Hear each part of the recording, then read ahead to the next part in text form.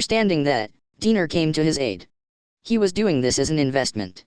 Gumze himself was clearly not a fool. He had connections in the royal capital area and had talent able to draft plans. This time ended in a failure, but in a sense, they were successful in driving a wedge into Canaan, since hereafter, the kingdom's army now had to also allocate defense forces to Cyrus. 33 Sir Gumze. It's folly to throw away your life after only one defeat. There is only one victory in this war, when we liberate the royal capital and overthrow the despotic government. Your strength is still very much necessary. I, Diener, respectfully request of you, please, for the sake of the liberation army, lend us your power. Diener took the hand of Gumze, who still had his head down, and made him rise to his feet. It was all an act. But, to appeal to those around them that there were no hostile feelings between factions, it was a necessary act. With this, Gumze would for the time being become docile. During this lull, Diener planned on crushing the Belta faction. That faction, comprised of former men of the kingdom, was throwing their weight around, acting as they pleased, and they had forgotten for what reason they were in this liberation war. The project for the southern part of the kingdom was happening at the same time, and they needed to speed it along. What was important was that everyone's wills were united with Alturas. These were Diener's true feelings, who had once part of the Salvador faction. On the dawn where they salvaged the monarchy, they needed to press forward a host of reforms, and that wouldn't go smoothly unless everyone was united. Still, to have laid its hands on so many of our like-minded brethren, what is that death god? Voller, Borhek, Hasty. Every one of them had been brave men. For them to have been killed so easily, even now I can't believe it. Lieutenant Colonel of the Kingdom's Army, Skirazade. A female officer not even 20 leading a cavalry unit of the former Third Army. According to surrendered officers, she originally grew up in a farming village and personally applied for enlistment. She is a pitiful human who has fallen off the path she ought to have walked. She knows not justice and merely drowns herself in killing. Parts of her may deserve our sympathy, but we cannot overlook any more of her transgressions. Diener calmly recited her background, but inwardly, he was seething in boiling rage. She was a human, Diener knew in detail. He intended to kill her in the next battle 33 without fail. That prowess of hers was certainly a threat, but after all, she was an incompetent girl who knew nothing except offense. If they laid a trap and surrounded her, they could absolutely kill her. He had heard exhaustively from her former adjutant, Vander, that she wasn't knowledgeable about the art of war. After he killed Skira, he would tear her body limb from limb, and then his rage would finally settle, maybe. A carefully thought out, scrupulous plan should not be defeated by an individual's reckless bravery. He would absolutely not recognize such a thing. A simple soldier born in a farming village promoted to lieutenant colonel within a few years. Despite being a woman, to have that degree of prowess on her. Truly hard to believe. I can only bow my head to her fame as a death god. Birouz muttered while stroking his white facial hair. Please leave the matter about the death god to me. I will wait for an opening and carry out the bitterness of our killed comrades. Please allow me to show you. Sir Gumze, at that time, please by all means give me your cooperation. Understood, Sir Diener. I, Gumze, will devote myself to the Liberation Army Huron as well. Gumze had been silent for a short while, but he finally lowered his head deeply and agreed. Thank you, Gumze. I will be relying on you from here on. Diener. How ought we progress from here? Asked Altura, and Diener answered without missing a beat. 33 Sir Dash. We will soon be visited by the harsh winter. We will prepare our forces during that time, and first, let us reconstruct the lives of the civilians. The good news is that the enemy General Sharav will persist in being on the defense. It is hard to believe that he will launch an attack on us. If for example he does come, it will be a simple matter to stop him in his tracks. The snow is the strongest bulwark for us. Right now, we should gather those who agree in our cause, train the troops, and spread the word of our great cause widely to the world. As the saying goes, rich country, strong army. Currently, the Liberation Army's plan was to devote themselves to that. Having exhausted much of their war potential, gathering strength took utmost priority. In that case, you are saying that we will wait until the advent of spring to aim for the royal capital. Yes. We will move out after that. The Empire, who has been bestowing upon us their support, is attempting to capture Madros fortress in the kingdom's northwest. Even with winter here, they will grant the kingdom's army no reprieve. Prince Alan nodded at those words. The man closest to the throne, Prince Alexander, was on an expedition accompanied by 100,000 soldiers. Alexander had invaded, leading the 5th Army Corps and taking along the 7th Army Corps that was defending Wealth Fortress in the empire's northeast. He was Alan's older brother, and a fine man in the eyes of his father, the emperor. He could handle everything flawlessly and was skillful in grasping a man's true nature. Once this campaign succeeded, his position and status would probably become unshakable. For Alan right now though, this matter wasn't of much concern. Since my older brother, Alexander, is leading them, they will capture Madros without fail. If they posture to attack the royal capital, the defense of Canaan should also become thinner. It would be to our advantage to gather strength and wait for a good opportunity, one believe. 33 Hearing Alan's words, Altura encouragingly nodded. When she looked at Birouz for affirmation, he too didn't have an objection, it seemed. The plan is decided. Everyone, I would like you all to strive to do your very best and work for the realization of our dreams. I will also devote everything I have. Sir Dash, please leave it to me. Everyone left. After ascertaining that Altura and Alan were starting to have an intimate-sounding conversation, Diener also departed for his own room. There were so many things he needed to do. The more time there was, the easier he could carry out his schemes. The next time they attacked Canaan, it would surely fall. But, because their opponent was Sharav, they would probably be drawn into a long battle with many sacrifices. That composed and reliable man must first be taken out of the equation. That man had the conceit and belief that if he bunkered down, he could defend the strategic position of Canaan against anything. And, he would be correct. For the Liberation Army, it would be expedient if they could lure out the Thoughtless Kingdom's army and crush them. It's about time Field Marshal Sharav ought to retire. Apologies to the General Birouz, but I've not the luxury to entertain his personal feelings. He had already sown the seeds for that very purpose. The only thing left was to induce them to bud. This kind of machination was Diener's specialty. Diener's lips curled, and he began writing a detailed, secret message to give instructions to his agents. Having successfully defended Cyrus, Skira's cavalry, and Yaldar's united legion was headed for the kingdom's northwest under Sharav's orders. 33 In the kingdom's northwest, Madros Fortress was the foremost front line with the empire. To their west was Wealth Fortress under empire dominion, and the two had a long-standing history of conflict. As for Canaan, Sharav had set up in Roshanik Fortress, Barbara was on front-line security, and Laos was moved to defense of Cyrus Fortress. As he had no plans to launch an offense in the winter season, surplus soldiers were sent back to the royal capital. There were soldiers gathering fatigue and dissatisfaction. Barbara called for an offensive in the winter season, but Sharav had rejected it, saying the risk was too high. In the winter, even the transport of supplies would be difficult. Incidentally, Yaldar had earned spectacular contributions, having repulsed the enemy's surprise attack unit, crossed the ridge, defeated the rear guard, and struck the enemy main camp from the side, but unfortunately, he was not approved to be reinstated to general. Sharav's report to the king was dismissed, and Yaldar was given a directive that he would be reinstated depending on his future activity. Yaldar was once again dispirited, but he roused himself, saying that he'd overcome this adversity, and pumped himself up alone. Similarly, Skira's promotion was also thrown out the window. Thinking that a promotion to colonel was indeed going too far, she was told, later. The man who expressed that worry was Prime Minister Farzam. He felt apprehensions at a person he had never met before climbing the ranks amidst resounding applause. It was likely that the birth of a hero would threaten his own position. Skira herself didn't mind at all, and she indulged in a meal as always. From the start, an immediate meal was much more important than promotion.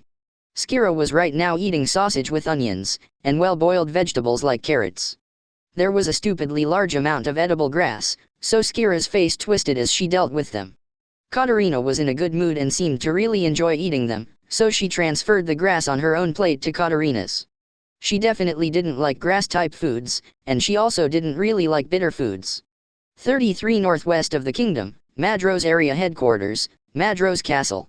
Well, if it isn't a former candidate for Field Marshal, His Former Excellency, former General Yaldar.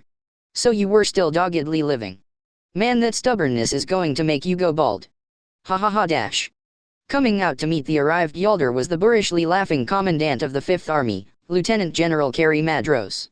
While patting his completely bald head, he bade the indignant Yaldar to sit. Violently sitting in a seat, Yaldar shouted without reserve, loudly in a voice that would even reach the heavens. I don't want to be told about going bald by you, you filthy baldy. It's easier to put on a helmet like this, yeah no. The time when you'll understand will come sooner or later. That's if you can keep that head of yours on. Wahahaha dash. Carrie laughed, and the officers inside the room also laughed. They were all brave men that Carrie had expectations for, and they were overflowing with spirit to fight to the end. The Fifth Army was a heterogeneous army united by inhabitants of the Madros area.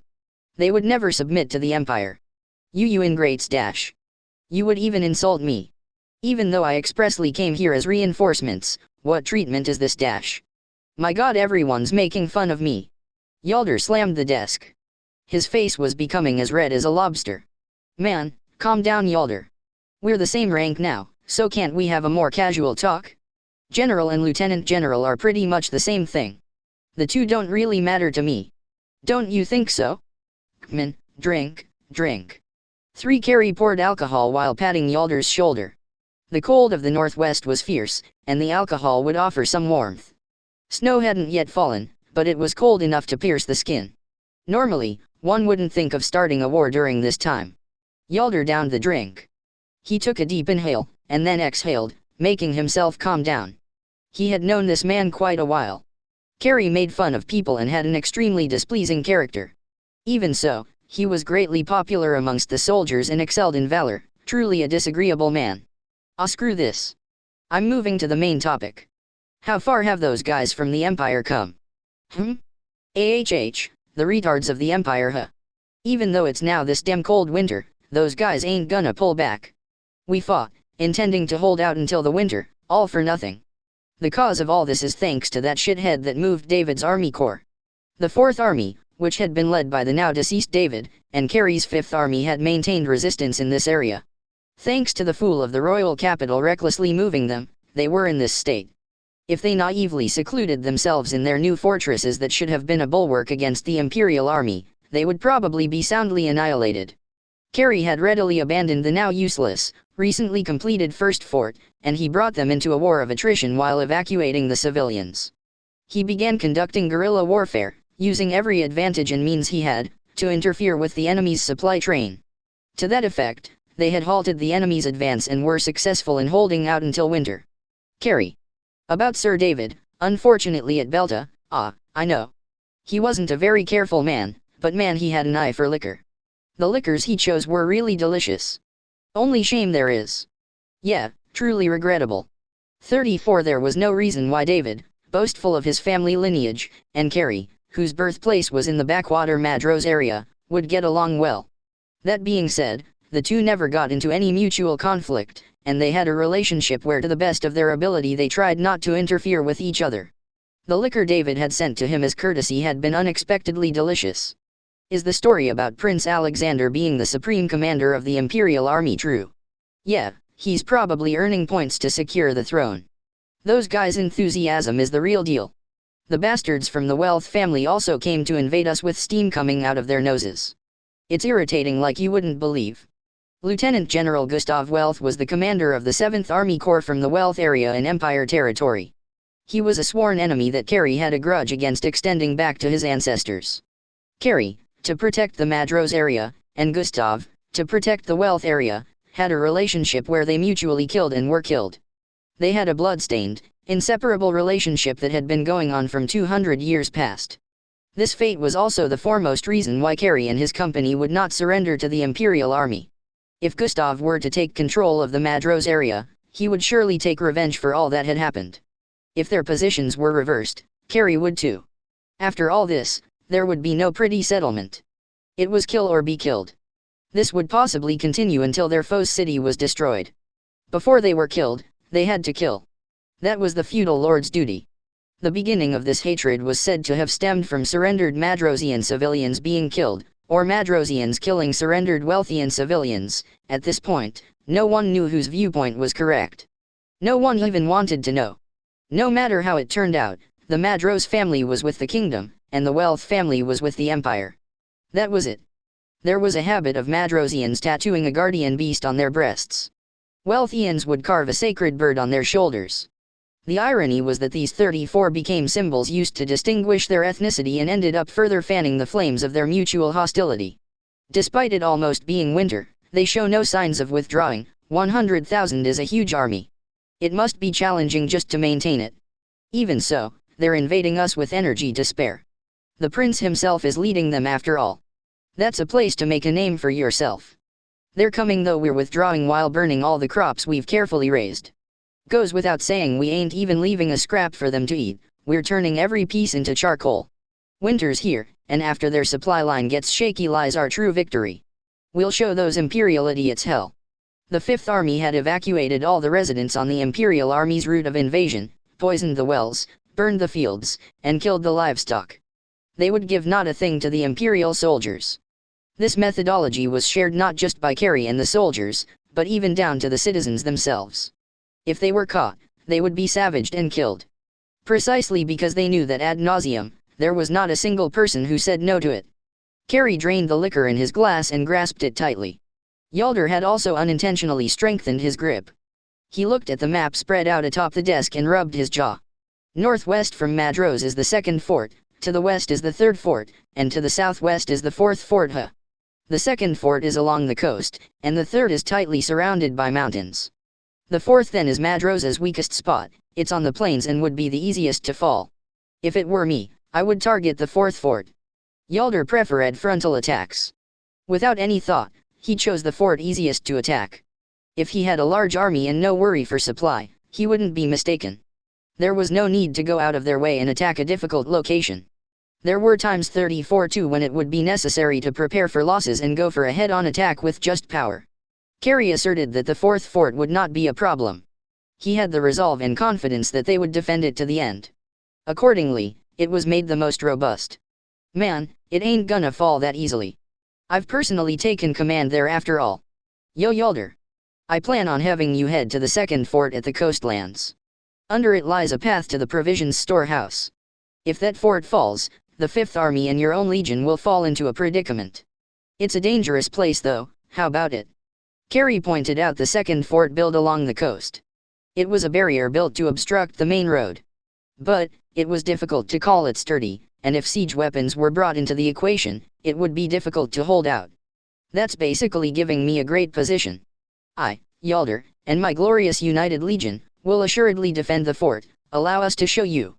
Also, I'll make those guys in the royal capital recognize my activities this time for sure. While amusedly watching Yalder grinding his teeth and pumping himself up, Carrie smiled. He knew that Yalder wouldn't agree with his plan, but they were old acquaintances, so he wouldn't be rejected. Yalder would undoubtedly be enraged and hit him. Man, don't be so hasty, Yalder. Let me finish. This is a duty that only you guys can do. A job I can only entrust to the demoted Lieutenant General Yalder and his defeated, miserable United Legion. Make sure you're to listen with that pig brain of yours. I won't forgive failure. Right. The heck you say? Making a grave face all of a sudden, are you insulting not just me but even my troops? If it's something stupid, I won't forgive you. Here's the plan 34 lowering his voice, Carrie explained to Yalder. Before he finished speaking, Yalder flew into a rage and punched him with his right fist, and Carrie retaliated with a headbutt. The conference room became chaotic. The officers around only egged them on, showing no signs of stopping them, and the two lieutenant generals continued their fist fight, leaving as many bruises on each other's faces as they could. The current situation was much like two drunkards brawling violently in a tavern. The horseplay continued until Saitamo, hearing of the ruckus, brought along guards to break them up. Just as Carrie had anticipated. He gave Yalder's body a glance, and it was full of wounds. As far as he could tell, they weren't very serious. It goes without saying that Carrie was in a similar state. Night, several days later. Leaving behind the second fort with flames reaching to the sky, Skira leading her 2,000 cavalry was heading for the Imperial Army's encampment. On the soldiers' horses were fastened the heads of 100 soldiers of the kingdom. Furthermore, bound hand and foot with rope was the second son of the Madros family, Darius Madros. He was gagged and his face swelled with bruises, and there were traces of having been a struggle. He would be an offering to the Imperial Army, a sacrifice. Katarina. Are we almost there, I wonder? Sir Dash. There are signs of scouts in the vicinity. It seems we were caught sight of. Oh. According to plan then. Raise it.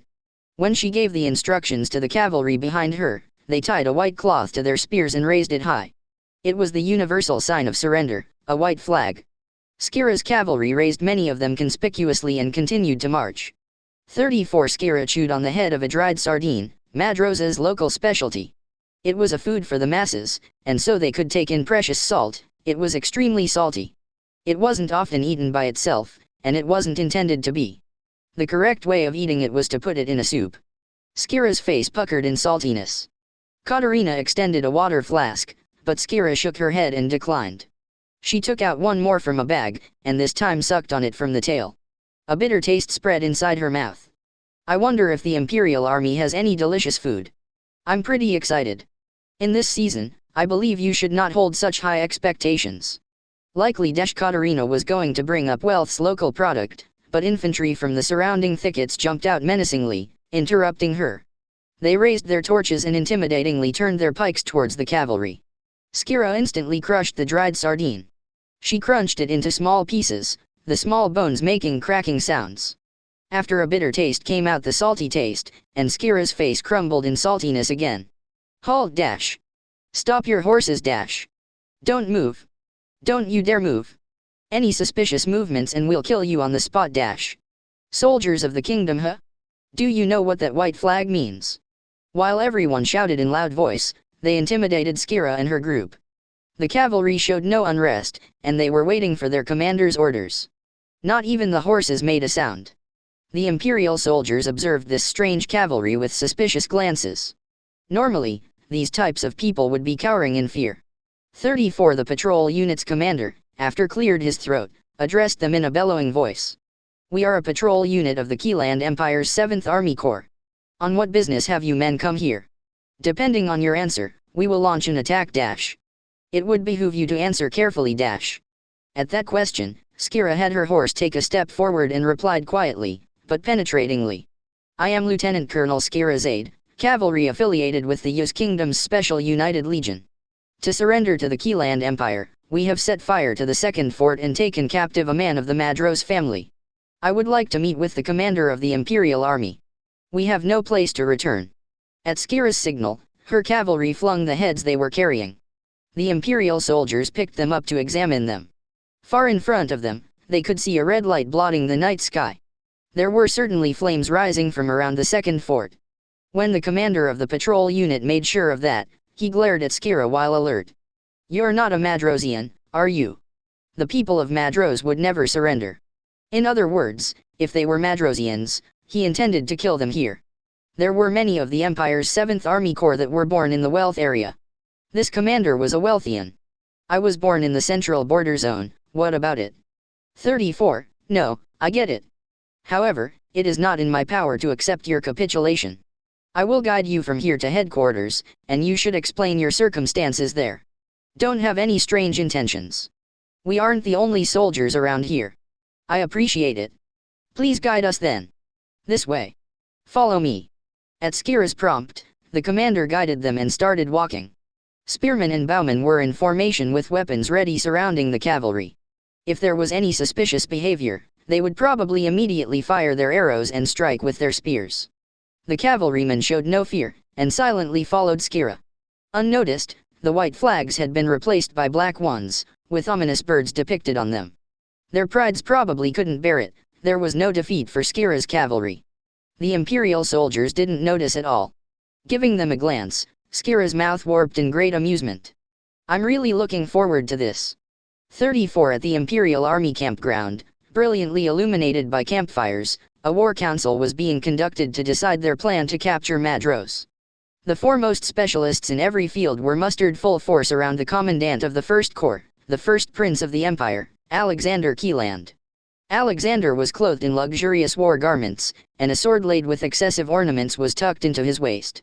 He also had gold hair, a symbol of the Keyland family, inherited from his father. The Keyland family heavily valued, almost fanatically, that gold color. If things went wrong and the child was born with silver hair even, his right to the throne would likely be revoked, even if he was the eldest son. If Alexander inherited the imperial throne, these elite commissioned officers would probably become his advisors. They were all without exception personally selected by Alexander, and they were men who excelled in ingenuity and valor. But right now, everyone had heavy faces, making one feel the grave situation. What happened to the provisions supply? Alexander gently asked, while tapping his finger on the desk. Sir Dash, the fields have all been reduced to ashes, and the houses in the farming villages are completely empty. Poison has been thrown into the wells currently. Those guys have been thorough in their scorched earth tactics. So it is extremely hard to raise supplies locally. We must request them to be transported from our home country. 34 commando units of the kingdom's army have repeatedly raided our army's conveys. If we split soldiers to their defense, it might hinder our supply train hereafter, I believe. Their supply line had stretched out accompanying their invasion of kingdom territory. Carey's Fifth Army had switched to guerrilla warfare and were meticulously obstructing their supply line repeatedly. Currently, the amount of supplies that reached the front lines safely wasn't even 50%. At this rate, there would probably be a serious deficiency of provisions. Your Excellency, we have captured the first fort. What do you think of waiting here until the spring season? The transportation of goods will progress, and our marching speed will also increase. There is no need for us to hastily attack any further. One general proposed to halt the march. It was an opinion laced with reason, and Alexander also inwardly thought that the best course of action. But, he was in a situation where he couldn't stop. He had been given an overriding order: capture Madros at all costs. It was an order from his father, and at the same time, the Emperor, Alf Keeland. As he grew older, he became more incapable of flexible thinking. Even so, until he gained the throne, Alexander couldn't incur his displeasure. If I could, I wouldn't have made a campaign in this season from the beginning. His Majesty commands that we make Madros fall as soon as possible. Our focus should be on how we break through the enemy line of forts and sink Madros. Gentlemen, rack your brains for me, declared Alexander in a strong tone. Responding to him, Lieutenant General Gustav, commander of the 7th Corps, remarked, 3. To have a large army of 100,000 men march any further is an act of suicide.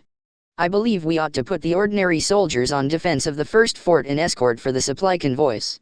50,000 elite of the 1st and 7th Corps will launch a concentrated attack on one point of the line of forts, break through, and make Madros Castle fall in one fell swoop. This is best, I believe.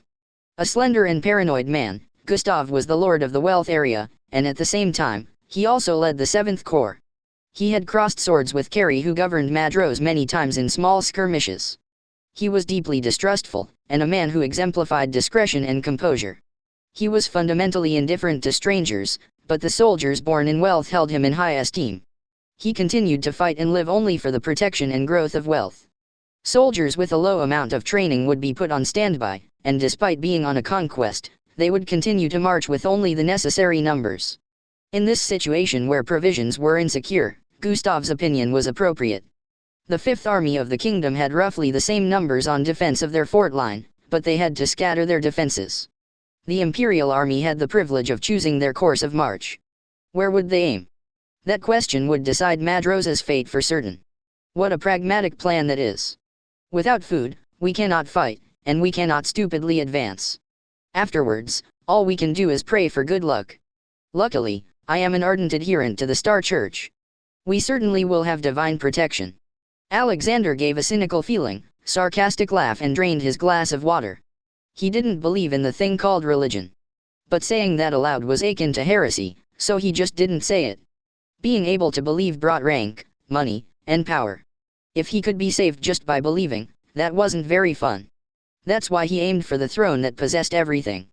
He made maximum use of the good fortune that he was 35, born as the eldest son, and he devoted himself to study with no rest until he almost bled. That had been recognized, and he was now one step away from his prize, the throne. He could not fail here. There were countless people aiming for the throne. The only one he could relax his guard around was his real younger brother, Alan, who had quickly withdrawn from the competition to earn the throne and had ran away from the imperial capital to join the Liberation Army. Once Alexander acquired the throne, he intended on calling him back and giving him an important managerial position. Now that the rough plan had been decided, they moved to deliberating how to capture their most important target when a messenger rushed in from the campgrounds. The bodyguards in heavy armor around them crossed their long spears, hindering the messenger's path. Alexander ordered them to let him through. The messenger was aware he was being impolite, yet he entered in. It was probably an urgent report, Alexander predicted. We're in the middle of a war council. What's the matter? Sir Dash, A cavalry unit from the kingdom's army has come to surrender. They number 2,000 riders. The commander is a female officer, and she has come forward wanting an audience with your highness. Huh? Isn't that good news? Don't you think so? Gustav. Interested, Alexander's lips warped, and he addressed Gustav. He knew that Gustav held feelings more intense than hatred towards Madrosians. He was testing what reaction Gustav would have. Gustav frowned. Madrosians would never obey the Empire. If they untactfully allowed an audience, that might pose a danger to Alexander. Is that female commander you spoke of a Madrosian? No, she says she is from the central border zone. Also, she has brought someone related to the enemy commandant, Darius Madros. 35 Darius you said? Isn't he the son of that vexing Carrie? It's rude to keep them waiting too long, wouldn't you say? How about we meet them immediately? A female officer leading cavalry of the kingdom's army, huh? How truly amusing. Take their weapons. Bring only the female officer, and impose a strict surveillance. We must pay maximum caution so there's not even a 1 in a million chance of something befalling His Highness.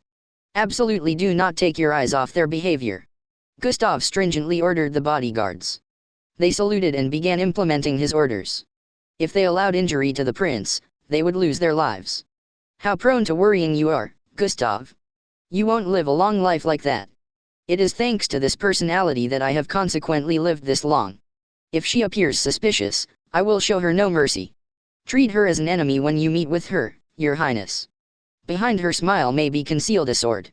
You don't have to tell me, I know. This kind of thing leaves a bad taste in my mouth.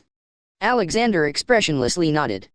Behind smiles lurked desire, and treachery. He had been in contact with such dirty feelings since he was young. He had faith in his ability to smell out schemes. While surrounded by layers of armed guards, Skira was brought to the tent Alexander was in. Spearheads were pointed towards her, and if she made any suspicious movements, she would be immediately skewered. While disinterestedly looking at them, Skira was walked with her scythe carried on her shoulder. In front of the tent, she was stopped by 2 bodyguards wearing splendorous armor. It was unrealistic to be admitted through while bearing a weapon. 35 Halt. Ahead of us is a tent for those of a particular high class. You are not allowed through while holding such a dangerous thing. Should I give this to you, I wonder? Skira tapped the scythe on her shoulder. A bodyguard nodded with an unpleasant expression. That scythe will be put under my custody. Don't make any impolite pretenses. The bodyguard went to roughly take the scythe, but at its disproportionate weight, he unintentionally dropped it. The large scythe was heavier than it looked, such that even lifting it was arduous. He couldn't believe that the small-figured girl in front of his eyes had been carrying it. She had been easily carrying it on her shoulder. Fufu Dash, you okay? It seems like your hands are shaking though. You shouldn't push yourself unreasonably. You'll whittle down your soul. Why, your concern is unnecessary. Come, you should enter quickly. His Highness is waiting. When Skira entered inside the tent, in its center was a gold-haired, young man sitting in a seat. To his sides stood merely 10 men, all decorated imposingly with medals. Then, surrounding the area were tensed bodyguards with glittering eyes. Of course, they were stationed behind Skira too. Skira boldly walked inside all of them and reverentially kneeled at place slightly distanced in front of the young man. You're the one who wanted to join our Imperial Army? You seem surprisingly young though. Sir Dash, I am called Skira's aide. Rank of Lieutenant Colonel in the kingdom. I command cavalry. I have come at this occasion wanting to be a member of the Imperial Army. 35 Alexander looked down at Skira. At a glance, she appeared to just be a normal little girl wearing armor. But, there was no way such a person could command 2,000 cavalry. Above all else, despite coming to this place, basically hostile territory, he perceived no manner of unrest. It seemed she possessed considerable mental strength. Despite having the body of a woman, you acquired the position of lieutenant colonel at that age. It's apparent you are quite capable. I'd like you to tell me just what about the kingdom dissatisfies you. I'd like to hear your reason for surrender. My activities were not properly valued, and also, the kingdom has no future. Its interior is rotten, and the higher UPS only think about themselves. They are not worth fighting for and risking my life. I also lead 2,000 soldiers. I only want to avoid dying feudally. Skira bitterly criticized the kingdom. Then, she put her hand in her breast pocket and took out a letter sealed with wax. She handed it over to a bodyguard lingering next to her. Alexander took the letter and asked, "This letter is from my superior officer, Yalder. He is currently serving as the defense commander for the second fort. If his rank and position is guaranteed, he will vacate the fort and promptly surrender. The flames rising from the second fort serves as proof of that."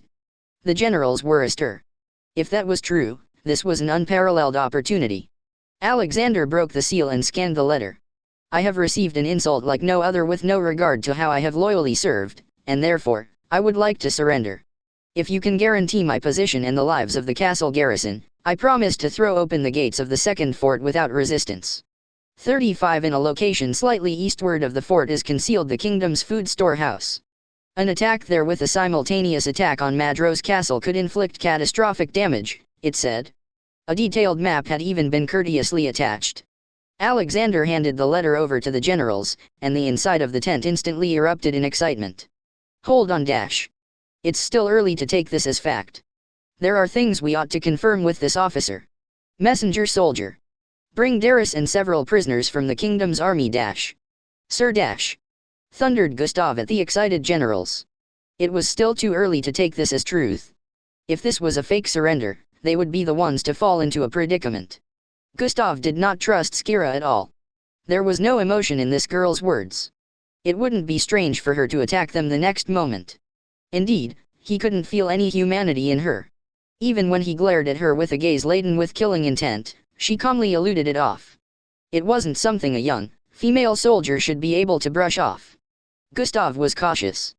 Alexander was silently watching the chain of events unfold. Perfect timing to ascertain her sincerity, he thought. "Lieutenant Colonel, excuse this discourtesy, but there is first something I'd like to check. On your breast, is there a tattoo of a beast?" inquired Gustav to Skira. There was no better proof of a Madrosian. If there was a tattoo on her breast, any more conversation was unnecessary. He would immediately kill her. Skira silently unfastened her chest plate and slowly exposed her breast. There was no wound on her withered body, let alone a tattoo. 35 Is this enough? If you like, I will take everything off. The generals averted their eyes from Skira's body. As one would expect, fixedly staring would go against chivalry. "I apologize for Gustav's discourtesy, Lieutenant Colonel. I understand you are not a person of Madros. Gustav, do you agree?" "Sir Dash, Gustav, had just thought too much it seems. Lieutenant Colonel, forgive my distrust." When Alexander apologized, Skira said nothing and expressionlessly fixed her appearance. She showed no feelings of shame or anger. Before long, Darius, bound with rope and gagged, and several prisoners of war were brought into the tent. When the bodyguards took off the gags, Darius turned around and spewed profanity towards Skira. He had been attached to the second fort, but Skira had assaulted him out of nowhere, and in the end, he was taken captive. "Skira, what is the meaning of this dash? Are you betraying the kingdom that promoted you from a private to lieutenant colonel? You filthy traitor. It's because of ungrateful whores like you that we're in this hell dash. You're in front of His Highness. Restrain your mouth, you son of a bitch. You pig of wealth. My father with exterminate your family dash, nay, he'll butcher all of you wealthians dash. Silence dash. You dog of Madros dash." 35 Gustav kicked his face with all his strength, and Darius collapsed while coughing blood. He rose and started cursing Alexander this time, so he was gagged again.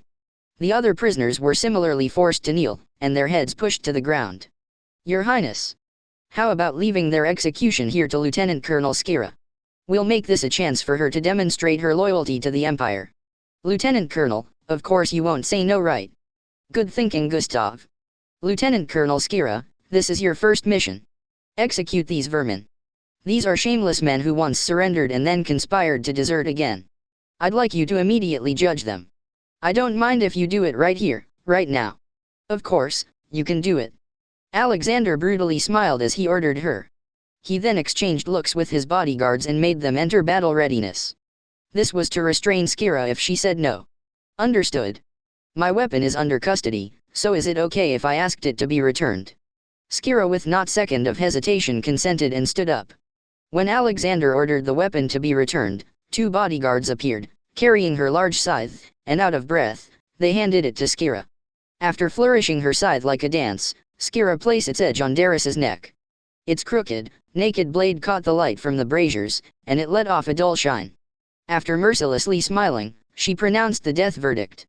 Captain Darius. Nothing against you. But you don't have to worry. I'll make it quick and painless. I've gotten quite used to it. Darius raised a deathly scream, begging her to stop. 35 Alexander, judging that Skira was serious, reconsidered this performance. This man, Darius, was the son of the enemy commander, and he still had usable value. He could be used as a bargaining chip. Even if they would execute him, it would be more effective to do it in a way to show the enemy. Killing him here would definitely be a waste. Alexander quickly came to a conclusion. Wait, Lieutenant Colonel Skira. We'll put off this man's execution for the time being. I've forgotten that there are still things I want to ask him. Execute the other prisoners, I don't mind. Don't worry about the cleanup. Do what you want with them. Alexander made a motion of cutting his own neck and pushed for their execution. He didn't dislike seeing blood. Understood. Stop. I won't run away again, so forgive me. Spare me. The prisoners prostrated themselves and begged for their lives. Skira slowly shook her head, side to side. Sorry. But, humans have to accept their fates. After walking away from Darius, she relentlessly harvested 5 heads with flowing motions. The lives of the prisoners were cut without time to scream. The direction of the tent's entrance was dyed with red blood spray. Darius was lost for words as he silently watched. Had Alexander not stopped her, Darius's head would have certainly been separated from his body. 35 Seeing her responses and actions so far, Alexander more or less had a grasp of Skira's nature. This girl was what he called the mercenary type of human. They were humans who were agreeable if one properly valued their workings, or if one gave them what they sought. There was no room for ideology or honor. As long as their toll was paid, they would never turn traitor. When it wasn't, they could easily abandon their homeland and kill their brethren. From Alexander's point of view, they were good people, extremely easy to deal with and easy to use. And seeing her handling of the scythe, it appeared she also came with decent strength. Enough to even make his bodyguards pale, it seemed. And what captured his interest above all was her form and expression when killing. Alexander was just slightly fascinated with death. She wasn't a beauty by any means, but she left a stronger impression on him than any of the women at the Imperial Palace. Gustav. I believe she has shown her loyalty to the Empire, but what do you think? Sir, she certainly has. She will become a reliable ally for us afterwards, I believe. Gustav nodded with a grim expression. He didn't completely agree, but there were no more suspicions to be proved. She had killed the kingdom's soldiers as commanded. If she was someone who still had attachment towards the kingdom, she would show a little hesitation. There was certainly not a shred of it. Your seat now smells of fresh blood, but we give you our heartfelt welcome, Lieutenant Colonel Skira. I will give you your instructions later, so take a break today. If you need food, you can visit our supply wagons. Sir Dash, thank you very much. I swear unchanging loyalty. Then, please excuse me. Skira saluted, and left the tent afterwards. Red fluid was dripping from the scythe in her hands. Quite an interesting woman. It seems she's somehow quite skillful too. Depending on her deeds, she might be very useful.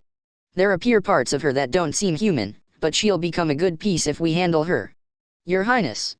That woman is dangerous. Please don't get too deeply involved with her. I cannot figure out what she is thinking. Uncertain as always, Gustav. As long as we give her money, status, and a place to work, it'll be fine. She's that kind of person. I don't think you'll be able to understand though. I am just making sure. I believe we should separate Lieutenant Colonel Skira's cavalry and disperse them in their appointments. He would split 2,000 cavalry into 4 groups and attach them to each of the Empire's cavalry.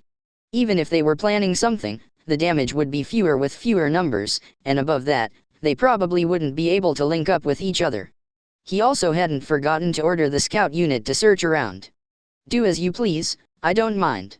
However, make sure not to injure the Lieutenant Colonel's mood. Oh right, hand her a reward for giving us valuable information and bringing heads of the kingdom's soldiers. I don't want her to believe that our generosity is mediocre.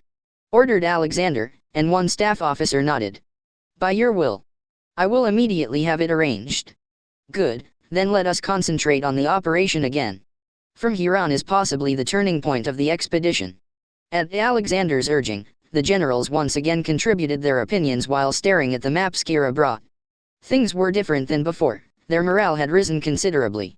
36. I don't doubt His Highness's eyes, but that woman definitely cannot be trusted. Gustav decided to keep her under further surveillance.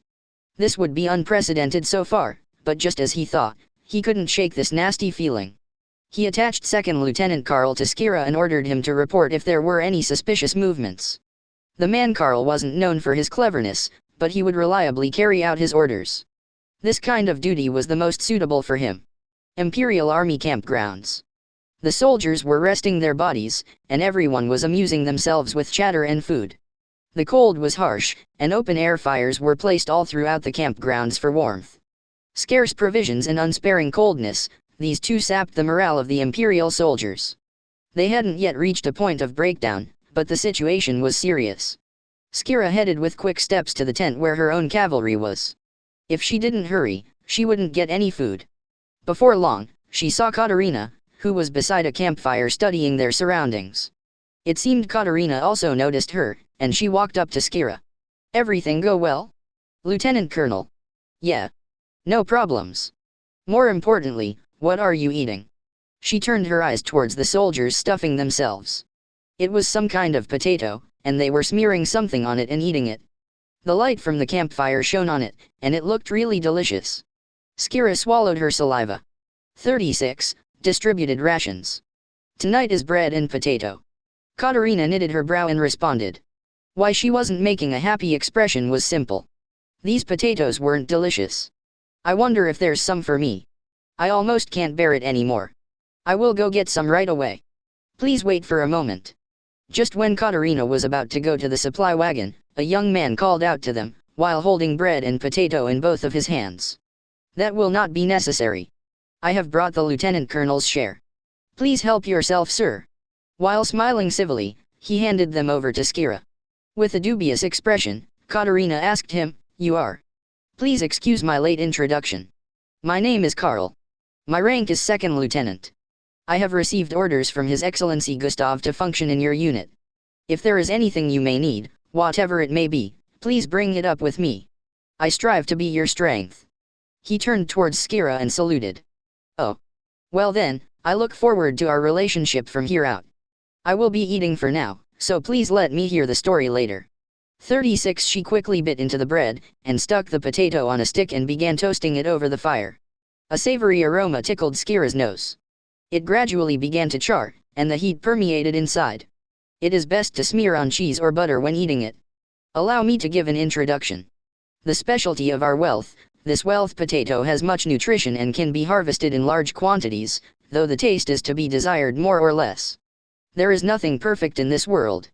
The wealth potato was strong against disease and bugs, it had high nutritional value, and it could offer large yields. As long as it was not during the winter, it could be cultivated at any location. They had brought large quantities of it as provisions for this expedition. The provisions being transported here were also for the most part these potatoes. It was easy to preserve and extraordinarily cheap. However, it wasn't very popular with the soldiers. It had poor consistency, and above that, it was bitter. Not only that, they had this potato every day. This was also one of the reasons for dropping morale. Their higher UPS, having no concern to the soldiers' misgivings, planned to plant more in occupied territory. In the near future, they would probably be able to see a disgusting amount of potato fields. As long as it's edible, I won't complain. It really isn't delicious though. Indeed so. Those are words I wish the other soldiers could hear. Complaining is proof of luxury. Driven to a corner, they wouldn't say such things. What a wise saying. I, Karl, show my admiration. Well then, I will end the day here, please excuse me. I beg your pardon, but there are preparations needed to be done. I would like to work with you starting tomorrow. He saluted and left Skira. 36. Karl had been smiling, but his eyes couldn't conceal his suspicion. It was clear from a glance that he was there to observe them. I have my eyes on you, so don't try anything strange, is what his vigilance meant, thought Katerina. They would need to take countermeasures against Karl later on. Disinterestedly watching him go, Skira palmed the well-baked potato. While enduring the heat, she broke it in half, and steam wafted up. Katerina lathered butter on the potato for her, like a mother would for a child. Skira opened her mouth wide and devoured even the potato skin. It had texture, and the taste of butter mixed with the bitter taste, creating an indescribable taste. The guys who said this was unappetizing were spoiled beyond belief. This would be classified as tasty enough. Every one of Skira's unit was watching the sight pleasantly. They wouldn't ever get tired of watching their superior officer enjoying herself eating. How is it? I think the bitter taste is too strong, but it's good enough. Also, it's better than grass. There's nothing more bitter than that. I don't think I could take grass even if I spread butter on it. When you talk about eating grass, I start to wonder if you are a lieutenant colonel or a horse. Humans will eat anything when they're hungry. Be it grass or rotten meat. No one can win against starvation. Still, the only things I won't eat are humans. Never. Katarina, do you know why I wonder? I am not quite sure. After thinking for a short while, Katarina answered honestly. She hadn't thought about eating human meat. She didn't feel guilt when manipulating corpses, but just thinking about eating human flesh gave her reservations. Even if she was starving, she probably wouldn't speak of it. That's because I am human. It's that simple. 36 responded Skira while chewing, with eyes that seemed to be broken somewhere. Katarina nodded, and then changed the topic afterwards. She swallowed the question she almost reflexively asked. Are you really human? Would be disrespectful without bounds. What was your impression of the Empire's generals? They're altogether smarter than the kingdoms. His Highness Alexander is also quite an interesting human. He'll become a fine emperor in the future, I wonder. Though that has nothing to do with me. While carefully licking the butter on her hands, Skira replied indifferently. The bread and potato didn't make her full at all. Anything was fine as long as it wasn't grass, but she still wanted to be full. No, we will accompany you to the very end, Lieutenant Colonel. As you will, please walk your own path, murmured Katarina, lowering her voice. Her words were filled with deep, implied meaning. If Skira wished it, they were fine with joining the Imperial Army, was what Katarina was saying. Each and every one of the cavalrymen also had the same resolution. Their vows of loyalty were not to the kingdom, but to Skira. Thank you. I'm truly happy.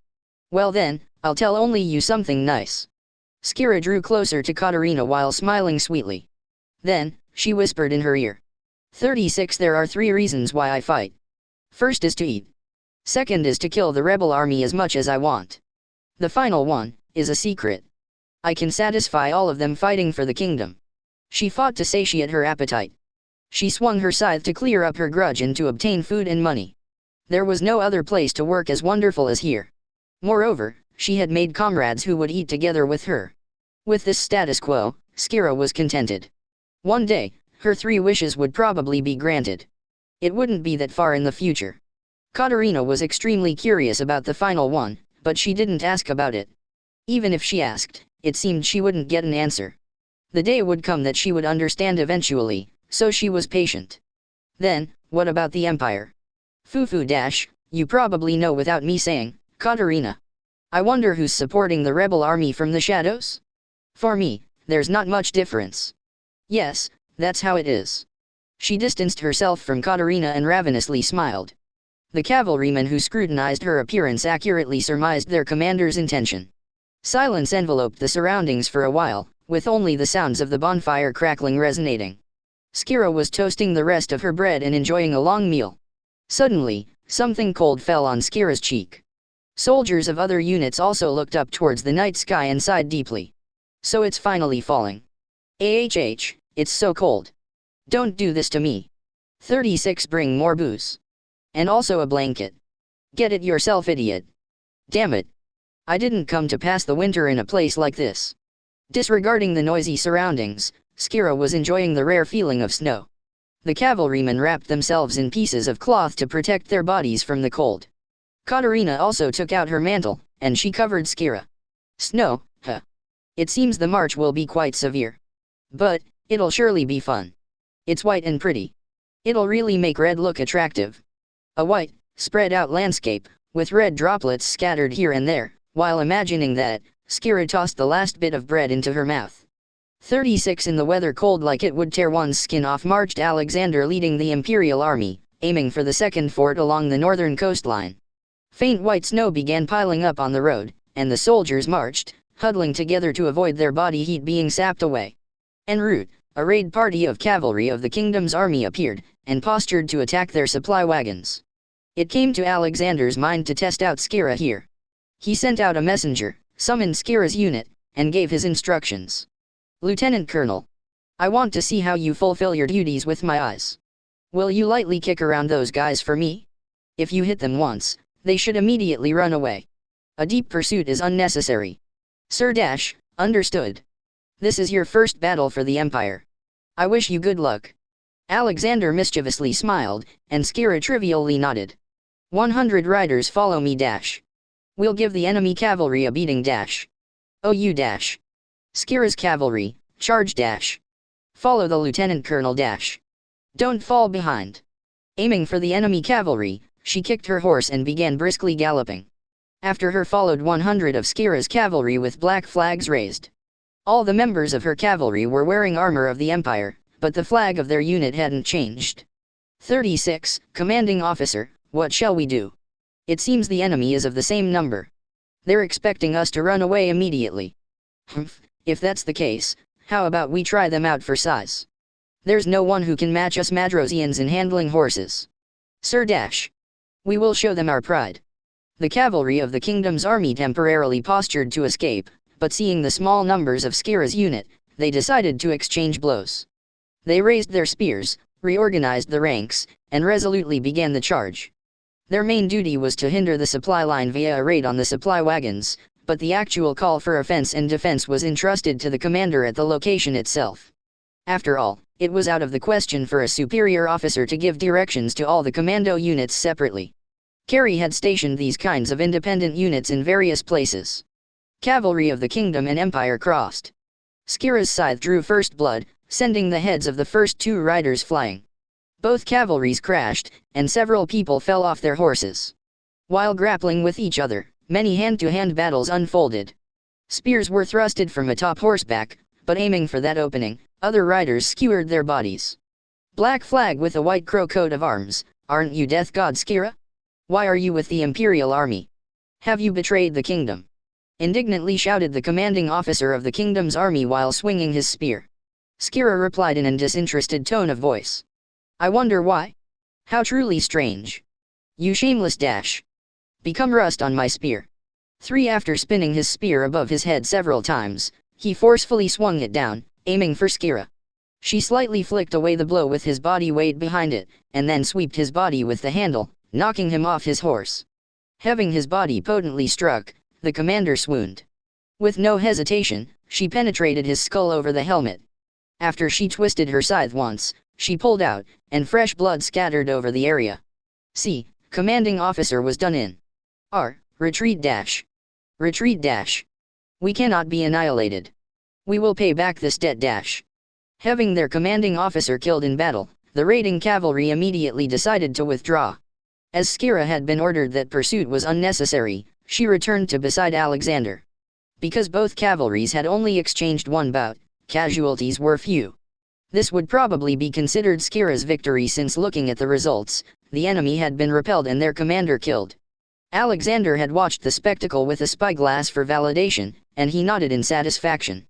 Then, when he was informed that Skira had returned, he openly praised her.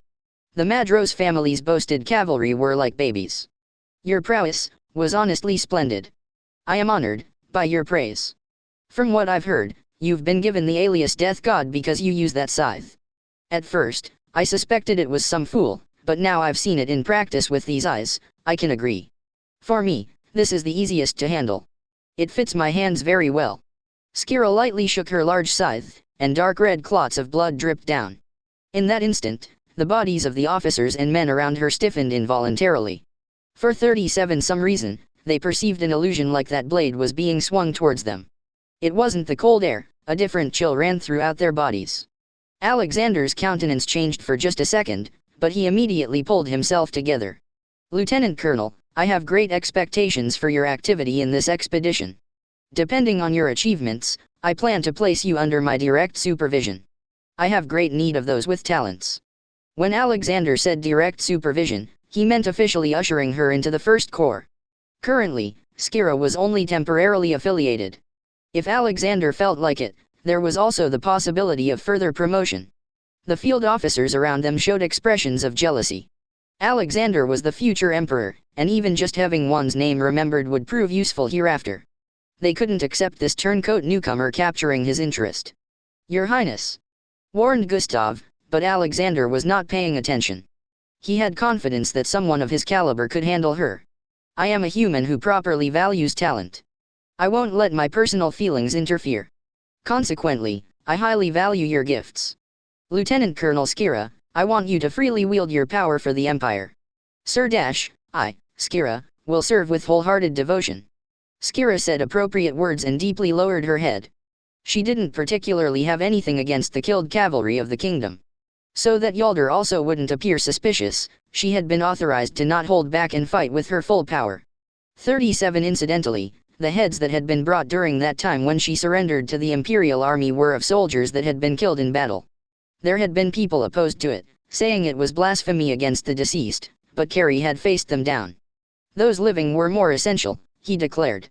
Then, he offered up his own son, Darius, as a sacrifice. Darius knew nothing about this matter. He probably thought Skira had truly turned traitor. Also, during his execution earlier, if she hadn't been stopped, she would have certainly killed Darius. She had been strongly ordered by Carrie to kill him without hesitation when the time came. "Your Highness, do you really intend on appointing Lieutenant Colonel Skira to an important post?" "What, Gustav, are you dissatisfied? I'm extremely interested in that thing. Isn't that thing a truly fine weapon of destruction? We should utilize it until it breaks. That physical strength despite having the body of a woman, what a fair sight for the eyes. Of course, I don't intend on taking her as a concubine. There are places that I'd like more meat on if possible. Though Sir Death's face isn't too bad." Alexander laughed in a good humor, and Gustav knitted his brows. "Your Highness, please refrain from such rash remarks. This is the most critical time." "I know. Just a joke. I don't have the freedom to choose my partner anyway." Alexander reverted to his serious expression, and sent the signal to begin the march.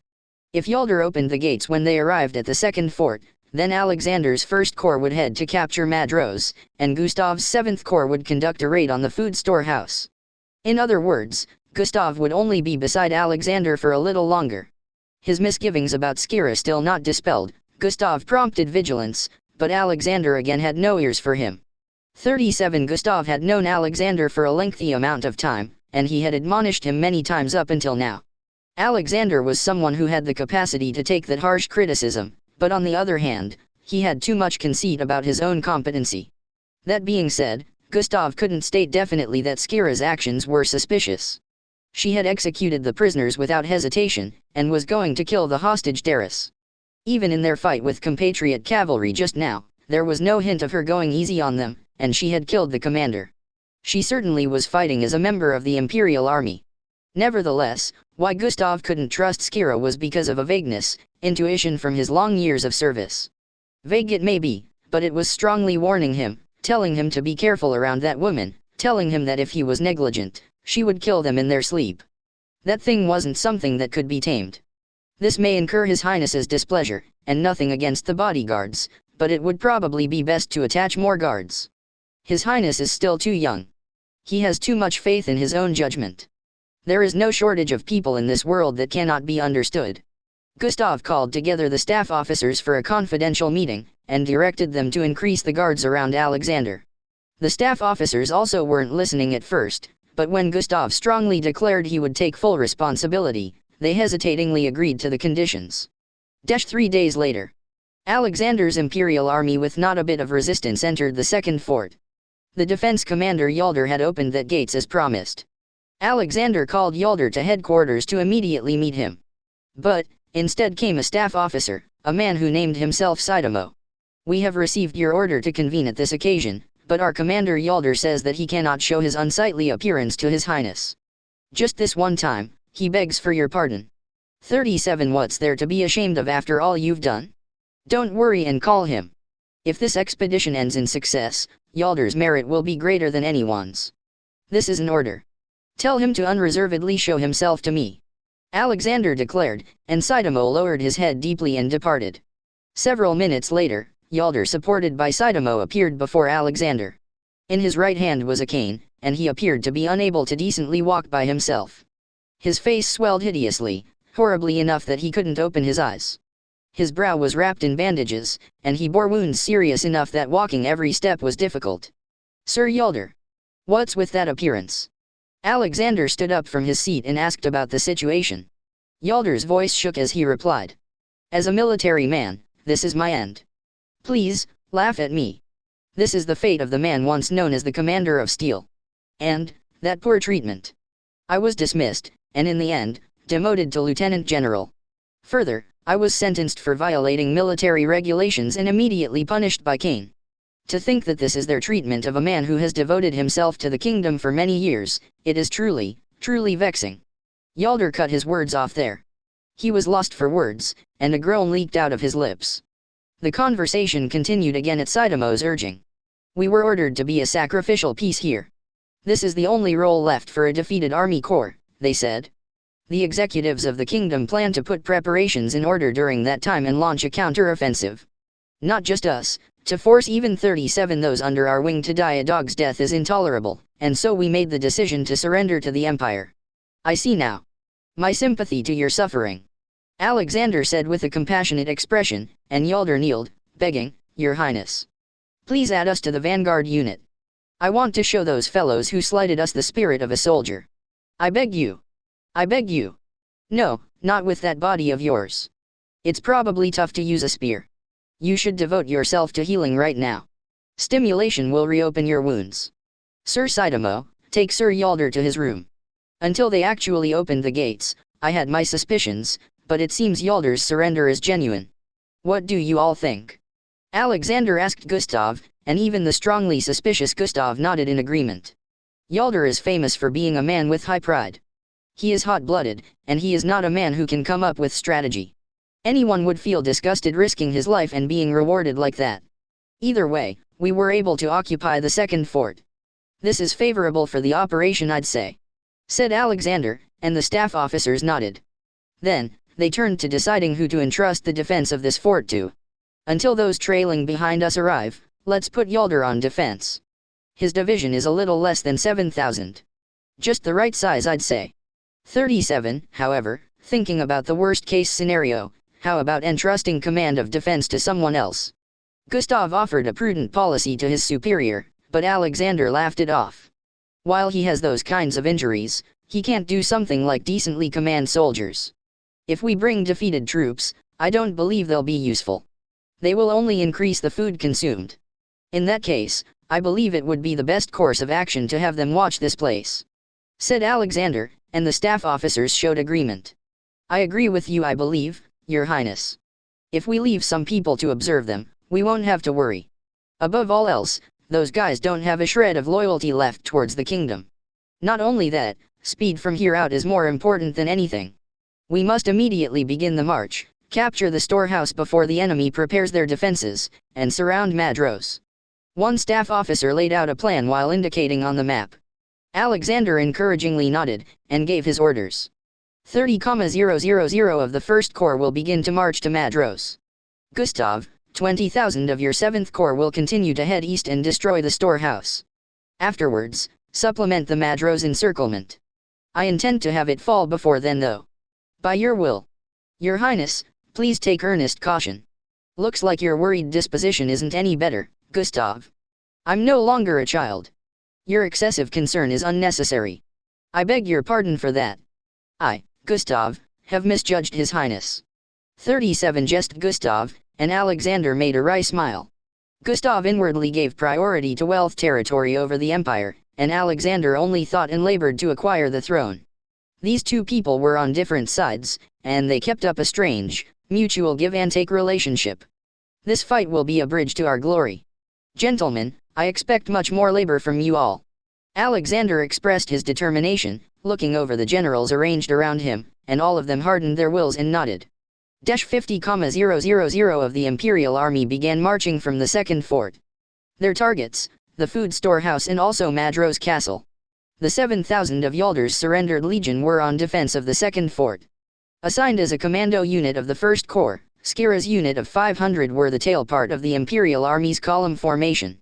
They had orders from their superior officer to defend against raiding cavalry of the kingdom's army on their supply wagons. The rest of Skira's unit, 1,500, were scatteredly arranged, and they were given the same duty of defending the convoys. In simpler terms, Skira had gotten the short end of the stick. Of course she would defend it to the end, but if by chance the convoys took damage, her head would likely be sent flying. Alexander stressed marching speed generally. The front of his army were light cavalry, the middle was the main body of the army, and to the rear were the convoys and siege weapons. They continued the forced march even during the night, relying on light from torches, and approached Madro's castle with astounding speed. A road which should have taken a week normally was traveled momentously in merely 3 days. They hadn't been discovered by the enemy, and 30,000 of the First Corps had been able to continue to promisingly march. 37 then, when they were a day away from enemy headquarters, Alexander had the entire army take a rest. Rest a lot tonight. Tomorrow we will finally attack Madros. Everyone maintain your spirits. Concealing themselves in the convenient woodlands, the imperial soldiers relaxed their weary bodies while stifling their breathing. Fires to warm themselves were prohibited. There would be no point in coming so far if the enemy discovered them. For provisions, pre-prepared cold meat and bread, and potato were distributed.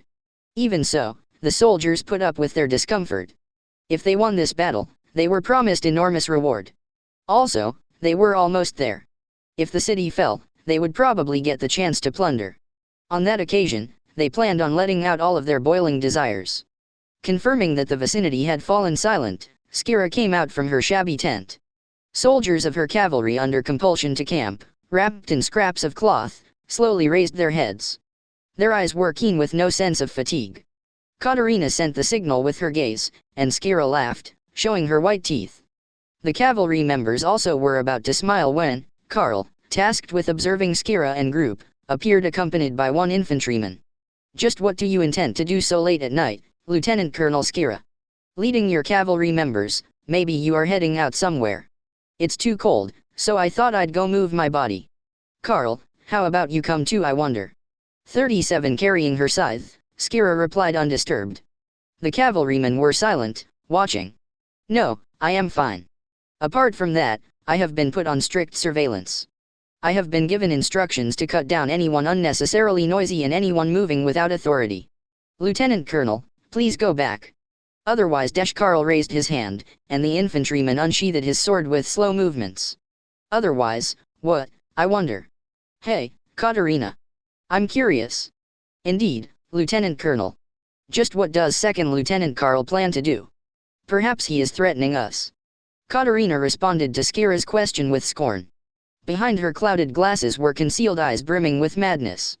To make them understand that it wasn't just a threat, Karl ordered for Katerina, who had taken a defiant attitude, to be punished. Of course, they couldn't cause an uproar, so they couldn't do anything showy. He was going to gag her and then cane her. Thought it was cane, the strikes would be with a sheath, and it was quite capable of causing death if done improperly. "I have received special orders from Lieutenant General Gustav. If Lieutenant Colonel Skira has suspicious activities, punish her. Second Lieutenant Katerina, I will drive into your body for you, that I am being serious. I do not discriminate against the female gender. I treat everyone equally, so be at ease." When Karl waved his hand down, the accompanying infantryman grabbed the arms, forced the person to kneel, and put the gag in to prevent any sound. 3. Seeing the person writhing, wondering what was going on, Skira made a grand smile. "Karl, because I am indebted to you for giving me food, I will kill you painlessly. You are a really lucky man. Really, I intended on your screams substituting for the signal." Katerina snapped her fingers, and the accompanying infantryman corpse placed his sword on the nape of Karl's neck. This had been Katerina's measure to keep watch over Karl. "With that, shall we do it, Lieutenant Colonel?" "No, I've thought of something good. I've never seen fireworks before. In the clear winter sky, they appear very pretty, I've heard.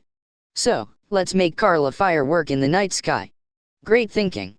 It will also be a signal easy for our other comrades to understand. Second Lieutenant Karl, this is farewell. Goodbye." The wealth potato was truly delectable. After Skira gently stroked his face, she impaled his skull with her scythe, and gave him an instant death. He had probably died without feeling any pain. She pulled out, and grabbed him by the collar with both hands. She took a stance, and checked for confirmation with Katarina, and then the cavalryman. Everyone silently nodded and took up their weapons, their eyes fierily gleaming, saturated with bloodlust. 38 Well then, shall we begin? It's cold, so let's do this magnificently. Ready. Set. Skira hurled Karl's corpse up into the sky as hard as she could. A dark object climbed high in the air while spraying blood into the fluttering powder snow of the sky. Once it reached its apex, Katarina snapped her fingers, and the dark object was engulfed in dark red flames, and then exploded with a boom. Skira merrily watched, and then licked the snow dotted with red that had accumulated on her hands. The fun festival had begun. After the roar of the explosion, flames rose forth throughout the area, and shouts, screams, and shrieks covered the Empire's campgrounds. Skira's cavalry, wearing armor of the Imperial Army on their bodies, shouted false information while slaughtering and setting fire. The exhausted Imperial soldiers were crushed without time to decipher anything. Major General Gale's division has betrayed. Take up your swords and fight back. Surprise attack from the kingdom's army. We're being ambushed. The supply convoys have been destroyed. All the provisions have been burned. It'll be a massacre at this rate. Kill them back. Reports contradicted each other, and the soldiers swung their swords and spears without knowing who the enemy was. In the darkness, terror and madness infected them. You idiots. Can't you shut up? The ones randomly making noise are the bitter. 38 rebuked a composed officer, and a lance went through his throat from behind. The soldier pulled out his lance that had a black flag attached to it, and silently went to set fire to another place. Commanders who had jumped to their feet tried to calm down the chaos. But, Skira's cavalrymen that had been dispersed all over tried to kill those generals with maximum priority. Then, they would shout that the commanding officer had been killed and further expand the scope of casualties. Like termites devouring a tree, the casualties were spreading at frightening speed. There began to be vast amounts of victims killed by friendly fire in the first corps of the Imperial Army that had fallen into havoc. A staff officer that had received a report from a messenger entered Alexander's tent. Your Highness, Alexander, Your Highness. Bad news. Enemy operatives have slipped into our army and are conducting arson. Forcibly woken from his shallow sleep, Alexander unhappily scowled at the panicked staff officer, and gave him instructions with an indifferent tone. Then immediately capture the operatives. What's there to be confused about? Calmly deal with it. We are no longer in such a situation. Our army has fallen into chaos, and soldiers are beginning to kill their comrades. Your Highness has to take command as soon as possible and personally control this situation. Getting the feeling that the state of affairs were more serious than imagined, Alexander commanded his retainers and had them hurriedly put armor on his body. He gave out instructions to the head of his bodyguards, and the soldiers tightly arranged themselves around Alexander. 38 Exiting the tent, Alexander was spontaneously lost for words. Flames rose from nearly the entire woodlands which were the Empire's campgrounds. Fire spread to the surrounding trees, dyeing the night sky with fluttering snow red. What is this? We're only a bit further from Madrose. What are Gale, Rapp, Dors, and the others doing? Send out messengers to get them to immediately assemble. Alexander was enraged, and he angrily shouted the names of the division commanders of the First Corps. They were generals who Alexander had saw potential in and gave them their ranks. They were people who might even be called his protégés. That is, Major General Gale has turned traitor, the soldiers say. One messenger pronounced, and Alexander rejected it. Foolish. Isn't that obviously the enemy's misinformation? Like there'd be anyone who'd turn traitor in this situation. Victory is right before our eyes. Alexander seized the messenger by the lapels. Something rolled at his feet, it rolled unevenly, and losing momentum before long, it came to a perfect stop at a place slightly away from Alexander. It was a human head. It had a dreadful look on it, and he remembered seeing it somewhere. It was an exceptional, veteran commander that Alexander had taken up. It was that of Gale, who led one of the divisions. Gale? Gale? Why are you 38? He had been a very excellent commander. Your Highness has a discerning eye, it seems. That person tried to preserve command of the soldiers until the very end. From the dark, resonated a voice that he was familiar with. Then, the atmosphere suddenly tensed. There was something abominable lurking. It was something sinister that made one feel dread. Something that couldn't be expressed with words. Snap, and something exploded nearby. Flames flared up, illuminating that thing. Lieutenant Colonel Skira. Alexander and his surrounding guards doubted their eyes. A little girl covered in blood from head to toe was trudging closer. In that thing's hands were held 2 more heads. I'll give these to you too. There were so many outstanding men in the Imperial Army. They were also quite loyal, and they worried about His Highness until their end. Your Highness is truly a fortunate man. Skira threw the heads. Those were of Rap and Doors. Their eyes were wide open, and had an expression stuck on them that made one think they had a heroic end. That moment, the bodyguards that had fallen into distress unsheathed their swords and pointed them at Skira from every direction. Die, you monster. Skira. You traitor. It's the deceived's fault for being deceived. Staff Officer Saitamo told me. 38 After cleaving the foremost person vertically in half, the scythe turned, drawing an arc, and cut up the 2 to the left and right in turn. She dodged the spear coming at her from behind, and mid-turn the tip of that tempered blade split his face from the side. The bodyguards used their bodies as shields, obstructing Skira's path and not letting her approach Alexander. Some risked their lives to launch an attack, but their swords did not reach, and with one blow they were turned into pieces of meat.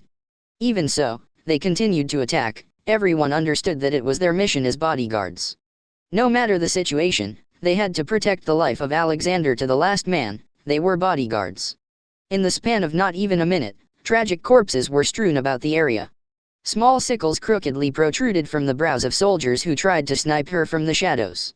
They had tried to stab her with spears all at the same time, but not one attack reached her. Every time, a strong counter from Skira had reaped their lives. Behind her, Skira's cavalry was drawing closer. White, ominous crows rushed through the blazing trees. They hastened to join their lord. So, Your Highness, it is dangerous here. Luckily under Sir Gustav's instructions the guards here have been augmented. Leave stopping the monster in its tracks to them. Let us temporarily retreat and rally this situation. Once the night brightens, the chaos will settle down naturally. A staff officer proposed, carrying out his own duty despite his face pale from the tragedy before his eyes. Are you telling me to run away? You're saying that the first Prince Alexander is frightened of merely a few hundred traitors and must withdraw. I command a force of 30,000. Why must I retreat? Your Highness, in the worst-case scenario, our first Corps will be routed. Consequently, it is the commander's obligation to survive until the end. If you understand, then hurry and go. 38 shouted the aged staff officer, and Alexander was temporarily speechless. The staff officer ordered 2 bodyguards standing by to take Alexander to a safe place and take refuge. Protect him no matter the cost, he ordered. Take His Highness to a place where his allies are gathered. The whole army could not have fallen into chaos. There are likely to be units waiting for instructions. Evacuate until there and then take command of the whole army. You too must protect His Highness no matter what. Are you listening? You guys are the glorious bodyguards. What are you frightened of? Why aren't you answering? Thundered the staff officer, and the bodyguards plainly responded. Understood. Leave it to us. The 2 large bodyguards firmly grabbed both of Alexander's arms and pulled him away. After seeing them off, the staff officer unsheathed his sword and joined the bodyguards, stopping the monster. Reinforcements had joined Death swinging its cursed scythe. They had set fire to the area as ordered, and they returned to beside their commander right after. There were 500 for the time being. The remaining soldiers were running full speed to come home next to Skira while fanning the chaos. Seems His Excellency Gustav's intuition was correct. Still, to have caused this many casualties. For our magnificent Imperial Army to have become like this due to just one lousy bug. 38 muttered the old staff officer. He reflected. Skira's betrayal was clear. Which meant that Yaldar's surrender was also a fake. In that case, their entire invasion plan this time was read by their enemy.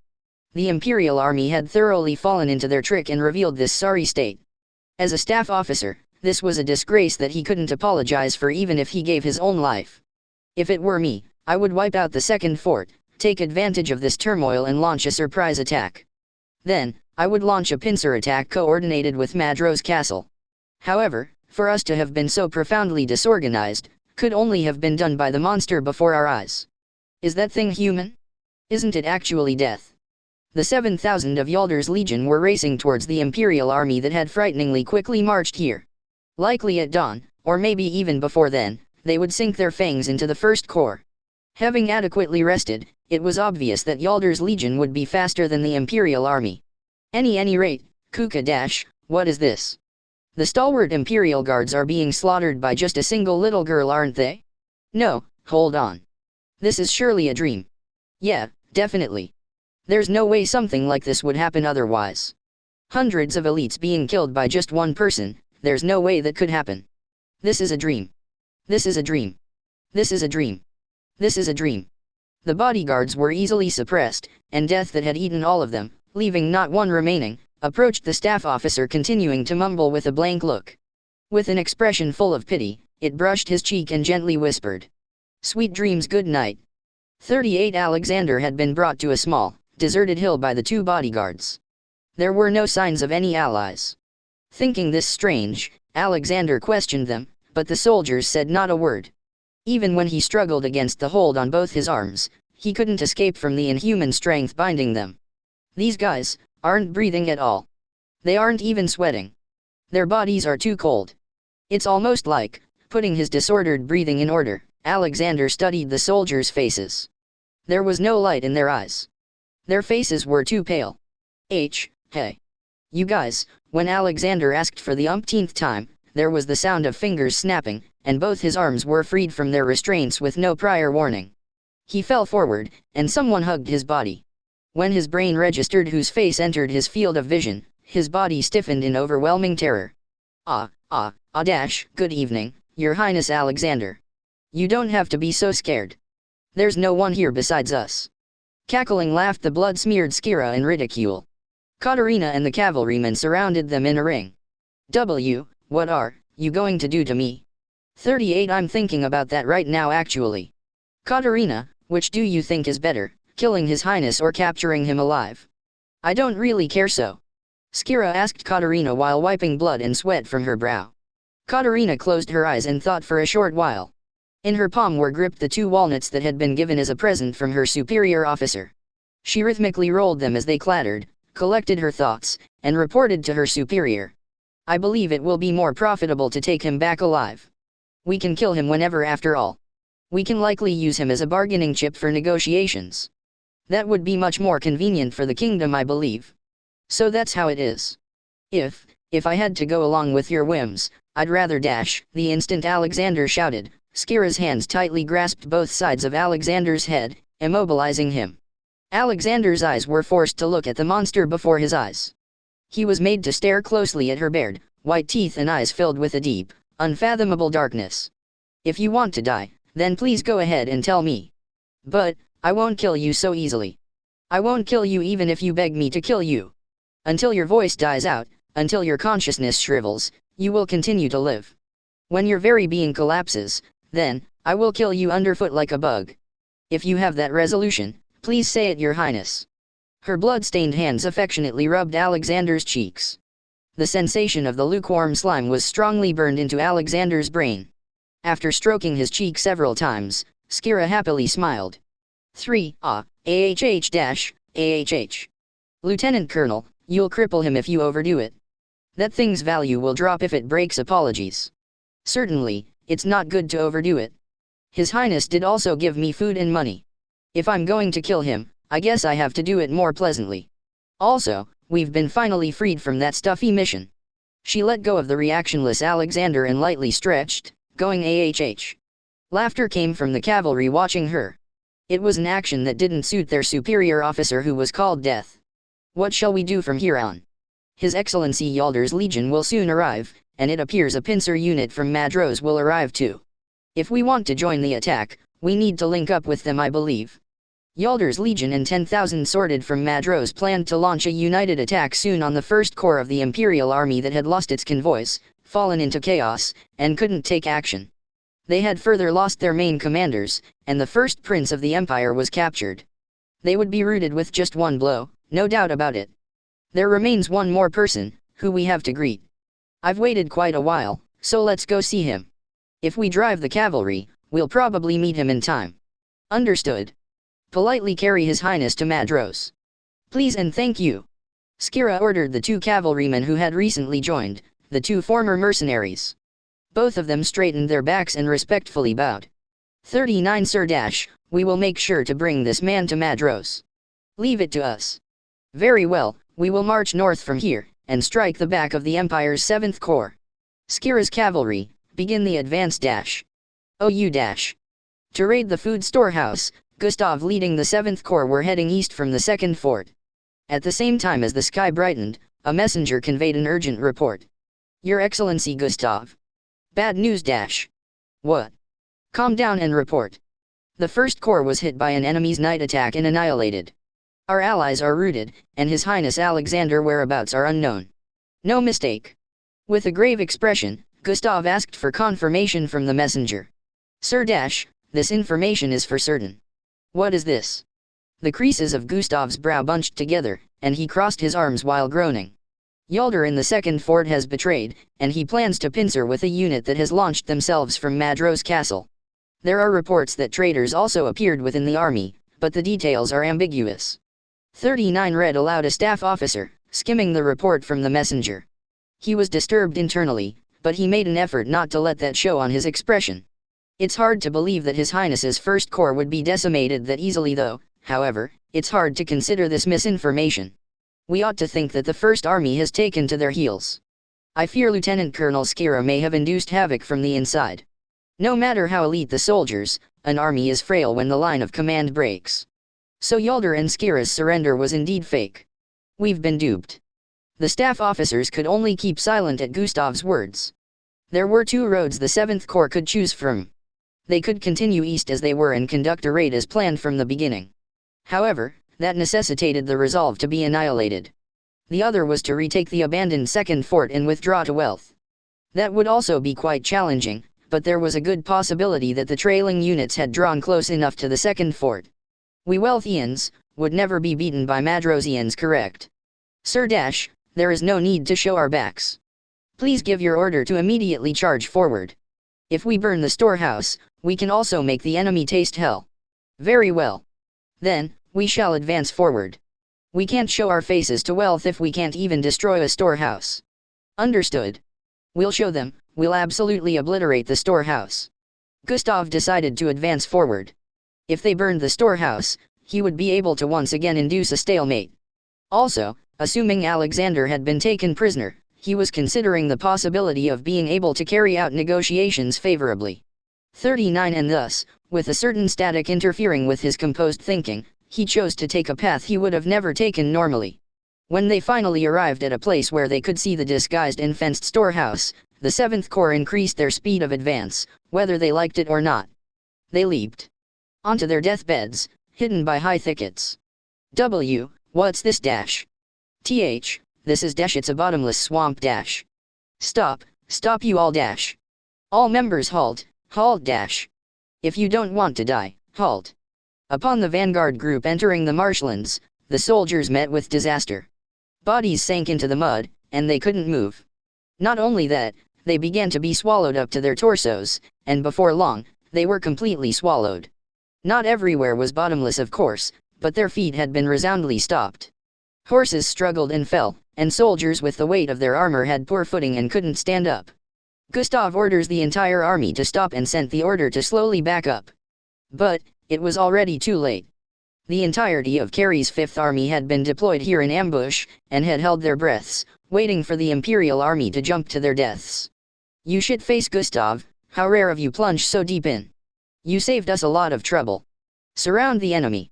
Push them into the marshlands and shoot them with arrows. Massacre the Wealthians dash. Understood. Push them in dash.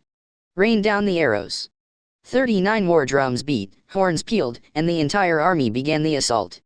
The men with their feet seized in the marshlands were doused with arrows like rain, and they helplessly collapsed. Awaiting those who tried to escape for dear life was a volley from mounted archers, the 5th Army's pride. Carey had also taken up a bow, and with steady aim, was accurately shooting down soldiers. While knocking the next arrow, he thought, Gustav, it seems you've inhaled Sir Death's miasma, and never doubted us for a second.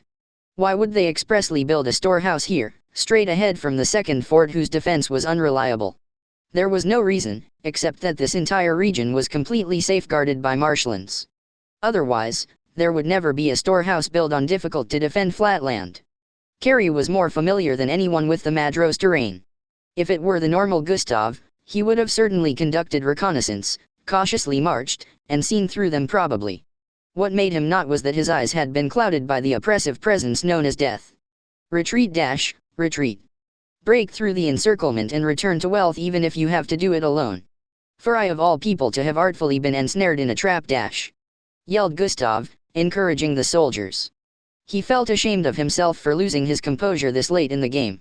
He had been thoroughly duped by Skira, who he had doubted in the first place, and then bit at the bait dangled right before his eyes.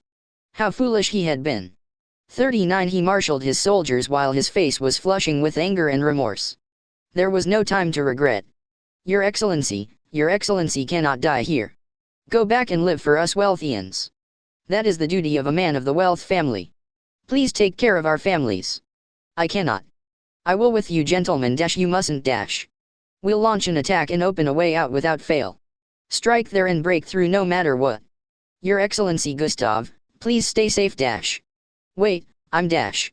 Shaking off Gustav's voice telling them to stop, the elite unit to his side began the assault, fervently thrashing the enemy infantry. They were impaled by pikes, dragged down from horses, and many people were killed. But, their intense onslaught was able to create an opening in the kingdom's army for just a second. Arg, don't let their sacrifices be in vain. Everyone follow me dash. We'll break through this encirclement for sure. Follow His Excellency. Long live wealth. Glory to wealth. Kill even one more Madrosian dash. Gustav had broken through the encirclement, and took flight with all his energy, aiming for the second fort. Trying to prevent him, Carrie's pursuit unit relentlessly attacked them. There were no Wealthian prisoners. Everyone fought until they died, and thus the killing continued. As losses began increasing beyond expectations, Carrie reluctantly ordered the pursuit to stop. There was nothing more dangerous than soldiers who were prepared 39 to die, soldiers that had given themselves up to death. Gustav's soldiers had fought with that degree of determination. Gustav's 7th Corps that had been 20,000 was now reduced to 5,000. The survivors scattered loosely in all directions, and through their own respective judgments, tried to retreat to wealth. Those accompanying Gustav around him were merely 500. There was no command, and they did nothing but continue to steadily retreat. In the violent snowstorm, in front of them appeared an army of cavalry. Their flag was black, and it had a white crow coat of arms on it. It was the emblem of Skira, the character ought to be called the leading actor behind their defeat. So here is death's curtain up, huh? Perfect timing to give them a parting gift. We'll make them accept their punishment. Gustav unsheathed his sword with a vehement look and gave the order to attack. Skira's cavalry similarly began the charge, and it became a battle royale with horses of both sides mutually stopped. Both sides had accumulated fatigue, and the only ones moving around robustly was Skira and a few others. Lively swinging her scythe, she reaped anyone she could get her hands on. Skira dash. You bastard, how dare you appear? If you have any pride as a warrior, kill yourself immediately dash. Ahaha dash. Lieutenant General Gustav, I've been waiting for you. I knew if I did that I'd splendidly run into you like this. The more heads of generals the better. Sorry, but please become my meal dash. Silence dash. By the pride of wealth, I will kill you dash. Skira's scythe swooped down at Gustav, but he parried her furious attacks, deftly manipulating his sword. His intuition from his many years warned him that he 39 couldn't take the blows with his sword. Gustav continued to flourish his sword, warding off her power. His horse wildly neighed, and Gustav's motivating shouts echoed around the vicinity. Ha dash. Hey hey hey hey hey hey hey. There. Flowingly. Like this dash. Deflecting the force, he handled Skira's blows by a paper-thin margin. In this predicament, Gustav displayed his proficiency in swordsmanship. Naive, little girl dash. Skira got unintentionally caught in Gustav's feint. He had feigned his posture broken, and the scythe was swung downwards, but Gustav avoided it by centimeters. I've got you dash. Skira had overextended. Gustav aimed for her chest, sending forth a sharp thrust with all his might behind it. It was an extremely fast thrust, the fastest in Gustav's lifetime. How regrettable. Just a fingertip away. Lieutenant General Gustav, you really aren't lucky. Guga, ga, 39 Gustav's thrusted sword has stopped only a small distance away from Skira's heart. He had gotten her armor, but unfortunately, was unable to leave a wound. Skira's upswinged scythe sublimely stabbed into Gustav's jaw. Its tip could be seen penetrating through the front of Gustav's face. Gustav couldn't let out any screams at what intense pain must be running through his body. From his twitching mouth spilled volumes of blood.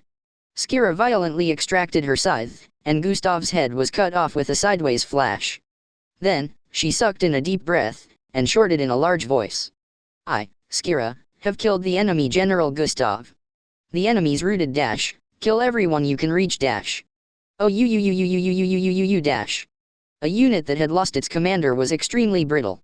On the other hand, soldiers in victory gathered strength.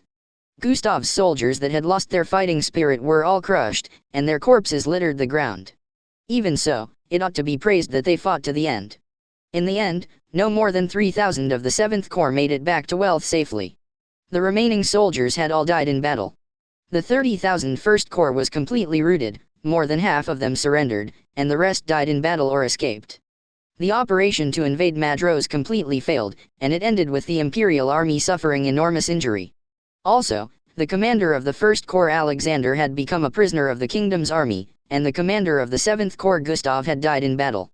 The Empire had lost all its war potential in the east, and the higher UPS were in great commotion. The kingdom began negotiations with the Empire using Alexander as leverage. First, they wanted the Empire to withdraw their troops from captured kingdom territory, and also wanted them to pay indemnities. Furthermore, in exchange for the delivery 39 of Alexander, they wanted the Empire to hand over the second Prince Alan. They sought to drive a wedge between the Empire and the Liberation Army. The Empire agreed to withdraw their troops, but would not pay indemnities. Also, they completely refused to hand over Alan. First-time negotiations ended in failure to reach agreement. For the time being, temporarily established by continuing negotiations, a transient peace reached the Wealth and Madros areas. In the defensive battle for Madros this time, Skira's participation had been tremendous. She had made incredible achievements, taking 3 heads of division commander rank generals, taking the head of the 7th Corps commander Gustav, and further capturing the first prince of the Empire alive. She was enthusiastically praised by Carrie and Yalder, and she began being treated as a hero even in the royal capital. A letter of commendation from Prime Minister Farzam also arrived, and it was decided a medal would be conferred. With such meritorious service, she was immediately approved for promotion to colonel, and her adjutant Katerina was also cleared to be promoted to first lieutenant. As for Skira, rather than some promotion to colonel, she was much more interested in the seed of the wealth potato she had obtained during the raid on the supply convoys. She toyed with the seed potato, humming, trying to think of a suitable place to cultivate it. Lieutenant Colonel, congratulations on your promotion to colonel. You are also famed in the royal capital as a hero, the savior of the country. Is it okay to relinquish your name of Death God? For a hero to have the nickname Death God was inauspicious and would become a topic of discussion, said Katerina as she wryly smiled. Skira laughed, not worrying at all. The name finally stuck, and wouldn't that be a waste? Isn't it suitable enough? No problem then. Please boldly call yourself Death God from here on as well. I shall. Good for you two getting promoted to first lieutenant, Katerina. Due to their successive losses, Katerina had said goodbye to promotion. Now she had finally been able to rise to first lieutenant. Even after promotion, her duties wouldn't particularly change though. She intended to work all the harder as Skira's adjutant. Sir, thank you very much. Also, Lieutenant General Yalder's reinstatement to general has been approved due to his achievements this time. He's in an extremely good humor, and he admires you, Lieutenant Colonel. Enough that he wants you as his daughter, he says. That wasn't a joke. He truly considered taking her in as an adopted child, but he was stopped by Saitamo. Saying he didn't want any more chores pushed on him, he persuaded Yalder desperately it seemed. Carrie also informed her that he wanted to accept her as a bride for Darius, who had safely survived, but Darius himself was begging in tears. It seemed he had some psychological trauma from almost being killed. When Skira smiled, his face paled and he escaped, almost flying away. They also said that we'll get a bunch of medals. When I said please give me something delicious instead of those, I was laughed at. Skira tossed the seed potato into the air like a beanbag, again and again. Katerina was having fun watching her. 40 in this battle, many of my soldiers died too sadly. Very unfortunate. Sir, among 2,000 men, 600 have died in battle or are missing. However, everyone fought with bravery until the end. It's really lonely, the people that eat meals together with me have decreased. We will be serve you until our ends. Yeah. I'm okay. After all, I haven't killed enough at all. I want to eat a lot more. I want to kill a lot more. I can still fight. I will leave not one of the rebel army scum alive. That's what I've decided. After smiling cheerfully, Skira preciously put the seed potato in her bag. She took Katarina back to the cavalry, where everyone was making a stew. It was a rich stew with many wealth potatoes and fish they had gotten from Madros in it. It was really delicious. In the spur of the moment, Yalder, and Carrie, and also Darius with his face spasming, participated, and it ended up turning into a grand banquet involving the entire Madros castle. Skira ate various delicacies, drank wine, and greatly enjoyed the feast with all of her comrades. A room in Madros castle. After the feast was over, Yalder and Carrie were silently drinking together. It wasn't high-grade liquor for victories, but it was good liquor that Carrie prided himself on and had prepared to thank Yalder for his efforts. Yalder. Sorry for pushing this inferior role on you this time. It was thanks to you that we were able to kill Gustav and protect Madros. I'm truly grateful. Carrie poured drink into his cup. Yalder with his face full of bruises grimaced, and drank it all in one gulp. 40th Lieutenant Colonel Skira was the key figure for victory. I was nothing more than acting a buffoon. It would have been difficult to rout the Imperial Army without her. Skira splendidly lived up to expectations. Where did you find that thing, Yalder? I've never seen such a monster-like woman before. She was originally nothing more than a private soldier stationed at Antigua. She distinguished herself all of a sudden, and now she's joined the ranks of heroes. At this rate, the future of the kingdom is bright perhaps. Muttered Yalder while recalling Skira's figure. Her brilliant success story was at the same time Yalder's story of suffering.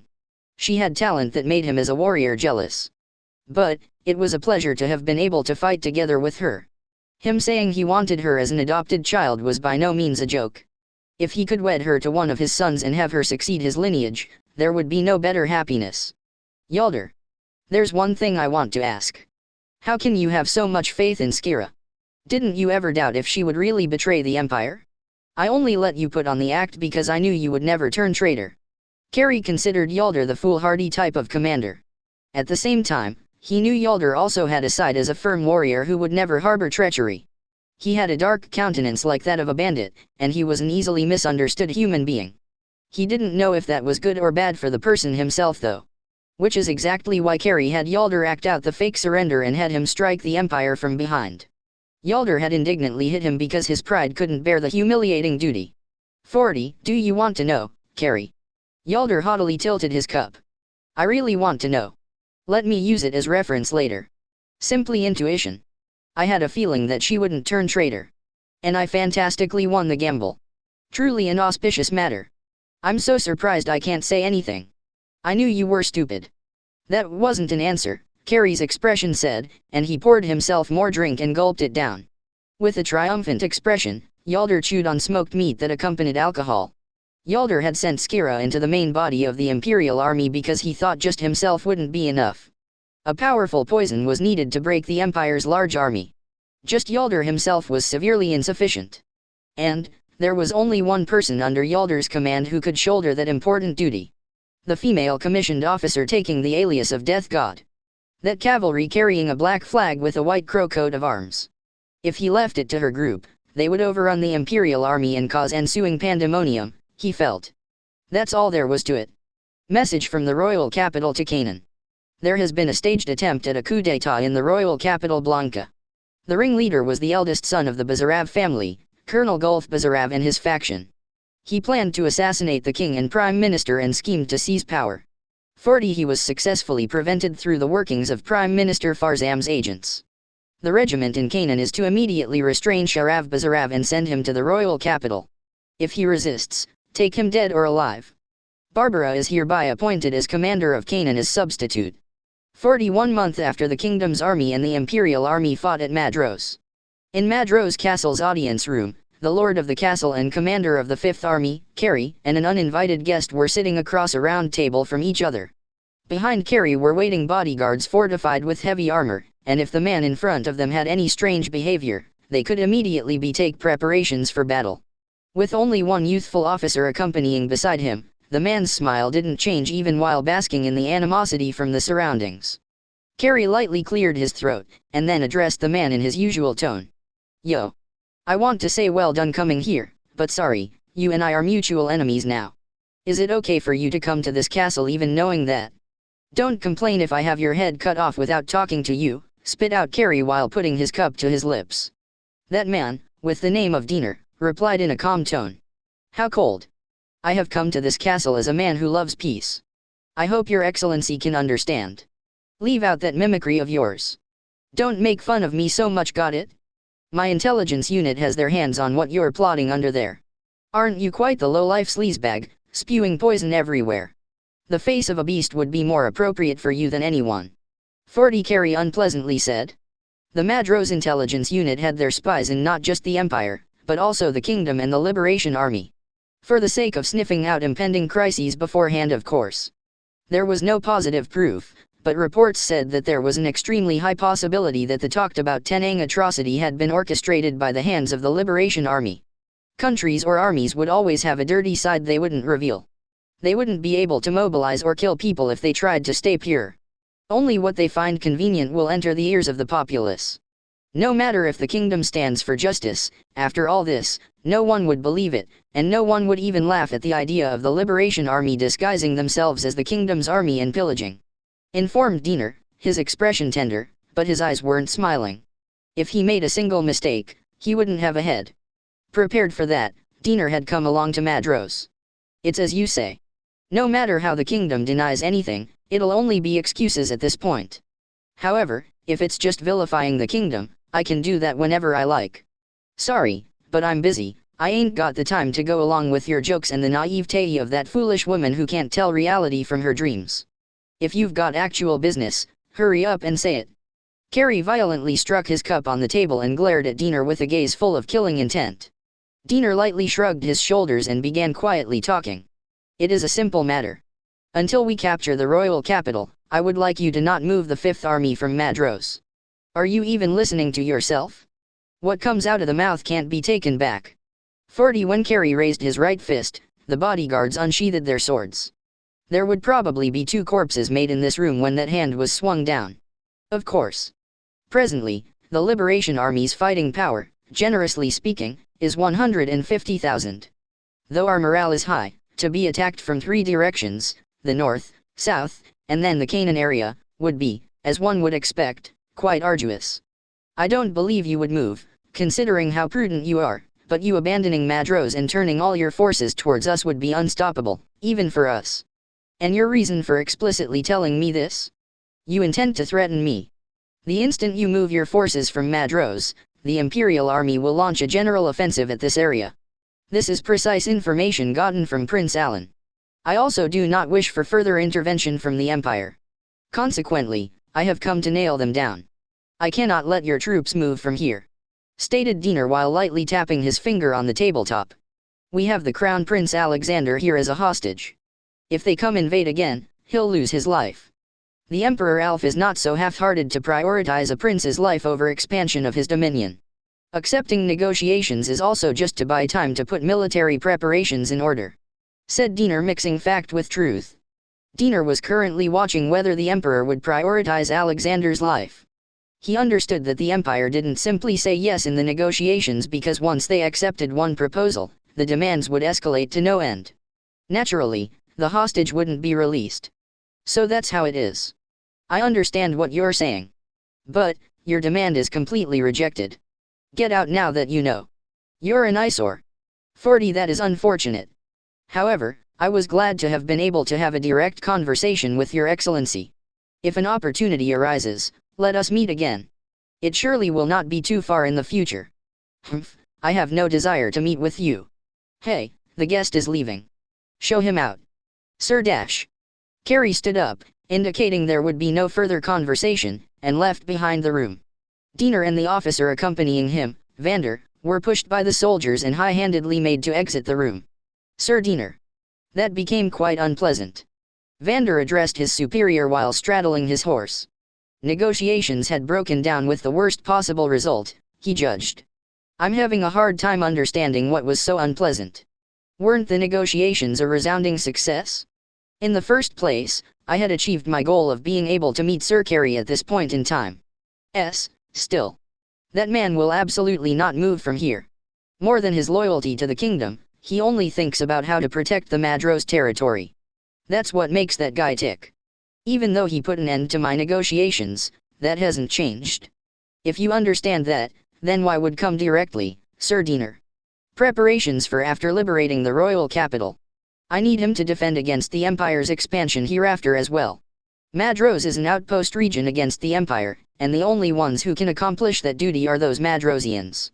For that reason, this time's negotiation required us to meet face to face. After liberating the royal capital, I don't want to be under a puppet regime, even if we were to be independent. 40 Diener stated his own thinking in a plain tone. The current monarchy had already fallen in his mind. The aftermath was what was crucial. The Empire would doubtlessly come to interfere with the new political power. That was Emperor Alf's aim. For Diener, he had to keep Empire intervention to a minimum. To begin with, the Empire tripping up this time had been an event beyond his expectations. It was unacceptable for the kingdom to have a momentous comeback, but it was a blessing in disguise that the Empire's might had been curbed temporarily. Above that also, it was a godsend that the Crown Prince himself had been seized. That was same as having the strongest card against the Empire for negotiations. The Imperial army couldn't move with this. At the same time, the kingdom's victory invited unrest among the feudal lords who were currently on the fence, which made Diener's active projects more turbulent.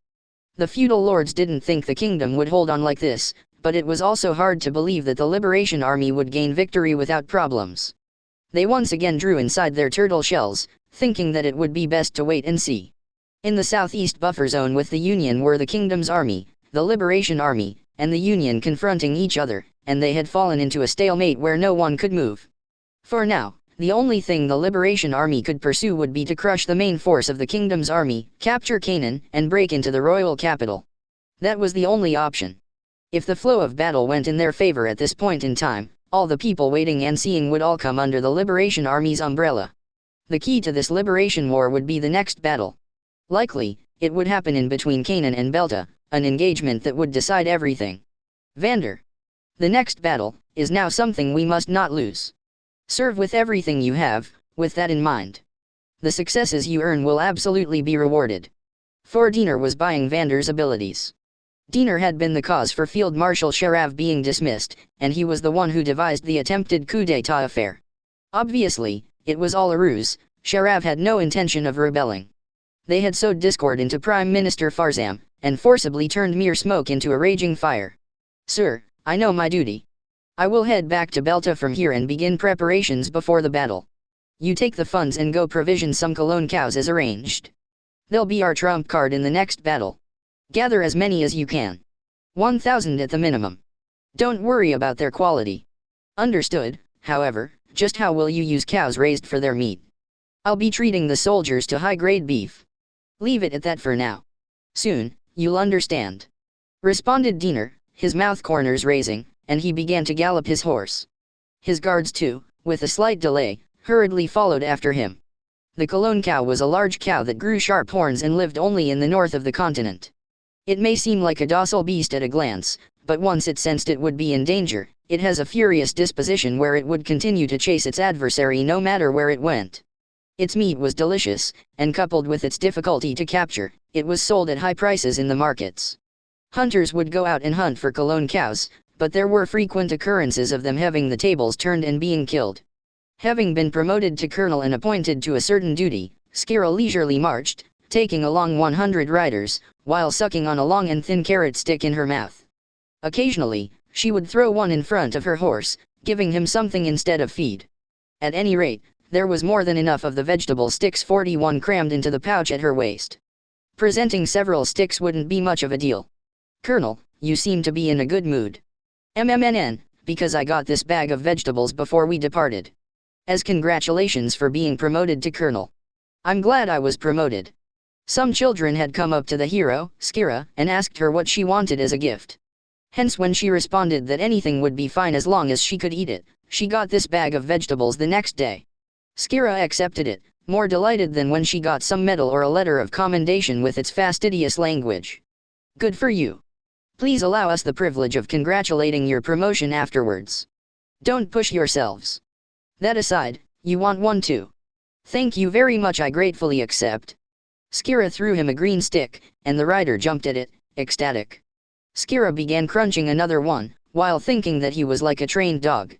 Incidentally, Katarina, who was promoted to first lieutenant, was away currently on a different duty. She was in charge of training the newly assigned soldiers who would replace the riders that had died in battle. Skira's cavalry had been allotted 3,000 riders. Yalder had boasted that if they gave her 10,000 cavalry, the head of the rebel army's leader would be as good as theirs, but as there were still some doubts left about her leadership ability, despite her individual prowess being recognized, she was not permitted any further increases. Not intending to give Skira, whose birthplace was dubious, any more responsibility, Prime Minister Farzam's opinion also played a big role. 41 Yalder had been reinstated to general, but at the same time, Barbara was also promoted from lieutenant general to general. As Barbara's authority was greater since he had command over Canaan's defense, Yalder couldn't persist in forcing his opinion. The two were famous for being like cats and dogs, but having his desire for promotion satiated, Barbara had more or less regained his rationality, and even when confronted by Yalder, he did not display any of his earlier hostility.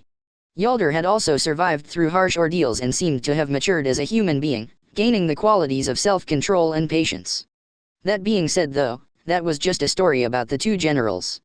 The criticism and pressure towards Skira, the youngest ever to rise to colonel in the kingdom's history, were exceedingly strong, and she was now showered in endless amounts of gazes, viscous with jealousy, envy, fear, and hatred. The especially strong ones came from the major generals, since the next time Skira was promoted, they would be of the same rank. The fear of being caught up with and then overtaken by a person of commoner descent was extremely nerve-wracking. To them, having their positions superseded by this kind of human that they utterly looked down upon was unbearable. The chief of which was Barbara's trusted confidant for many years, Major General Octavio, and the next one was Major General Bourbon. They repeatedly slandered Skira whenever something came up, and it wasn't rare for them to be yelled at by an enraged Yalder. Barbara pretended like it had nothing to do with him as one would expect, but even he ended up making an expression that said he was fed up with them. Humans who had no interest in promotions like Major General LaRousse were honestly scarce in the kingdom. Hence, having been freed from the gazes of her rotten colleagues, Skira was extremely cheerful, and in the bright early afternoon, was leisurely traveling with her horse while humming. "Colonel, a party of cavalry and carriages coming from the front. Their flag is the First Army's. All right. All members form ranks. We will welcome His Excellency, Field Marshal Sharav. Do not be discourteous.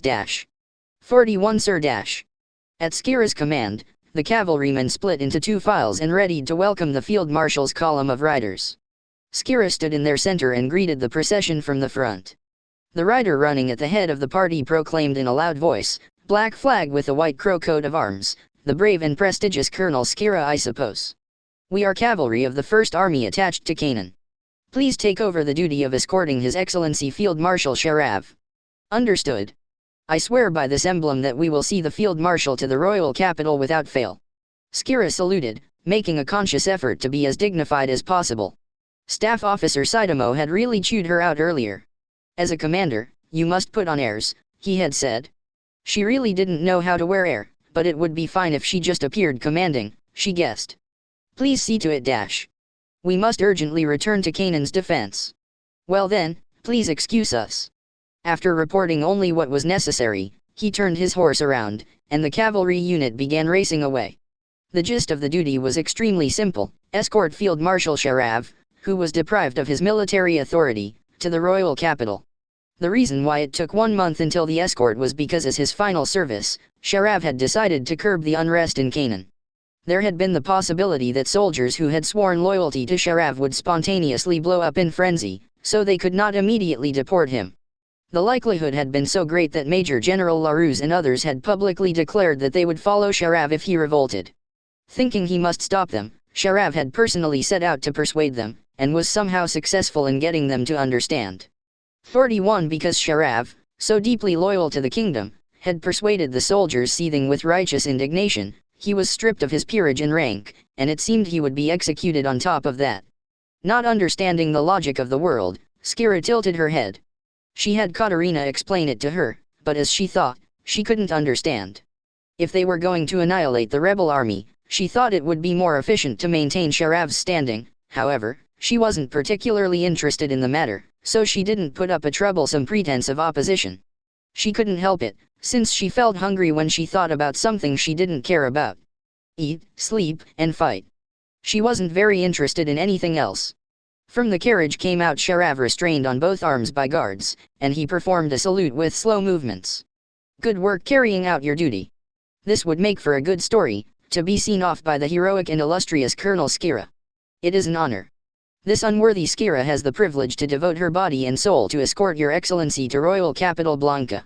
Skira nimbly dismounted, straightened her back, and saluted. Because it was an unused to posture, her shoulders were stiff. Her stomach was also empty. Incidentally, unworthy was something she heard was good to append before one's own name when speaking to a dignitary. If she did that, it was putting on air. It was one of the words Staff Officer Saitamo taught her. She was also told not to use it too often. Ha ha ha dash, there's probably no officer more unsuited to respectful language than you. It absolutely doesn't fit. It's truly disappointing that there was no chance for us to fight together. Even myself has wanted to see with these eyes, that prowess deserving of death god. 41, Sir Dash, this petty official also thinks it disappointing. Well then, I'm relying on you on this journey, Colonel Skira. Understood Dash. While rubbing his facial hair, Sharav gently smiled. Skira had considered presenting a vegetable from the pouch at her waist, but the horses were greedily looking towards her, so she put it in her mouth instead. En route to the royal capital. A party had appeared, brought along by the Bazarav family's youngest daughter, but there weren't any particular problems, and the escort duty had proceeded. Because Skira decided for everyone to take a meal break, she had given Sharav the chance to talk to his granddaughter. There were some that thought it was out of Skira's goodwill, but she was actually hungry. Anna, don't be rash. If the colonel was on duty, you would have already lost your head. Grief, what a small mercy. Grandfather, Sir Sharav. Come escape with us. If you go to the royal capital now, you will be killed. Those guys do not intend on listening to you. They intend on executing you with no right to trial. Even father, even mother, everyone has been brought there. Sharav's granddaughter, Anna Bazarav, raised her voice. Skira acted like she didn't hear, and began wolfing down her boxed lunch. Only when she was eating a meal did she have to give her undivided attention. The other cavalrymen too began animatedly eating, making a din. Myself hasn't done anything bad, so why must I escape? Escaping would naturally be recognized as having something to be guilty about. Even if there were, for myself, the 41 Field Marshal, to put on such a cowardly display is unacceptable. I have to directly meet with His Majesty and prove myself's innocence. However, listen well, Anna. You continue as you are, and go to the Union. Details are written in this letter. There are many of myself's friends over there. They'll surely treat you well. If Sir Grandfather will not go, then I will also go to the royal capital. You cannot take part in this old man's selfishness. I wanted to do the same for the others to the best of my ability, but I fear that all of my relatives have been captured. Why is Sir Grandfather, who works himself to the bone, being treated like a criminal dash? Anna covered her face with both hands. Tears spilled out from them. In this world, there are many things which do not have a clear explanation. Even myself, now at this age, am learning. Though it seems the price I paid was a bit high, Sharav sighed with a weary expression. But dash. That is ridiculous. I cannot accept it dash. This talk is over, Anna. You cannot presume upon the colonel's kindness forever. Go live in good health. We are always praying for your happiness. Sharav sent a signal with his eyes, and the soldiers that had come along with Anna tightly held both her arms and dragged her away. 41 They were soldiers who had sworn loyalty to the Bazarav family, and they had more fealty than anyone. They would work for the Bazarav family to the end. It was a shame he couldn't reward their fidelity, Sharav thought. There was some resistance from Anna, but perhaps she gave up before long. She began crying with stifled sounds. What would happen to her from now on, Skira was not in a position to know. Maybe she would be captured on the way and die. Maybe she would safely escape to the Union. Or maybe, she would apply herself to the Liberation Army, but that would only be until she was killed by Skira's hands. Skira threw the last piece of meat into her mouth, cleaned off the grease on her mouth, and breathed a satisfied sigh. Sharav spoke up to apologize to Skira. Sorry, Colonel. For my relative's unsightly death, this petty official was having a meal, and knows nothing. If the field marshal is ready, perhaps he would like to depart soon. I leave it to you. Skira's cavalry will depart. Begin the march. Destination, Royal Capital Blanca. Begin the march. Raise the flag. Skira began speeding up her horse with her scythe postured on her shoulder. While carrying a falsely accused sinner, Death's procession earnestly advanced to the royal capital. After arriving at the royal capital, Skira was immediately ordered to head to Canaan, and wound up departing with no time to rest. Skira, who was looking forward to the royal capital's treats, complied with a sour expression, after clicking her tongue. It seemed she was never lucky in the royal capital, and she sighed all the while. When they were about to separate, Sharav took Skira's hands and said, "I leave the kingdom to you," quietly, but powerfully. When Skira lightly nodded, Sharav nodded 41 many times, his body shivering with regret. Eventually, he was violently taken away by the royal capital soldiers who had grown tired of waiting. Skira merely watched, expressionless. She didn't harbor any particularly strong emotions. Before long, she took a vegetable out from the bag, held it in her mouth, and walked to join her comrades. Sharav was entirely deprived of his peerage, territory, and rank, and above that, was accused for the crime of attempted rebellion, and imprisoned. He was not given a single opportunity to vindicate himself by the kingdom. After a week, Sharav died in prison.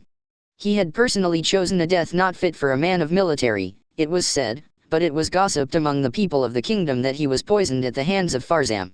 That there were more people who believed the latter was an indication of Prime Minister Farzam's low popularity. Once even called a symbol of the Yaz royal family, the Bazarav lineage was wiped out. As for the family members, the men of age were given the capital punishment, those not of age and the females were dropped to commoner status, and this rebellion was temporarily settled. However, this attempted coup d'état ended up planting suspicion in the military officers towards the kingdom and the prime minister, and the seam between them widened day by day. Also, it could be called ironic that the internal insurrectionists that had been suppressed by Sharav's military fame began to move again. 41 The day after the veteran General Sharav died in jail. There were many people secretly mourning in royal capital Blanca. Rumors had spread that the attempted coup d'état incident was a fabrication of the prime ministers, and everyone sympathized with the wiped-out Bazarav family. Voices of dissent were raised not only among the populace, but even amongst the soldiers. The character known as Prime Minister Farzam had no popularity in any case. Among the people, he was regarded as the ringleader behind all the exploitation. Among the soldiers, he was reviled as the main cause of their insufficient wages. Among the military officers, he was made fun of as the someone who proudly rose to his position only through flattery. Among the civil officials, they hated the way he wielded his power as much as they hated serpents. Even Barbara, who had a favorable relationship with Farzam, inwardly looked down on him. Although the people's evaluations of Farzam weren't wrong, in the first place, the greatest cause was also King Christoph not concerning himself with politics. The king did nothing but seclude himself in the royal palace, having women waiting upon him and drowning in sensual pleasures, and if he felt like it, he would offer a prayer to the star god for his eldest son who had left the world at a young age. This man no longer had any interest in what would become of the kingdom. There was not a trace left now of his triumphant face when he had won the succession struggle and took the throne. "Your Majesty, please excuse me for interrupting your pleasure. This is Farzam." Farzam respectfully greeted Christoph, who with clothes disordered and face pale languidly propped himself up. Next to him lay two concubines, wearing only thin lingerie on their bodies and looking up at Christoph with bewitching gazes. For after important matters had been sanctioned, Prime Minister Farzam, the only man given approval to enter Christoph's private room, would thus came to report. Judgment of right from wrong was entirely done by Farzam, and the king only received the after reports. The basis for that judgment was only whether or not it benefited him. The prime minister in essence held the highest authority in the kingdom. "Farzam, huh? What do you want at this hour?" It was already afternoon, but Christoph had no feeling of time.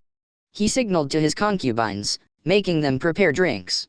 The dim room became almost chokingly saturated with the smell of spirits and the stink of a man and woman's intercourse. Farzam proudly began to speak while smiling. "Sir, Sharav, the man behind the rebellion, has died in jail, so I have come to report." "I see. So Sharav died, huh? The man once even called the cornerstone of the kingdom." The gaze of Kristoff's lifeless eyes wandered. His concubine passed him a glass with alcohol in it, but he didn't react. Your Majesty, what is the matter? Are you not feeling well? Not moving and still sitting on the bed, he gripped the glass. He showed no signs of saying anything. Judging that he was acting as usual, Farzam continued to report on another matter. 42. About negotiations with the Empire, I have requested mediation from the Star Church. A pastor I am well acquainted with is proceeding to the Empire as an emissary. Likely, negotiations for an armistice will be settled in the not-too-far future. Also, I have given General Barbara, newly appointed to commander of the First Army, orders to recapture Belta. With the Empire's first attack foiled right now, the rebel army will absolutely collapse if we inflict a decisive blow here. Soon, days of peace will visit the kingdom, no doubt about it. Now that his greatest political adversary, Sharav, had been eliminated, Farzam had nothing to fear. Due to the activities of the Death God he had heard about, the Empire had self-destructed on their own. After that only remained crushing the Isor rebel army. For that sake, he had reinforced Canaan with an elite unit of 50,000. A large force of 150,000 was now gathered in Canaan. He had also sent messenger to the 5th Army in Madros in the north and the 2nd Army in the south, telling them to head towards Belta. There was no way the ragtag rebel army could handle a large offensive from 3 directions. Farzam. It's thanks to you that I was installed to this position. I am incompetent, and a human with no redeeming features whatsoever except being born as a member of the royal family. I don't have a single part of me that would win against my dead older brother. Even I understand that. It was thanks to your efforts that I could acquire the throne. I'm grateful from the bottom of my heart," said Kristoff, smiling like a reptile. "Your Majesty, what are you saying? Without your Majesty, the kingdom." Farzam was perturbed at these unexpected words. He hastily went to say flattery, but Kristoff interrupted him in a strong tone. 42. Consequently, though you decided to implicate and kill my loyal retainer Sharav, though you decide to endlessly wallow in your own profit, I will permit it. I don't mind if you use my name and wield my authority as you please. I permit you to. Why, your Majesty? But, when something happens, the only thing I won't permit is abandoning me. You and I share a fate. Only you surviving and living, I won't have it. When my kingdom crumbles, I'll have you die with me. Throwing aside the glass, Kristoff roughly tossed letters from out of his breast pocket. Those were confidential messages that Farzam had secretly sent to influential nobility in the Union. Letters absolutely not to be seen by the king. They were something that should not have existed. They were insurance in case the kingdom was defeated by the rebel army. They were proof of betrayal, and by all rights it wouldn't have been strange for him to be immediately granted death. Those are an insolent spy that had creeped into my bedroom so kindly left them here. Wasn't he your subordinate? If he was of the rebel army, I would probably no longer have my life. It seems you have no popularity even among the subordinates under your supervision. But, I don't care. I permit you to. I saw nothing," said Kristoff as he tore and threw away the secret messages. With a desperate look, Farzam tried to explain. "Why, your Majesty? You are mistaken. I work only for Desh. I don't need your excuses. You're dismissed. Exterminate the rebel army immediately and bring Alchura's head before me. I put my expectations in you, Prime Minister Farzam." 42 simply said Kristoff, and he collapsed on the bed with a weary expression. Beside him lay down the concubines, joining him. Having lost his bearings, Farzam left the king's bedroom, his complexion pale. Ridiculous. How did those secret messages get in His Majesty's hands? Just who? Farzam's intelligence unit that he had raised was comprised of starving and dying orphans who he had rigorously trained and brainwashed so they would absolutely obey his orders. Consequently, it was entirely improbable for them to betray. He had driven into them that if he gave them the order to die, they would carry it out. But, I can only think that there is a traitor on the inside. Maybe I need to investigate. The ones who did the work in the shadows so that Kristoff could take the throne had been Farzam's intelligence unit. They broadcasted a scandal of Kristoff's older brother, seized the weaknesses of the influential, assassinated, threatened, kidnapped, anything they could do they did. Many agents had died along the way, but Farzam had thus ascended to Prime Minister, and Kristoff had ascended to the throne. His agents would die for their benefactor who had gathered them. They were probably delighted in hell too, thought Farzam from his heart. Humph, what drivel. He sure acts haughty for a mere puppet. Well fine, I won't lose. I won't ever let go of this power. This country is mine. I won't hand it over to anyone. Like hell I'd hand it over. 42 Having risen to Prime Minister from a mere retainer, Farzam's attachment and his desire for political power was almost unnaturally strong, and the sole thing that could stop him, the king, was utterly apathetic towards politics. And that's what had been rapidly eating away at the mighty kingdom. The infamy of these two would be left behind to posterity as feeble-minded Kristoff and sycophant Farzam. Having finished their escort duty, Skira's party had departed from the royal capital and temporarily stopped by at Cyrus Fortress before heading to Canaan. It was to link up with Katerina and the others who had finished training. These new recruits, who had even been unsteady on their horses, had now become able to fairly manage their horses. Though Katerina, who was in charge of their training, wasn't satisfied at all. Hey, you can script dash. How many times do I have to tell you, don't be manipulated by your horse, before you understand? What's packed into that head of yours? Shall I'll try opening it up dash. P. Please excuse me, First Lieutenant. W. Wah dash. The instant the new recruit looked away, he fell off his horse and became mudded. Katerina's face turned red, and she tightened the grip on her cane.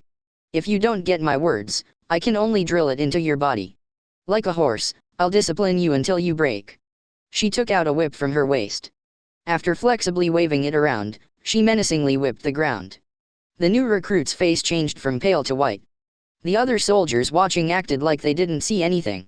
42 Skira, showing up at the training grounds, spoke up to the trainer who was swinging around a whip with a dangerous smile floating on her face. Katerina. Well done training them. How are these reservists, I wonder? They seem decently enthusiastic. Colonel. Why, you have returned. Quickly hiding the whip, Katerina saluted. Having suddenly thought of a good idea, Skira, while licking a hard candy, suggested, you rather fit the part. If you want, you should lead the cavalry instead of me. I don't know war tactics well after all. How about it, I wonder, Katerina? I think it's a good idea. Skira PON patted Katerina's shoulders. Not joking around, Skira was wickedly serious. If Katerina said yes, she would actually be the commander probably. She promptly refused. Why, you joke. This cavalry owes its existence to the colonel. It is extremely unfit for the likes of me. Quite adept at flattery, Katerina. Suit yourself. By the way, what happened to /that/ I wonder? Sir, those are also growing well. They sprouted the other day. I see. Then I'll go check. Good work training for such a long time, First Lieutenant Katerina. Skira threw away her scythe and walked in the direction of the castle's courtyard. Katerina thought to prop the scythe up on the wall, taking it in her hands, but its weight was more than she imagined, and she couldn't lift it. She lost her balance, and 42 the scythe loudly hit the ground. The surrounding soldiers curiously observed her at the sound. I knew it was heavy dash. But if I don't easily swing this around, I can't become like the colonel. The colonel's physical strength was indeed fearsome, thought Katerina to herself. She pushed up her glasses, and nodded many times. Shall I help you? Hey, that's the colonel's scythe dash, the new recruit from earlier, unable to stay idle, approached. It seemed he misunderstood that Katerina was weak. The other soldiers tried to stop him, but their warnings didn't reach the new recruit's ears. With a mischievous and cruel smile, Katerina ordered the new recruit. Good. Carry the colonel's scythe back to the barracks. Do it by yourself. You'll go without food until you are finished carrying it. By all means, if you find it impossible, come crying to me. Understood? Even a child could do something like that. I see. I look forward to it. The new recruit proudly drew near the scythe after subtly insulting Katerina. Able to imagine the outcome, Katerina lightly sighed and headed to the barracks afterwards. The new recruit would come crying to her 3 hours later. 42 Cyrus Fortress Courtyard. Several fields were plowed squarely in a corner. There was planted the seed of the wealth potato that Skira had brought home from the Empire as a spoil of war. Taste aside, it grew quickly, was strong against disease, and could be cultivated without regard to environment. Even in this mountainous area of Cyrus, it was sprouting favorably. Sprouts are coming out. This many. I'm really looking forward for them to grow up. Stooped over, Skira was gazing zealously at the small sprouts. A soldier coming to water them called out to her. Welcome back, Colonel. If you want, Do you want to try planting one too, Colonel? It is kinda noisy over there with everyone trying to plant all the remaining ones so. But, farm work - a hazy memory flashed in the back of Skira's mind for only a second. A poor lifestyle, an all-consuming hellfire, a brandished naked sword, scattering fresh blood, the smell of impending death, a brigand with a vulgar smile, death's scythe on her thin neck. Then what? A nearly heinous sense of hunger assailed Skira. She frantically endured while trying not to let it show on her face. It is just burying a seed potato. Hey, are you okay, Colonel? Your complexion - I'm fine. I'll also go try planting some then. Be careful so I don't accidentally eat one. Haha - it is not like you will get poisoned eating it, but please do not eat them if you can help it. If you persevere, one will multiply to dozens afterwards, and we will take them home. 42, indeed, I'll be patient as much as I can. Joked the soldier, and Skira lightly brushed her hands and stood up. She threw the last vegetable from the pouch at her waist into her mouth. At first, it had a dull, flour-white taste, but it gradually exuded a sweetness. It seemed to be a fruit pretending to be a vegetable. A dried apple. Since it was dried, so she couldn't judge if it had been red or green. It didn't look too good, but the more she chewed it, the more delicious it became. Skira chewed the dried apple slice to her heart's content. Her sense of hunger abated a little. Hey, say what you like, but you're crowding them too much. Do it more like this, evenly. We're making a potato field inside a fortress, that'll only make the military police mad. Shouldn't we make it as small as we can? HMF, and just what's wrong with a self-sufficient fortress? If they have complaints, I'll kick 'em around. Spread them out. The Earth's nutrients won't spread to all of them.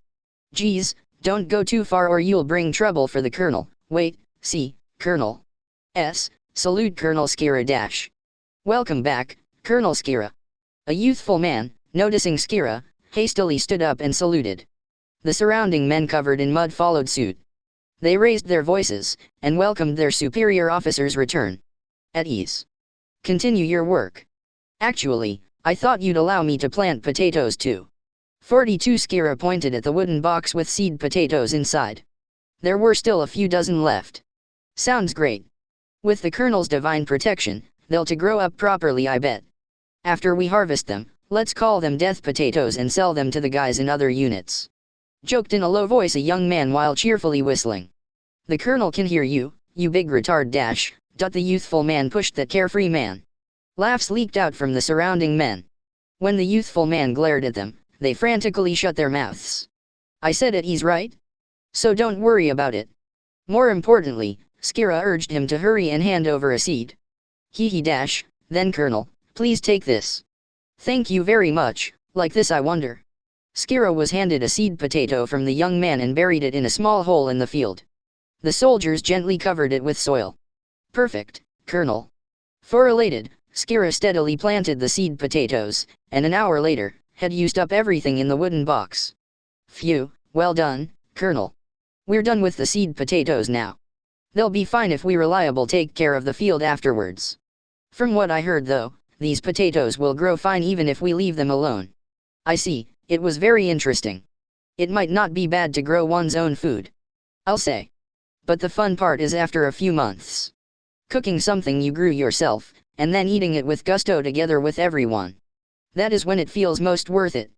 While excitingly smiling, the youthful man actively shook off the mud on his hands. Well, that's if they aren't all taken away by the higher UPS.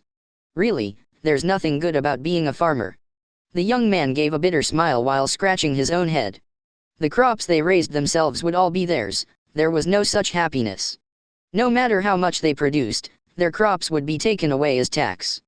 After the terrible harvests, they would all be taken away during tax collection time. The reason the man enlisted was because of food troubles. If someone didn't earn money, his family couldn't live. For the peasants of the kingdom, it wouldn't be an exaggeration to call these few years hell. Even so, that they somehow hadn't starved to death was because everyone had their secret fields. As this final amount of food was given with priority to the workers, there wasn't anything given to the useless. It was very much like Skira's former condition. These are our spoils of war, so they're all ours. We just have to take care that the military police don't take them. 43 muttered one soldier while glaring at the military policeman peeking over at them. Later, there was the danger of having their field dug up and cleared. I see. I know, let's make a notice so no one will dig it up. Using a nearby piece of scrap wood, Skira created a simple sign. The cavalry members were watching, interested. Colonel, what will you carve? That it's our field, and in a way that even idiots will understand, I think. Skira took out a small sickle from her waist and carefully etched on the wood. After several minutes, she stood the signboard ostentatiously in front of the field. Field of Skira's cavalry. Damage it and I will kill you. Colonel Skira's aide, how is it I wonder?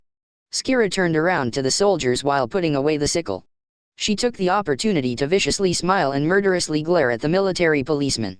Their faces paled, and terrified, they dashed away like escaping rabbits. I think it is great. Very much like the colonel. It is super easy to understand, and yeah, truly fine. 43 certainly. There won't be any idiots who'll meddle with it.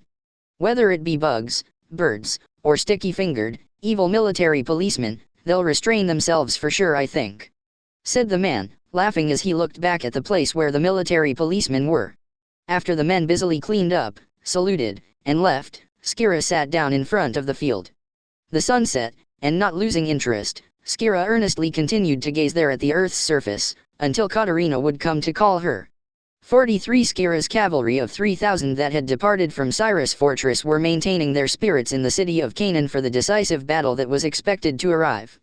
Orders hadn't been given yet, but a rumor had been spreading throughout the entire army that troops were gradually being dispatched to recapture Belta. No matter how thick-headed the person, if they witnessed the 50,000 elite troops being dispatched from the royal capital and supplies being further stockpiled, they would probably figure it out even if they didn't want to. All the more because Barbara, the commandant of the First Army, was declaring the destruction of the rebel army more than usual. While the entire First Army Corps was all in a hurry, Skira had been summoned by Yalder, and she boldly headed towards the castle. Today, she wasn't wearing the black armor that she habitually wore, but a tailored uniform reserved for high-ranking officers of the kingdom's army.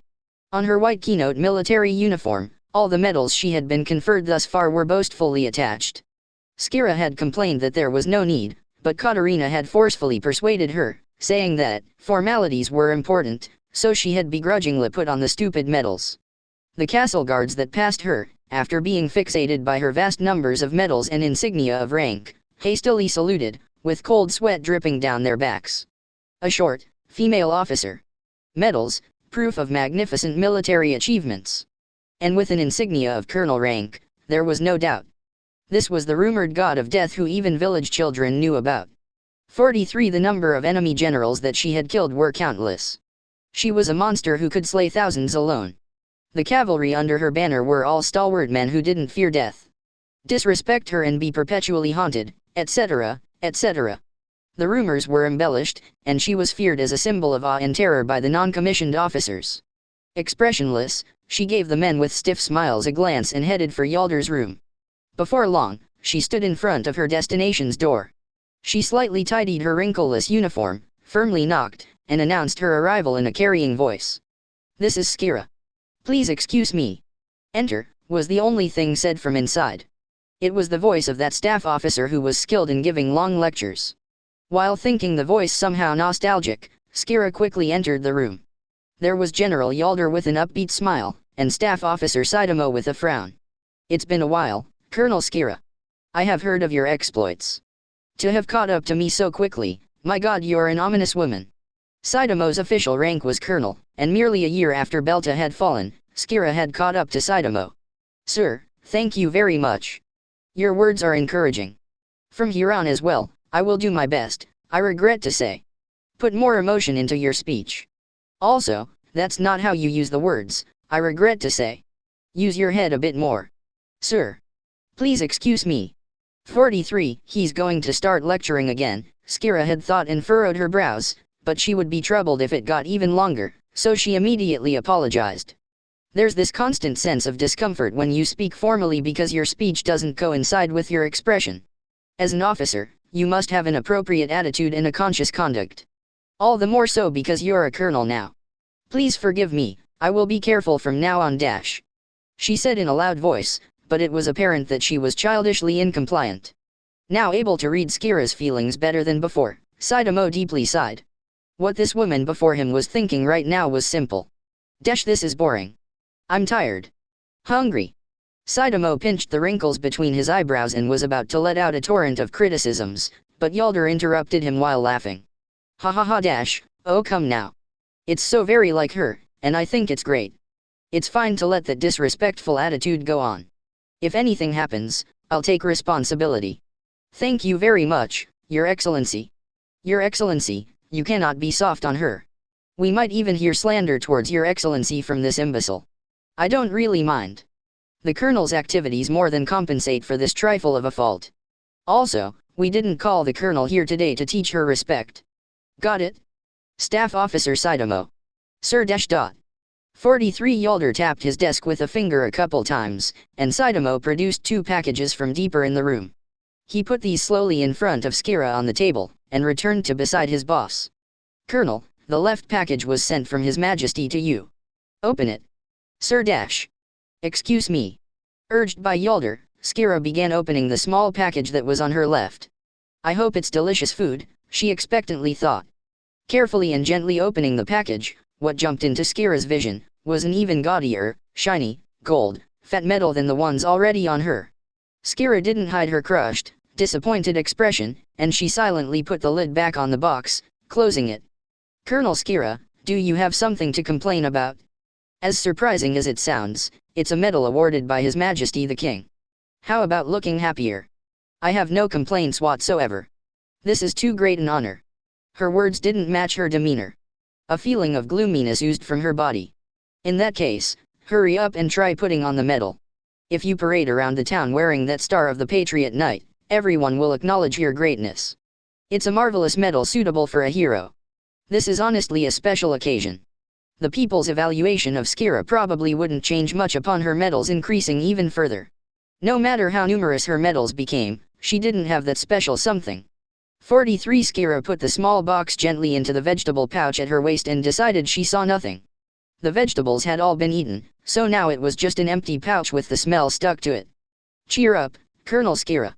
Saitama, you have a terrible personality. When did that happen to you? Yalder asked with a sarcastic smile, and Saitama plainly replied, ever since working under Your Excellency, I became like this all of a sudden. That's so.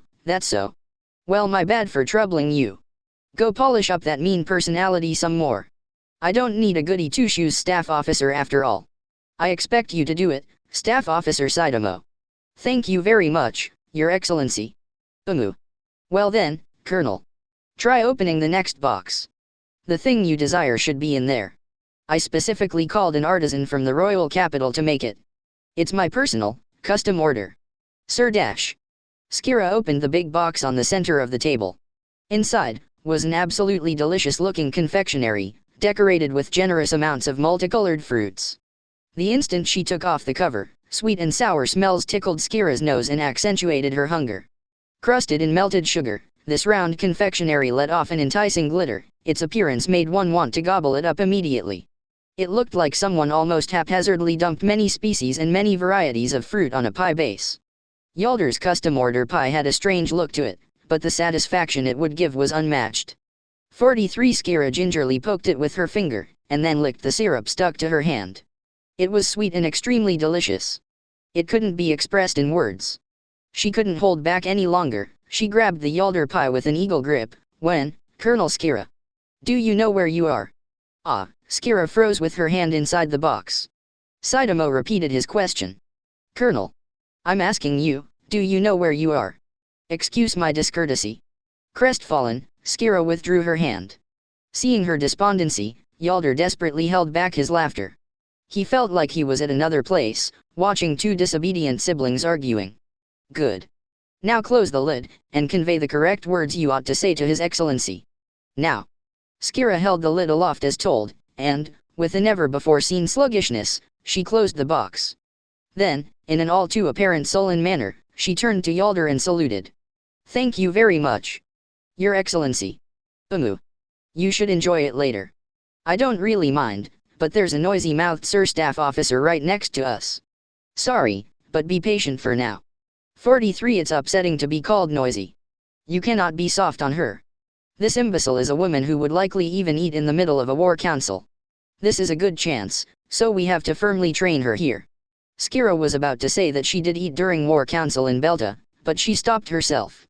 Since she felt like the sweets would go even farther away. While pacifying Saitama, who started ranting, Yalder turned back to Skira. Colonel, our business is concluded. Probably soon, the orders to depart will come. I'm not exaggerating when I say the next battle will decide the fate of the kingdom. Give everything you have. Of course, we will also fight to the death. I expect much more greatness from you. Sir, please leave it to me. I will absolutely massacre the rebel army. Very well.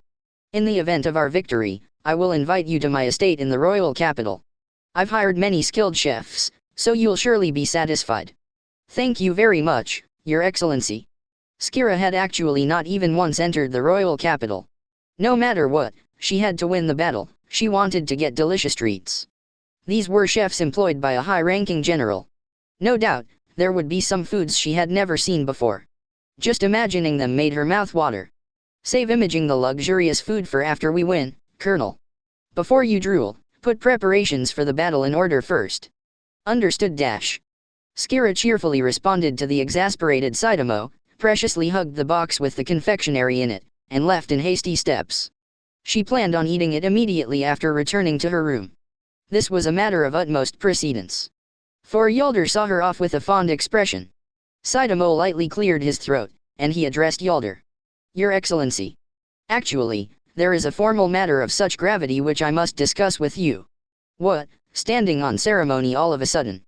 Don't tell me, you've fallen in love with Skira and want to establish a formal marriage interview? Sorry, but it won't work out.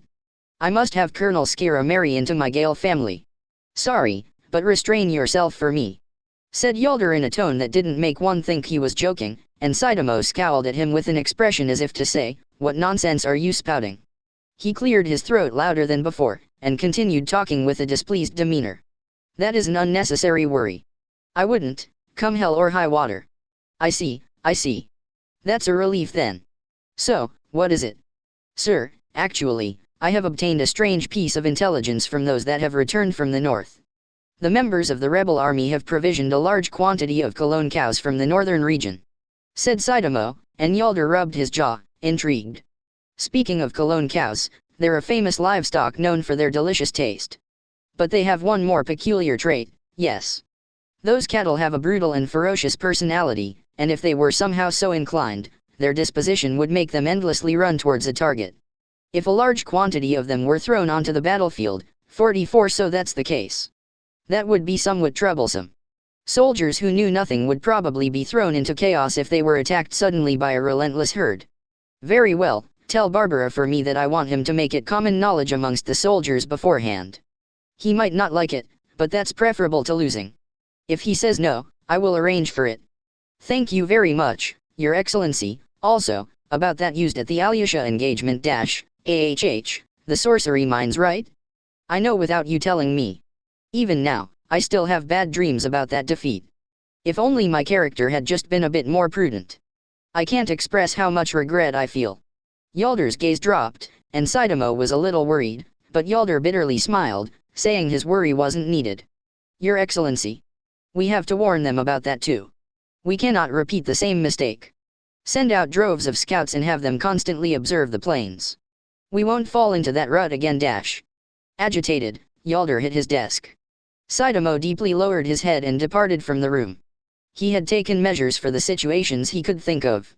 He had devised a counter-plan for the sorcery mines, and had advised caution against the schemed cologne cows.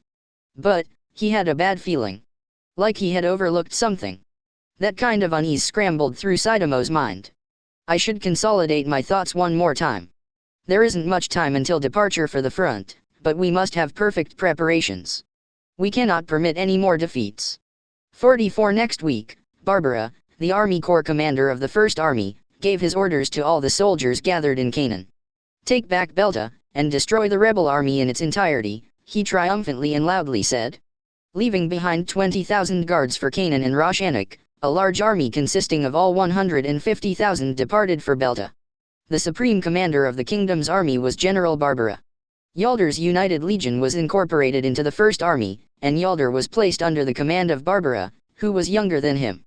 Yaldar had once been an army corps commander himself, but victory of all things was more important than his own useless pride, so he obediently followed.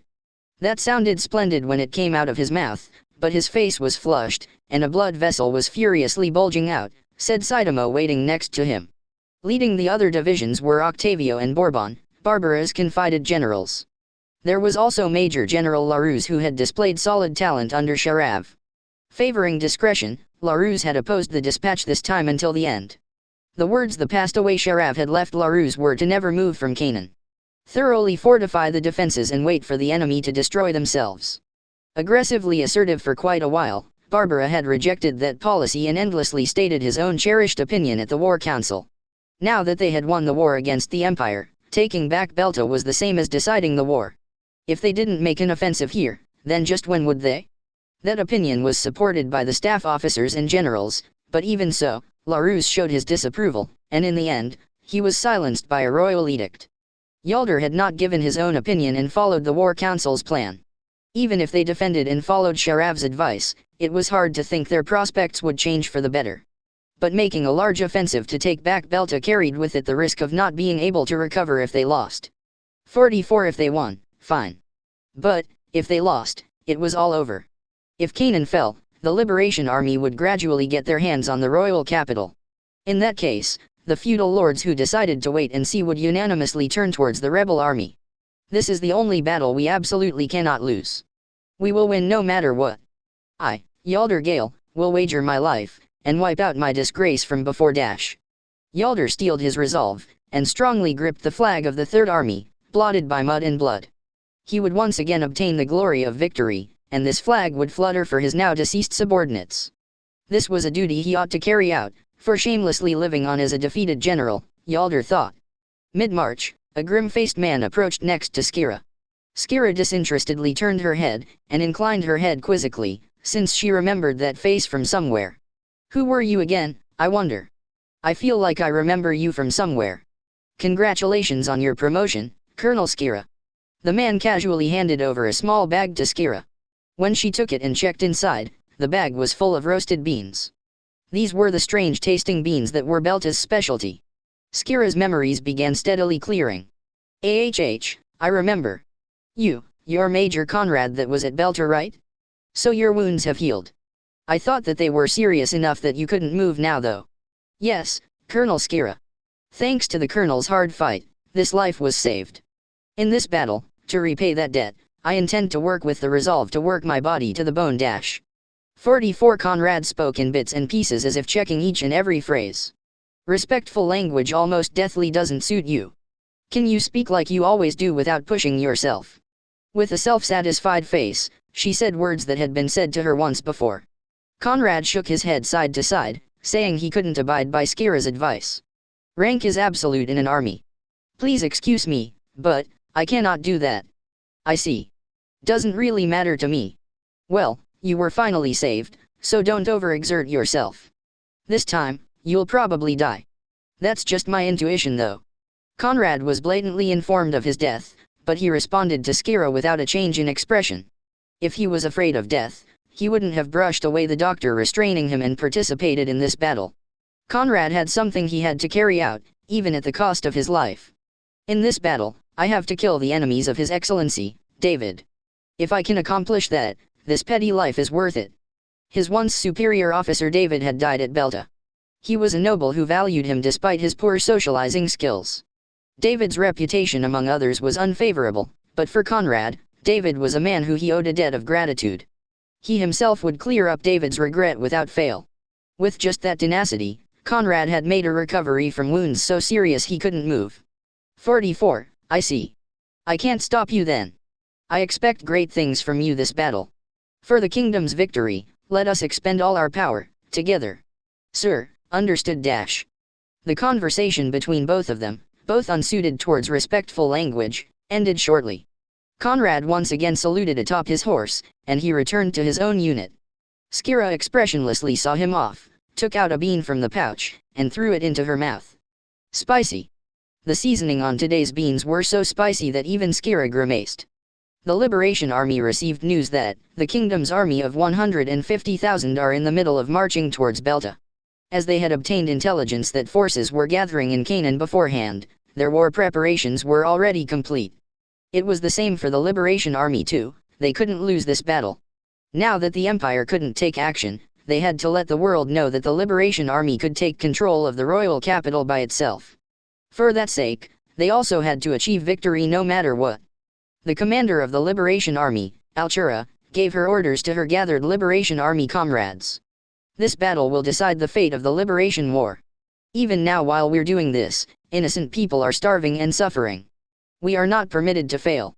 We must overthrow the current monarchy, spreading its harsh tyranny, no matter the costs. For that sake, much blood may be spilled, and many comrades may lose their lives. I will carry all those sins, and then, we will undoubtedly kill Christoph, the source of this 44 misgovernment. This, I swear to you. To build a world where no one has to suffer, where everyone can live in smiles, please, I want you to lend me your strength. Altura unsheathed her sword and majestically raised it towards the heavens. Cheers rang out like an explosion, and shouts of, "Long live the Liberation Army," roared. Gazing at them with a triumphant expression, Altura lived up to everyone's cheers. The soldiers of the Liberation Army were not fools. They didn't think they could live in complete harmony like the princess described. But even so, it was hard to put into form their hatred and resentment towards the current kingdom tormenting them. That outlet for their seething rage that turned it into a just cause, that was Altura and the Liberation Army.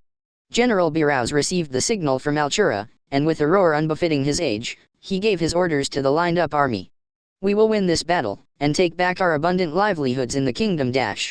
For that, we must make Canaan fall no matter what. Fight until you die. Justice is on our side. Begin the march. Begin the march. Target, Bertisburg Plains." The Liberation Army, totaling 130,000, departed from Belta to intercept the advancing army of the kingdom. They planned to annihilate the approaching enemy army, and instantly take Canaan lacking in men. If this went well, they could probably put an end to this war. Both armies would crash in Bertisburg Plains spread between Belta and Canaan. The largest forces of the kingdom's army and the Liberation Army would clash in this battle. The plains had good visibility and gentle sloping terrain. Characteristically, there was a high ground called Karnas Plateau, and it rose up, looking down in every direction. Diener, tactician of the Liberation Army, had successfully deployed a formation quickly on that high ground. They built a quick encampment on it, and a division led 44 by Gomza was deployed for its defense. Gomza was also a general who burned with the desire for revenge. He had quit his post as staff officer and now led an army unit. Also, 2,000 Cologne cows provisioned by Vander from the north were firmly bound, covered, and stationed at the rear of the army. Half of them were attached to wagons with their canopies covered. In these carts were stacked a certain something. On the other hand, the kingdom's army also spread out their forces and confronted the rebel army from the front. Having the advantage in numbers, the kingdom's army roughly planned to take the momentum and suppress them with a frontal attack. At the same time, an operation was worked out to take back the threat of Karnas Plateau. Barbara and the main body of the army was the center wing. The left wing was Bourbon's division, and the right wing was Yalder's legion placed in the back. Skira's cavalry was entrusted with the role of advance guard for the center wing. There would inevitably become the foremost front line and see the fiercest battle. Casualties would naturally be high, but there was also the honored duty of starting the battle. Skira's entrusted role was to drive a wedge between the enemy's center and left wing. Highly valuing Skira's prowess, Barbara had given Skira this important duty and had stifled his confident Octavio's opposition. Assigned as her support was Major Conrad, formerly of the 4th Army, who recently had recovered from his wounds, and Octavio, who had opposed until the end. Barbara's main body and Bourbon's division would be a decoy to stalemate the front, and the main duty lay with the right wing led by Yalder. Desiring experience and valor, Barbara had ventured to select Yalder, who he had a dog-cat relationship with, for this duty. Now that his desire for promotion had been satiated, he intended to do everything he could for victory. He also had reason to harbor doubts about the leadership ability of his confidant Octavio and the others. 44 After they divided and isolated Karnas Plateau, Yalder's right wing would circle around, aim for the side thin-in defenses, and annihilate them, which would bring the operation to its final stage. After gaining control of the high ground, they would use that momentum and descend on the enemy headquarters. This was Barbara's drafted operation. Your Excellency Barbara. Why did you let General Yalder command the detached right wing dash? Not only that, I cannot believe you left the role of the wedge to that little girl. Please entrust such an important role to the senior generals of our First Army.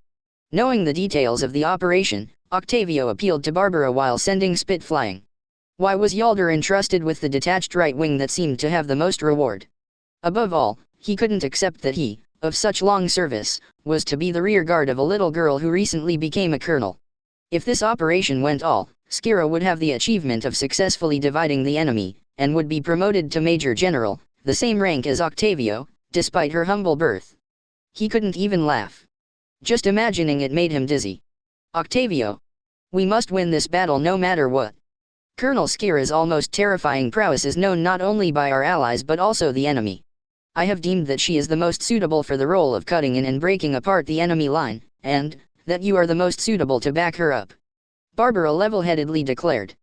Octavio persisted, but Barbara took no notice of him. Your Excellency. You're annoying dash. This is a decided matter. We cannot make changes now. You should obediently follow my orders dash. Dash. By your will. 44 Barbara scolded, and Octavio was unwillingly cowed. Normally, he was very daring, but in crucial moments, he had a timid side to him, which Barbara had seen through. Octavio left the pavilion, and took along his adjutant who was waiting outside for him back to his own camp. Barbara rubbed his temples. He now finally realized Sharav's troubles. He had been able to complain as much as he wanted precisely because Sharav was there to complain to.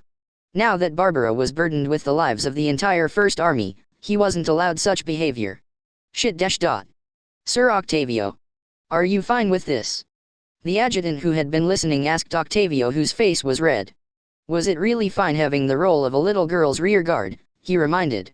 Octavio's promotion went hand in hand with his. War is something that once started, judgment on scene takes priority. Commanders who adapt themselves to the situation are who we need to be our generals.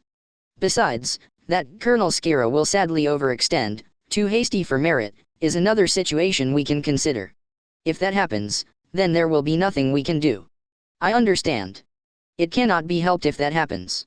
It is a common story where someone dies in battle, too impatient to distinguish themselves and too lustful for promotion. The adjutant had a seedy smile. Octavio continued further. In fact, it might be better to abandon that little girl, and when the enemy is negligent, we cut into them. Kuka dash, if she has as much prowess as the rumors say, she'll probably survive. There's absolutely no need for us to support. I'll win this battle, and the nuisances will disappear. It goes without saying that Skira, who had been promoted with frightening speed, was included in those nuisances. The nail that sticks out gets hammered down. He had to quickly deal with this dangerous sprout that was likely to threaten his position, and he would nip it in the bud. It was these kinds of pointless political disputes that had been corroding the kingdom's army, but the persons themselves didn't care at all. Leading her cavalry and standing on the front lines, Skira took out a package she had fastened to her horse and devoured the final slice of the Yalder pie. Mixes of fruit juices gushed in her mouth, and Skira had a beaming, happy smile. To be able to enjoy the tastes of so many fruits in just one pie, perhaps Yalder who had thought of this was a genius. Skira's impression of Yalder improved. The surrounding soldiers were watching her affectionately. There was an alluring, gap feeling about death who everyone feared stuffing her cheeks with sweets like a plain village girl. Colonel, you saved His Excellency Yalder's present for this day? I thought you had ate it all. You had seemed much captivated by it. Inquired Katerina, and Skira shook her head up and down while slowly chewing. Today is a special day. I'll be able to kill tons of the rebel scum to my heart's content. That's why, I thought to eat something good before the important battle. 45 Skira had prepared the tastiest food she could, and that was this Yalder pie. If she could go to the royal capital, she intended on using all the money she had and going on a shopping spree. Yalder's feast, this delicious treat, she thought about going to the royal capital right now immediately, but she held back. Eating was important, but dealing with these scum was just as paramount. So that is the case, I understand now. Actually, I wanted to share some with you, but I ate all of it and there's nothing left. Sorry. If we go to the royal capital, I'll buy you all your share. Look forward to it. Not at all. Your feelings are enough for me. Katerina courteously declined. To be honest, she didn't like sweet things that much. Oh, said Skira. She licked her fingertips and stretched. Dogs of the rebel army as far as the eye can see. Annoying trash in swarms. Infestation to the extreme. Don't you think so, Katarina? The vexatious forces of the rebel army were spread out far in front of them, and their green flag that made her irritated just by looking at it was fluttering. Genuinely displeased, Skira narrowed her eyes and grimaced. Her happy feelings instantly changed to something darkish.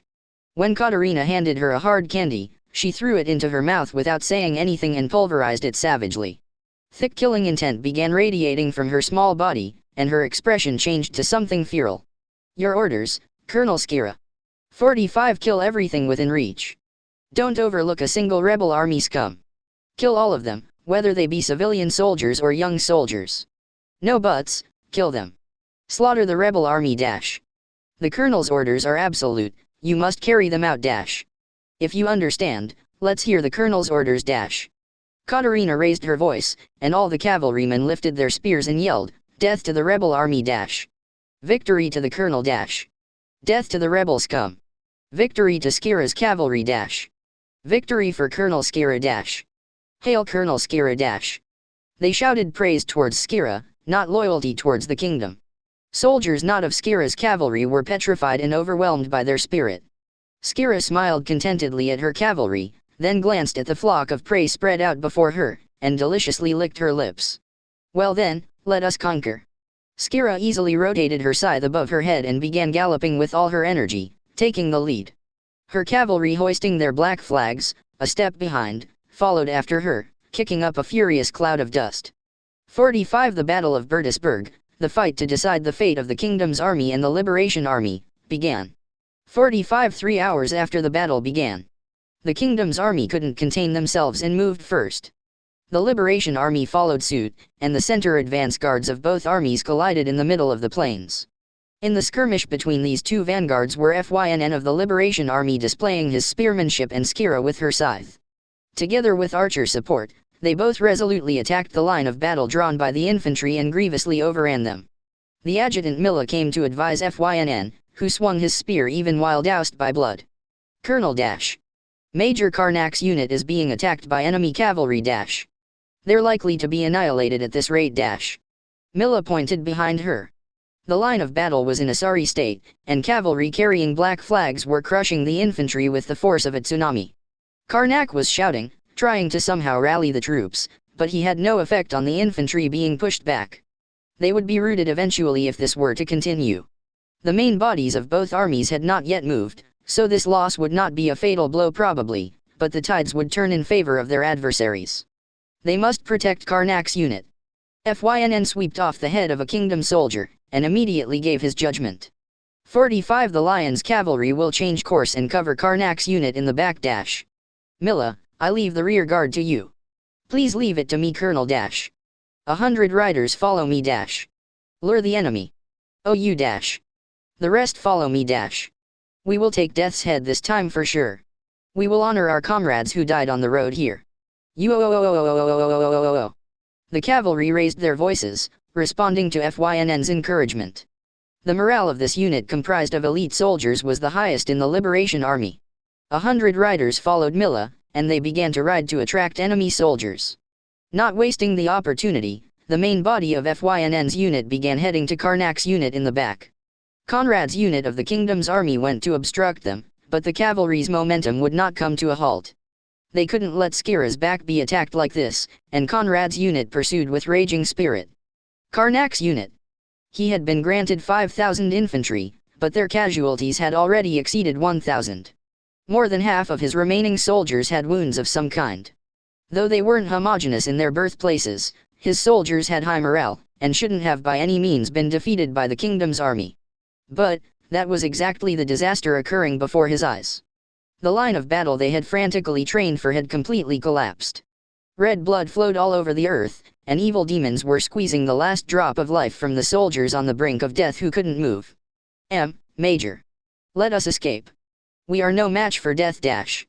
Give the permission to retreat. 45 An adjutant with a sobbing face approached, but Karnak gripped him by the collar and shouted at him. You fool dash. This battle decides the outcome of the Liberation War dash. Do you think that our vanguard in front of all the others could retreat? However dash. Shut it, death god though she may be, she's human like us. She's nothing but an embellished and spread rumor dash. And take a look, Colonel Fynn's cavalry is heading our way. We just have to hold out a bit longer. Then we can launch a pincer attack. At Karnak's words, the adjutant focused far in front of them. Certainly, there was a party with the lion's flag galloping towards them. But, he didn't think they could hold out until they would arrive. Because, Major, we've been surrounded dash. Endure dash. Take a square formation dash. Line the spears and don't let them cut into us dash. Remember your daily training dash. Show the enemy no weakness dash. Karnak haphazardly wiped his streaming sweat and grasped tightly his personal weapon, a trident.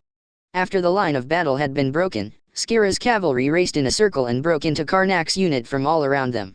While constantly moving, never stopping in their movements, they continued to create fountains of blood. Stationary cavalry was fragile. As Skira understood that through instinct, she strictly ordered her soldiers to never stop moving. To supplement that, Katarina was preventing Liberation Army soldiers from reinforcing Karnak's unit. The black flag with a white crow coat of arms was already well known among the Liberation Army. A tragedy of slaughter was playing out while Death's flag fluttered.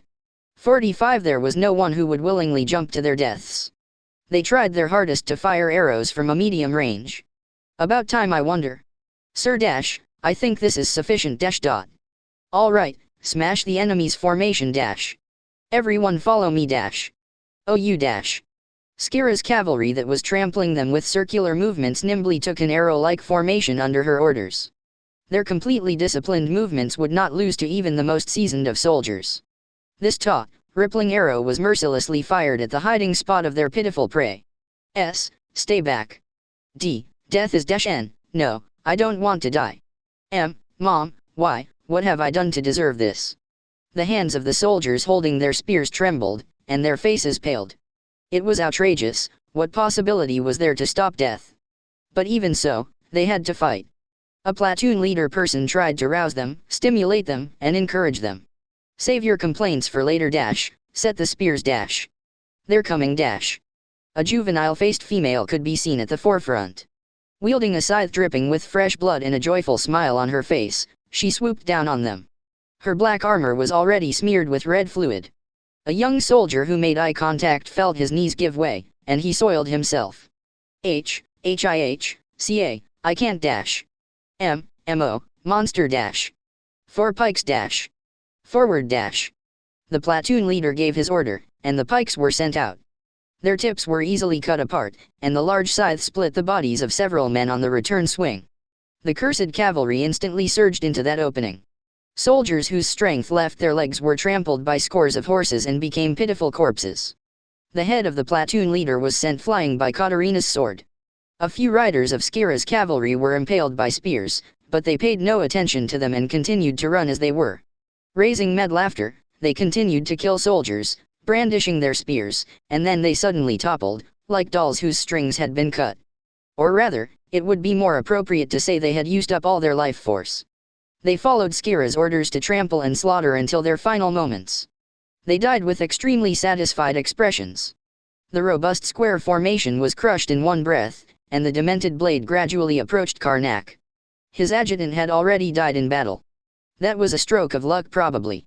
He had died before confronting the monster before them. Definitely, that was a fortunate matter. At least, more fortunate than him. Karnak lowered his hips so his gaze wouldn't meet Skira's atop her horse. His target was the horse. He would stab the horse, and kill death when its posture was in disarray. He could see himself winning on equal footing. The horse must fall first.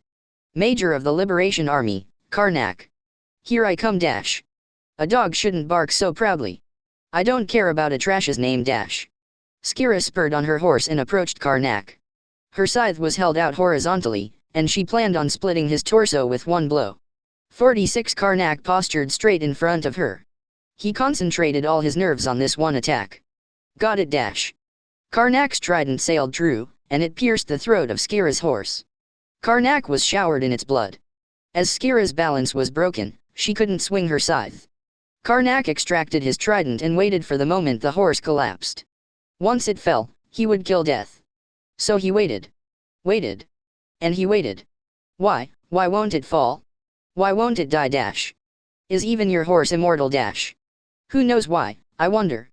Dumbfounded, Karnak studied the horse. He was sure his trident had torn the horse's throat. Yet, why wasn't this horse dead? Why wouldn't it fall? He couldn't kill death if it didn't fall. In the horse's empty eyes, the agitated figure of Karnak was reflected. That moment, he thought he saw it smile. Like it was scoffing at the few seconds he had left to live.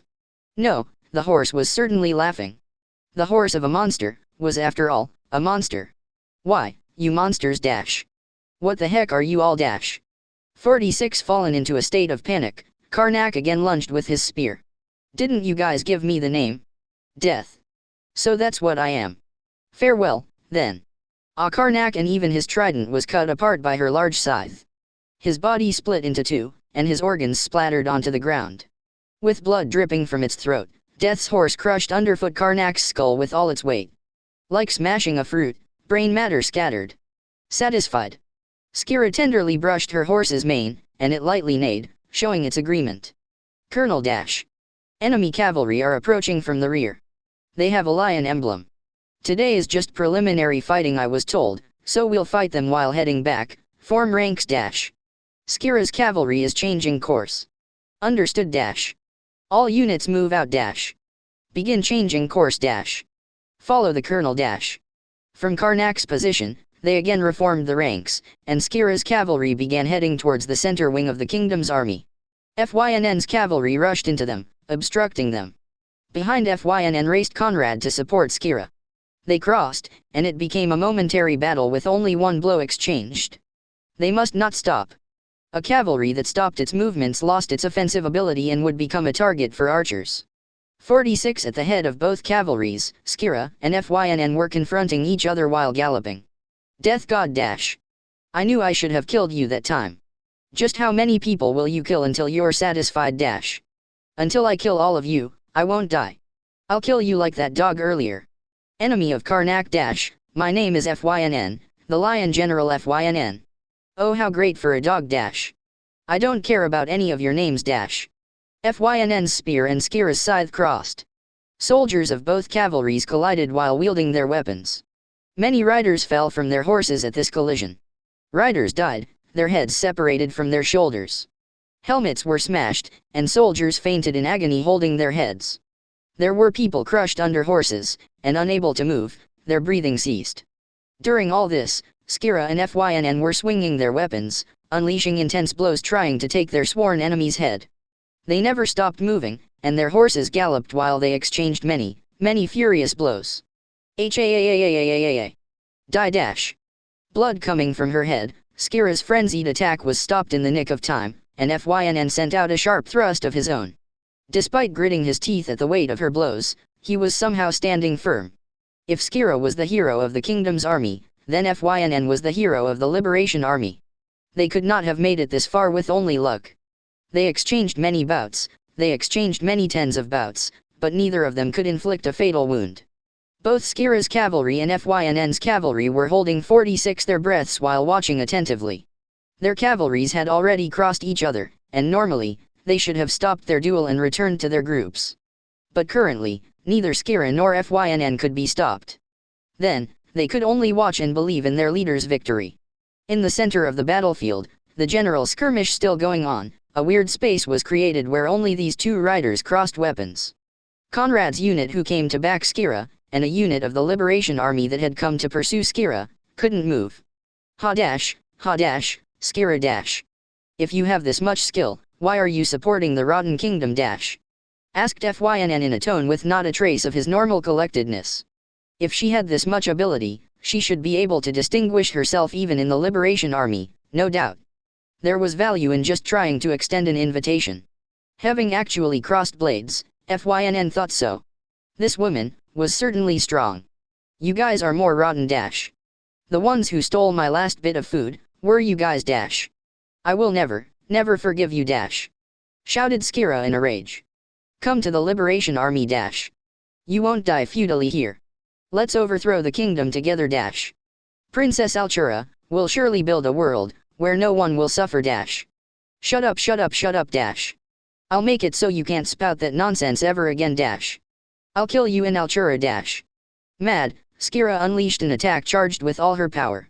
It was an blow unleashed with her eyes bloodshot and her teeth clenched to their limits. It was Skira's greatest 46 swing, loaded with all of her energy that would smash even the strongest impediment without any resistance. Her scythe howled in displeasure. Of course even FYNN couldn't receive this blow, he judged, and he promptly threw himself off his horse to evade. FYNN's horse in the wake of the scythe was cleaved in two, spasming while its viscera flew out of its torso, and it died. Skira with her breathing ragged approached FYNN with his posture broken, to give him the finishing blow. This is the end. Regret that mouth that made fun of me. I'll cut you limb from limb. Ka-dash. Having thrown his spear away, FYNN drew his sword while on the ground. He wouldn't be able to stop the next blow like this. He would be cut along with his sword. And he would die. FYNN steeled himself, when, save the colonel dash. Repulse that death god. Archers ready dash. Fire dash. Receiving Adjutant Milla's orders, the archers volleyed at Skira. Several fired arrows struck Skira's armor and her horse, hindering her before her final blow could reach her prey. Arrows were fired again. She didn't receive any fatal blows, but Skira couldn't go on the offensive. You trash, get out of my way dash. Kill the death god dash. Use any means necessary dash. Kill her here dash. Another volley, fire dash. Aim for that thing's horse dash. 46 Skira spun her scythe to brush away the drizzling arrows. Seeing that opening, FYNN corrected his posture and ran towards his own soldiers. Skira clicked her tongue, and returned to beside Katarina and the others while knocking down arrows. She could have killed that man with one more blow. But, he was lucky until the very, very end. And, her luck was bad. That's all it was. Are you unhurt, Colonel? Damn it, to intrude upon a one-on-one fight dash. Katarina and the others had restrained themselves from interfering in the commander's one-on-one fight in fear of incurring Skira's displeasure. She deeply regretted her mistaken decision. Yeah. When I thought about a duel, I got too heated, and lost. This isn't a match, but a battlefield. There is no cowardice or cheating. Next time, don't hold back you guys. Kill them all. Sir, understood dash. Horns resounded, calling them back. From both armies. The sun would set soon. The first day of battle would probably end here. Well then, let's go home. I'm hungry.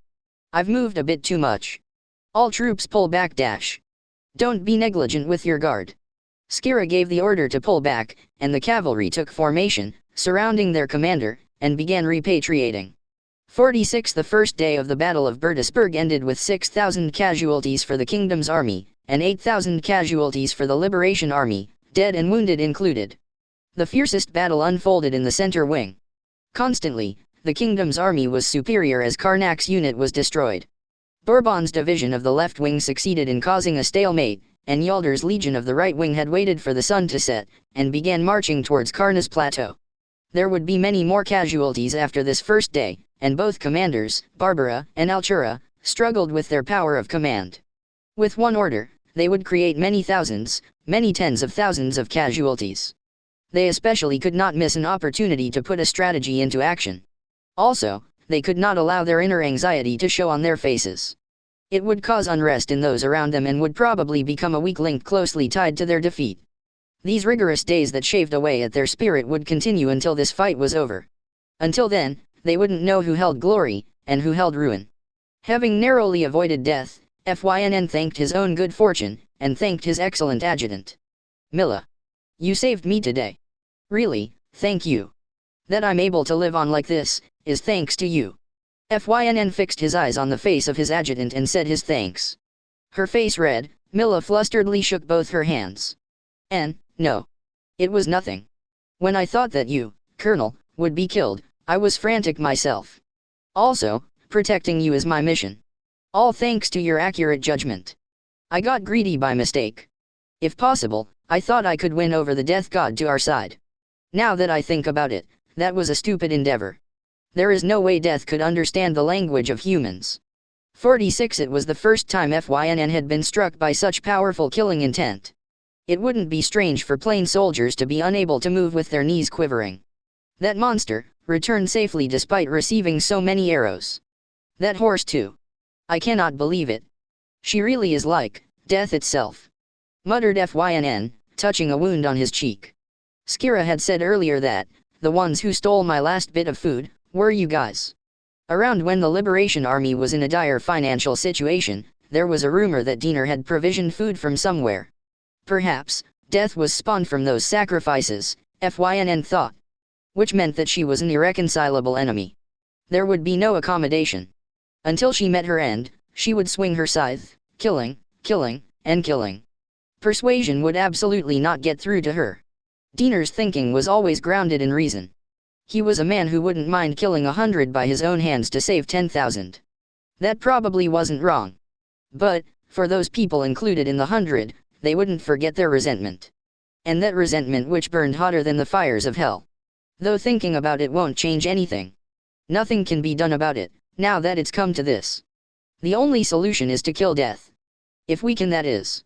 The biggest problem was whether or not they could kill her. Frankly speaking, she couldn't be fought one-on-one. He couldn't believe it, but Skira surpassed him in physical strength. Fynn was probably better in technique and spearmanship. But strength was what it came down to in a battle to the death. Superficial technique would be blown away in the face of overwhelming strength. Really, Fynn had been driven one step away from death. 46 Next time, we will fight with you. Death God though she may be called, if we all fight, I am sure we will manage somehow. Justice is on our side. We will not lose to something like death. Fynn smiled at his constantly optimistic to a fault adjutant. Fynn was captivated by that side of her. But, for that very justice, how many thousands of lives had been lost today? It would be fine if they had resolved to die. But, what about the volunteer soldiers or the militiamen? And who would take care of their families left behind? What even was justice? Fynn didn't know. But, he couldn't vocalize that. He had gambled on the Liberation Army's victory. That's why he had decided to rise up. He would keep running until the end. No matter how much blood would flow. He wouldn't die until then. Like he could let himself die. He would necessarily live until the end, and leave behind his name as a hero. Momentum has gone to our adversaries for the beginning of this battle. We have to recover from here. Starting tomorrow, we have to work even harder to make up for our disgrace today. Sir, we will serve with everything we have. That night, Skira was having a meal next to her beloved. While gently petting her dear horse lying beside her with his eyes closed, she was drinking now cold soup. Seeing her, Katarina hesitantly asked her. Colonel. For Katarina took out her cane from her waist. If Skira wished it, it wasn't impossible for this corpse to move. She began preparing her sorcery, and waited for the signal. No need. Even if you force it to move, it won't be my horse anymore. So, I will separate from this child here. It's a little lonely though, since this child has always been with me. Skira quietly shook her head sideways. If Katarina used her necromancy, they could certainly be together like always. But, it would be different, she thought. The soul accompanied the self. In that case, what was here, was only a lump of meat. Though she looked at this meat, she felt no surge of appetite. Even if she ate it, she wouldn't be satisfied. So she wouldn't eat it, it surely wouldn't be delicious. Forgive me for being so obtrusive. I beg your pardon. Deeply apologizing, Katarina fixed her askew glasses. It's fine. I honestly thought about eating it, but I'll stop this time, since I don't have the appetite for some reason. So, I won't eat this child. After this meal, I'll give him a burial. He carried me all the way here, even with his throat cut. Don't you think he did his best? Sir Dash. While his throat was perforated and his entire body was showered with arrows, he had carried his master back to her allied camp. That wasn't something that could possibly be believed. Yet, this horse had done it. While dribbling bloody saliva, he had carried out his duty. 47 It was originally Colonel Voller's horse of the Imperial Army, but he had been tamed by Skira. Since then, he had carried death and gone through fierce battles together. After struggling along to the ally camp, he silently kneeled, and snuggled his face up next to Skira's, and then expired, like he had used up all his vitality. While still riddled with arrows, Skira took out all the arrows on her horse. After cleaning up her horse's body as much as she could, she thus then had a meal together. The people not of Skira's cavalry gazed uncannily at her. How could a person who showed such lack of mercy towards her enemy show such deep compassion towards just a horse? They couldn't understand. The cavalry members could understand the feeling.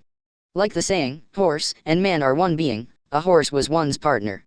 The soldiers of Skira's cavalry, no longer able to bear this treatment akin to a criminal being publicly exposed, chased away the onlookers, and then only Skira and her horse's body were left. Can you prepare a horse for me to ride tomorrow? If possible, a strong horse like this child. The fight will yet continue.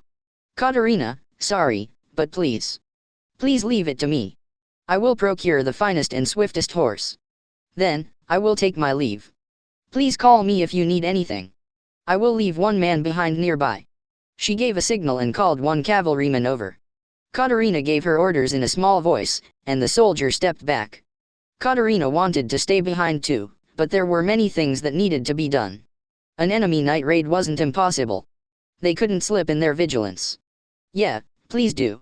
I will stay a little longer, so you go ahead. Katarina saluted and left the place behind. In the darkness now returned to silence were left Death and her beloved horse. Until Skira felt satisfied, she kept on brushing the cold body. 47 With an expression unfit for a grim reaper who spread death, she rested her head on her horse's abdomen, caked with dried blood.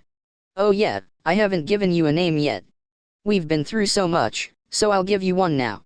Stay with me a little longer, until I can think of a good name.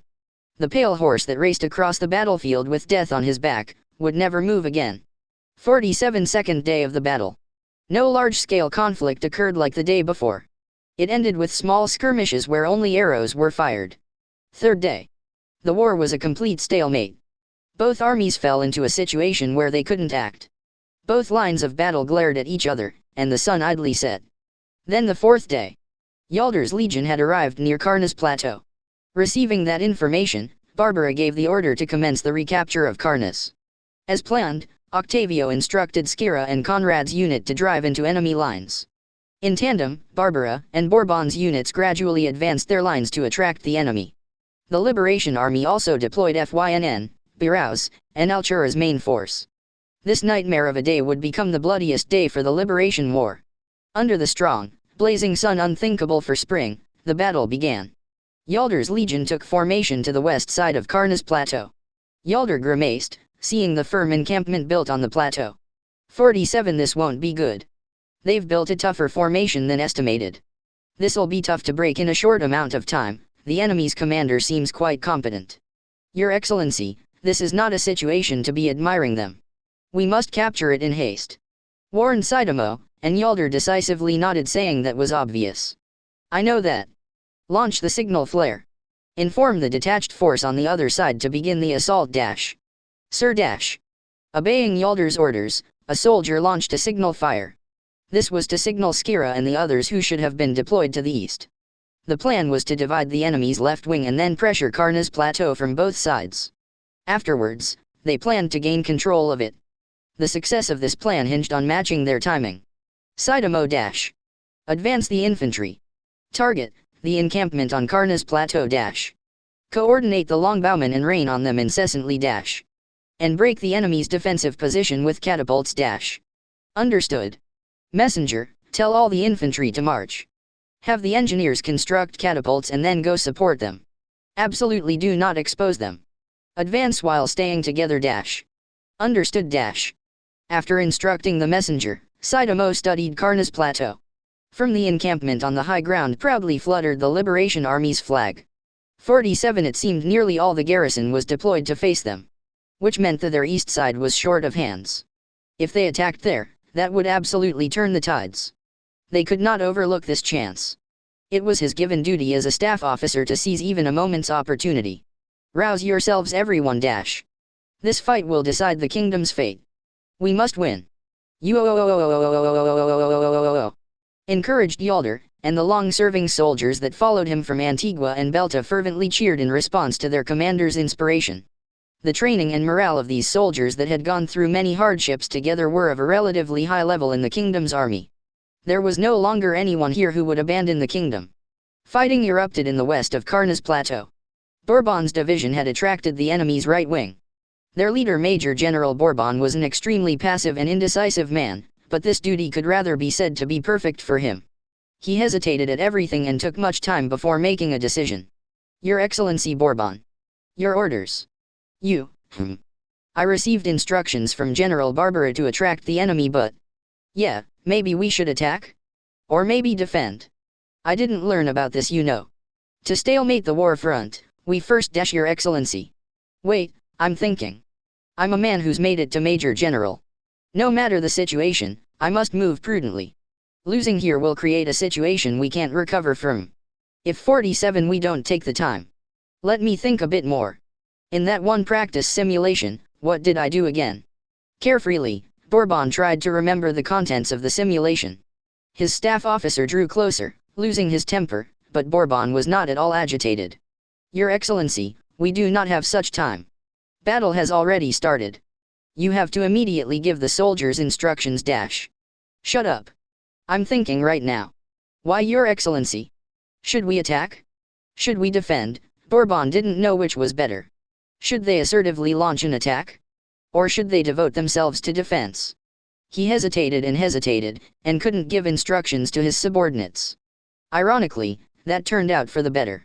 Confronting them, Birouze's vanguard of the Liberation Army came for a resolute attack, but Bourbon's division didn't go at them from the front, but evaded, slippery like an eel. Bourbon's inability to make a decision ultimately became instructions for them to make the decisions on site. On the other hand, as Birouze had long years of experience with commanding, his subordinates unconditionally abided by his instructions, believing that he would lead them to victory if they followed him. That dependence brought forth some delay in their movements, and they couldn't catch up with the kingdom's army arbitrarily moving, making decisions on site and adapting themselves to the moment. What the commander of the kingdom's front line prioritized above all was to not die. He would fight such that he wouldn't violate military regulations, deal with it adequately, and then retreat. And then when he judged that there was an opening to take advantage of, he would adequately launch an attack, distinguishing himself. 47 Though their morale may be low, they were picked troops thoroughly trained by the now deceased Sharav. There were many excellent men among their non-commissioned officers.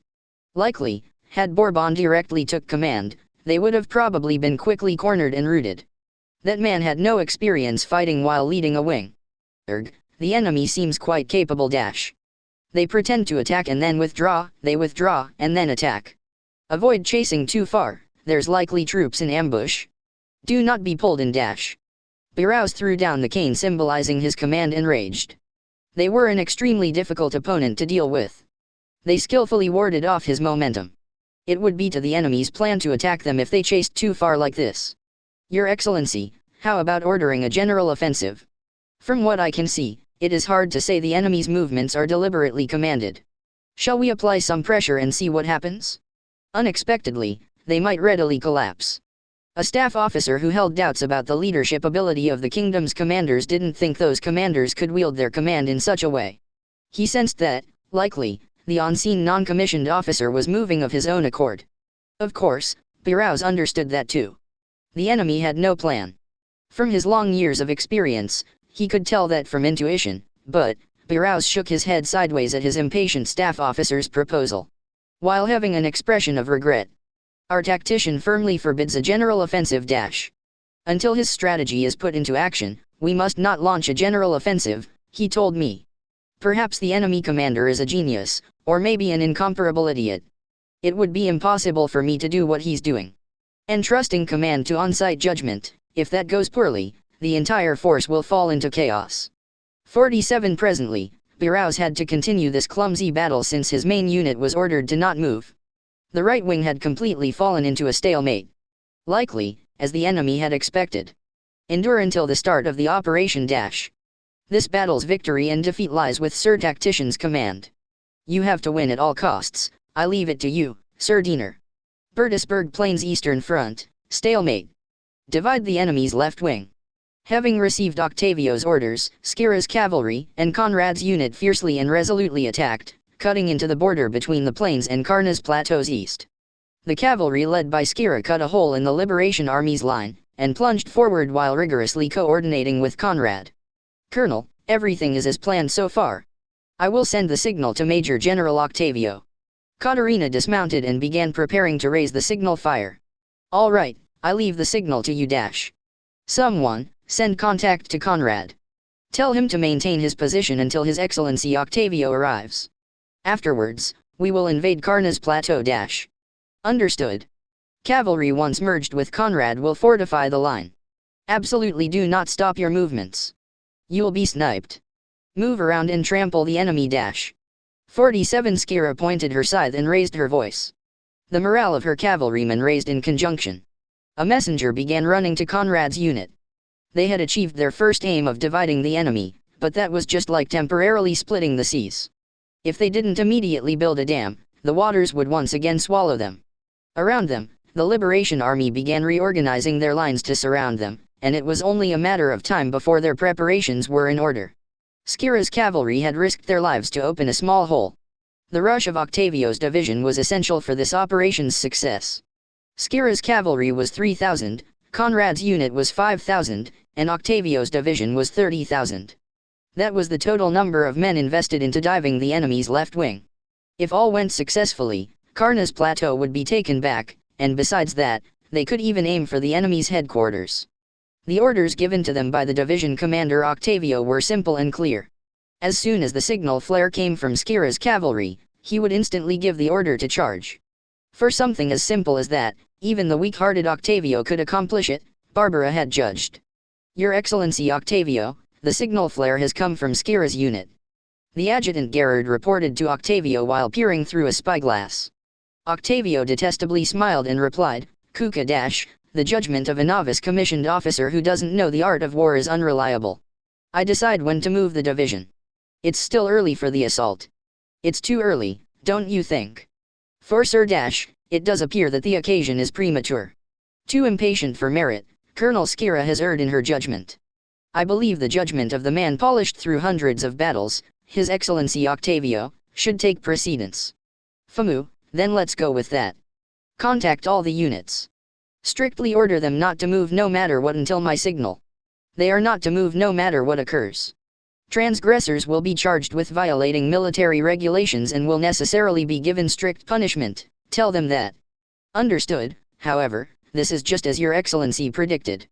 Your discerning eye leaves me in admiration. Flattered Gerard, and Octavio pleasantly laughed. It seems that the Star God is our ally too. If General Barbara is promoted to Field Marshal, I will also surely be promoted. The rebel army will be annihilated, and the nuisances will die here. There will be no one standing in my way. Of course, you'll be following me too. I'm not a man who forgets loyalty. Sir - I will follow Your Excellency to the ends of the earth. Well then, let's watch together, the final moments of that little girl who doesn't understand her place, the collapse of the famed death god of the rumors. Just how will she die? Kahaha - This is so pleasing. Taking out the spyglass on his waist, he gazed with a sneer at the place where Skira's unit was fighting. The Liberation Army was hastily moving their lines to surround Skira and the others. The gap that they had gambled their lives to open was closing without any resistance. Stupid little girl. This is what you get for thinking to stand shoulder to shoulder with me. Kuka - cry, resent your own stupidity, and die - Octavio's division didn't move. 48 Without Octavio's division supporting their rear, Skira and Conrad's units had been completely isolated. In not even an hour, they were entirely surrounded, and like drawstrings being pulled tight, they started being pressured by the Liberation Army. Katerina had sent up signal flares many times, but Octavio showed no signs of moving. They only watched them from far away. Why won't they move At this rate, the opportunity we created will Katerina threw down the fuming cylinder emptied of its flare. Skira calmed her while bitterly smiling. We were abandoned by that trash Octavio. It's so refreshingly easy to understand. But why If they don't rush in right now, this operation will be a complete failure For that garbage, I'm probably more of a hindrance and of an eyesore than the rebel army. And so, he would throw away victory, and he would choose to let 8,000 soldiers die. Isn't that it? Slowly rocking the scythe on her shoulder, Skira informed Katerina. All while gently brushing the body of her new horse that she wasn't used to riding yet. As soon as she made it back, she would kill Octavio. Absolutely, kill. Skira etched that onto her heart. No way. 48 While touching her glasses with trembling hands, Katerina stood in mute amazement. This kind of unreasonable thinking, letting their chance of winning slip from right under them, was absurd. Why did such a fool have the position of a division commander? It was entirely incomprehensible. Nevertheless, the reality was as Skira stated. Octavio's division would not move. Colonel. At this rate, we will be annihilated without accomplishing anything. We ought to leave behind one unit to buy time, and the other will invade Karna's plateau, as per the strategy. Yaldar's legion is, even now, conducting an offensive. We have to back him from our side. Sweat-smeared and dust-covered Conrad, out of breath, proposed to Skira.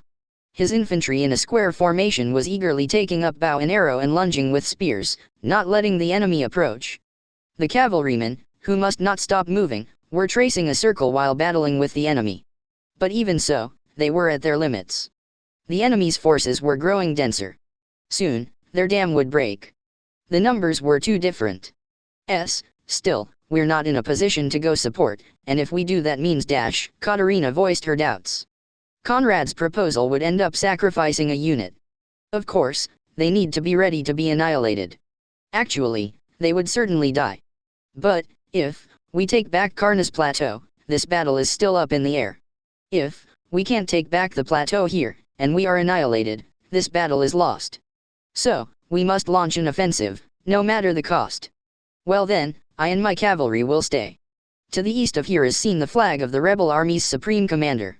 Probably, Altura is there, I think. If we kill her, this battle 48 will be over, won't you say? We'll act as the diversion, and kill the chief of the dogs while we're at it. Skira pointed at the company lined in the distance. On the Liberation Army's flag was drawn the crest of the royal family. It was Altura's flag.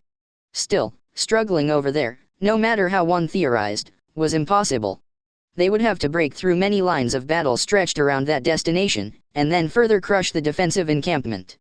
If one considered that enemies would come in support from all four sides, it was as impossible as overturning heaven and earth. No matter how hard Skira fought, she couldn't defend against a rain of arrows. Even if Skira could defend, her horse couldn't. Once she lost her legs, she would be surrounded by infantry and eventually killed. Conrad shook his head sideways and objected to Shara's opinion. Colonel, with your cavalry, you can break through this encirclement and attack Karna's plateau. Also, my infantry, I'm afraid to say, do not have any mobility. Let us remain behind. Major Conrad. Rank is absolute in an army. Didn't you say that the other day? A superior officer's order is absolute. That's what it means to be an army. Abide by my orders. Your unit will immediately commence an assault on Karna's plateau. Skira knocked down a flying arrow, and ordered. She took out a sickle from her waist and threw it at a man commanding the archers in the distance. The sickle stuck into the breastplate of his armor, and her target stopped breathing. The archers of the Liberation Army were unnerved, and they momentarily stopped their attacks.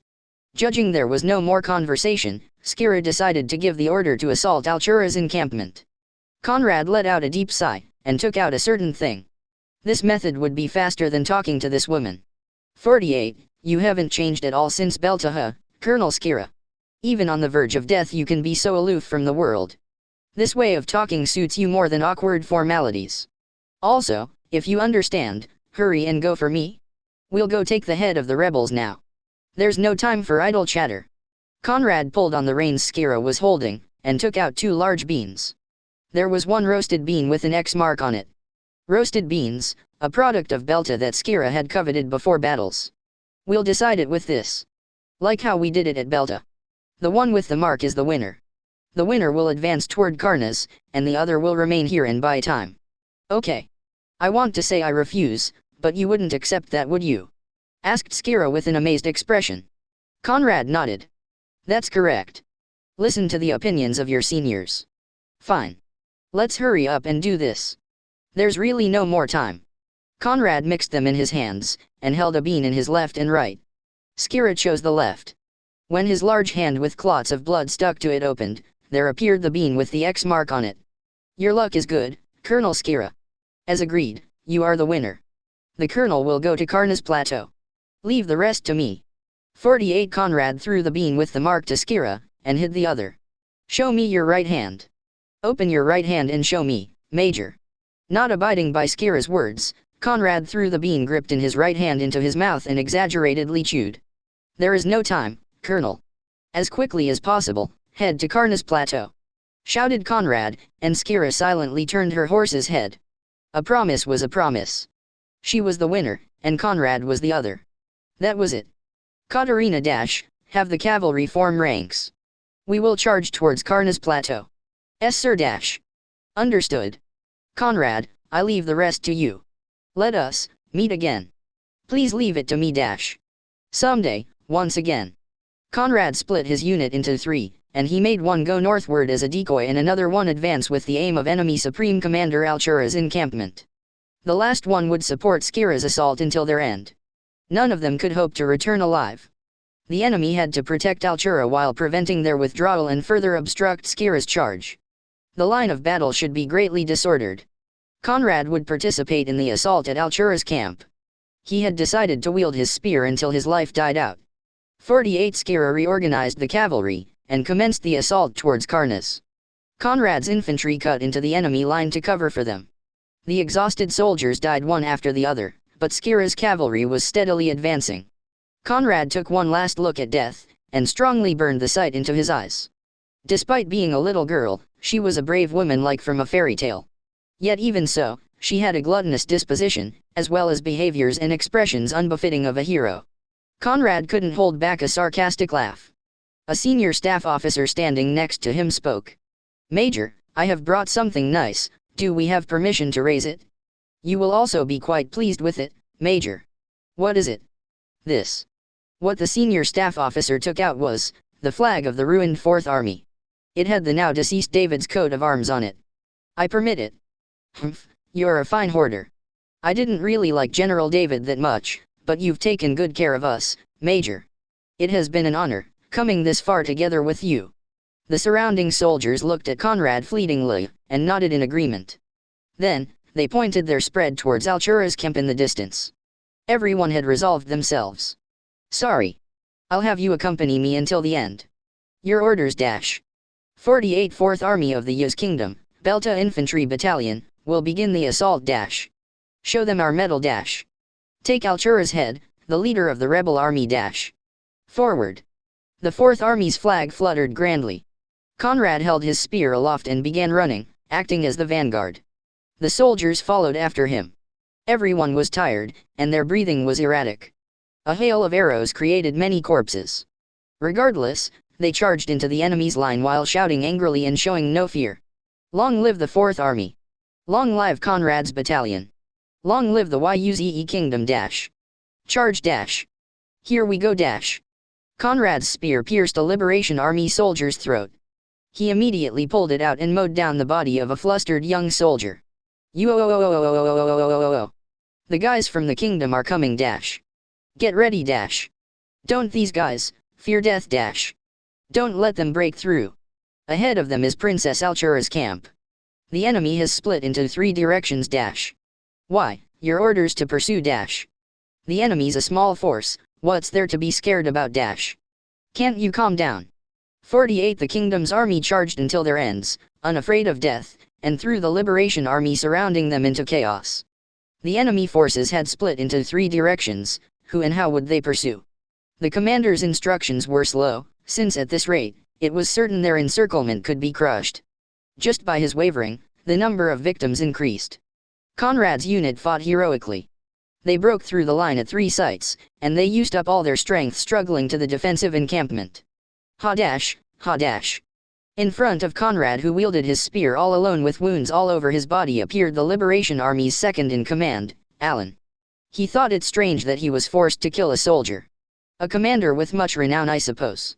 I am the Liberation Army's vice-commander, Alan Keeland. I would like to have a bout with you. Major Conrad of the Kingdom's Army. Here I come dash. Sword and spear struck each other. Alan made the best of his sword's lightness and unleashed a flurry of blows. Conrad awaited his chance while blocking them with his spear. He made Alan overextend, and immediately afterwards brushed away the blade with Alan's weight behind it. Ka-dash! Eat this dash!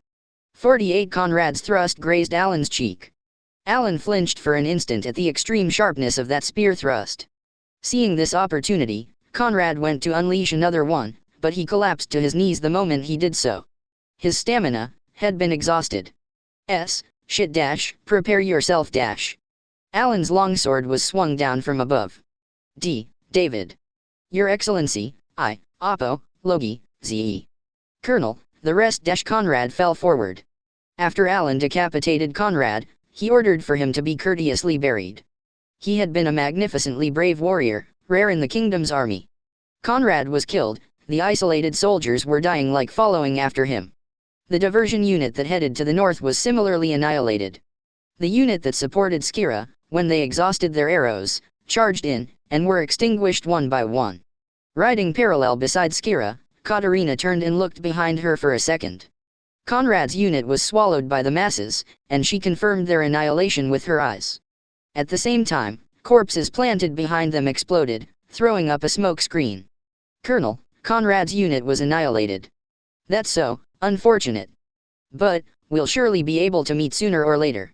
For while swinging her scythe with one hand, Skira took out the bean Conrad had duped her with and put it in her mouth. It was very bitter, and astringent. Skira's face scrunched up.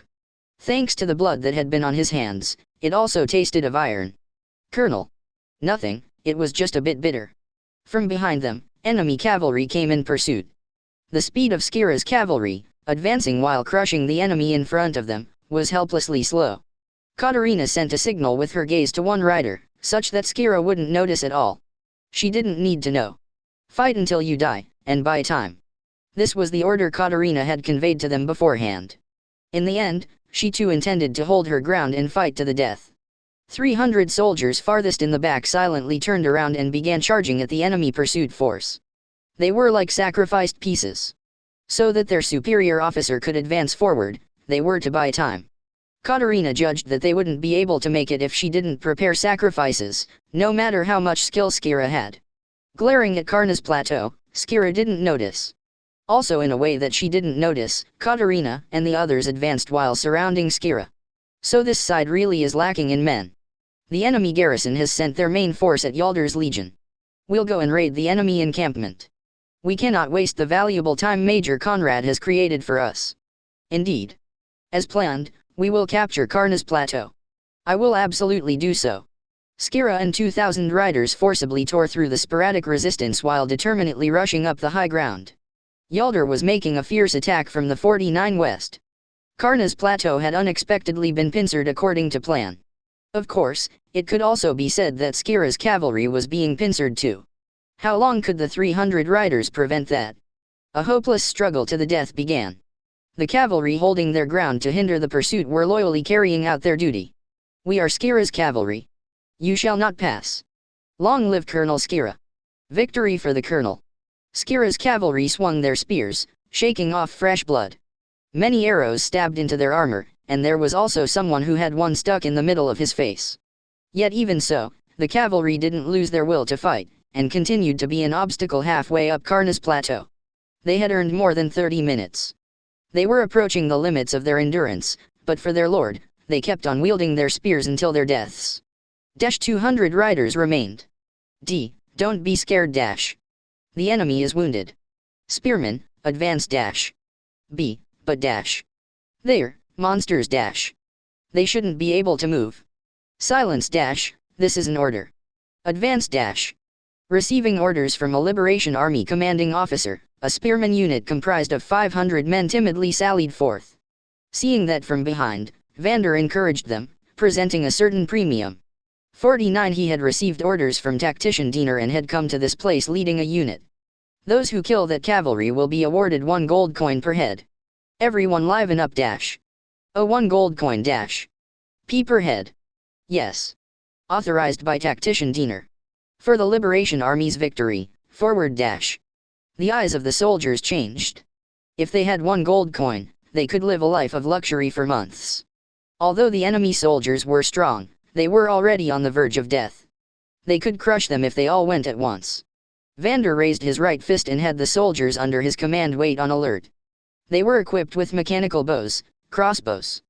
Crossbows were a weapon that anyone could regularly earn results with. It took time to reload them, but their power was guaranteed. In a way unnoticed by the spearman unit, they formed file and notched their arrows. Spearmen, charge. Kill the enemy. 500 men under the infantry commanding officer commenced the assault. Undaunted, the cavalrymen of Skira's unit flourished their weapons, spreading death. It instantly became a melee, but the spearmen that had the advantage in numbers were completely pushed back. These cavalrymen, who had given themselves up for dead and in a sense had become death's soldiers *, were not afraid of being injured. Their fighting spirit was incomparably different from the soldiers of the Liberation Army who had attachment towards life. 49s shit dash. S save me dash.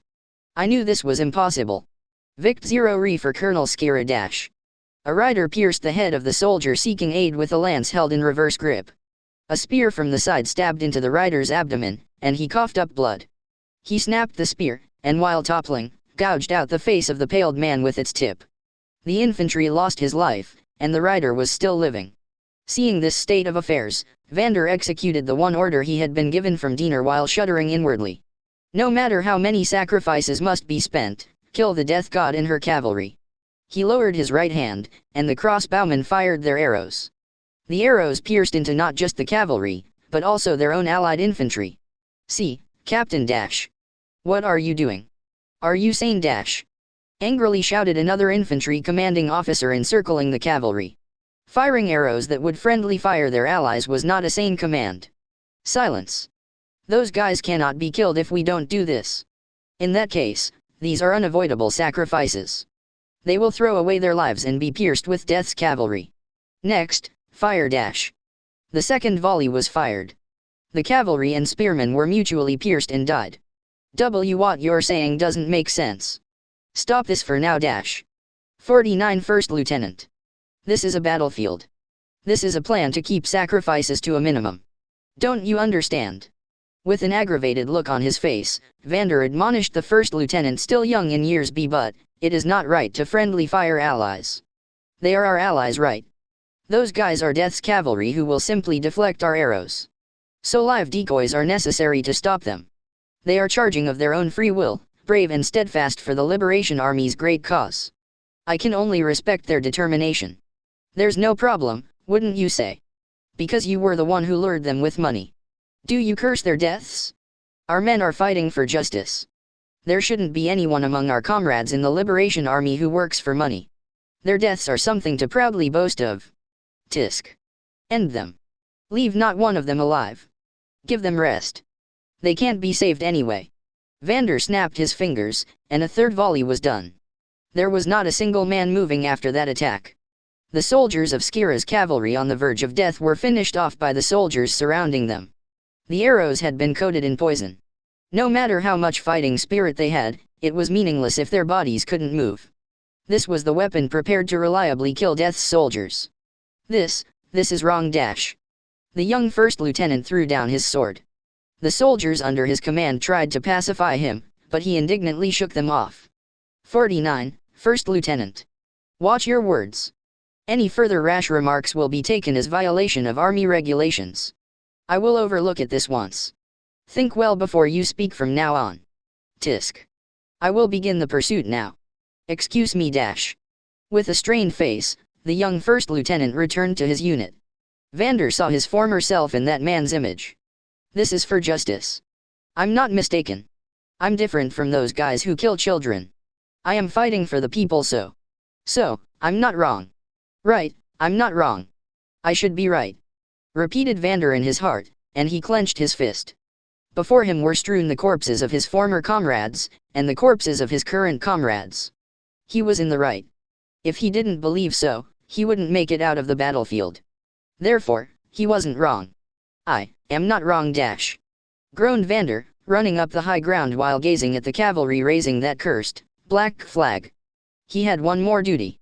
The messenger carrying a certain directive had probably already reached the plateau's Garion. 49 Kingdoms Army, Barbara's headquarters. Send a messenger to Octavio dash. Order him to immediately advance dash. Barbara turbulently kicked his desk and ordered a messenger. He had received reports that Skira and Conrad had already attacked and successfully divided the enemy. He was furiously angered at why Octavio hadn't began the assault according to plan. They would be set back at this rate. No, they were probably already too late. If he resists, have the military police restrain him. Can that man not even march his troops dash? The messenger hastily ran, and Major General LaRue's next to Barbara observed the state of the battle using a spyglass. The opening that Colonel Skira had created risking her life in a charge, was already filled. The surrounded soldiers that had charged in had a high possibility of being annihilated. They would die in vain. This was around the time Yaldar's legion would be climbing Karnas from the west. They couldn't change the operation now. Due to Octavio's foolish decision, the danger of being defeated drew near for the kingdom's army. They had divided their large army to take back the plateau. If that came to naught, the pace of this battle would lean towards the enemy. Shit dash. They're useless, every last one of them dash. Why can't they just take command? What the heck have they been learning while rising to a general, those retards dash? Octavio, this won't end with just a warning dash. Barbara's angry voice resounded emptily. LaRousse headed back to his own unit in silence without answering Barbara. He knew that Barbara didn't have the capacity for leadership. How would this have ended if Sharav were here? While remembering his now deceased superior officer, LaRousse deeply sighed. 49. It still isn't decided who the victor and loser will be. It'll be difficult, but we have to recover somehow. No matter how completely rotten it is, this is the country His Excellency Sharav had decided to protect. I must repay the favors I've received from His Excellency, even at the cost of my life. Having received Barbara's urgent demand, Octavio's division finally decided to move out. The horns trumpeted sonorously while they exultantly pushed forward to the line of battle. The units in front of them were awfully exhausted after doing battle with Skira and Conrad. Octavio was convinced that if they were rushed by his large army from the front, they would certainly be broken through. Kill the foes of Skira and Conrad's unit who had fought hard in vain and were annihilated. O brave warriors of the glorious First Army, advance forwards dash. Don't fall behind. Relentlessly trample them. If you want achievements, they're yours for the taking dash. All units, charge. While spitting out shameless words, Octavio raised his sword. Clad in gorgeous armor without a flaw, he had a triumphant smile on his face. In this man's mind, he had already won. High ground encampment built on Karnas Plateau. Gumze's division of the Liberation Army was being forced into an unsparing fight. The aggression of the kingdom's army making an onslaught from the west was severe, and the 20,000 soldiers given to him were split in half for defense. Precisely because it was a plateau, its terrain was rugged, and it took time to rearrange the units. He had been told by a messenger that the enemy assault unit to the east was completely surrounded at the foot of the plateau, and that their annihilation was only a matter of time.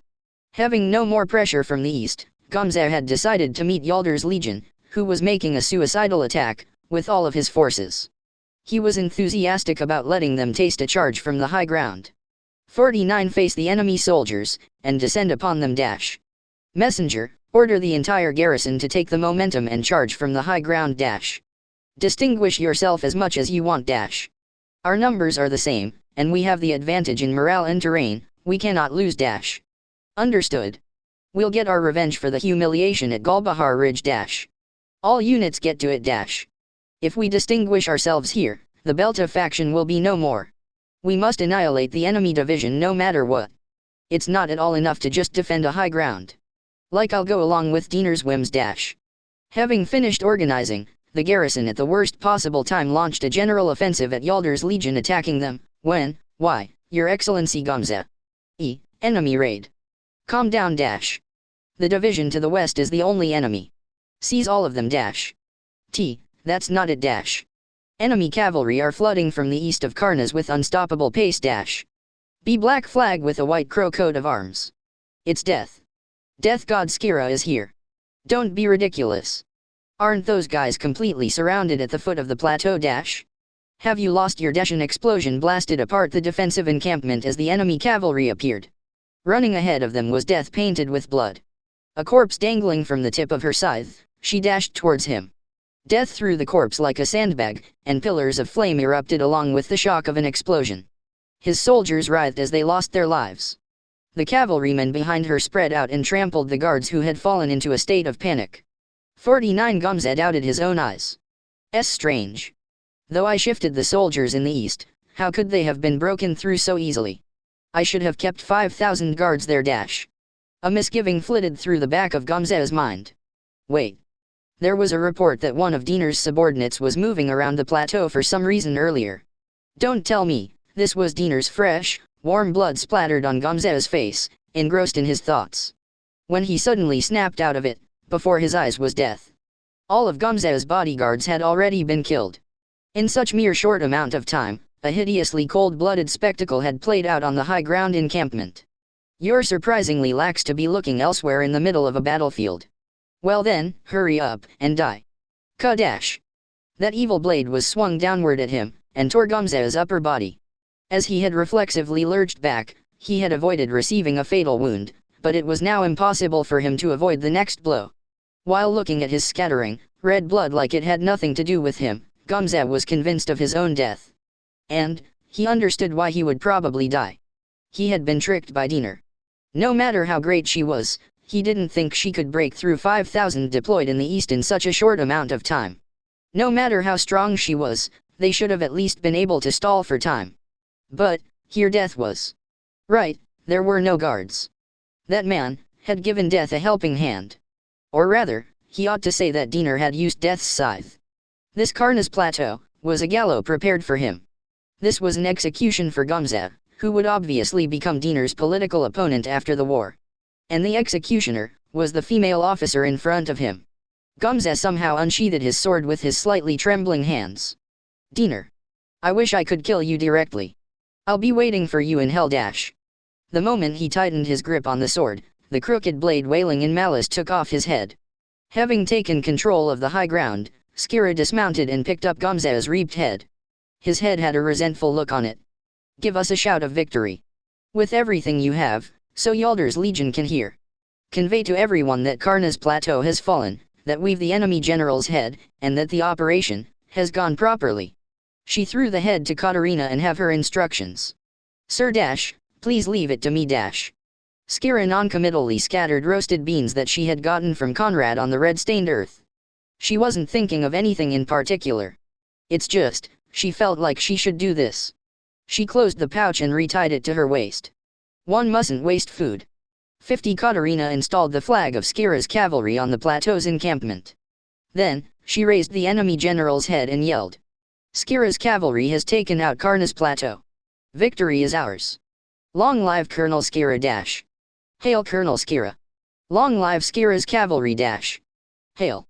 Hail dash. The cavalry members triumphantly waved their battle flags. Though they had been abandoned, they had under Skira captured Karna's plateau. While looking down at Octavio's division, the soldiers of Skira's cavalry forever raised their weapons to the sky and shouted in victory. War cries resonated across the corpse-riddled plateau. The Liberation Army to the west of Karnas, shaken by the captured plateau, began being routed all at once.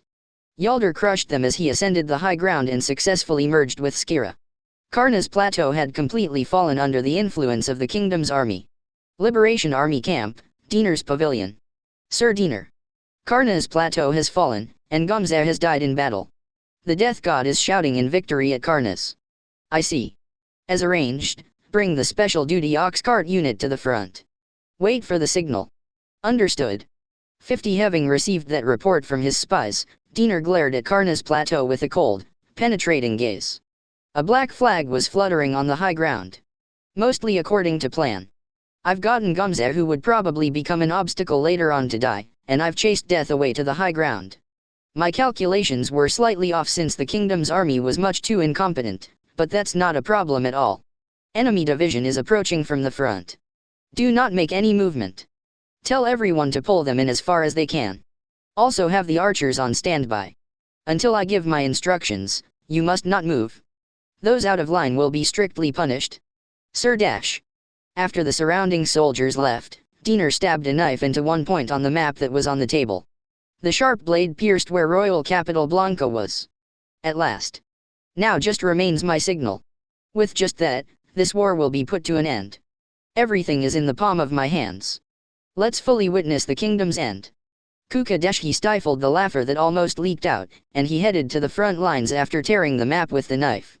The state of the kingdom's army as it was brutally annihilated, the soldiers of the kingdom's army that would die screaming in anguish, this comedy of unsurpassed laughter that would soon unfold, he needed to watch this from a special, front row seat.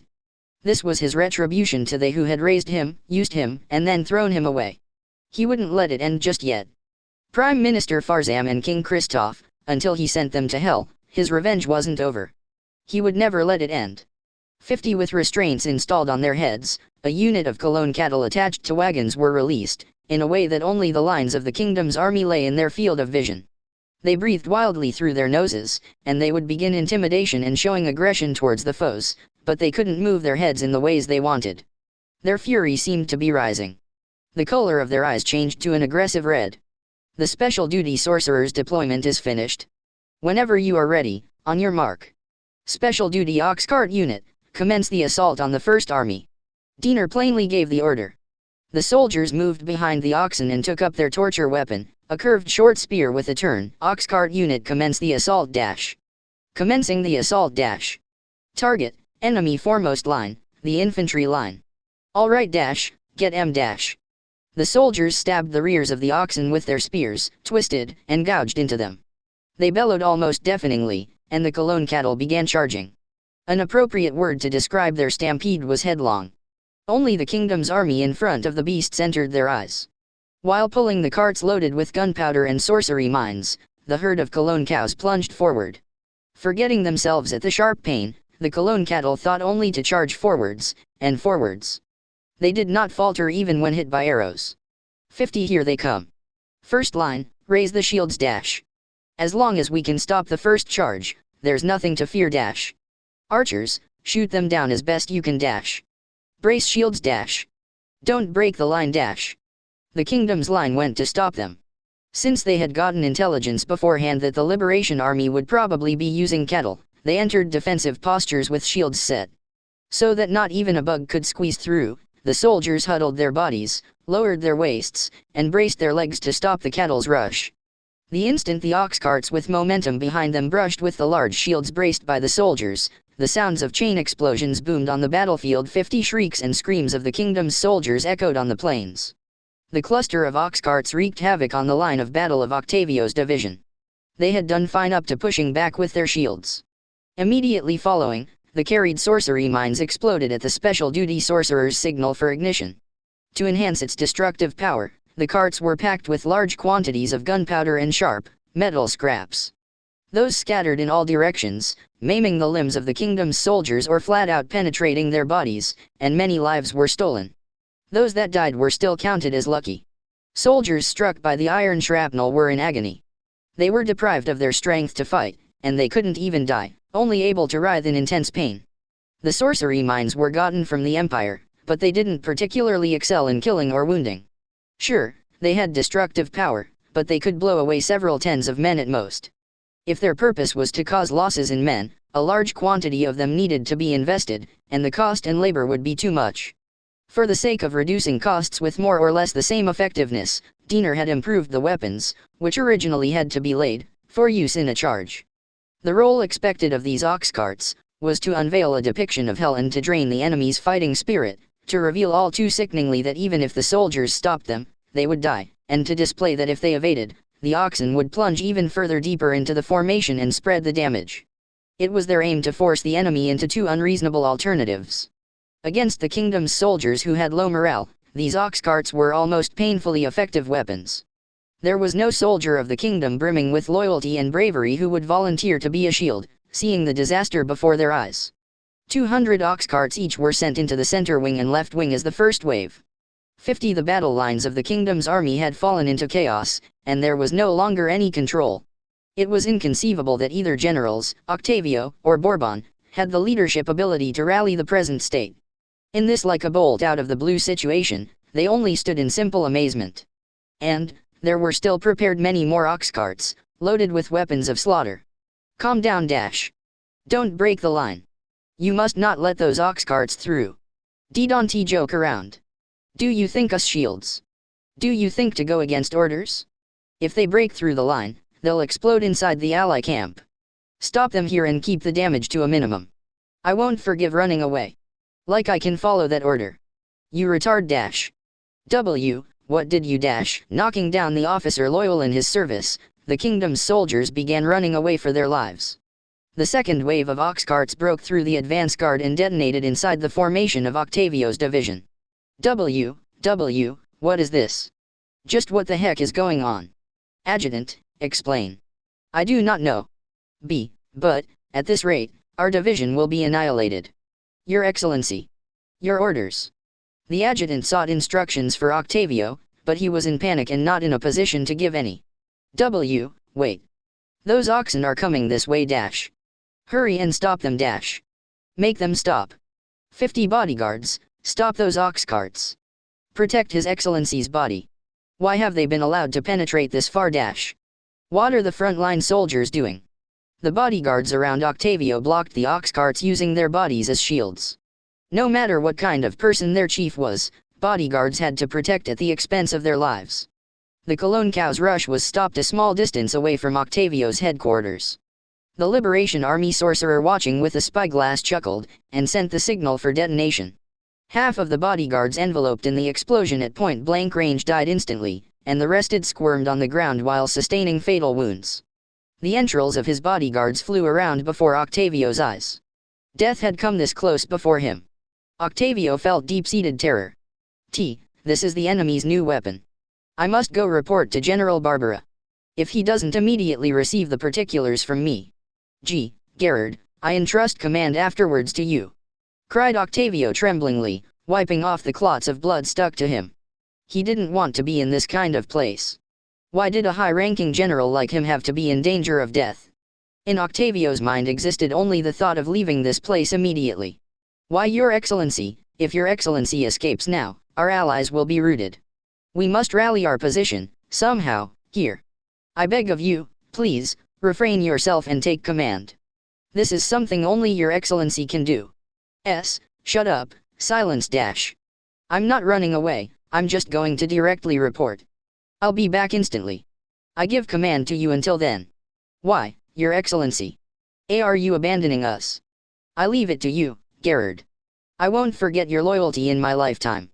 50 Octavio quickly got on his horse and began heading towards Barbara's headquarters while taking his remaining bodyguards. Left behind in hell, Gerard muttered one phrase while his face was turning pale. Despair, disappointment, regret, he fully let all of it out. It's over. This is hopeless. The kingdom's army, his own fame, and the Yu's kingdom. Rampaging ox carts were imminently approaching. In the end, after calling to mind as many defamations as he could think of against Octavio, Gerard's time came. Octavio's division of the center wing completely fled. News spread that the commander had taken off, and the soldiers of the kingdom's army were falling apart, routed. Diener released oxen which were not carrying sorcery mines and had them drive into the infantry again.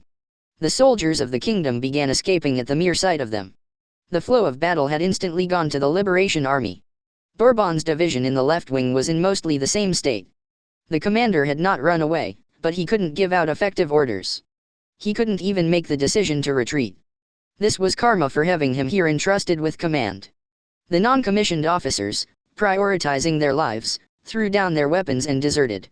Barrows of the Liberation Army wouldn't let that chance go by, and he decisively carried out a general offensive.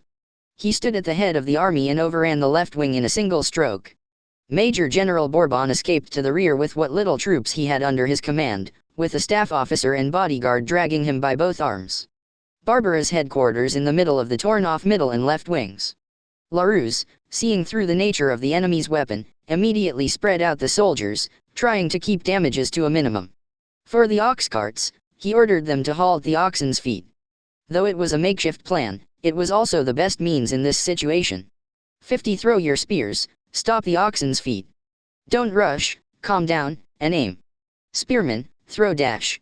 Despite being on the back foot, Larus's soldiers followed directions and threw their spears.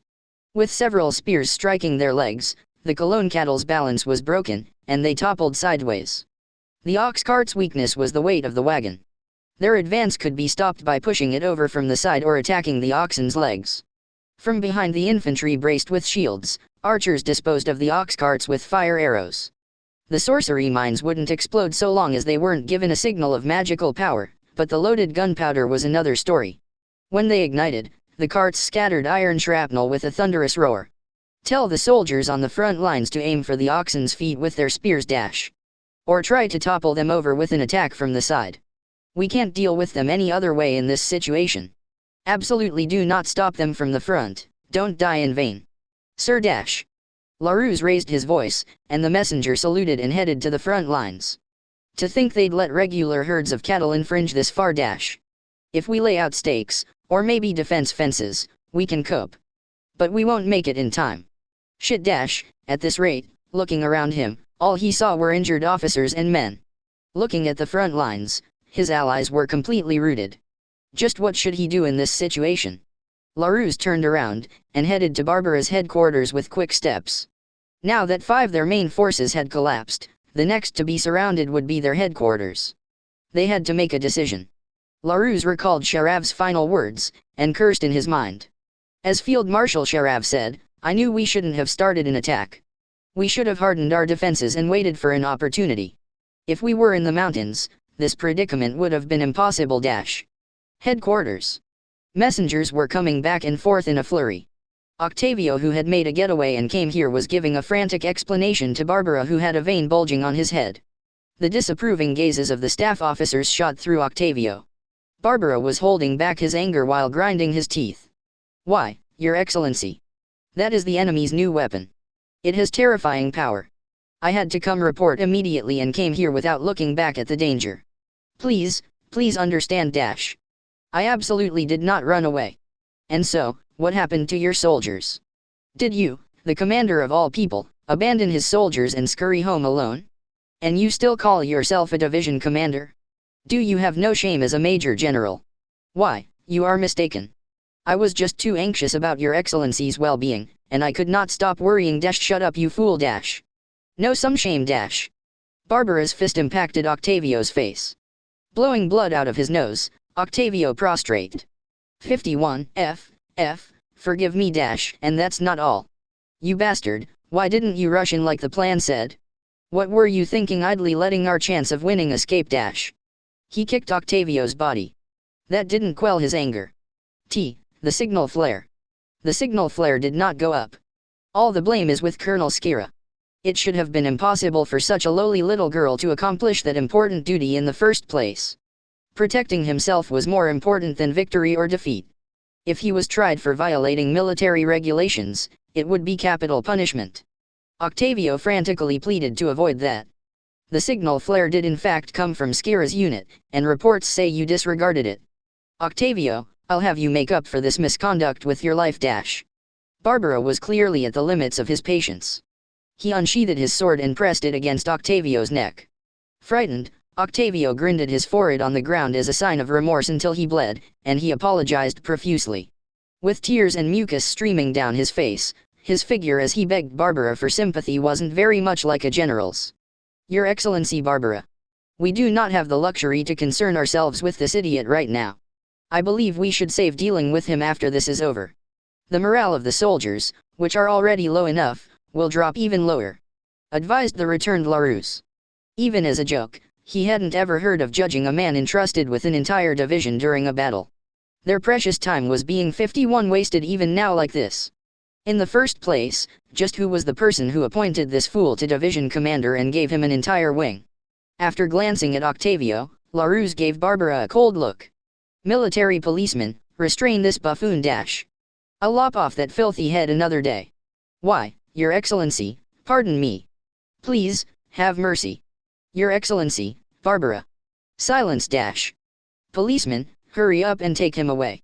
I can't bear the sight of him. Sir. The policeman grabbed Octavio's hair and left the headquarters. His crying voice faded into the distance. The place fell into silence, and Barbara adjusted his loud breathing. He could hear the sounds of explosions in distance every so often. Major General LaRousse. How's the situation? The battle is on the brink of being the worst-case scenario. There are already strong indicators of defeat. It probably would not take even an hour until the entire army is routed. Will we fight until the end, or will we escape? I would like instructions from you, the Army Corps Commander. Where did it all go amiss? Shit. Why? Didn't we have the overwhelming advantage until just a while ago?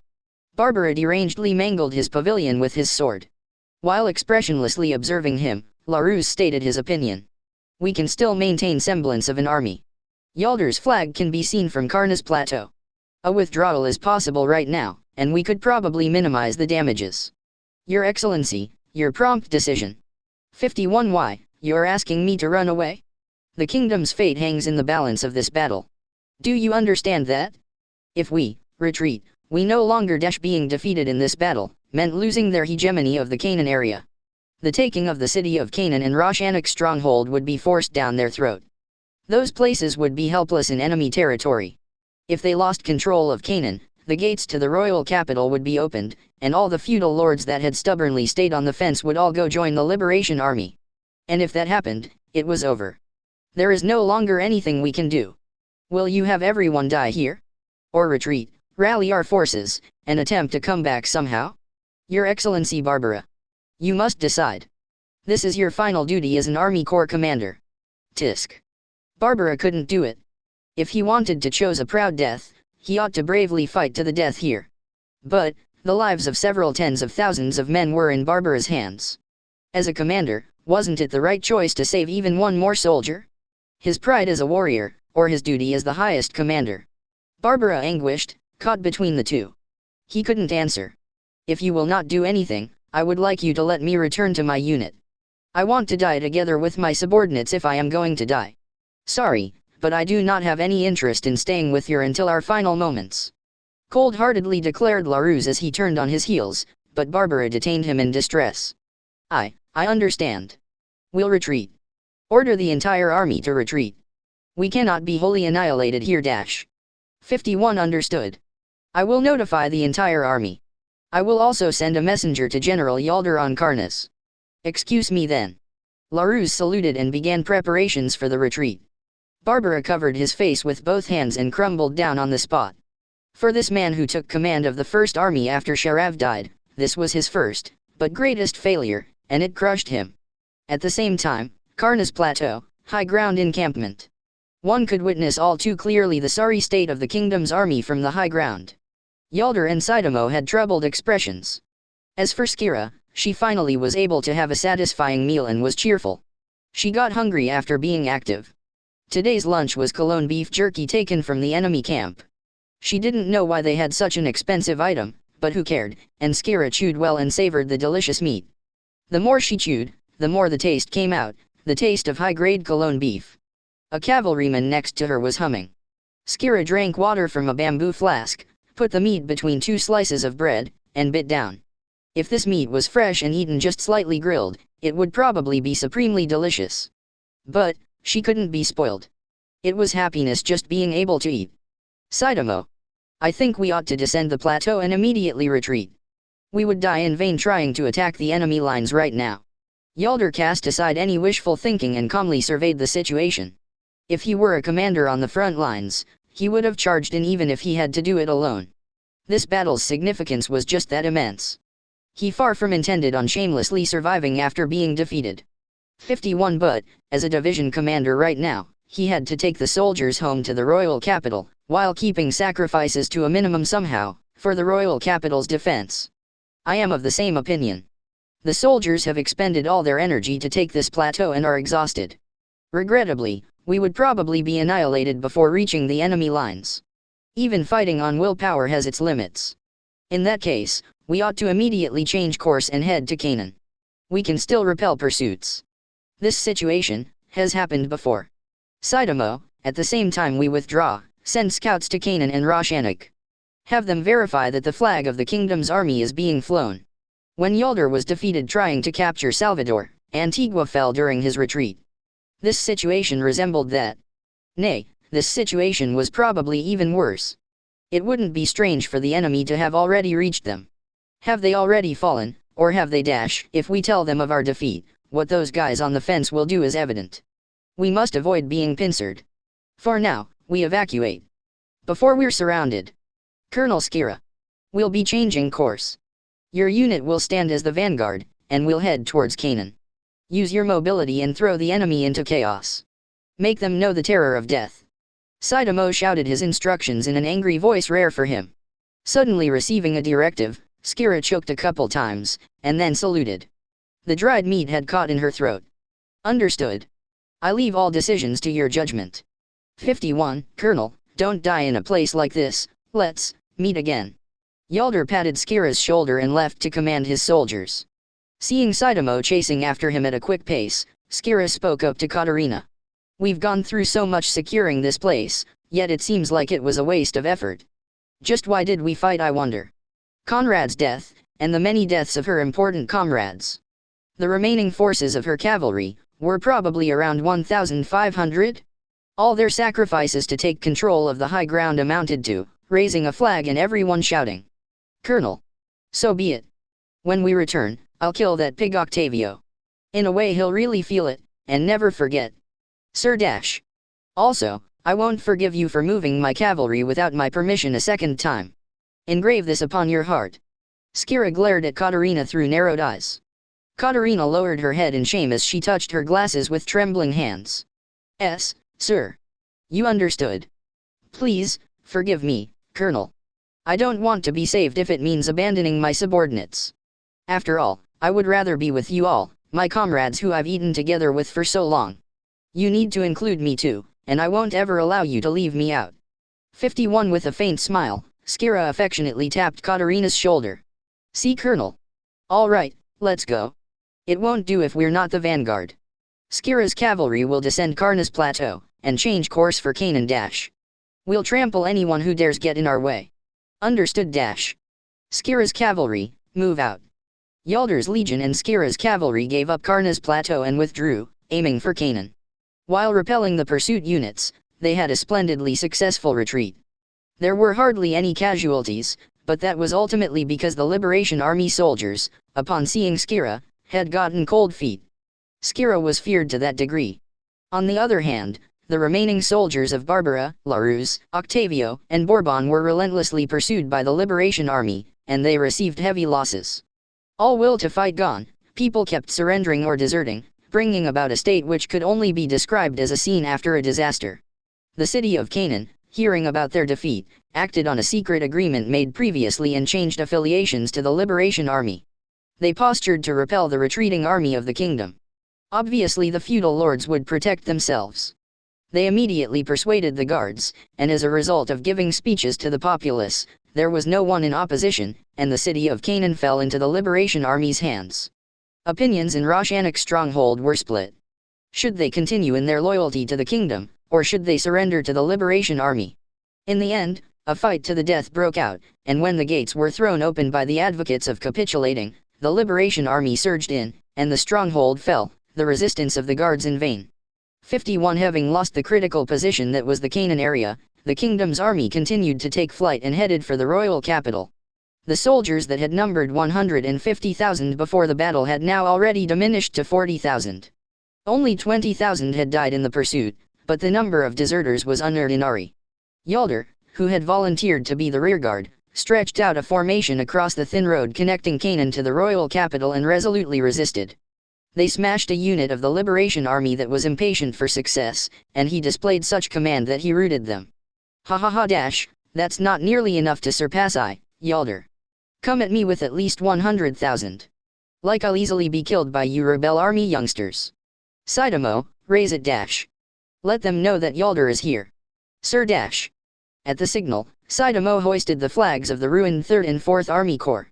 They were symbols of Yaldar's glory, and his failings, but they were also his pride for having fought and survived with his soldiers. The blood-smeared, mud-caked flags caught the wind and sailed, like showing themselves to the Liberation Army.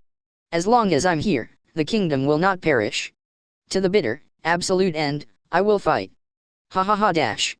Sidamo, sorry, but you'll be accompanying me to the end. If you must resent your own bad luck Dash. I've prepared myself for that way ahead of you. I as well must beg your excellency's forgiveness, but I will be interrupting you a bit. Send the signal to the scouts Dash. When Sidamo gave his order, his soldiers turned to the cliffs and waved red flags. Conspicuously, they used their whole bodies to wave them.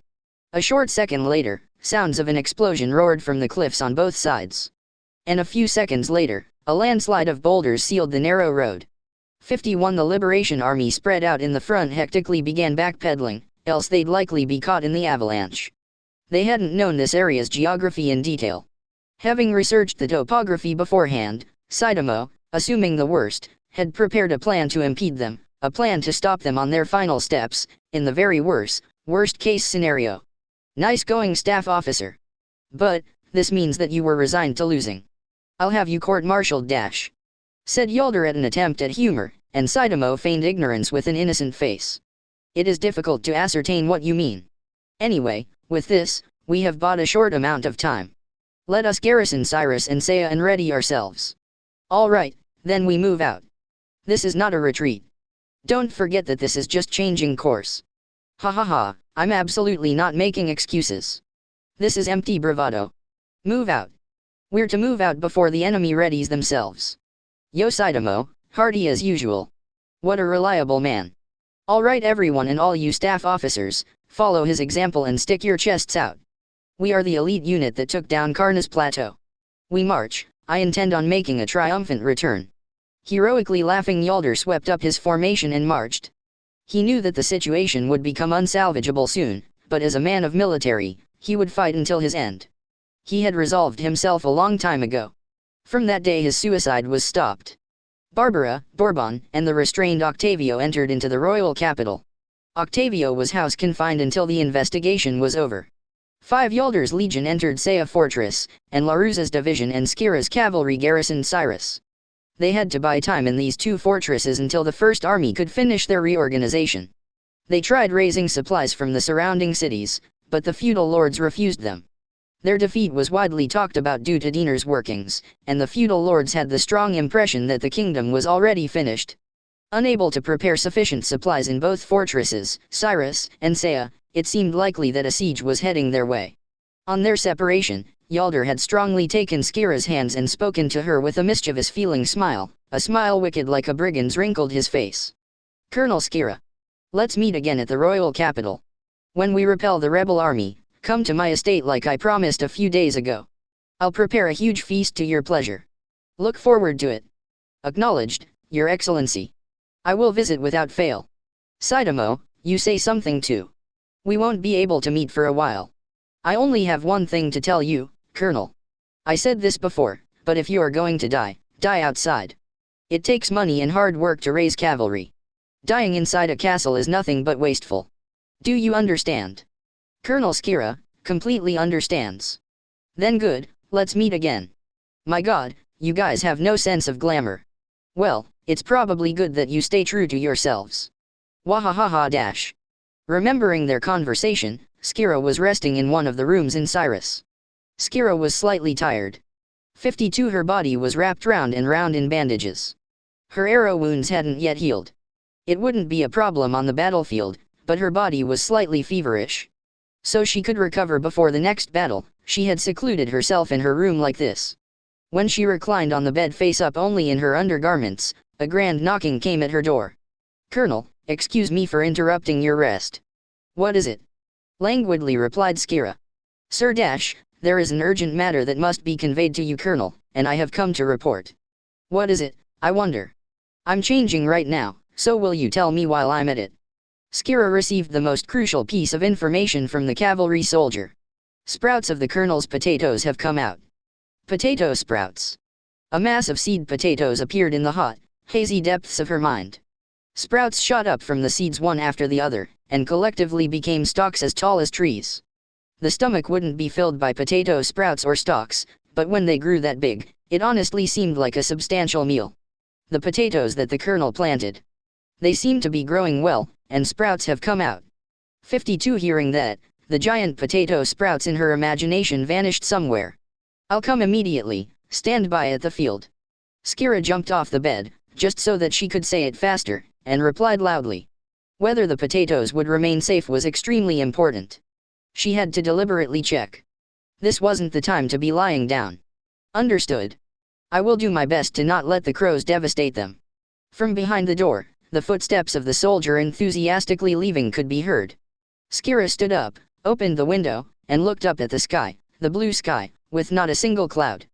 Blowing against the wind swayed the kingdom's flag and the flag of Skira's cavalry. Around them, crows were circling. Was it perhaps because they had no food and were searching for some? There were no breadcrumbs left over there though. Skira closed the window. The crows looked over her, as if demanding food. After everything, I'm back here. I wonder if my final home is this fortress. It would be nice if I could eat my own grown potatoes. 52 Skira's home, Cyrus Fortress, was already preparing for battle. Defense Commander LaRuse was endeavoring to raise supplies until the time came, and was also striving to fortify the ramparts. He prepared for enemy trench warfare, laid out many traps, and deepened the outer moat. LaRuse did everything he could. After the Liberation Army gained total control of Canaan, they would sortie in no time and head for both Cyrus and Saya. The battle would begin extremely soon probably. There's many things left to do, so we have to keep doing our best, just a bit more. It's not over yet. Right, wouldn't you say? Just a little bit more, let's do our best. Only for a moment, Skira looked over her shoulder and smiled, then she turned back and began walking. But there was no one behind her. 52. The kingdom's army has been defeated at Bertusburg Plains, Canaan has fallen, and the Liberation Army is beginning to march towards the royal capital. The sensational news was advertised everywhere by the Liberation Army, and it had even reached up to Madros in the kingdom's northern region. Leader of the Fifth Army, Carey, urgently assembled the military and staff officers to discuss about their policy hereafter.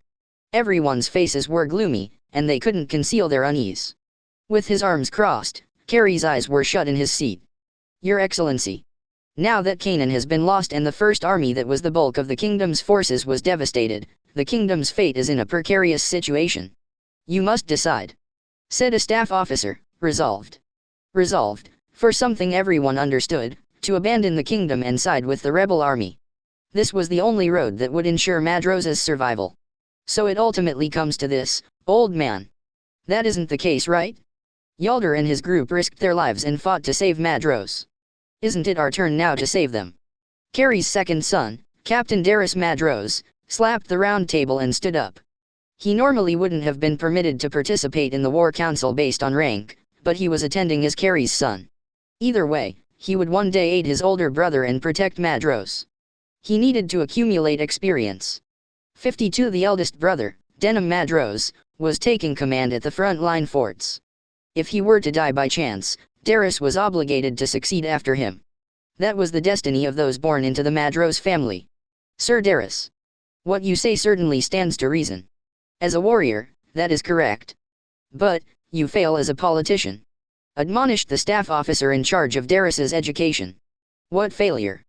To even throw away our pride, why must we join the rebel army? What justice do they have? They aimlessly spread the fires of war, just who is the one tormenting the people? Then tell me, Darius, what concrete plan do you have? If you have one, let's hear it. You don't need to hold back, tell us your great idea to save the kingdom while protecting Madros. Right now. There's not much time left. Pressed Carey in a composed tone. Darius hesitated. There could be no such convenient plan. In order to buy time, send out the troops. Even a little is fine. Support the First Army until they can rally themselves and fight back. There's significance in the Fifth Army showing themselves, we can show them that we won't abandon them. Our Fifth Army is occupied keeping the Empire at bay. We cannot deal with a threat from behind us. If you plan to save the kingdom, you must also forsake Madros, and such an act is impossible for me. My mission is to protect the lands and people of Madros. I don't even have to think about it. You would throw away your honor and pride for that. Exactly. Whether it be honor, whether it be pride, do you think you can survive with such crap like that? Every man on this earth if shown an opening are beasts who would steal for their own profit. Even if I have to drink mud, eat bugs, and cover myself 52 in filth, I will protect Madros. At the very least, I've seen the Liberation Army's tactician. That man plans on using us. We probably won't be treated poorly. Shit. Darius kicked away his chair and went to leave. He too saw himself as a man of the Madros family. But, was it really okay to take it this far? Hadn't Yalder saved them from the Empire's invasion? And hadn't Skira braved the danger, stepped into the heart of the enemy, and saved Madros? In their predicament, why did they have to turn their backs on and point their blades towards their benefactors? The young Darius couldn't agree. Well, whether you agree or not, my decision won't change. If you don't like it, then go to the royal capital yourself. I won't stop you. The Fifth Army will capitulate to the Liberation Army, however, on the condition that we won't participate in the attack on the royal capital. Oh, I'll do so, you piece of shit old man.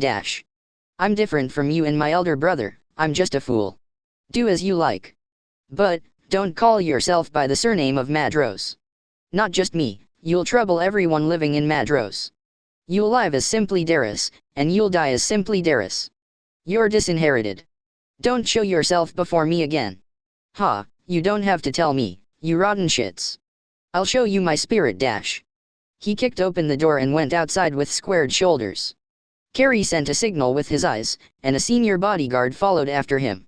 Perhaps this could be called a final sign of parental love. Now that the idiot has left, let's restart the discussion. Immediately go and greet the princess of the Liberation Army. Tell her we'll release the prisoners. Take the fastest horse. The faster we go, the better the impression we'll make. 52 Sir Dash.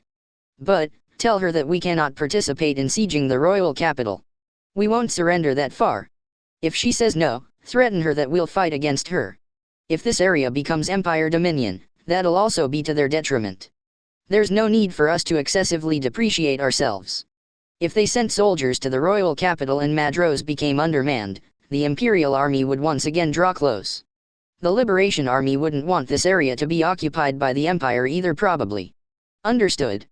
This discussion is over. Everyone return to your duties dash.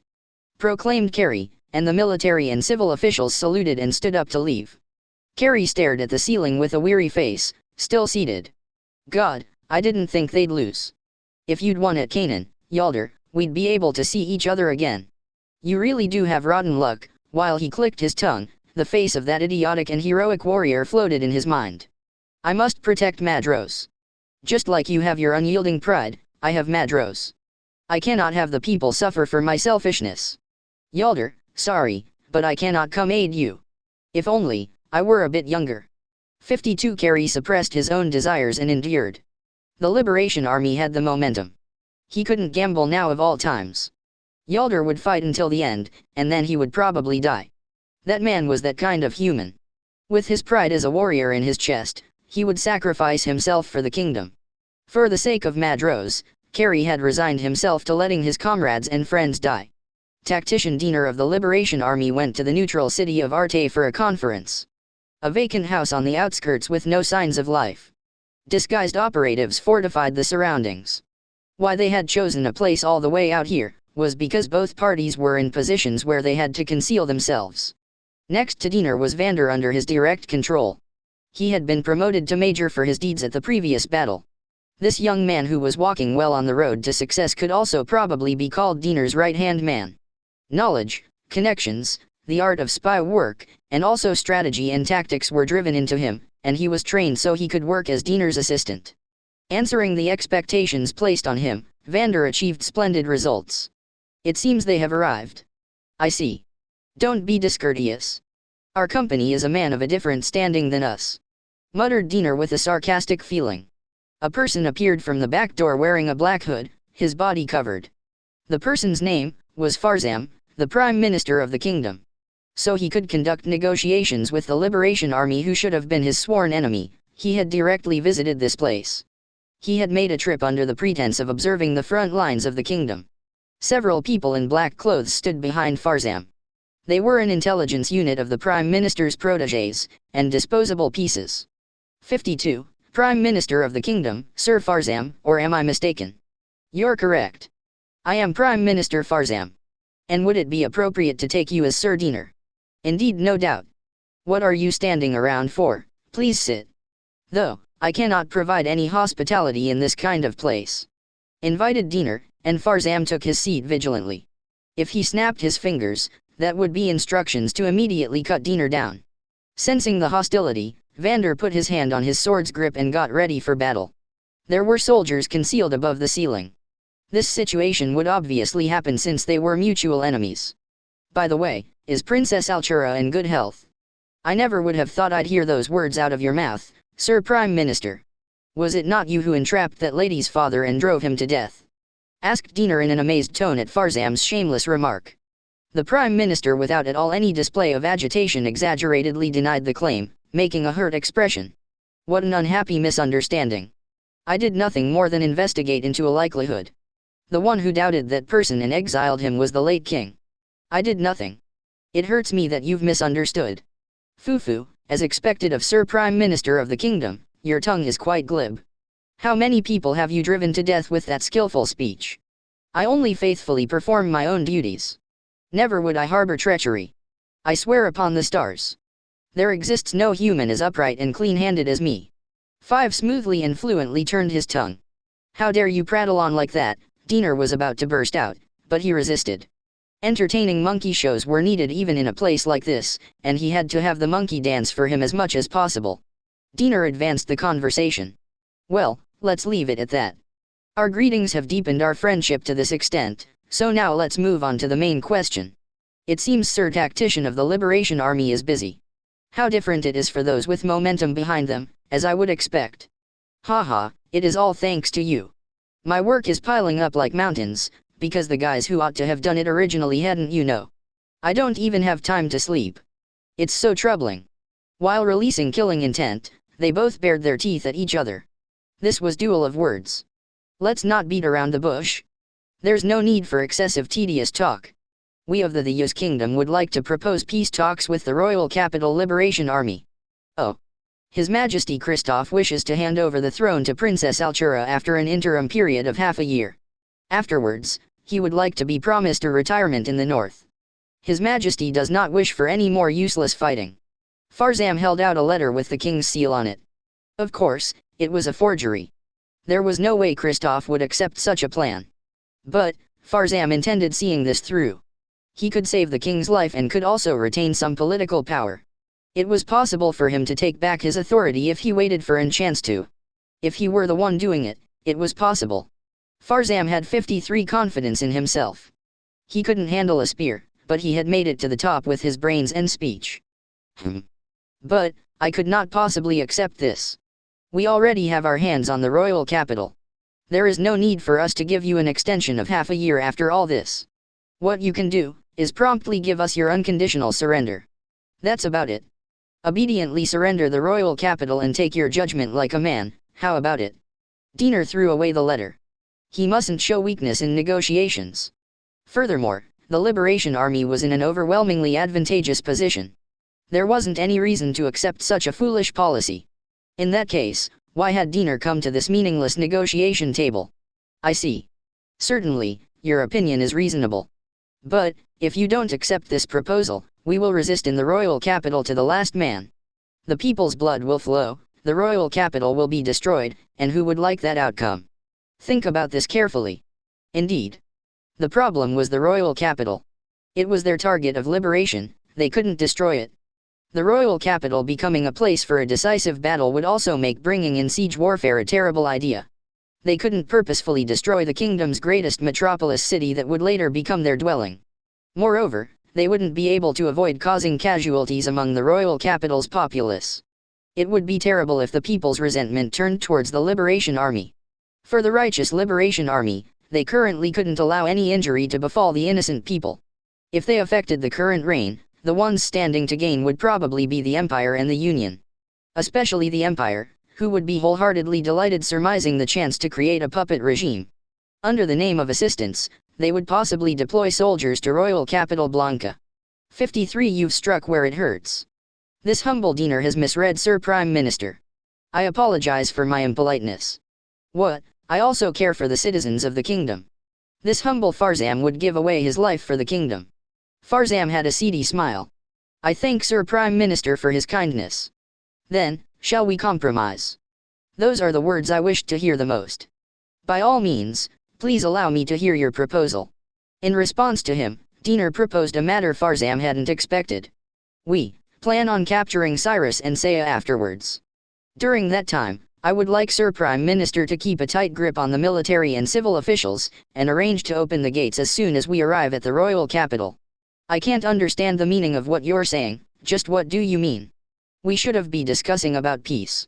For me to do such an extreme act of disloyalty, Farzam was bewildered, not understanding at all. Diener shrugged, and spun his tail indifferently to persuade him. It's a simple matter. I want Sir Prime Minister to become a patriot hero.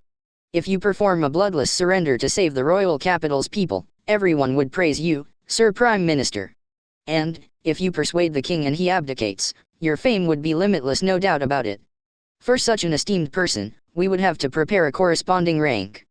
53, though he was masking it with pretty words, behind them importantly lay a demand for betrayal. He was saying to freeze the military while they were attacking the fortresses, to make the king abdicate, and to hurry up and surrender the royal capital. Change sides, and I will prepare for you suitable rank and fame, Diener was saying. Princess Altura, who will succeed the throne, and her fiancé Prince Alan will one day produce a prince. He will be a star of hope, burdened with the next era of the kingdom. His guardian will be you, Sir Farzam. I request of you. You, who unites both good and evil, would surely be able to guide him. Diener took out a letter with Altura's seal on it. It was all empty promises now, but this article had value that would one day bear fruit. And you have proof that you'll soundly keep that promise. First of all, we've prepared the money to cover everything. Use it by all means, and work to avoid any futile bloodshed. Also, please take this.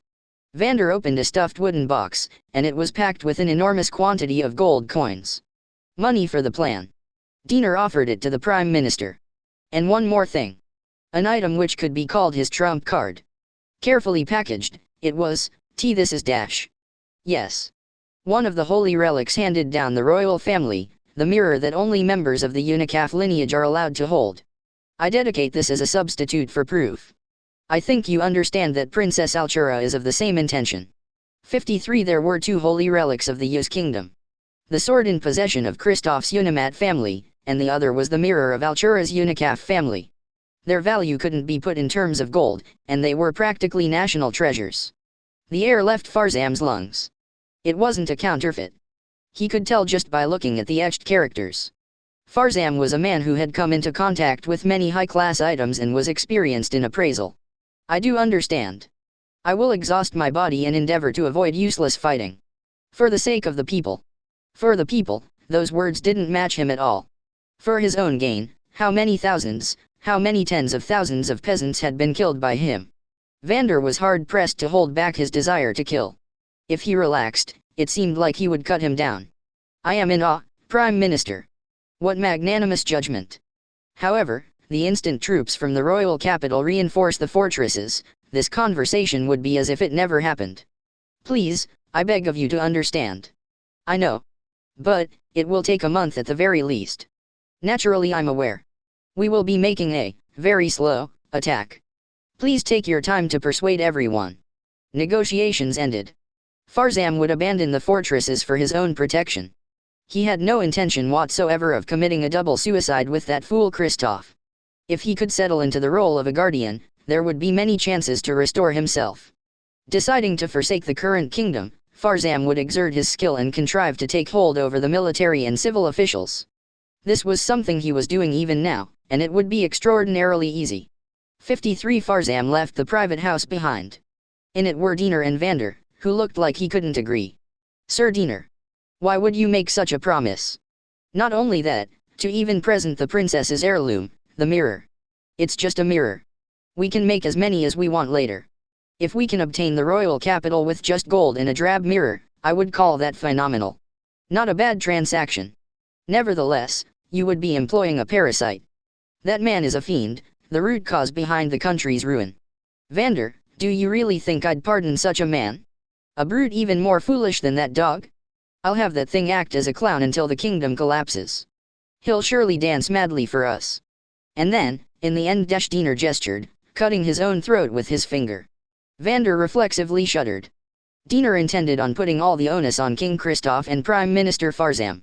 And then, he would kill them before they could say anything out of place. He would probably assassinate them after they had expended their use. It was like the noose was already around their necks, just the people in question didn't notice. You're a fearsome man. Vander, you've become one too. One man dirted, 10 killed, and thousands saved. That is the best course of action. There's no need to waver. We ought to take the initiative. They would rebuild the kingdom and save many thousands of people. For that sake, they would sacrifice many. What was bad about that? While saving the country, Diener would carry out his own revenge. He himself had formerly been disposed of. He wanted them to taste hell. 53 Diener smiled inwardly. He had taken the alias Diener, stood as the Liberation Army's tactician, and led them to victory. Using his connections in the intelligence unit he was formerly a part of, he tore apart Farzam's information network and took control. The Prime Minister had abused them until they died, never giving his agents the carrot. There was no one who swore allegiance to the Prime Minister, and it had been simple to break them apart. It starts now. It all starts now. Vander, we go together. We'll perform a clean sweep and build a new age for the kingdom. We will be the cornerstones, we must show them the way. Sir Dash, please use my power as you see fit. Diener stood up, but he stopped moving. He remembered a discomforting worry. I just remembered. Where has the rumored death god run off to? Sir Dash, according to reports from scouts, she headed for Cyrus Fortress. I see. I owe a debt to that thing from Belta. I'll make her know the severity of her committed sins. With a cruel smile on his face, he thought of the execution for the death god. As soon as we return, send the soldiers to Cyrus and Saya. Send a messenger and offer a full report to Princess Altura. Saya Fortress will fall through force. As for Cyrus Fortress, Diener stopped his words there, and headed out of the house. Vander, confused, chased after him. The feeble-minded king, the clown prime minister, and the little girl who didn't know her place. He would kill all of them. Diener would see to it that all who hindered the liberation army he had built and poured his lifeblood into would die. 53 He couldn't hold back his smile, and he covered his lips with his hand. Glory was approaching before his very eyes. It was so close that he could reach it if he extended a hand. Cyrus Fortress, mess room. The soldiers who were preparing for battle, after completing stage 1, were resting. Katerina was in a corner of the noisy cafeteria, brush in hand, for the purpose of a daily routine. This was a job she had undertaken on a whim, and it had stuck with her ever since. Her feelings, her thoughts, fun things, sad thing, she wrote all of them down. She heard people called this a diary, but Katerina didn't think so. She was carving proof of her existence. Katerina didn't fear death, but she was terrified of being forgotten. Hence, she was etching her existence in this white-paged book. After she died, someone would see this, and know that there was once a person known as Katerina. The instant she thought of that someone, Katerina's face scrunched. She couldn't control her emotions swirling with love and hate. She pushed up her glasses and endured that overflowing something. The necromancer who had called her back to this hell, her stepsister, and her innocent-looking stepmother, who at the same time was her father's killer, had raised her. Those two were special for Katerina. They were targets she ought to resent, and also humans she ought to thank. And then, the final one she thought of, the one who had become a greater existence than those two, was her lord, Skira, who she ought to serve. Of course, she had no resentment towards Skira. She was strongly captivated by Skira's almost severe way of life, and nothing more. And if Skira were to die, it would be nice if she could be by Skira's side. She not only wanted to witness her way of life, but also her manner of death. Revered as a hero, feared as death, how would Skira meet her final moments? Was she meant for having such thoughts? She exhaled, sighing, and looked up, and there was Skira peering at her, seemingly deeply interested. 53 Katerina involuntarily jumped up. She hadn't felt a presence at all. See, Colonel. Do you have a habit of shivering in the cafeteria? Or is that a ritual before meals, I wonder? How interesting. That's not it. That is, I don't really mind. What you decide to do before eating is up to you. So, what actually are you doing? Sir. I was writing this diary. It wasn't a diary, but when she went to explain, she couldn't respond in any other way besides that it was a diary. Katerina hid the book so it wouldn't stand out. If Skira asked to see the contents, that would be bad in all sorts of ways. She touched her glasses, trying to deceive her. But Skira didn't pursue it further. I see. I'm pretty bad writing diaries. It seems hard, and also and also. Katerina prompted Skira, who rarely decided to talk about herself. I don't like thinking about the past. Same with the future. I decided to think only about the present. Or perhaps I can only think about the present, I wonder. That's why I'm bad with diaries. 53 answered Skira while eating beans belonging to the deceased Conrad. Her expression was aloof from the world, and Katerina couldn't get a read on her emotions. Colonel, that Katerina searched for the following words. She didn't know what she should say. Well then, I'll be at the field. Contact me if something happens. Und understood. Interrupting Katerina's salute, Skira lightly waved her hand and departed from the dining hall.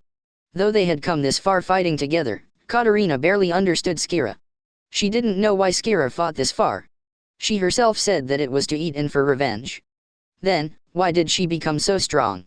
What spurred Skira on to such lengths? It seemed she wouldn't be told even if she asked, but Katarina wanted to know one day, she thought. They're growing day by day.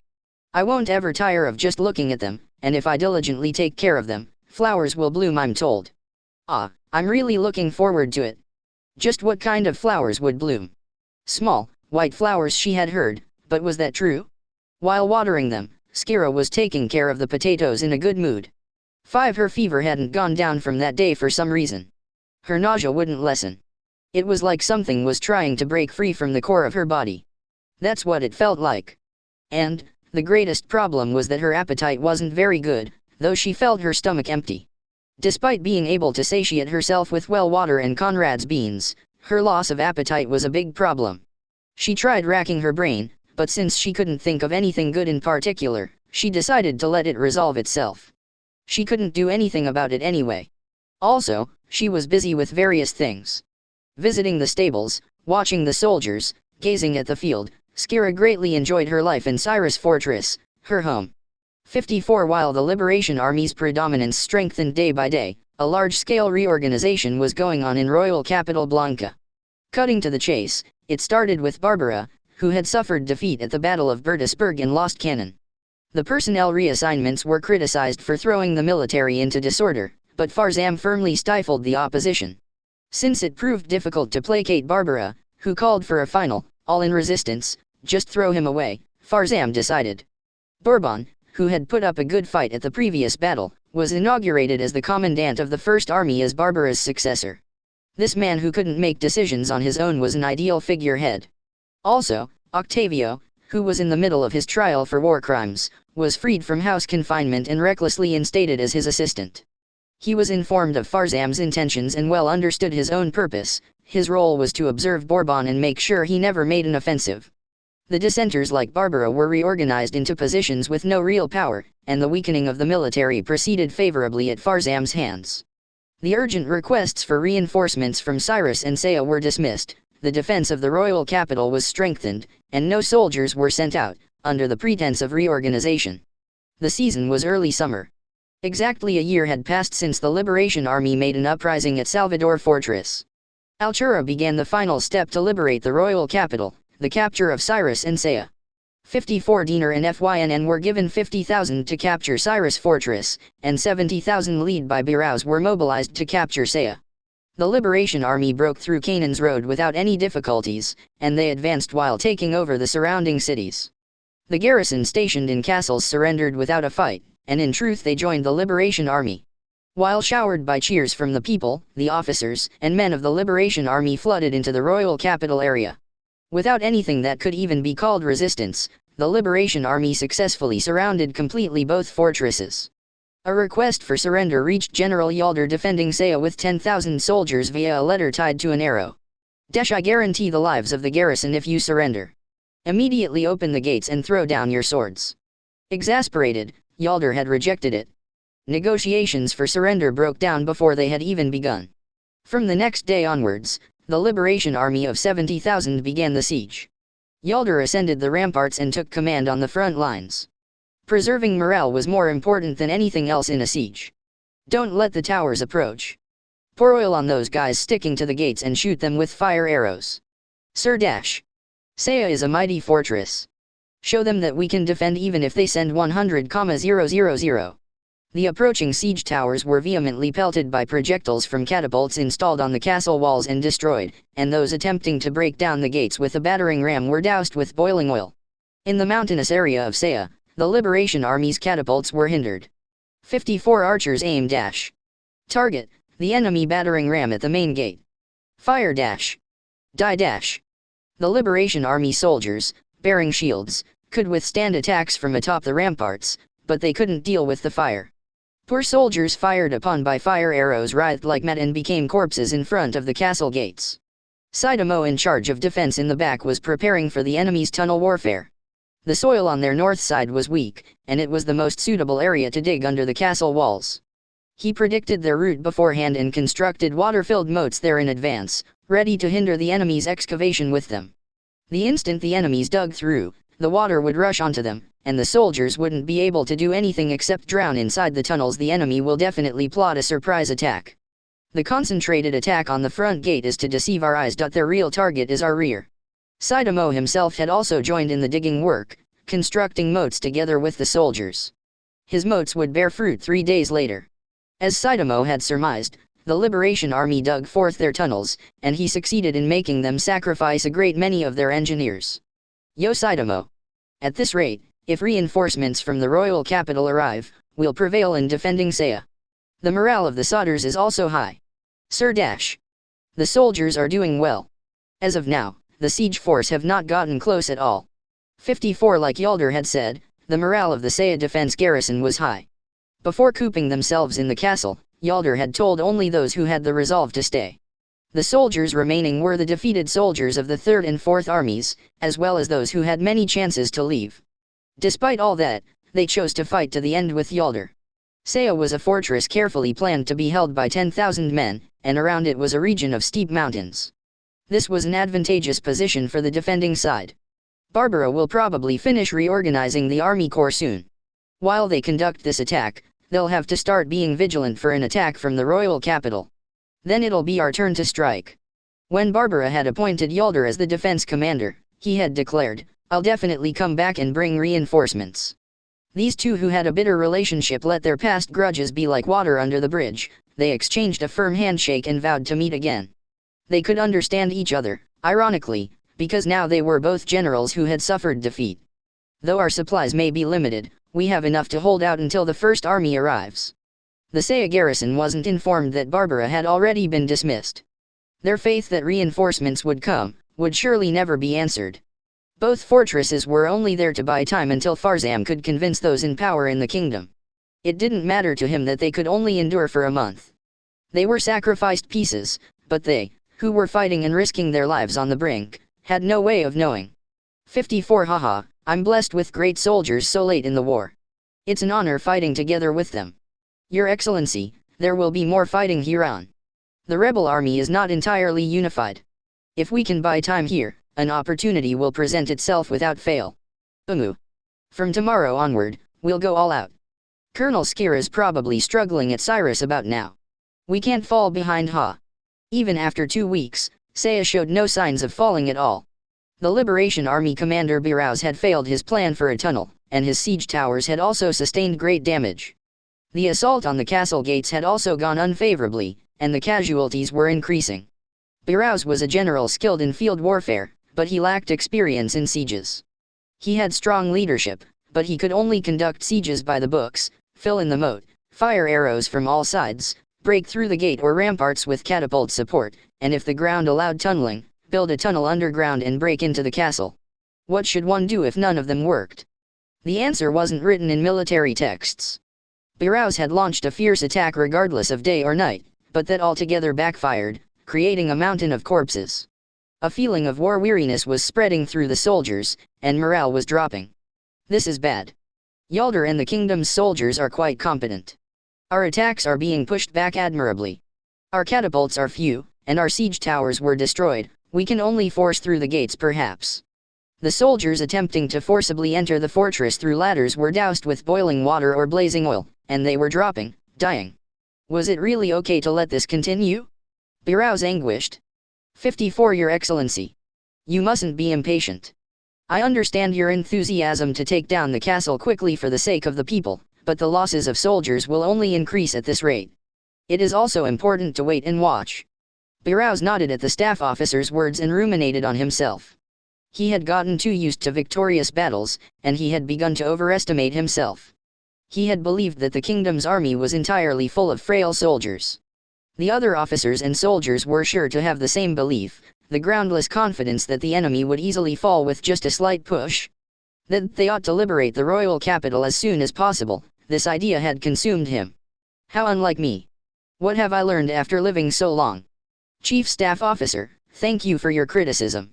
You're right that temporarily taking a wait-and-see approach is best. We've overcome many hardships to come here, what need is there to be impatient now of all times? We'll prepare an endless amount of catapults and siege towers, and only good things await us if we attack composedly. Sir, that is exactly right. I will immediately begin the arrangements. It will take time, but we will be able to confidently take down the fortress. No matter how courageous the enemy General Yalder is, he cannot replenish his soldiers. Starting tomorrow, let us surround and contain them with only arrows fired. That will force the enemy to exhaustion. Give the directive at once. Especially in times like this, we mustn't rush. It was a bold decision to withdraw the plan for an all-out offensive despite having over 7 times the enemy's numbers. He would inevitably be criticized for his incompetency. Any other general would have decided to capture the fortress through force. That he could accept his staff officer's criticism and decide to change the plan was one of Birao's virtues. 54 The Liberation Army forced to capture Saya ceased fighting 2 weeks into the siege. The force sent to besiege Cyrus, the Liberation Army commanded by Dinar on the other hand, had not fired even a single arrow during these 2 weeks. This man only did one thing: thoroughly surround Cyrus. Not just the engineers, even scouts were not an exception. All officers and men were invested into constructing this encirclement post-haste. Palisades were erected, trenches were dug, and fences to guard against horses stretched all around. Braziers brilliantly illuminated the night, showing the enemy no gap for a night raid whatsoever. Patrols were frequently sent out with no slip in their surveillance of the enemy fortress. They requested surrender only once before the siege, and they didn't plan to accept surrender at all afterwards. The reason being that if they did, their food expenditure would increase, since they would need to imprison the soldiers. Dinar's plan of attack was plain and simple. Complete starvation. They bought as many goods as they could from the area around Cyrus beforehand, and after surrounding the fortress, they would guard against enemy escape. According to reports from spies, Cyrus lacked provisions. This fortress only just built hadn't been stocked with food. How long they could hold out was up to the commander in charge of defense. Sir Dinar, the encirclement is flawless. Not even a rat could get out now. Everything is going well. Now we just wait for time to pass. Good for us that General Laruse is a careful man. The most dangerous time to be attacked was while we were weaving our web. Laruse was a man who fought a prudent and calm battle, but at the same time that was a flaw. 54 Since he was uneasy about his lack of soldiers, he forbade any combat until reinforcements from the royal capital came. During that time, the Liberation Army had completed their encirclement. Had it been the belligerent Barbara, he wouldn't have idly let them scurry around. That didn't mean it was right to launch an attack, but the end result was that the fortress was completely blockaded. The kingdom's army number roughly 7,000, a bit too low to be launching an attack. A cautious person would probably never make a gamble like that. And with this, it seems that Death God is also nearing her end. Indeed. I'll have her taste a hell like hunger. 1 month by my estimates. I'll enjoy seeing her after that. The corners of Dinar's lips raised, and he smiled. He had heard the Death God had quite an appetite. It was already too late for her to wield her excellence. This encirclement couldn't be broken through. Him taking the starvation plan was all in consideration for her. He thought it an appropriate execution method for death. Will you not be accepting surrender? Of course not. I won't approve of surrender after all we've been through. They'll starve, they'll grieve, and they'll suffer, then they'll die, their hearts full of regret. I'm thinking of all our comrades who've been killed by her. Show no mercy to those who come out of the fortress, no matter who they may be. Shoot them to death. You, understood? Said Vander, feeling horror innerly. Dinar's face had shown a hint of madness. War drives men to insanity. Vander had only now experienced that firsthand. 54 Your Excellency. Regarding the food rations, as per orders, directives to conserve have been given. Came reporting a staff officer. Laruse had ordered given meals to be reduced to 2 a day, and furthermore, their quantities diminished. 2 weeks had passed since Cyrus Fortress was surrounded, and General Laruse in charge defense had an expression of impatience. This fortress was manned by 5,000 soldiers of the First Army and 2,000 of Skira's cavalry. It was only just built and stout, but the take-in of supplies had been completely too late. Supplies hadn't been sent in coincidentally with completion because sending supplies to a place like this would be diverting them from the front lines. But now that Kanan had fallen, that had backfired. It wasn't that Laruse hadn't considered going out for an attack. He had entertained the thought of doing so to hinder the enemy's maneuvering. But, the enemy's force was a large army of 50,000. Despite Skira's excellence in battle, he couldn't guarantee her safe return. If in the off chance that the death god Skira was killed, morale would probably reach rock bottom. Hence Larus had restrained from an attack. He didn't think he had erred. Even now, he believed that firmly devoting themselves to defense was the best course of action. The First Army has probably finished their reorganization. His Excellency Barbara is a short-tempered man. He may already be on the way. Yes, if we can hold out until then, it'll be possible to repulse the enemy, I believe. The soldiers are also saying we will manage as long as Colonel Skira is here. MHM.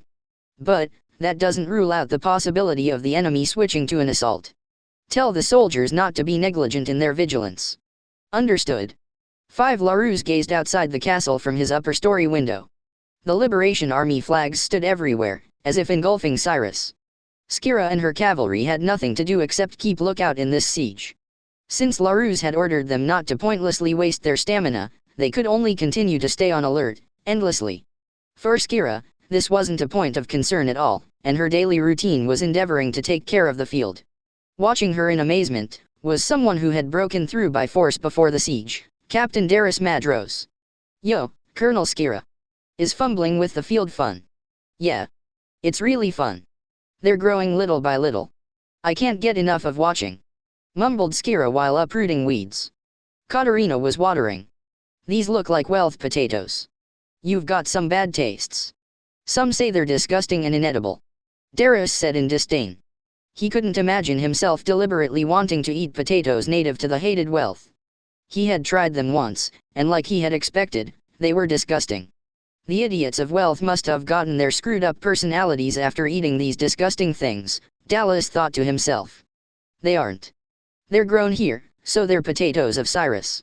Right, I'll call them Cyrus potatoes. That's just splitting hairs. 55, Captain, don't you think you're being a bit too cheeky towards the colonel? Irritated, Katerina wrinkled her brows and advised him to contain himself. Rank was absolute in an army. Even if he was a man from the Madros family for example, his disrespect couldn't be overlooked. I was born with a dirty mouth. Besides, I came here to help uninvited. I ain't scared of anything now. I wonder if you've gone crazy, coming here by yourself to throw your life away. The words Skira muttered with no ill intentions struck a nerve.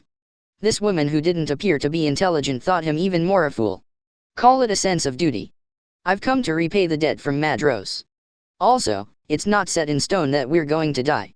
Soldiers from the royal capital are gonna come, and we'll live to fight another day. Perhaps. Skira plucked off a bug clinging to a stalk and threw it away. Her condition had improved, but her meals had diminished to twice a day, and their portions had also decreased. The snacks she kept with her were nearly finished. Katerina's candies were now at a countable number. Skira's mood was getting gloomier, and the cavalrymen too weren't faring well, she felt. Oh yeah, hey Colonel. I heard this from the cavalry. They say the remaining feed is in pretty bad straits. 55 said Darius as if he just remembered, and Katerina's face stiffened. Is that true, Katerina? Why, yes. We've more or less not enough. Isn't grass growing inside this fortress? There's nothing but weeds coming up now, said Darius as he pointed out the sparse vegetation. What should we do, I wonder? Skira pondered. There were weeds growing here and there, but not enough to support all the horses. Going out was prohibited too. Can you, please leave it to me? I can take the best course of action. What do you plan to do? Please leave everything to me. Vaguely said Katerina, not backing down. It was better if Skira didn't know. Darius lowered his eyes. I got it. I'll entrust everything to you, First Lieutenant. Please take care of the horses. Skira smiled, and patted her hands, removing the dirt. Sir, understood. 55 After assuring themselves that Skira was going back to her office, Darius apologized to Katerina. My bad. Seems I've said too much. It's fine. She would have found out sooner or later. So, what do you intend to do? Let them go. Like I'll hand over our war horses to the enemy. There's also no need to risk opening the gates. But there's no feed, right? What ya gonna do then? It's better if you don't know.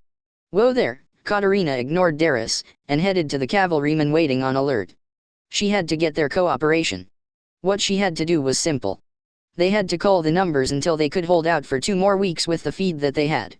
2 weeks had already passed since the start of the siege. Reinforcements should be coming after half a month, Katerina estimated.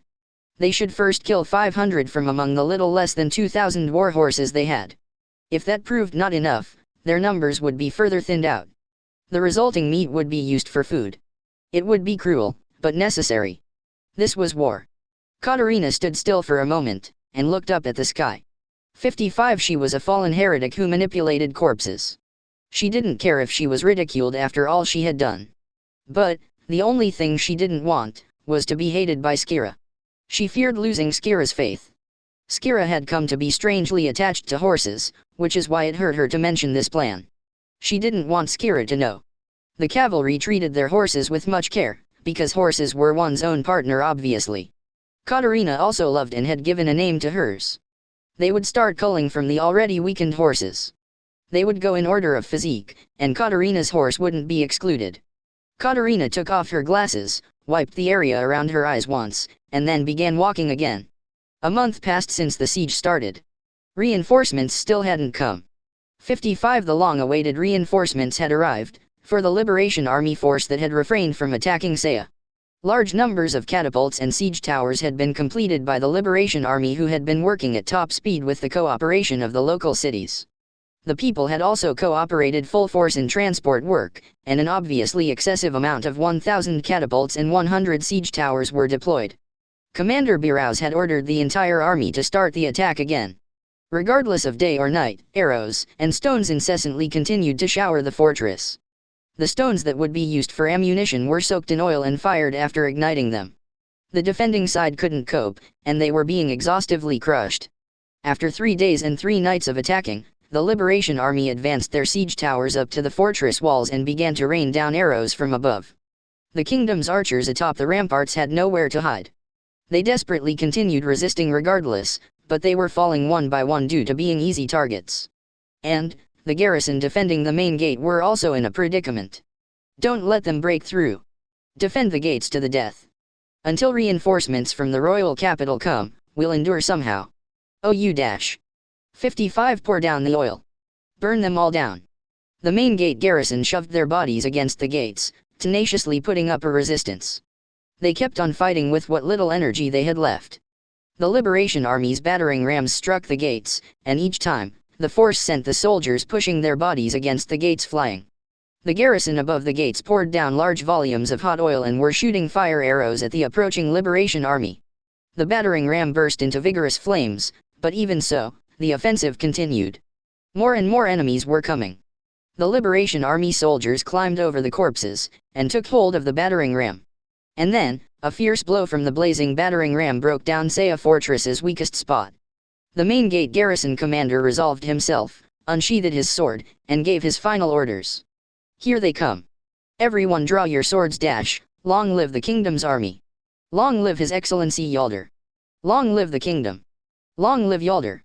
All hands attack. After me. The kingdom's soldiers with their spear line instantly at the ready skewered those of the Liberation Army first to arrive. 55. They used those bodies as a shield against the Liberation Army forces coming in swarms. The kingdom's soldiers were crushed, trampled, and slaughtered all without a chance to even scream.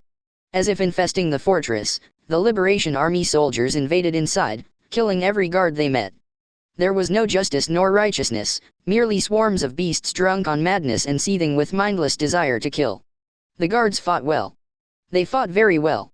But they were outnumbered. Force of numbers was overwhelming them.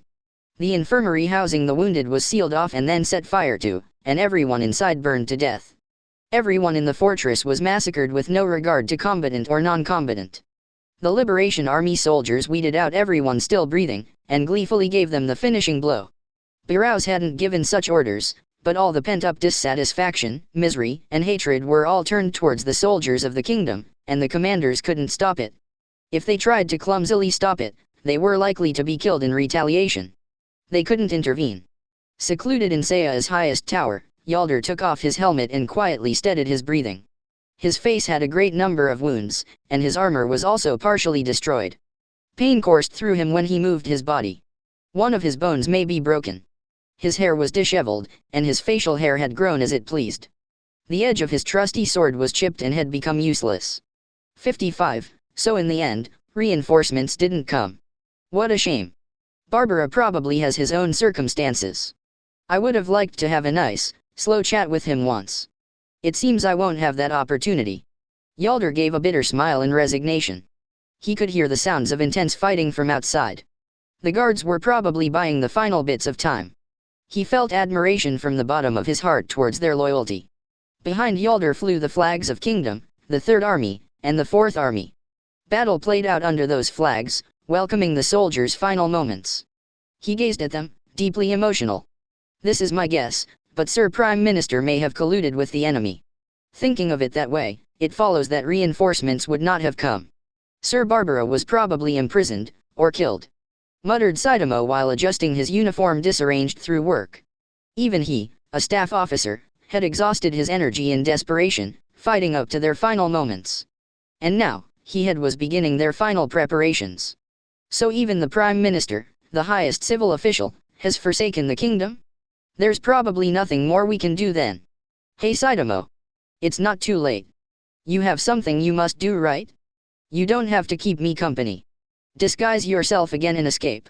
Yalder didn't know how many times he had tried persuading Saitama. Saitama dearly wished to restore the fallen house of Arte. Knowing that, Yalder had been telling him to hurry and escape. Saitama had stayed with him up until now. He had done enough. 55 so you say, but your excellency cannot start up those alone. They require magical power. You can use magic. Yalder asked with an expression that said he was hearing this for the first time. I only have it, but I cannot use it. Though something like activating those won't pose a problem. He had capacity for sorcery, but he wasn't blessed with talent as a sorcerer. Hence, Saitama had arduously exerted himself and acquired his rank of staff officer with his knowledge. This is your last chance. Run away Saitama. Live, and carry out your long-cherished desire. I must refuse. I too have some backbone. I cannot shamelessly live on while letting my leader die in battle. Discussing this anymore is wasting both our times. Damn, you're a stubborn man. Well, that's quite like you, I guess. Fine then, do as you please. Sir. I intended to anyway. The corners of Saitama's lips raised ever so slightly. Yalder smiled. I regret that I couldn't keep my promise with Colonel Skira. What a shame, yeah, truly a shame. Sir, Skira too certainly thinks it a shame. 5 I'll have to apologize one day. I hope she forgives me. If you bring some good food, she won't have a problem. Skira is that kind of person. I guess so. When that time comes, I must keep my promise. From outside the high tower resonated cheers. It appeared that all the guards had been annihilated. The door to the tower was broken down, and they rushed inside. It would probably only be a matter of time until they closed in on their room. Yalder nodded, and Saitama hid himself. He prepared those next to him. He would activate them at Yalder's signal. The sounds of countless military boots surged towards them, and the double doors were mightily kicked open.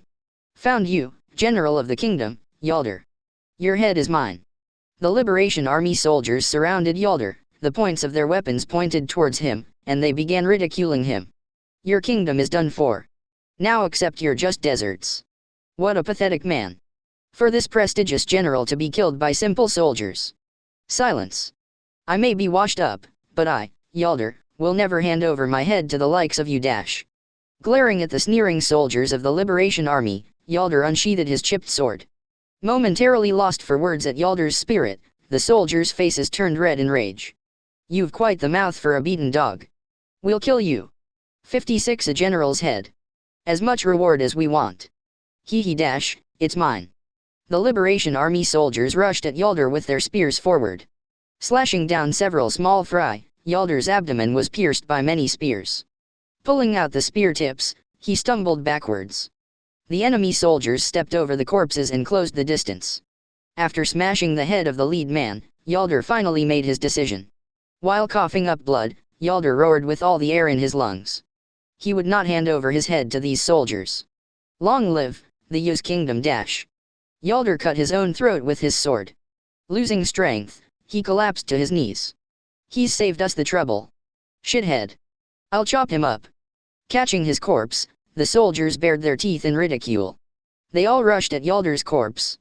After witnessing his friend's final moments, Saitama chanted the ignition spell for the sorcery mines taken from the Liberation Army. Those that had misfired at the previous battle were recovered from the ox carts and brought to Seiya. 56 They were placed in the four corners of the castle room. The excited Liberation Army soldiers hadn't noticed, but large quantities of gunpowder and oil were scattered around. When Saitama reached the final line of the incantation, the figures of his deceased older brother and foolish older sister floated in the back of his mind. And for some reason, Skira's detestable face came to mind too. To think of death of all things in his final moments, Saitama couldn't hold back a wry smile. But, he didn't hate her way of living. Free and unrestrained, her appearance as she lived willfully, perhaps he was envious. He wasn't really sure. Thankfully, I still have some time. Let's follow death's example and think more selfishly. Older brother, I'll be leaving this world. Farewell, older sister. The instant Saitama finished chanting the spell, blinding light surged from the sorcery mines. The expanding blast burned everyone in the area to nothing, wiping them out without a trace. The flames set the oil on fire, and the gunpowder exacerbated the force, and the entire tower was caught up in the explosion. The sorcery mines that had started Yalder's days of agony, now brought about their end. And so Seiya fell, and the surviving soldiers of the kingdom's 3rd and 4th armies were utterly wiped out. Yalder, Saitama, and the garrison of all 10,000 soldiers under them died in battle. All that was left were the resounding cheers and cries of the victorious Liberation Army. However, the face of Biraus who had achieved victory was grim. 56, isn't this nothing more than using the people's wrath for our own devices? There's no guarantee that the blade of their anger won't be pointed towards us one day. Biraus closed his eyes and brushed away his thoughts. They were in the right. It was true that the kingdom had ruled over the people in tyranny. Justice was on their side to free the people. Indeed, that was why they were in the right. They just had to not repeat the same mistakes. Humans learn from history. They would walk the honest path. Along with the staff officers celebrating their victory, Biraus entered inside the fortress. Corpses of the kingdom's soldiers, corpses burned to death, corpses crushed to death, corpses dismembered, everywhere. The old General Biraus continued to walk onwards, in this world of hell built under the name of justice. When dark smoke rose from Seiya Fortress, the Liberation Army soldiers surrounding Cyrus Fortress thundered in cheers. At the same time it was to show delight, it was also to make those inside the fortress taste despair. You are next, it signified. A month had already passed since the siege started. It wouldn't be strange if the fortress had already exhausted their provisions. Diener studied the kingdom's soldiers standing on the ramparts with a spyglass. Their cheeks were sunken, and their complexions were severely poor. Their bodies staggered, and they could barely stand. But, they were still living. It was still too early to attack. Even if they attacked with force and felled the fortress, that would be too lenient. 56 The death god had to taste even more unbearable hunger. Once she went mad from hunger, he would kill her. Lowering the spyglass, Diener ordered Vander standing next to him. Kill them. I told you I won't accept surrender. Are you sure? They're holding a white flag. I don't care. Tell the soldiers it's likely a fake surrender. Death had eaten at the Imperial Army and destroyed them with that tactic. We will not make the same mistake as them. Understood. Messenger, convey the orders to shoot down the enemy soldiers. Sir Dash. The messenger on his horse left headquarters. Several minutes later, the soldiers of the kingdom holding a white flag were doused with arrows, and they died. He wouldn't let anyone escape from Cyrus Fortress. With a thin smile on his face, Diener went back to his pavilion. Cyrus Fortress. Confirming the black smoke and knowing Seiya had fallen, LaRousse decided it was time to surrender. He couldn't make the soldiers go along with his selfishness. But, the envoys were shot down before they managed to reach the enemy camp. It seems the enemy intended on killing everyone in this fortress. Emaciated himself, LaRousse worked over a plan for hereafter. Reinforcements hadn't come yet. They probably wouldn't come no matter how long they held out, he feared. If Barbara was still in command, they should have arrived a long time ago. That they hadn't meant that something had happened in the royal capital. There was a high chance that Barbara was dismissed. 56 He didn't know what the Prime Minister was thinking, but what LaRousse understood now was only that the Prime Minister would let this fortress fall. In that case, there was no meaning in confining themselves like this. They were just wasting their stamina. However, it was too late to launch an attack. The enemy's preparations were perfect. There was only death if they opened the gates and made a determined assault. Two choices remained for LaRousse. There was no choice for surrender. Would they stick it out inside the castle until the very end and die from hunger, or would they raid the enemy's formation and proudly die in battle? LaRue slapped his desk. There were many things he could have done if he knew that they were going to be abandoned from the onset. Guerrilla warfare with concealed soldiers and using Cyrus Fortress as a decoy. Mobile raids, taking advantage of the mobility of Skira's unit. They could have slowed the Liberation Army's advance by interfering with their supply line. Yet, he had chosen to enter their deathbeds, where they had to spend every day in worry of remaining provisions. LaRue lamented his own caution and passivity. He needed a little more time, until he could make his final decision. In her hazy consciousness, Skira sat in front of the fields with several of her cavalry. A cavalryman was propping up Skira from behind, for those occasions when she would sometimes lose consciousness. If humans subsisted only on water, it would take generally 2 or 3 months to die of starvation. Of course, every person was different. With her healthy appetite, the extent of Skira's debility was more severe than the other soldiers, and one could tell she was in trouble from a glance. Her cheeks were caved in, and it had become difficult to satisfactorily move. But, she could still fight. Skira grasped the scythe next to her tightly. 56 Now that a month had passed since the start of the siege, meals were reduced to once a day, and those meals were also in a miserable state. Next to Skira was a plate. A scrap of bread about the size of a pebble quietly sat on it. A large amount of liquid was poured into a bowl. An ingredient less soup. It wasn't a soup as thin as water, it was water. More accurately, water flavored with a little salt. She thought could hear a chef's cries of anguish. Skira picked up the scrap of bread with trembling hands. She gently carried it into her mouth, and slowly chewed, taking her time. Once it couldn't be tasted, and once it couldn't be chewed anymore, she swallowed, her throat making a noise. Delicious, Skira's cheeks slightly relaxed. The cavalrymen couldn't watch anymore, and they spoke up. "Colonel, please, take ours. I don't need it." She strongly refused the extended bread. She detested taking her companion's food. She took a sip of salt water, and spit it out. This wasn't food. It was just water. Skira tiredly leaned on a cavalryman. "Colonel, I beg you, please eat. You need the nutrition more than us. Please." "No, Colonel. 56 I don't want it. I'd rather die. I'll never eat it." Skira unyieldingly refused her subordinate's proposal. She would only eat the portion allotted to her. As a high-ranking officer, Skira should have been distributed more than the non-commissioned officers, but she only ate an equal amount as her cavalry. She couldn't eat more by herself, much less take away another's tiny portion. Anything but that. Anything but doing the same things as the rebel army. Those guys were vermin who took from them while saying they were fighting for the people. I hope they quickly grow and become edible. The crops in front of her hadn't borne fruit yet. She wondered when they would. While propped against one of her cavalry, Skira longingly stared at them. Katerina made up her mind, seeing this scene. That night, Katerina waited for the soldiers keeping watch to fall asleep, and she decided to go outside the fortress. She would use magic to leap down from the ramparts and slip into the enemy camp using what little she knew about concealment. Her targets were the supply convoys. Skira should accept eating food stolen from the rebel army. At this rate, Skira would die of malnourishment. Even if they started killing all their war horses and using their meat for food, Katerina too probably wouldn't eat them. 56 What a joke it would be if death died from starvation.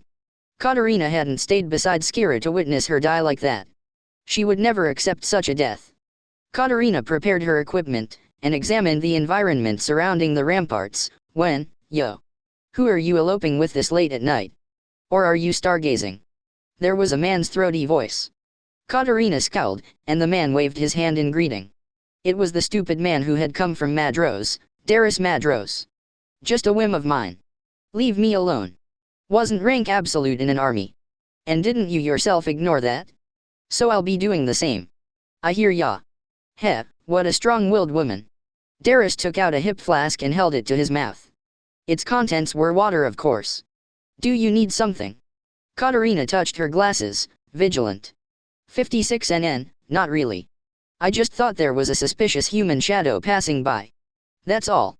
I ain't gonna stop whatever you're gonna do. I came here in a similar fashion after all. I see. I'll be going then.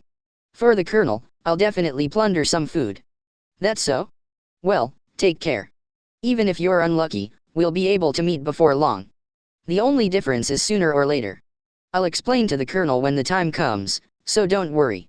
Knowing it was futile to stop her, Darius shrugged his shoulders and was about to leave. Katarina spoke to his back.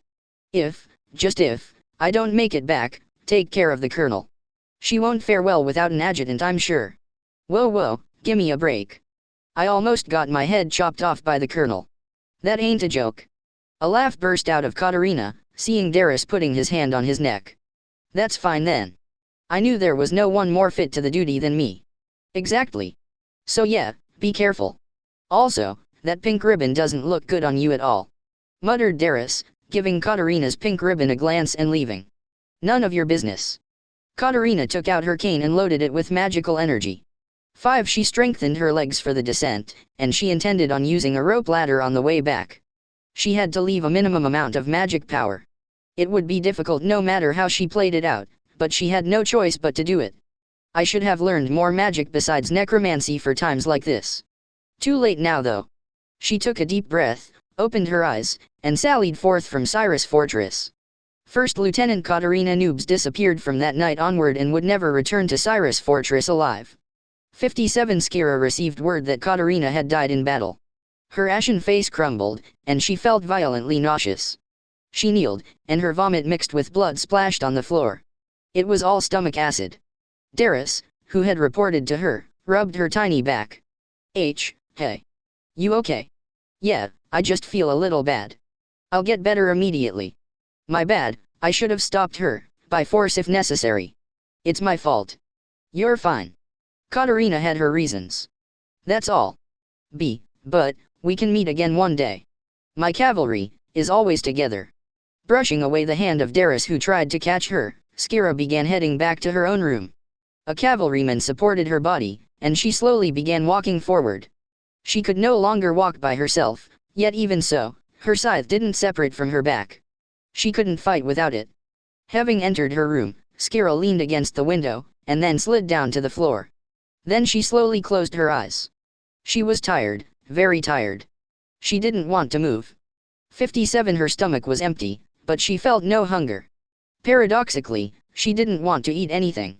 She felt like even if there was a feast in front of her, her stomach wouldn't take it. I wonder why. I'm reminded of that old village. I hate that place. Skira opened her eyes, and the world was blurry. Her dreary office only for a moment flashed with the scene of her burning village.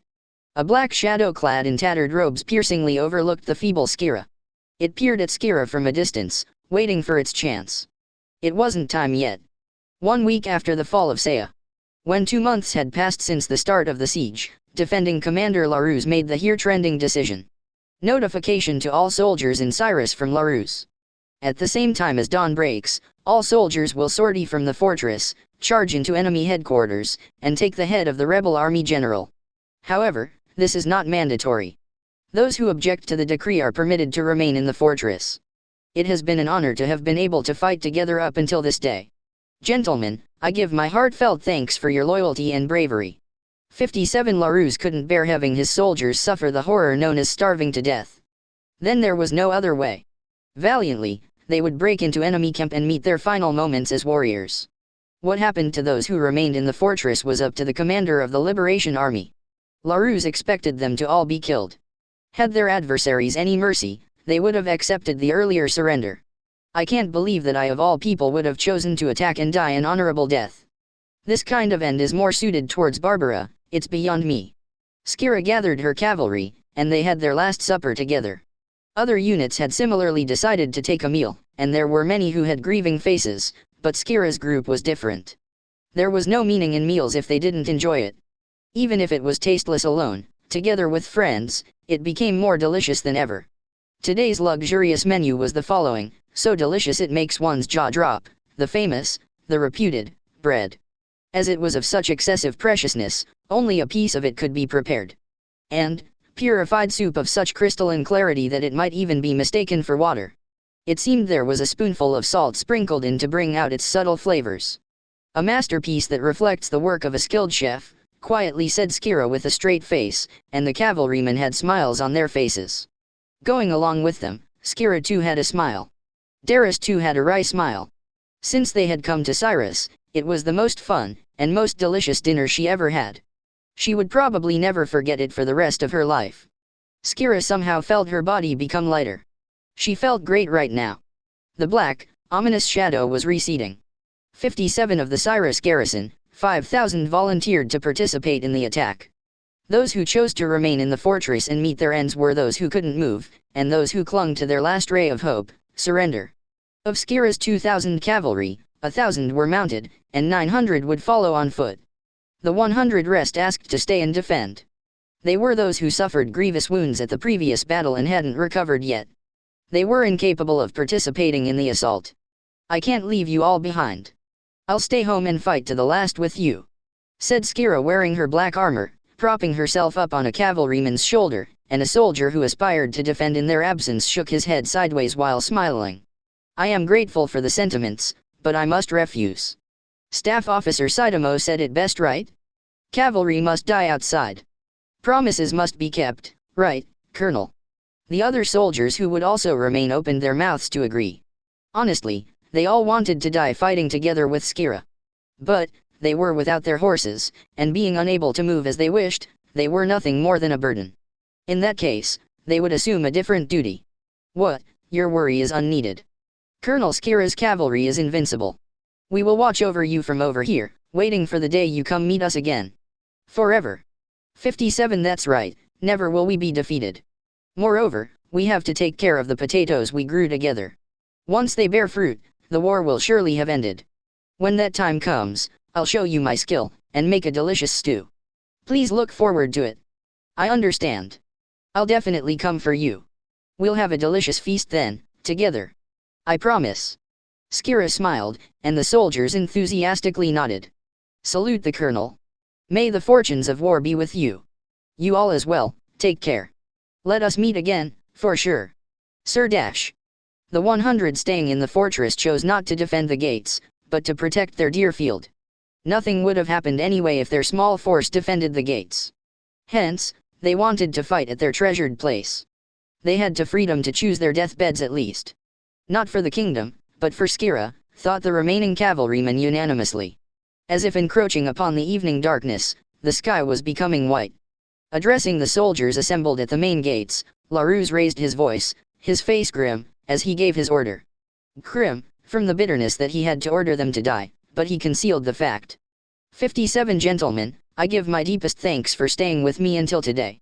We'll show the rebel army, the spirit of the Cyrus garrison. We'll make them know the valor of the kingdom's elite. Without fail, we'll hold up the commander's head dash. Oh you dash. All right, open the gates dash. Death shall be our herald. Escort Colonel Skira into enemy headquarters. Long live the kingdom. Long live the First Army. All units begin the assault dash. Forward dash. Forwards dash. Dash. The drawbridge was lowered, and the gates opened. Larousse charged as the vanguard, and the soldiers spurred on their horses after him. The strategy was all too simple.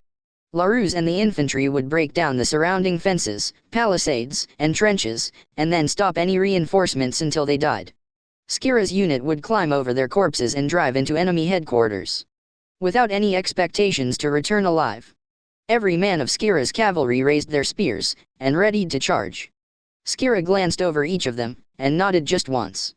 We'll kill as many of the rebel scum as we can lay hands on. I will fight, until I can fight no longer. So stay with me. Thank you for everything. It has truly been a pleasure eating with you all. I'm eternally grateful. It has been an honor to be with you, Colonel. Colonel, thank you very much. 57, long live Sir Skira. Long live Colonel Skira. All right.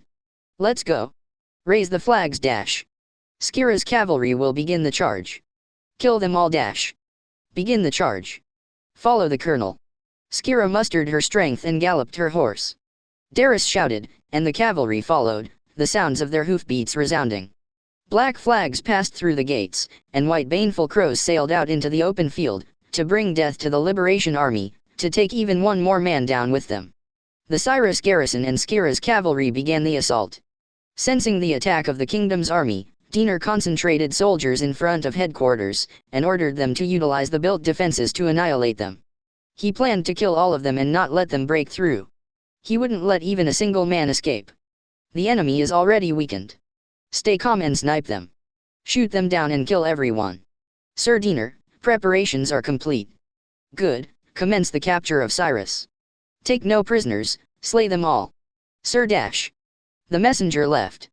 Now that the garrison's main force had sorted, Cyrus' fortress was near empty. It would fall immediately from an onslaught of 30,000. 57 With this time's starvation tactics, he was able to keep the losses of soldiers to an absolute minimum. The siege turned out perfectly. It would be all too simple to drive away the enemy's thoughtless attack.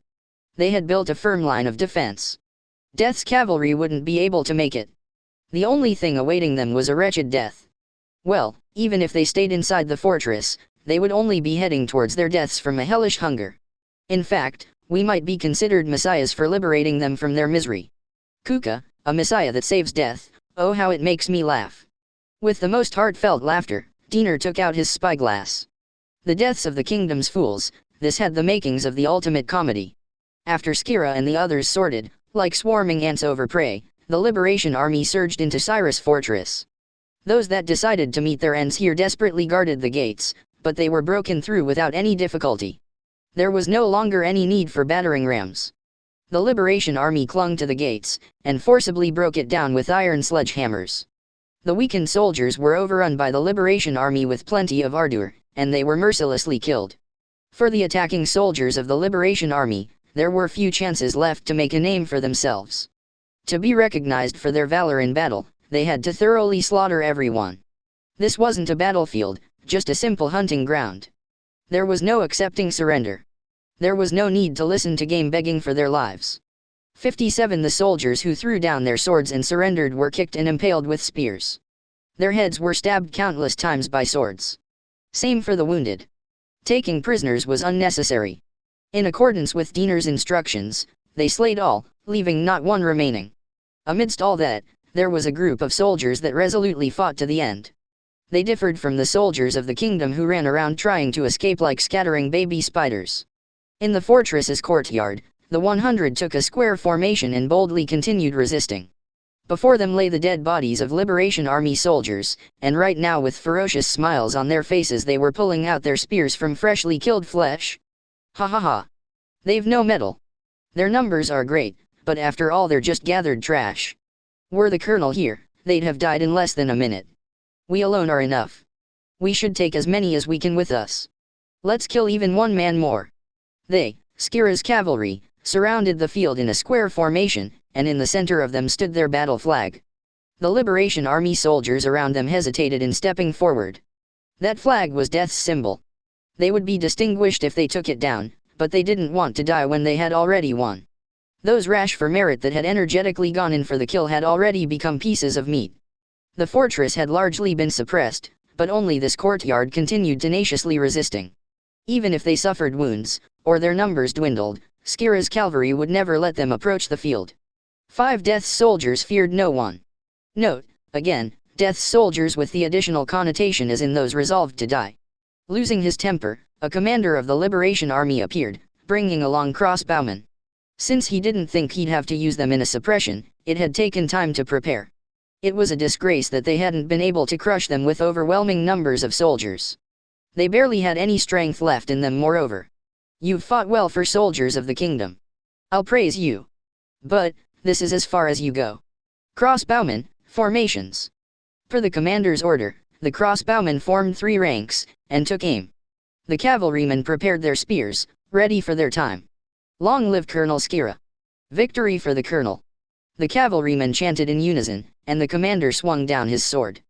The crossbowmen pulled the trigger, and fired. Then a second volley. And a third volley. The first rank reloaded. Skira's cavalry silently collapsed. Some stabbed their spears in the ground, refusing to topple. These guys will move until the very end. Keep on shooting. No need for reserve. The commander, who had heard of the cavalry's abominableness from Diener and FYNN, made sure to not get close. He kept a distance and kept on shooting. The cavalrymen's bodies were treated like dummies used for shooting practice, and the crossbowmen sneered as they shot their bolts. 58 After several hundred fired bolts, there was no one alive. Their bodies were like comical hedgehogs. The Liberation Army soldiers laughed. "These idiots made us waste time. And all for what?" muttered the commander, detestably looking at the corpses of the cavalrymen. One soldier read the signboard, and spoke up. "Your Excellency. It seems this strange garden is the death god's. Her signature is on it, and it says not to damage it. Ridiculous. They persevered here just to protect a garden? What the heck were they thinking? The deeds of madmen are difficult to understand."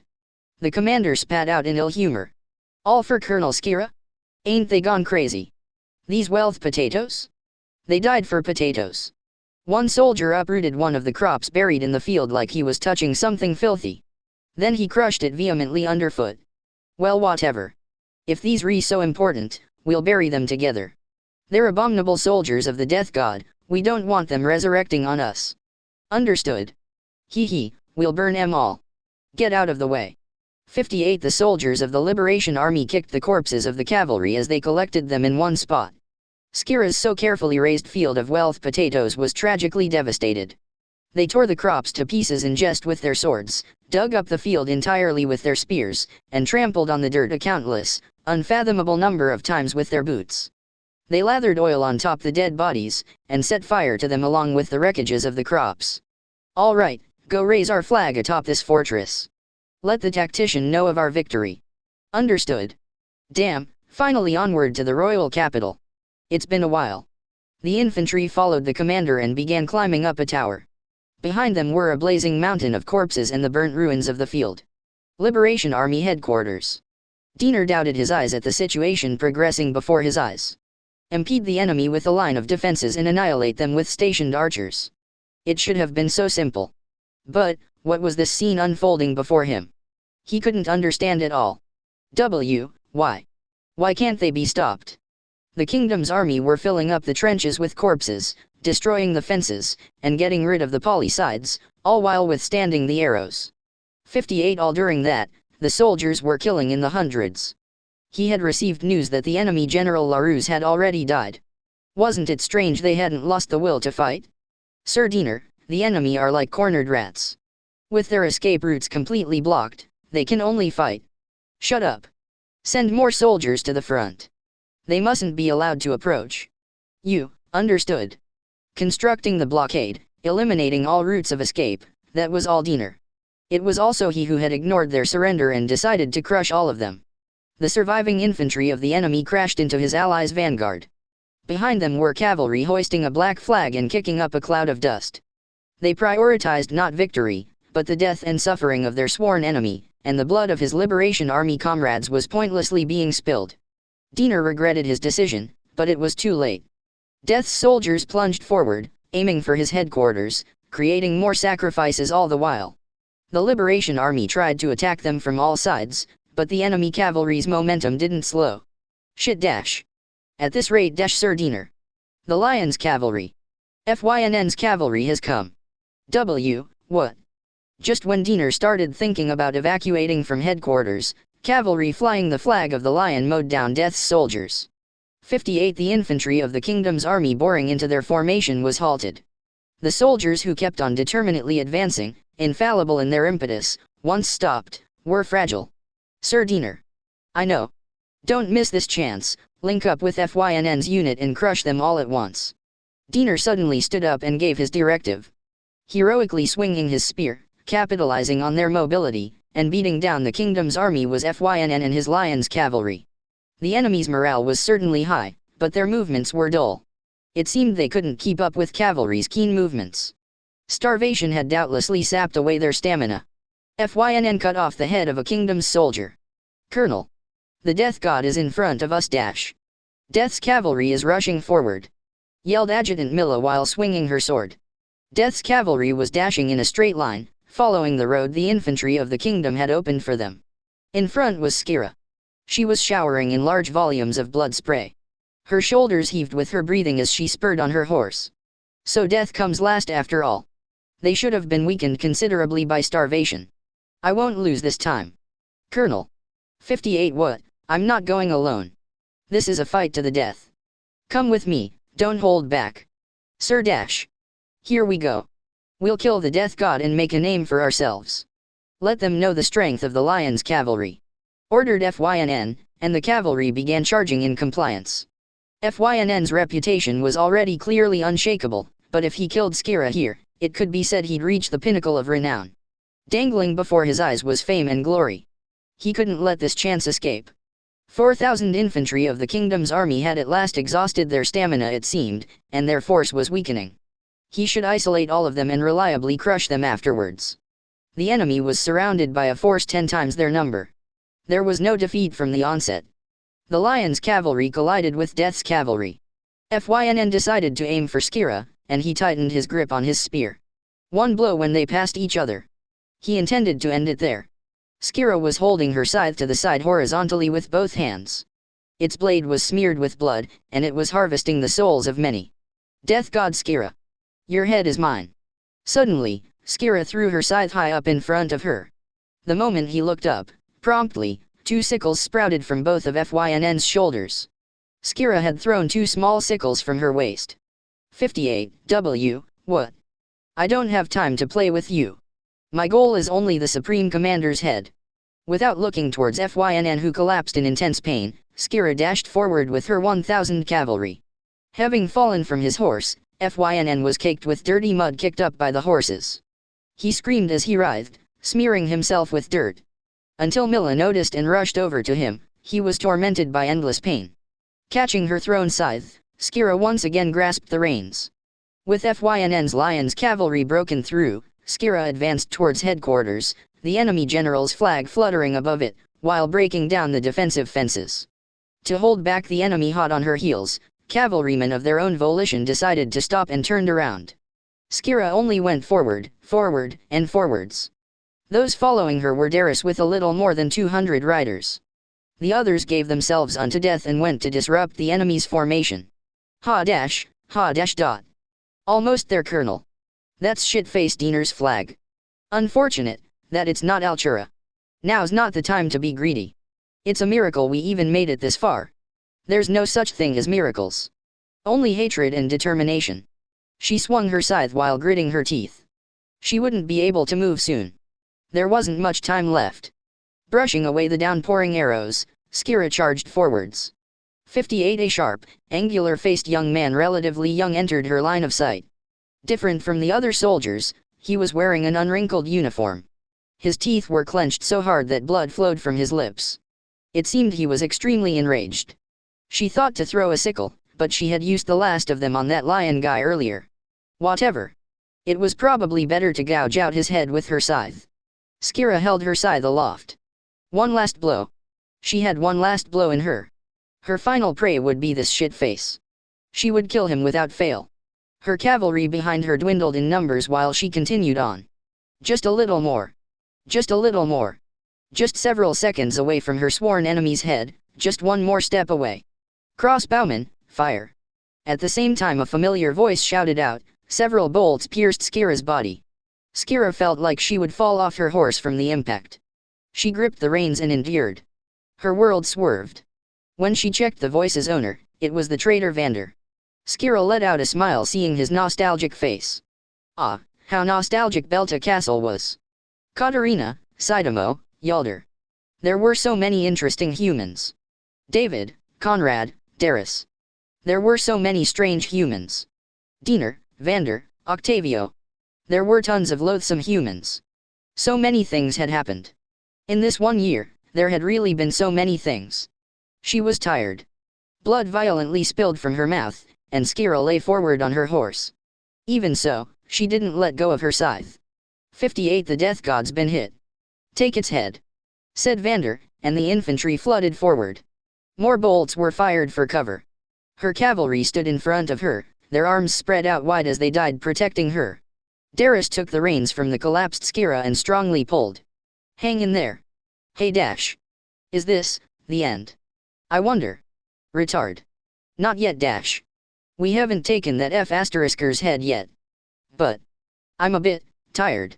Shut up. I don't want to hear death whining. Hey you, take the colonel and escape. Use everything you got and run away somewhere dash.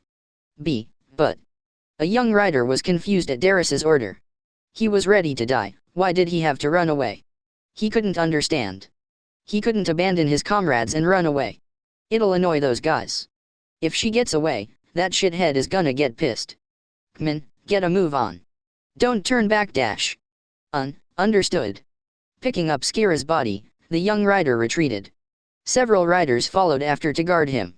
58 Darius had a thin smile, and he turned around. He had found a nice place to die. His damn father probably wouldn't complain either if he died protecting a woman. This was the best. Head dash, this is the end. Skira, this is for you.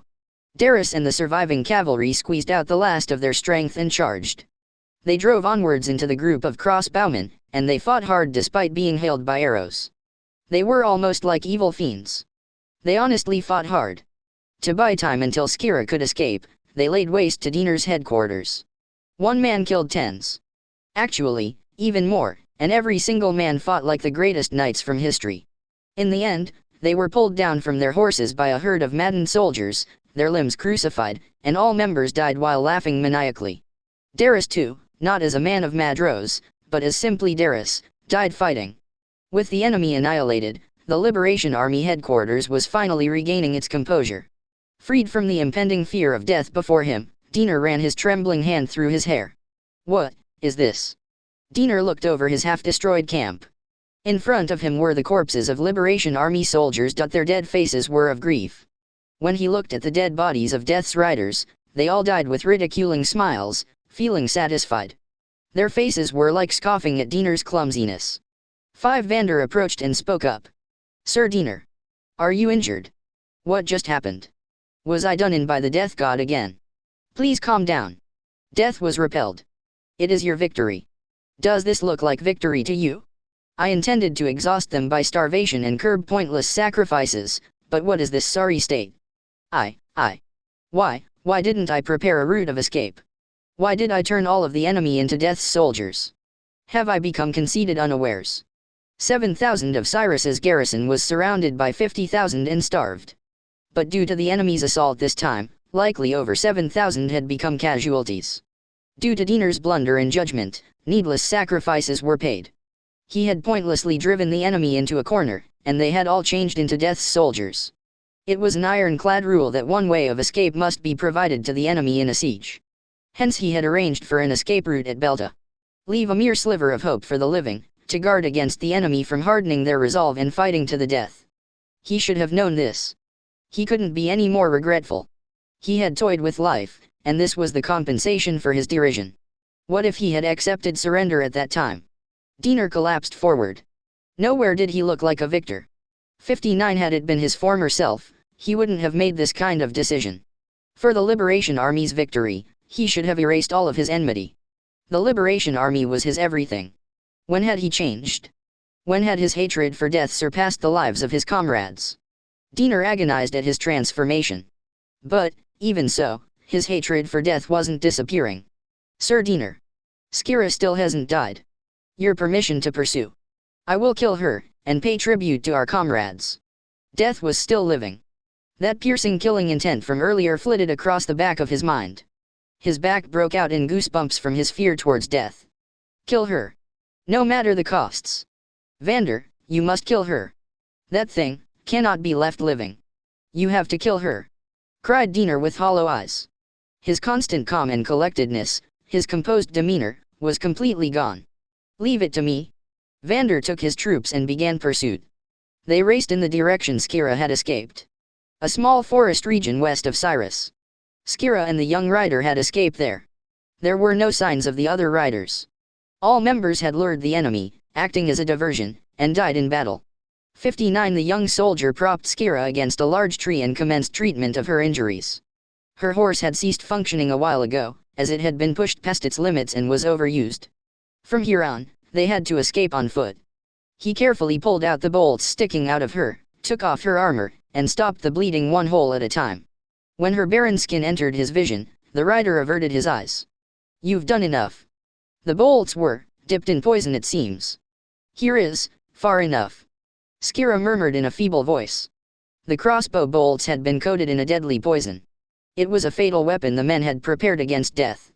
The poison rapidly ate into Skira's body. Her little remaining stamina would soon be exhausted, like a candle about to be extinguished. I cannot do that.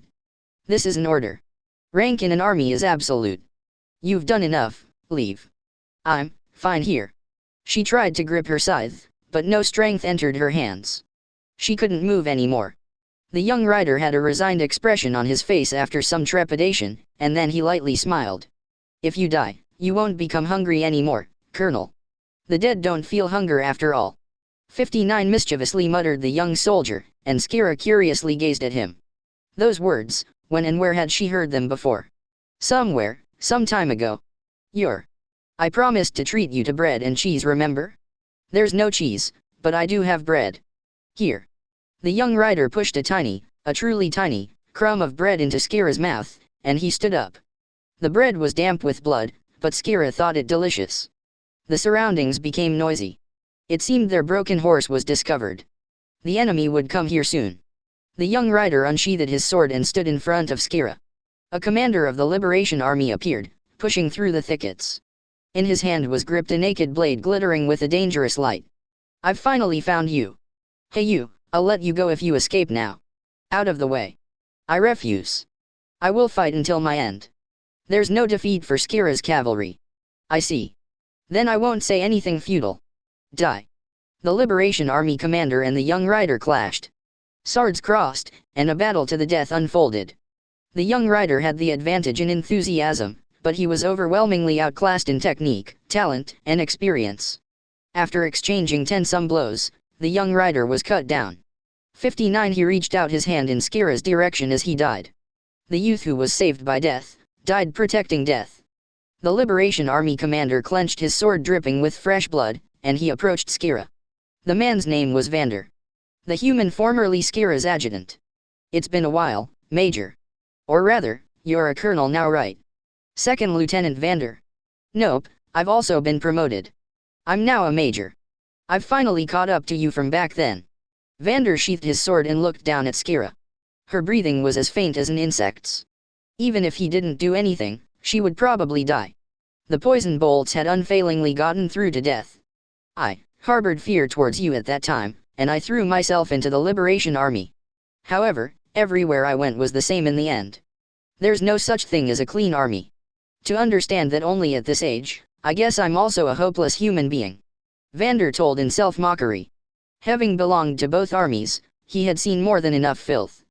Diener was the human who bore all of that filth, and Vander under his direct supervision had now also been dirted. 59 The reason why you became the death god, I finally know now, why you hold such animosity towards the Liberation Army. The ones who destroyed your birthplace were us, the Liberation Army. I was told by Diener. This world is honestly disgusting. There's no justice anywhere. I see, so it was Diener. Murmured Skira, as if engraving it onto herself. She would never forget. Kill, she would absolutely kill him. Yeah. 1 dirted, 10 sacrificed, and 1,000 saved. This is an inevitability. Someone has to do it. If no one acts, tens of thousands of humans will die at the hands of idiotic politicians. I've made the decision to dirty myself. So Vander picked up Skira's large scythe next to her. Contrary to its appearance, it was light. It strangely fit in his hands, like he had always been using it. I will kill you. Death's existence isn't needed in the new world. You've killed too many, done too much. Vander placed the scythe's blade against Skira's neck. Skira didn't resist. In Skira's blurry world, Vander appeared distorted. Something which she had a memory of, from somewhere, from some time, possessed Vander, a black shadow. Skira turned her eyes towards his neck, and his tender-looking throat. Skira's appetite began welling up from somewhere. A little bit of strength returned to her. Her eyes began glinting with a dark light. I'll at least make it painless, and give you an easy death. Colonel Skira, this is farewell. 59 The instant Vander held the scythe over his head, Skira sprung up from the ground. Vander was stunned at a person on the verge of death suddenly moving. The scythe fell from his hands. Skira's soft, thin arms lovingly wrapped around Vander's neck. Skira whispered only one word, her warm breath coincidentally caressing his ear. Delicious. 59 Report to Altura. The Liberation Army force sent to Cyrus has successfully captured the fortress. The enemy General LaRuse and Death God Skira were killed. Also, during the confusion, Major Vander has gone missing. End of transmission. In the Chronicles of the Liberation War, Skira was said to have died in this battle. She abandoned her subordinates and devised to escape alone, whereupon she was surrounded by militiamen, and in the end, was torn limb from limb. It was said that Altura mourned Skira's blood-stained life, and she erected a tombstone in Cyrus. That the tombstone was nameless was proof of the weight of Skira's sins. Until the fear of death would vanish from the people's memories, there would be no forgiveness for her, and with this sentence, the story can come to a close. The Liberation Army that had captured Cyrus and Saya marched towards their ultimate goal, royal capital Blanca, with Altura in tow. With complete control over the court, Farzam had in essence staged a coup d'état and confined King Christoph. The royal capital Blanca surrendered without resistance. On which occasion, Barbara committed suicide. He was appalled that he couldn't keep his promise with Yalder, and he ended his life. Barbara, who had pursued promotions and had his ambitions granted exactly as he desired, in his final moments, was deprived of his power and died without anyone to care for him. 59 The Liberation Army was welcomed amidst wholehearted cheers from the capital's citizens. There was no one who called them the rebel army. Everyone ushered them in, brimming with the feeling of liberation. The kingdom was forsaken by the citizens at their very own doorstep. The streets teemed with cheers welcoming heroes. "We have been waiting for you, Princess Altura. We vassals all present swear our allegiance." Bringing along his personal retainers, Farzam greeted Altura's company. Dinar coldly stared at him, and ordered for the man in front of him to be restrained. "Arrest the wicked retainer Farzam and his gang. He's the culprit behind the misgovernment. There's no need to listen to his excuses. This is different from what we agreed on. Dinar. Did you think only you would be forgiven after all you've done? Your sins deserve 1,000 deaths. Don't screw around. Do you know what'll happen if you kill me? Princess. Do you mean to drag this country into another war?" Deciding that speaking with Dinar was useless, Farzam looked to Altura, his expression desperate. Altura glared at Farzam, and said, "General Bourbon and General Octavio weren't like you. We have exchanged messages that say they would work with us. Same with the dignitaries of the royal capital. Thanks to your unsightly desire for self-protection, we were able to avoid shedding unnecessary blood. For that, I thank you. 59 You planned on using me from the start. It's the deceived fault for being deceived. Wasn't that the very ideal which you acted upon? General Octavio, please restrain this fool at once." Apathetically threw out Dinar, and Octavio put his hand on his sword. "Leave it to me. Prime Minister Farzam, you've prepared yourself." "Oh, Octavio, you bastard, have you forgotten who helped you?" "I'm not sure what you mean. I've only sworn loyalty to Princess Altura, the rightful successor to the throne. What reason could I have to be scorned by a rebel who wielded tyranny? None." Octavio snickered. While Farzam had been buying time, Dinar iconically had been advancing his schemes in the kingdom's army. Farzam was nothing more than clown manipulated by one man. This man who had crawled up by using other people collapsed. Armed Liberation Army soldiers crowded around him. "Your crimes for driving several tens of thousands of civilians to their deaths will never be forgiven. Prime Minister Farzam. Until Judgment Day, repent your own doings. This won't be forgiven. Octavio. Dinar. One day, you will become just like me. Remember this. And you Altura, don't think you can live in your pretty fantasies forever. What are you talking about?" Altura had a dubious expression on her face, and Farzam slandered more, losing his temper. "You probably don't know all the things your soldiers have done under the name of justice. You foolish little girl, guards. Take this man away. Don't let him tell any more lies." Dinar ordered the guards, butting in, and Farzam was dragged away. "Sir. Come along. Shit. I'm the Prime Minister. The Prime Minister, I'll have you know." Not a single man stood up for Farzam, and only death awaited this man who was abandoned even by his own direct followers. Before carrying out his execution, Dinar next to his ear revealed everything about his identity to the bawling, struggling Farzam. Who he was, why he deceived him, and why he had to die. Farzam's eyes opened wide in shock, and he looked hard at the man who had once been his subordinate and had now taken the name of Dinar. In his days, Farzam was put to the guillotine, and executed. For the man who had risen up to Prime Minister from a simple page, it was too quick an end considering his selfish use of authority. As for King Christoph, he stayed silent, saying nothing, and he awaited his judgment day without any resistance. Despite being in a position that ought to have governed the country, He hadn't concerned himself with politics, oppressed the people, and was convicted as a criminal who killed several tens of thousands of people. It was impossible for his verdict to be anything other than death. 62 weeks after the royal capital's liberation, Christophe was publicly put to the guillotine, and he passed away together with his infamy. It was also the moment Diener's revenge was complete. Having treated him, a man who worked his body to the bone as part of their spy network, as a disposable piece and throwing him away, were Farzam and Christophe. In the name of justice, Diener had admirably slain these two evil sinners. After the king's execution, the royal capital broke out into a large-scale celebratory festival. It was the advent of a new age, a future overflowing with hope. Everyone's eyes were glittering, and they all had grand smiles. It proclaimed the end of their days of suffering, and that the war was over. All that was left was to rebuild. The first imperial prince Alexander Kieland, who had become hostage, was released. Afterwards, due to the efforts of Alan, a peace treaty was signed. The kingdom would change. Under their beautiful hope, Altura, the kingdom would be newly reborn. It was the birth of Queen Altura and the new Yuz kingdom. The whole kingdom was greatly excited, and they celebrated the birth of the new kingdom and their new queen. 60 Diamond Suit Diamond Suit Diamond Suit New Yuz Kingdom, History Compilation Room. By Diener's order, this established department was given the duty of accurately conveying the new kingdom's rise for future generations. Aiming for a kingdom which would last even 1,000 years, Diener had to properly leave a record of the Liberation War. He gave instructions for all the events from their uprising to the royal capital's liberation to be put together as the Chronicles of the Liberation War. In the compilation room, the chief secretary was hollering at an aged, obstinate man. He wanted his own personal opinion put in, so he was making the man do some retouching. "How many times are you going to make me say it? I told you not to write down your own opinions. Correct every passage that I've marked." "Chief Secretary, I have been writing down the correct history. There are no errors. Whether or not it's correct is up to me to decide. All you have to do is write down the truth. Then there is no need for amendment. I have not written any fabrications. For the death god, everything besides that she was a female officer should be left unclear. Unnecessary matters like she was a girl born in a farming village doesn't need to be written. But that is fact. I have found that in documents and have also conducted interviews. You fool. All the leaders of the kingdom fought only in their self-interests.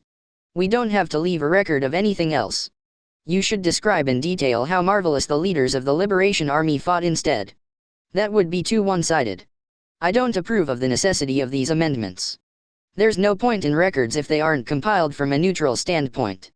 60 The chief secretary brought up another passage he demanded be revised. The Liberation Army aimed for the opening created by the skirmish between the kingdom and the empire and made an armed uprising in Salvador Fortress. This is false. The Liberation Army was desperately begged by the people, and revolted reluctantly. They didn't exercise armed might for personal desires. Don't be mistaken. The truth is the truth. Furthermore, about the Tenang Rebellion, the actual event is still unclear. We have to investigate the details more," stated the old secretary, and the chief let out that it wasn't required. The actual happenings are clear. It's evident that the thieving commander of Belta at that time, David, gave the instructions for it. There are plenty of witnesses too. There is no precise evidence that David gave the instructions for it. What's for sure is that there were victims and that the soldiers of the kingdom committed the massacre. There's all your objective evidence. In the first place, the beginnings are obscure. Why would the feudal lord of Tenang attack the peasants? The marching peasants were large in number, and he should have known what would happen if he used violence on them. Furthermore, there should have been a temporary levy going on, but there exists no records of that. Just where did all the stolen goods go? There are too many points of uncertainty. Humph, not a problem. The feudal lord probably used it all to enrich his own lifestyle. That man only thought about himself. The secretary didn't agree, and he threw down the documents, unable to keep up with the chief secretary's farce.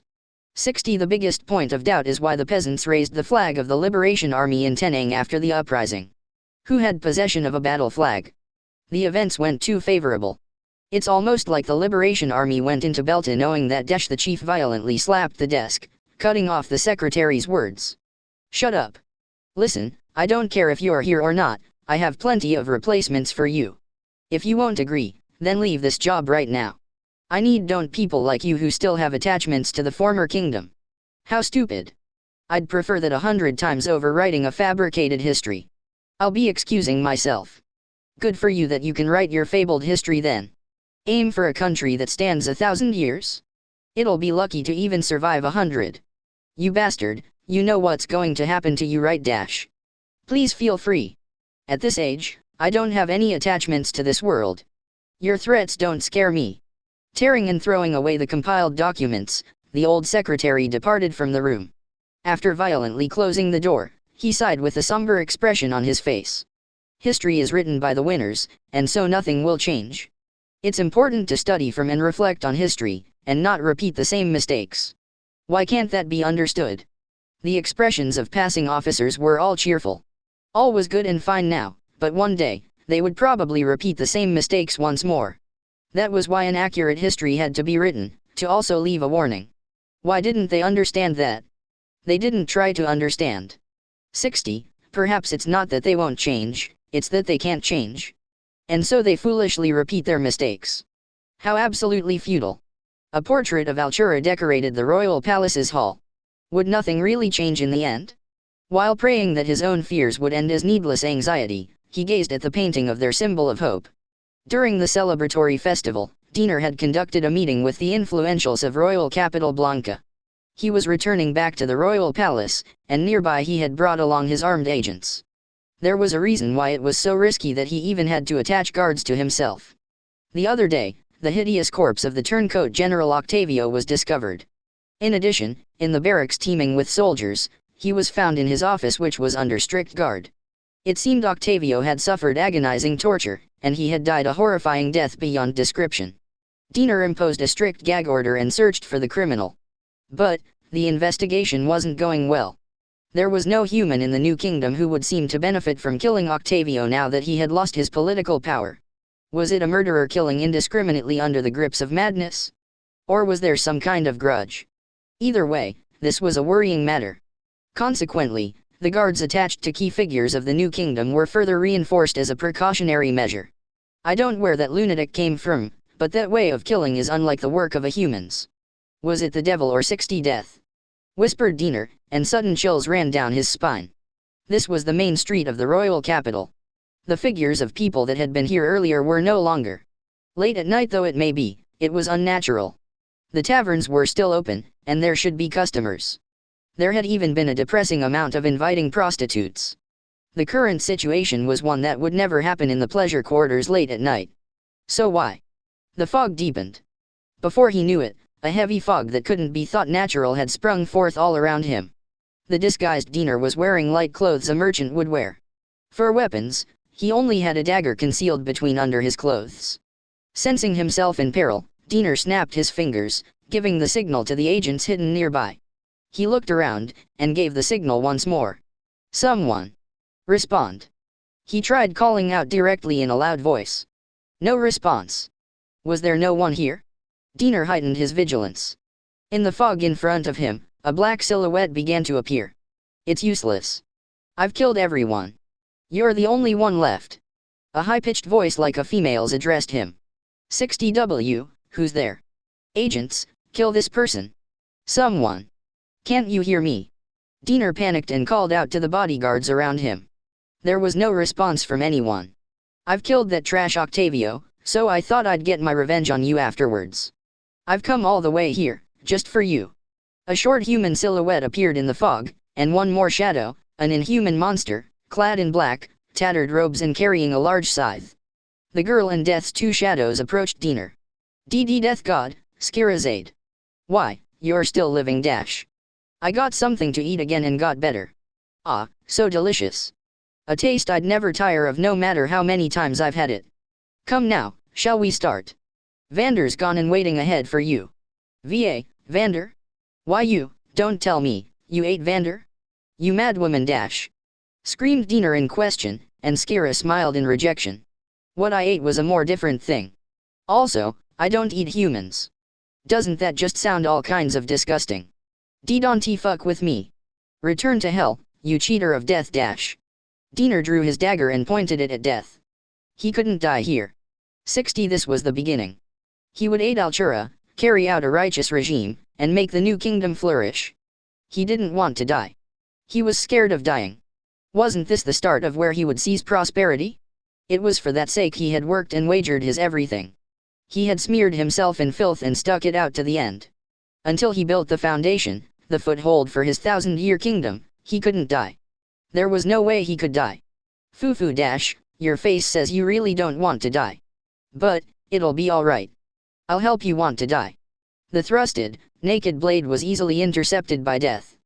Diener put more strength in, desperately trying to make something happen. He clenched his teeth. I can't die yet. I will live until I build the foundation for the new kingdom. So I will dash no. I had decided that I would to kill you. Don't think you'll die comfortably. I'll take my time, and slow WLY finish you off. Cry as much as you want. You don't need to hold back K. Don't you get it? If you kill me, all the paid sacrifices up until now will be rendered worthless. If it's me, I can save several thousands, no, several tens of thousands. Silence. As if to say he was hurting her ears, she grabbed Diener's dagger, and took it away. Death dripped red blood. She stroked her prey's face with wet hands. She stabbed a knife into his shoulder. Diener screamed in pain. Gwayayayayayayash. 61 dirted, 10 sacrificed, and 1,000 saved, said Vander.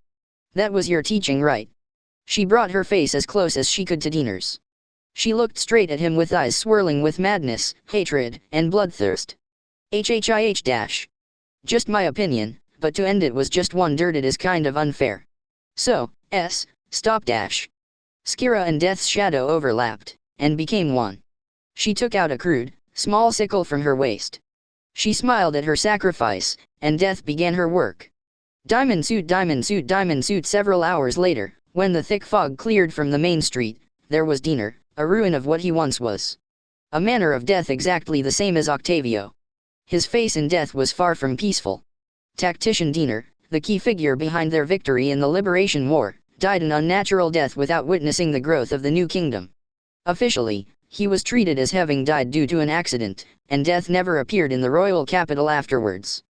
Altura mourned Diener's death and held a large funeral ceremony.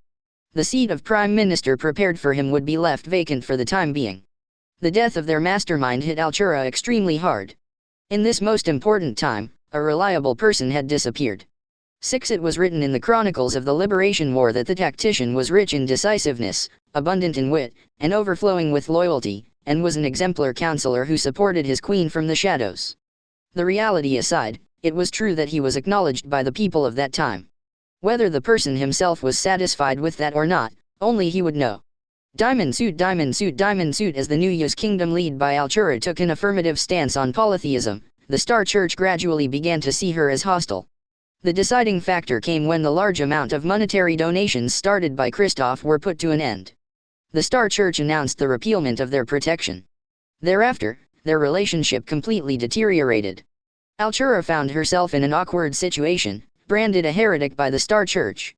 Also, infighting between the bigwigs of the former kingdom and the new kingdom intensified, and Altura was forced to suffer at the helm all that. Those that Diener had forcefully suppressed instantly rose up. Politics was a choice of give and take. A world where everyone could be happy doesn't even exist. Caught between her dreams and reality, she distressed, suffered, and finally despaired, and she fell sick due to anxiety. She left the world at a young age of 30, and her young, eldest son under the guardianship of Alan became the new king after her. It seemed the disputes between fellow statesmen had settled for the meantime, but this was the era of intensifying antagonism towards national interests, religion, and race. What Altura aimed for, a world where no one had to suffer, where everyone could have hope, was a far-off reality. 61 Diamond suit, diamond suit, diamond suit. After 30 years passed, when the memories of the Liberation War grew hazy, history repeated itself. The new kingdom hadn't reached that of 1,000 years. After the death of Alan, who managed substantially government affairs, the empire strengthened its activities and once again applied pressure that it would swallow up the kingdom. The kingdom gave in to its threats and accepted various demands, and the finances of the kingdom began to grow dire. To compensate, they were forced to once again raise the lowered taxes temporarily. Many lords took the opportunity to declare independence in opposition to the kingdom's effeminate policies, and the kingdom was again thrown into a state of civil war. And the fatal blow was when the kingdom arbitrarily carried out a policy oppressing the Star Church. They recklessly imposed a religion tax. Every believer must offer a fixed amount of money to the kingdom. Your faith in the kingdom will then be guaranteed. In response to the kingdom's called upon persecution, the Star Church declared separation from the new kingdom. Oppose the unjust persecution, and wipe out the heretics with armed force, was the edict handed down to all believers. As a result, it became a frequent occurrence where adherents of the Star Church would make armed uprisings within the kingdom. Influential lords also joined in their groups, and armed uprisings finally became a full-on revolution. This was the end of the temporary peace. Diamond suit, diamond suit, diamond suit. Cyrus Castle, with black smoke rising from it. In front of a nameless tombstone covered in moss, was a lone female officer. She wasn't there to pray. She merely observed it, staring unwaveringly, and seemingly very intrigued. 61. A sorcerer wrapped in pink robes approached the female officer. Her robe had the emblem of the Star Church emblazoned on it. As her face was concealed by the hood, it was hard to tell, but her sickly pale neck peeked through. Your Excellency. You be looking at. Just looking at this. I heard there was something interesting here, so I've been looking for it. It seems to be my grave, this thing. The female officer took out a book and threw it to the sorcerer. Chronicles of the Liberation War was written on it. After having a look at its contents, the sorcerer humphed in displeasure. Flames welled up from her hands and incinerated the book in a second. This kind of worthless book shouldn't exist in this world. It's a vulgar book with liberal fabrications. Please be at ease, I will put together your Excellency's history one day. It would be something magnificent, glorious, and mind-boggling, she thought, but she didn't vocalize it. If she accidentally let it out, before it became famous, it would all be over before it even began. Despite being dead, you're quite hot-blooded. Is that just how it is, I wonder? Sir. That is how it is. After I've gotten this body, my brutal side has more or less increased. 61. I see, whispered the female officer, and she stood up, swung her scythe, and pulverized the gravestone. She didn't need such sham made by trash.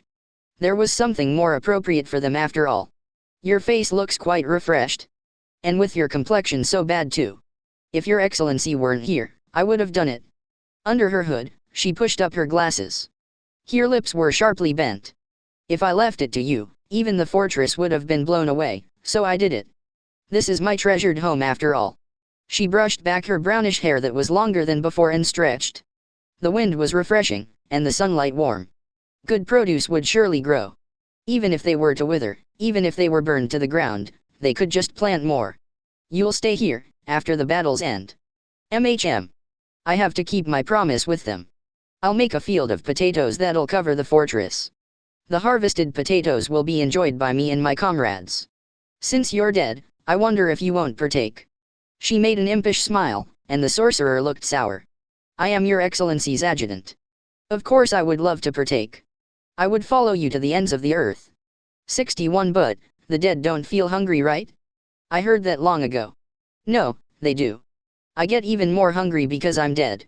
I know, because I've died. Is that so? That's a new discovery. Then I'll give you these. She took out 2 walnuts from a cloth bag and handed them to the sorcerer, a sorcerer of the dead. Thank you very much. The sickly-looking woman happily began rolling them in her hand with a smile on her face. If I'm not careful, you'll be rolling something else immediately. I thought I told you to stop, it's a bad habit. Please excuse me. How many times do I have to say it, I wonder? A messenger clothed in black priest's robes came along to these two who were having a light-hearted conversation. Your Excellency. Preparations to sortie are in order. Got it. Tell Veloce we'll be there shortly. Sir. 61. Veloce Gale lead black heavy infantry and was a female officer who had inherited her grandfather's rough disposition. She would probably have a large influence in this battle too, as the successor of the indomitable Yalder. Seeing the messenger run off, the necromancer spoke up. And so it ends, maybe. No, it only begins. The massacre of those guys of the rebel army. We'll be busy. Please leave it to me. I'll make it up to you for that time. I'm expectant. If you want, you should take command with Veloce. I'm not suited towards such things. I will decline. I feel like I excused myself before too though. Really? Can't be helped then. Her mantle fluttering, Death shouldered her scythe and began calmly walking. After her followed the necromancer reverentially. And behind them, their bodies covered in black armor, marched ranks of her martyrs. Death casually looked at the sky, and a white crow was circling the top tower. A black battle flag with a white crow coat of arms triumphantly waved atop it. It seems like there won't be a third time. Death smiled in sheer happiness. 61 The New Year's kingdom wasn't as strong as their days in the Liberation War, and the families of the chief generals and the royal family were all killed. The bloodline of the Year's kingdom had completely come to an end.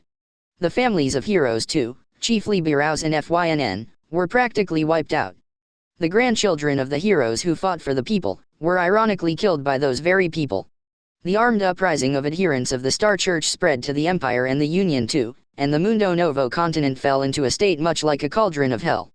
Conflict over hegemony broke out under the banner of the Star Church, and it became an era where rival warlords sought to expand their territory. It seemed there was still some way to go before the advent of a peaceful era. Also, in a group of the Star Believers Revolution, there was someone said to have looked like the Death God, but details are entirely unclear. It was only written down in Star Church documents that a young female general wielding a scythe in her black cavalry had made accomplishments none other could match. After obtaining control over the royal capital, it was only recorded that she and her troops disappeared somewhere. The name of the female general was not left behind. Though, a strange anecdote remained that the night before all news of them was cut off, there was a bustling celebration held in the ruins of a certain estate. 61 Death keeps her promises. 61 6 months after the fall of the newborn kingdom. Veloce Gale, who was ordered by the Star Church to rule the neighborhood of the city Murad, calling it a patrol, was visiting the Cyrus fort. While being a woman, Veloce was tall and she possessed a strength which even men could not draw. Her specialty was swinging her halberd without suffering at all under the weight. With red short hair, she could not be distinguished from a woman just by one glance. In trying to show off herself, she wore long red wings at the top of the helmet. Wearing heavy silver armor on her body, her stately and dignified appearance was reminiscent of a mighty warrior from historic battles. She was 24 years old and it was reputed that she had made numerous victories in battle in the previous stellar revolution. Inheriting the valor of her grandfather and a ferocious disposition, the morale of the soldiers she led was also refined. Not knowing the person themselves, they gave her the odd name, Red Bull. Currently, she was working on reconstruction work of the deserted surrounding area, and was so busy that sleep was cut short. Where is the Honorable Skira? Her honor is likely undertaking routine farm work. She is probably in the courtyard. All right, thanks. Expressing thanks to the saluting guard, Veloce headed towards the potato field in the courtyard of Fort Cyrus. Staff Officer Dima and a group of escorting soldiers went after her. 61 The battle has ended with the new kingdom, so the state of alertness in the fortress was not the best. Your Honor, Skira seems to be working hard on your potato cultivation. The staff officer Dima muttered, lifting his glasses.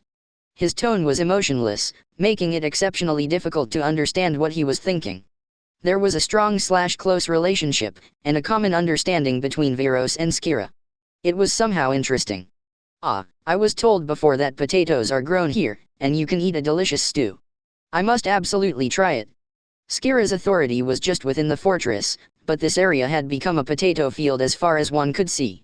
Insects and disease-resistant, nutritional, and fast-growing Wales potatoes, as said by Skira. It seemed that the first harvest had ended and the potatoes were lined up on the dinner tables of the neighborhood's inhabitants. The taste was different, but the potatoes were what caused a large decrease in those suffering from hunger.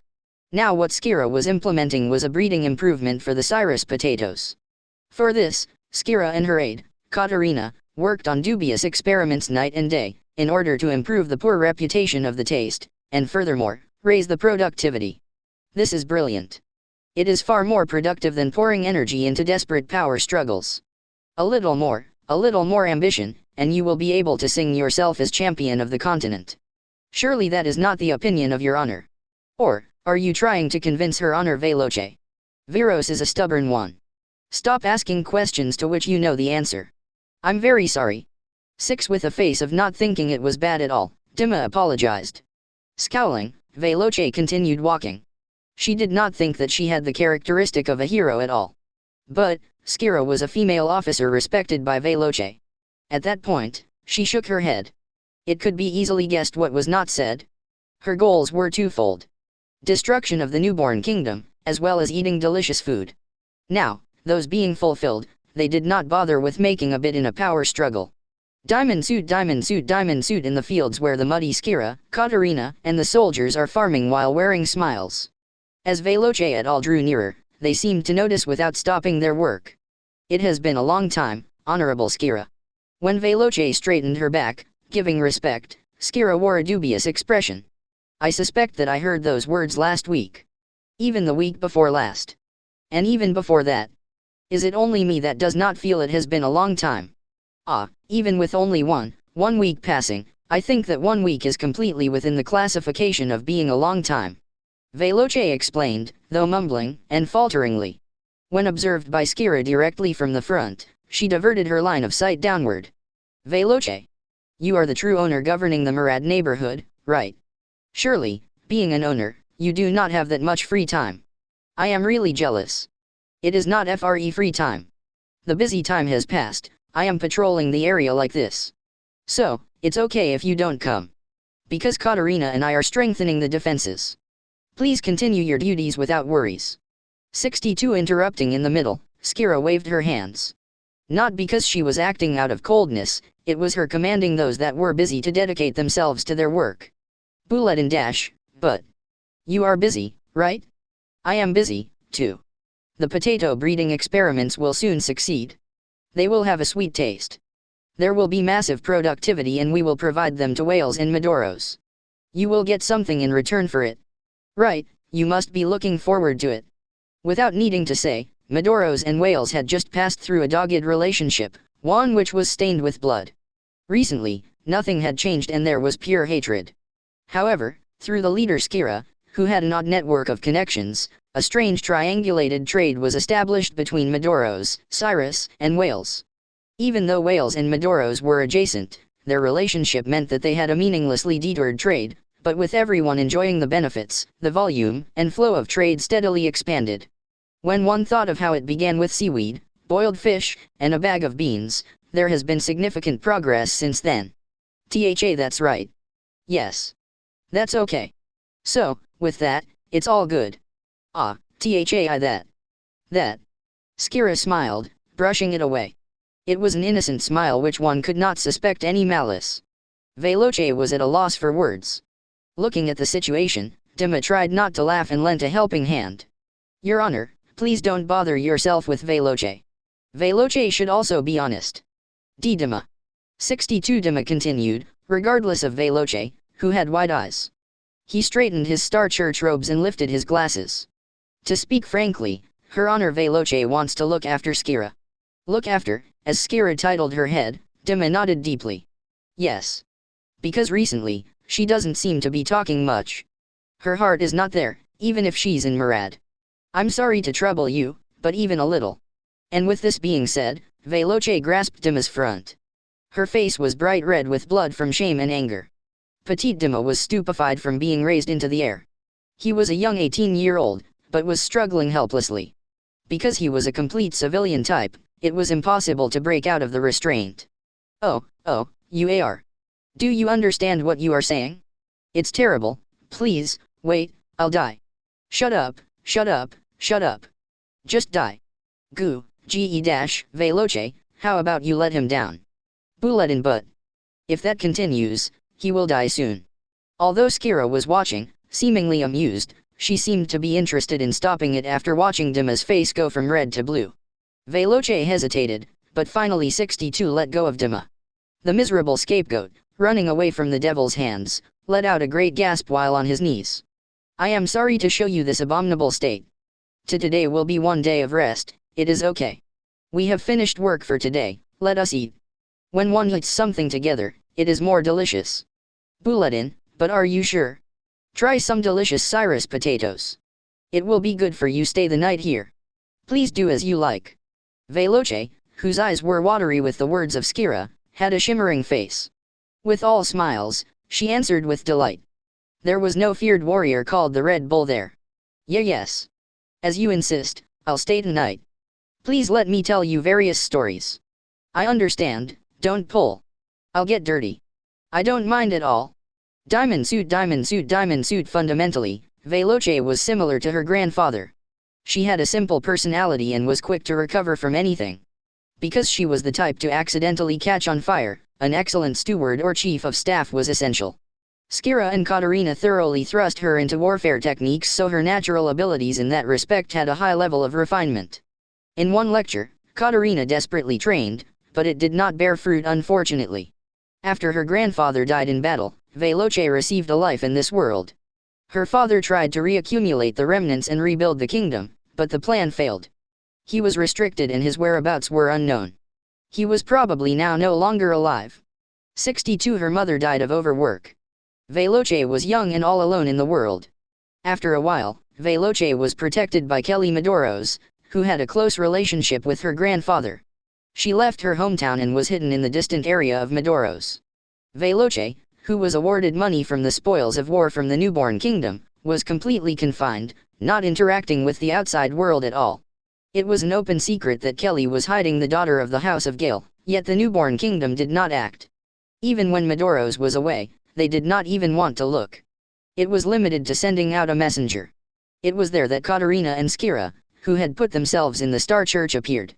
While looking at Veloce and Skira running quickly to the cafeteria, Katarina murmured while being amazed. Her complexion was bad, but the pink robe was dazzling. The walnuts grasped in her right hand made a dry sound when crushed.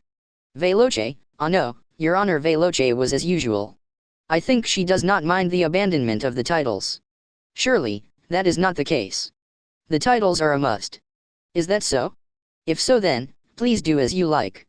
Dima asserted. He might be viewed as callous, but he was someone who could only talk like this. Katarina was thinking of the nostalgic chief of staff. That place, you look like your father, don't you? His head was a hard one, but excellent. 62 I have not met him before, so having said that, I am troubled on how to react. Your Honor may be troubled, but I am not troubled at all. So, there isn't a problem. Is that so? When Dima adjusted his glasses sullenly, Katarina also proudly raised her glasses. The name of the youth was Dima Art, the nephew of the staff officer, Shitomo, who died in battle. He was Shitomo's older sister's, Matari Art, second son. Katarina thought he seemed appropriate as Veloce's staff officer and so pulled him out of the church headquarters. As expected, he was totally appropriate. The unevenness in personalities actually matched completely. The match was such that it was not a master-slave relationship. However, she concluded that she and Skira were best and resumed talking. Recently things seem weird with Veloce, so I was worried. Can we have a moment? Were the titles not absolute? Dima took a jab at Katarina, who had suddenly dropped the courtesies. The person in question is not here, so is it necessary to worry? Is that so? It is so. They both raised their glasses. One could not see their expressions. Veloce is concerned about that incident. 62 What incident? There were a number of evils at work she did not know. Katarina was racking her brain over what it could possibly be. In the battle to capture Cyrus, taking credit for Skira's warfare. The battle where the combined army of Wales and Madoros, led by Skira, had attacked Cyrus fortress. The Empire, at the request of the Star Church, decided to dispatch the soldiers of the Wales area. Skira led the private army of the church. Furthermore, she had been successful in appeasing Kelly, and incorporating Madoros' military force, which was the planned attack site. Veloce had brought warriorhood and leadership and was appointed as the leader of the capture strategy. The fortress was called Shishimasaru. Its general was the son of the Liberation War's hero, Finn. The hero, Finn Katfu, who was approaching age 60, had retired from the front lines, and his fortress was handed down to his son. Though, it was not case that he was completely retired. He was doing some defense of the fortress together with this son. Myra, who was his wife and aide-de-camp, had left this world without seeing the Battle of the Newborn Kingdom. The granddaughter of Gelda of the Lost Nation and the son of Finn, the hero of the Liberation War. Both of them were to face each other unexpectedly, but their positions were inversely reversed. The Star Church's Union army numbered 50,000. The garrison of the Newborn Kingdom was only 5,000. The Newborn Kingdom's troops had already been defeated in various places already, and they were trying to gather troops for battle in one last stand at the Kingdom of Blanca. The Cyrus fortress was like the sacrificial stone in the game of Go, it needed to hold on for as long as possible. 62 In understanding this, Finn and his son volunteered for the defense of the fortress. If you hold on and lengthen the fight, there was a possibility that something would happen. Although they had assembled at the command of the Star Church's Pope, there were many nakedly ambitious princes. In the battle for the initiative, he did not know whether they would just kill each other. That was a slight hope of an old hero like Finn. Are you still worried about it? That bullhead. Katarina closed one eye and was recalling whether it was that time. Surely, it was an incident which Skira was not worried about. But also, surely, Veloce would not be worried about it at all. I can recover fast, but this is still affecting me unexpectedly. Sometimes, I remember it and let out a deep sigh. Katarina sighed deeply, wondering why she had worried about such a thing. Character introduction: Veloce Gale, 24-year-old female officer. Red short hair, tall person, the person who swings the halberd. Type to accidentally catch on fire. Favorite person is Skira. Jalda's granddaughter. The Red Bull Dima Art, 18-year-old chief of staff. Black hair and petite. Entered the organization from childhood and undertook training. Pulled out by Katarina to consult for Veloce. The type who has a clean sword, is unathletic, intellectual type. Nephew of Shitamo 62 by Veloce's command, the curtain was lifted to begin the campaign against Cyrus Fortress. In the past Liberation War, it was the small fortress that had fallen in a barbarian attack. However, Veloce knew that the history recorded in the New Kingdom was terribly distorted. It was Skira who had raised her, forged her, and, until now, led her. Though she had heard the details that would not be told, Veloce knew that she was a death god. She would joke that she was Skira's art too, but there wasn't any mistake. From the time she met her, there had been no change. In fact, it was like time had stopped. She was the female officer, who led the soldiers of the Black Flag's White Crow, swinging a large scythe with a petite body. Since day one, she had watched every battle convinced that, this person is that of the death god, Skira's art. And then, she wondered. Why is it that the people around her were never troubled by the fact that she did not age? Perhaps it was scary. That is, the heresy in the People's Star Church not aging is. There was also a chance that she was a real death god. Perhaps if one pointed it out directly, they would perhaps have their soul taken. 62 Although the Pope was a ceremonial position, it was still someone who had been awarded the position of the Star General. Also, she had a career history in the Inquisition panel. It would not be expected that such an excellent model person would be a heretic. So, the people that were thinking that there might be something about this that was suspicious would silence themselves. This had become something of an indulgence for Skira and no one had impeached her. Veloce did not care about the possibility that Skira was a death god, because it was she who had raised her from a state of confinement. She had made it possible to take revenge on the New Kingdom, which had deprived her of family and of her own place. Also, Skira had treated her to delicious food. Death god or not, it did not matter. Skira was her savior, her leader, the master, and the companion. And, no one else was as clear as she in being family. Skira may deny this, but Veloce thought this. If it were just a thought, then Skira would not care. So, in order to overcome the grudges she held, Veloce stood over at the head of the unit and issued the commands. Destroy the wall with rocks. Strike the castle soldiers down with arrows. Attack, attack, attack. Fight like the fury of a flame and do not leave them anywhere to rest. Veloce, a little before and we will keep the arrows flowing. Don't you think that if they land behind the soldiers will just come to you? She roared at the stationary soldiers and swung her halberd around, dispelling the incoming arrows. Staff Officer Dima held a massive shield from the side. The moat was deep and the drawbridge had been raised. On the castle walls, archers were lining up and standing. The response to the arrows was returned before they began groaning rock attacks on the fortress. 6. It was not intended that they be overly forceful. The purpose was to continue a heavy attack and lower the morale and energy of the defenders. Switch to a full attack at the moment the enemy's energy is drained, and then make the fortress fall in one stroke. It was the Chief of Staff Dima's opinion that their military power was more than sufficient and that regular tactics were to be used. Veloce also had no objection to this. On the other side, the newborn kingdom officer, Mizuru Katfu, who was caught in Cyrus Fortress, saw that the offensive was without coalition forces and realized that his fate was sealed. The enemy was still and only its leader was attacking. In any case, the defending soldiers had their own battle. After a few days, the main army would arrive and there would most likely be another attack. This is repeating history, but this is so early on. This is not up to name and the way of the lion. As Mizuru smiled ironically, he pulled out the map, destroyed it immediately, and threw it away. It was meaningless to look back or turn the battle. This battle was a defeat. The circumstances of the new kingdom could only be said to be miserable. Under the direction of the Star Church, the churches arose together. Riding this wave, the major powers, who were dissatisfied by the new kingdom, rallied and participated in the war. It went without saying that their real hearts leaned more towards ambition than real faith. In particular, the Star Church's Imperial Army from the west and the Star Church Union Army from the south invaded. The reason the various countries dispatched troops was that, other than incurring the wrath of the Star Church, they would be unable to bear the fire at their feet. The empires would have fear in their hearts. As a result of the continued puppetization of the new kingdom, the sleeping monsters had opened their eyes. They were unaware that by being imprisoned by their fears and lending power to the astrologists, they were shortening their own lives. 63 After the collapse of the new kingdom, it was expected that, under the management of the Star Church, divisional governance between the princes would occur. It was an era of competition and arrogance over hegemony. This only went to propagate empires and commonwealths. Because the members participating in this battle could unfortunately remember the taste of victory. Troubled times would return again. Mizuru was sure of this. Mizuru. We are not defeated. The castle soldiers are still in high spirits and we will boldly take a stand. We shall not give up. While looking at the responsible staff officers, Mizuru spoke, deriding himself.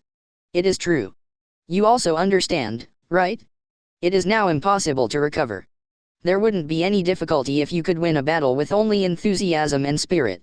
Of course, the gates of the fortress had not been toppled just yet. But this was only a matter of time. There would be not reinforcements here, only enemies.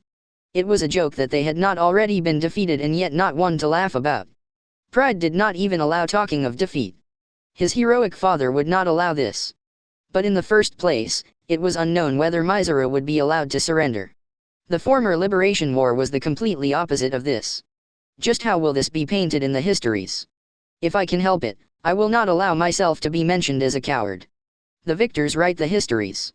The victors are always right. All of the blemishes are taken on by those who were defeated. This time, it would they, themselves, who would taste this. Sweet liquor for the victors, and sour acid for the losers. It may be fortunate that his father could taste this once in a lifetime, in some sense.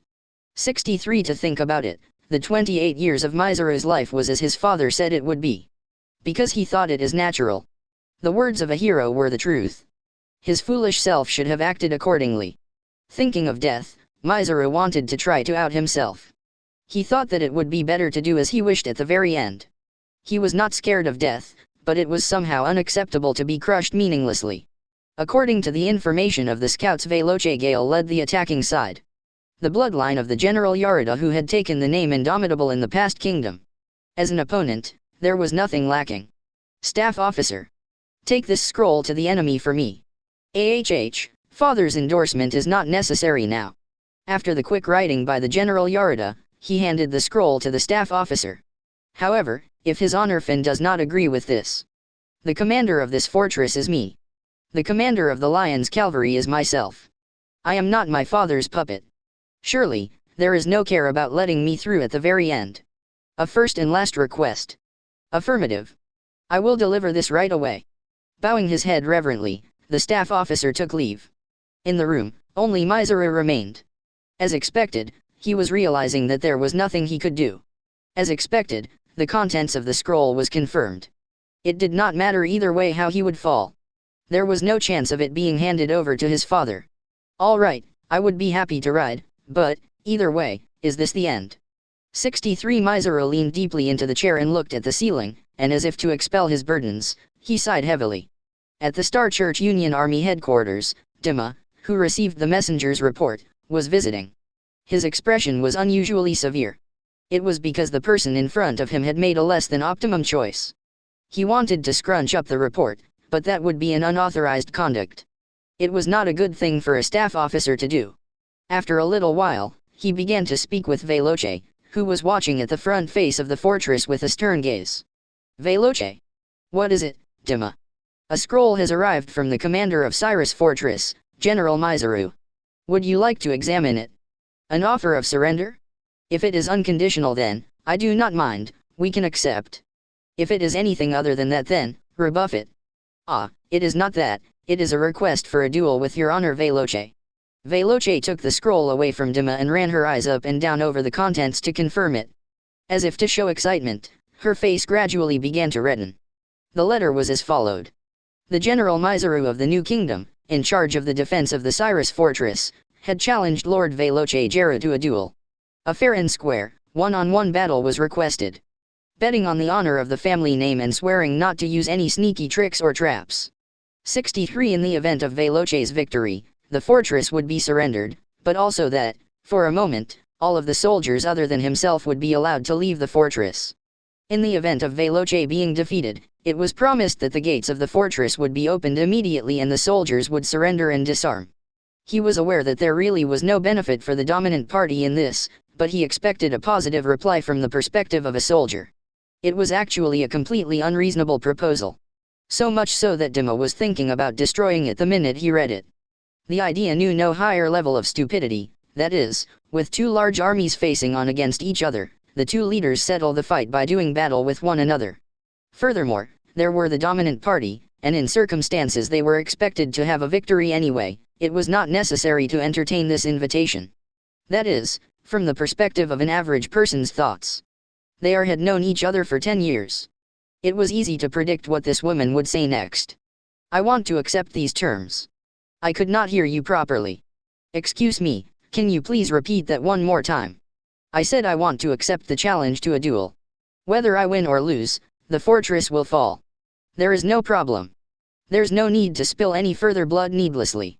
Dimmer rubbed his eyes without thinking and looked up at the sky. He had been thinking this was stupid, but this was just crazy. There was not any guarantee that the opponent would stick to the promises made. 63 In the case of Veloce being vanquished, the morale of the enemy would be increased. In the event that the promises were not kept then, there would be added labor and time toppling the fortress. On the other hand, even if Mizaru were to be vanquished, it would be of no significance if the enemy simply closed the gates to the fortress. Because the hero, Finn from the Liberation War, was in the fortress. That he would simply surrender was unthinkable. Please explain to me. There appears to be no guarantee that the enemy shall keep to the expectations. We must ignore this and continue the assault. We have 10 times the strength of their troops. And, at any moment, we will be able to attack. Therefore, I must accept this. In order to avoid dishonoring the name of the Indomitable, we can only do battle now. While he was self-confident and assertive, Dima was not able to understand it all. He knew that Veloce held her family name's honor. But that was different from this. If he stated his opinion as the staff officer, it would only be foolish and foolhardy. But he could understand that if he was an officer, he would possibly feel the same. In any case, it would be impossible to change her mind. There was no stopping this woman. When she said something once she would do it. Like a bull which has just seen something red, she would charge through no matter where it was. It was her charm but also her biggest weakness. Because of this, Dima served Veloce. Is there any room for you to reconsider this? None. Specify the date and time here. At noon on the following day, take this to the front of the fortress and convey the message. What is the reply, Dima? 63 Affirmative. Leave everything to me. With the sound of her armor rubbing against itself, Veloce left. She was likely going to go prepare for the soon-to-be-held duel. In the event that the best-case proposal was rejected, the staff officer need to implement the next best course of action. Dima shook his head, and with heavy footsteps, he headed for the magician with the bad complexion. If it was for Veloce, he would use anything. That was Dima's fundamental policy. The next day, Katerina, who had received Dima's report, appeared before Veloce. When the hood-wearing pink magician shuffled in, she slapped Veloce across the face with a flash of light. A dry sound reverberated and, for a moment, the usually straight-standing Veloce's knees quivered. She had lost consciousness a bit with the strike. What the hell? That is for taking a unilateral decision. A whip would be more effective for a bull than words would be, right? If it is useless to use words then from the beginning it would be better to make you understand by the body. Sergeant Katerina. Do not treat a human as a beast. She powerfully grabbed Veloce's chin and drew her face nearer. One would expect that Veloce would surpass her in strength, but she could not move. It was like a frog being caught by a snake, she could not move her limbs. The blue face was issued a command from Katerina's strangely glossy lips. 63 Hey, bullhead. It can't be helped if it's like this. If you break the promises, this will reverberate back to the morale of our army. You must win. Even if you die, you must win. You do not need to worry about being vanquished. We will raise your body for eternity until it decays. Okay? You must not dirty Skira's name. Katarina was murmuring terrible things with her tongue lashing out like a snake. This woman was really capable of doing anything. Since childhood during the training, she had been killed. Skira did not care, but she was fundamentally gentle. Even if one failed at something, she would forgive you. But this girl was different. She was really a demon. Veloce was recollecting the trauma, but was just holding on. For she was now the commander. She was not allowed to be afraid. Of course. I will win. Bullheads have a difficult time understanding difficult things, so just do one thing. Whatever happens, concentrate on the fight. Do not take your eyes off the enemy. Right, so, do you understand? Yes. Your voice is too low. Say it from the bottom of your gut loudly. Affirmative. I will not take my eyes off the enemy. Okay, good. And do your best. Skira also said this. Yes. I will give it all my might. Veloce breathed out of both cheeks and tried to set her mood back to normal. Seeing this, Katarina wrung her neck and left through the awning. The actual duel would take place at the halfway mark. 63, but there was the possibility of a spear entering from the side. From the fortress, they would be easy targets for a well-aimed bow. Fortunately, there was a mountain of fresh bodies within the fortress. Katarina, with a casual gesture, plucked out some cane from the grasses. When she cast the eyes spell, the bodies just buried in the fortress reacted. Although they were a far distance away, it was easy to operate it even with 100 proxies. As the necromancer distorted her mouth, in slow motion, they began to walk. It was 3 hours until the battle. Front of the Cyrus fortress gates. Both armies were watching as Veloce of the Star Church and Mizaru of the New Kingdom faced off. Riding a horse and closing the distance between them, Mizaru began speaking. My sincere gratitude for accepting my selfish offer. I have given the order that in the event of myself falling, the soldiers will lay down their weapons and surrender. This promise will without fail be executed. And if you win, is it okay? We give no guarantee that we will unfold the siege. Wanting that much is greedy. I am already satisfied with having had enjoyed such a sunny stage for this battle. With all of the public watching on, I can fight as a warrior. For a warrior, there is surely no greater stage. Certainly, that must be so. Shall we begin? As Veloce spoke, Mizaru nodded. 63 I am Mizaru Katfu. I have received the lion's power from my father. I am about to show this to you. He raised a spear high to make the fortress behind him tremble with pride and screamed his name. The defending soldiers of the New Kingdom were screaming out. Veloce responded to this, continuing. I am Veloce Gale. I am Veloce of the Red Bull. Let us begin. With the horse kicking, Veloce rushed towards Mizaru, clutching her weapon. The red feathers of the helmet she wore were streaming in the wind. Mizaru, who was meeting her, rotated his spear and raised his anticipation. The momentum-driven spear and the halberd crossed paths, and there was a dull noise that reverberated. The fierce abilities of both sides had begun their battle. The defense was back and forth. The horse was driven, counting dozens. The place where this would be won could not be seen. When a spear was thrust forward, it was met with a forceful throw-off. The halberd was thrust up and driven down in a groaning attack. Mizaru dodged with the spear missing by a paper-thin distance, and the fierce battle began again. The fight of all fights between two great military names unfolded with the two armies looking on. 10 soldiers watched their battle coldly from the castle walls. It was not Mizaru, it were the soldiers who reported directly to Finn. They were selected as the guard specifically because of their excellence in archery. Their loyalty was unshakable, and they were excellent soldiers who would execute whatever the command of Finn fully. 6 They had one order from Finn. Close the gap, and shoot the enemy general. They were told that even if Mizaru was involved, he did not care. Finn had decided that Mizaru's proposal to do battle was foolish and, in the end, opposed. But when Mizaru went forward with it, he coldly told him to do whatever he wanted and directed the soldiers to take up defensive positions.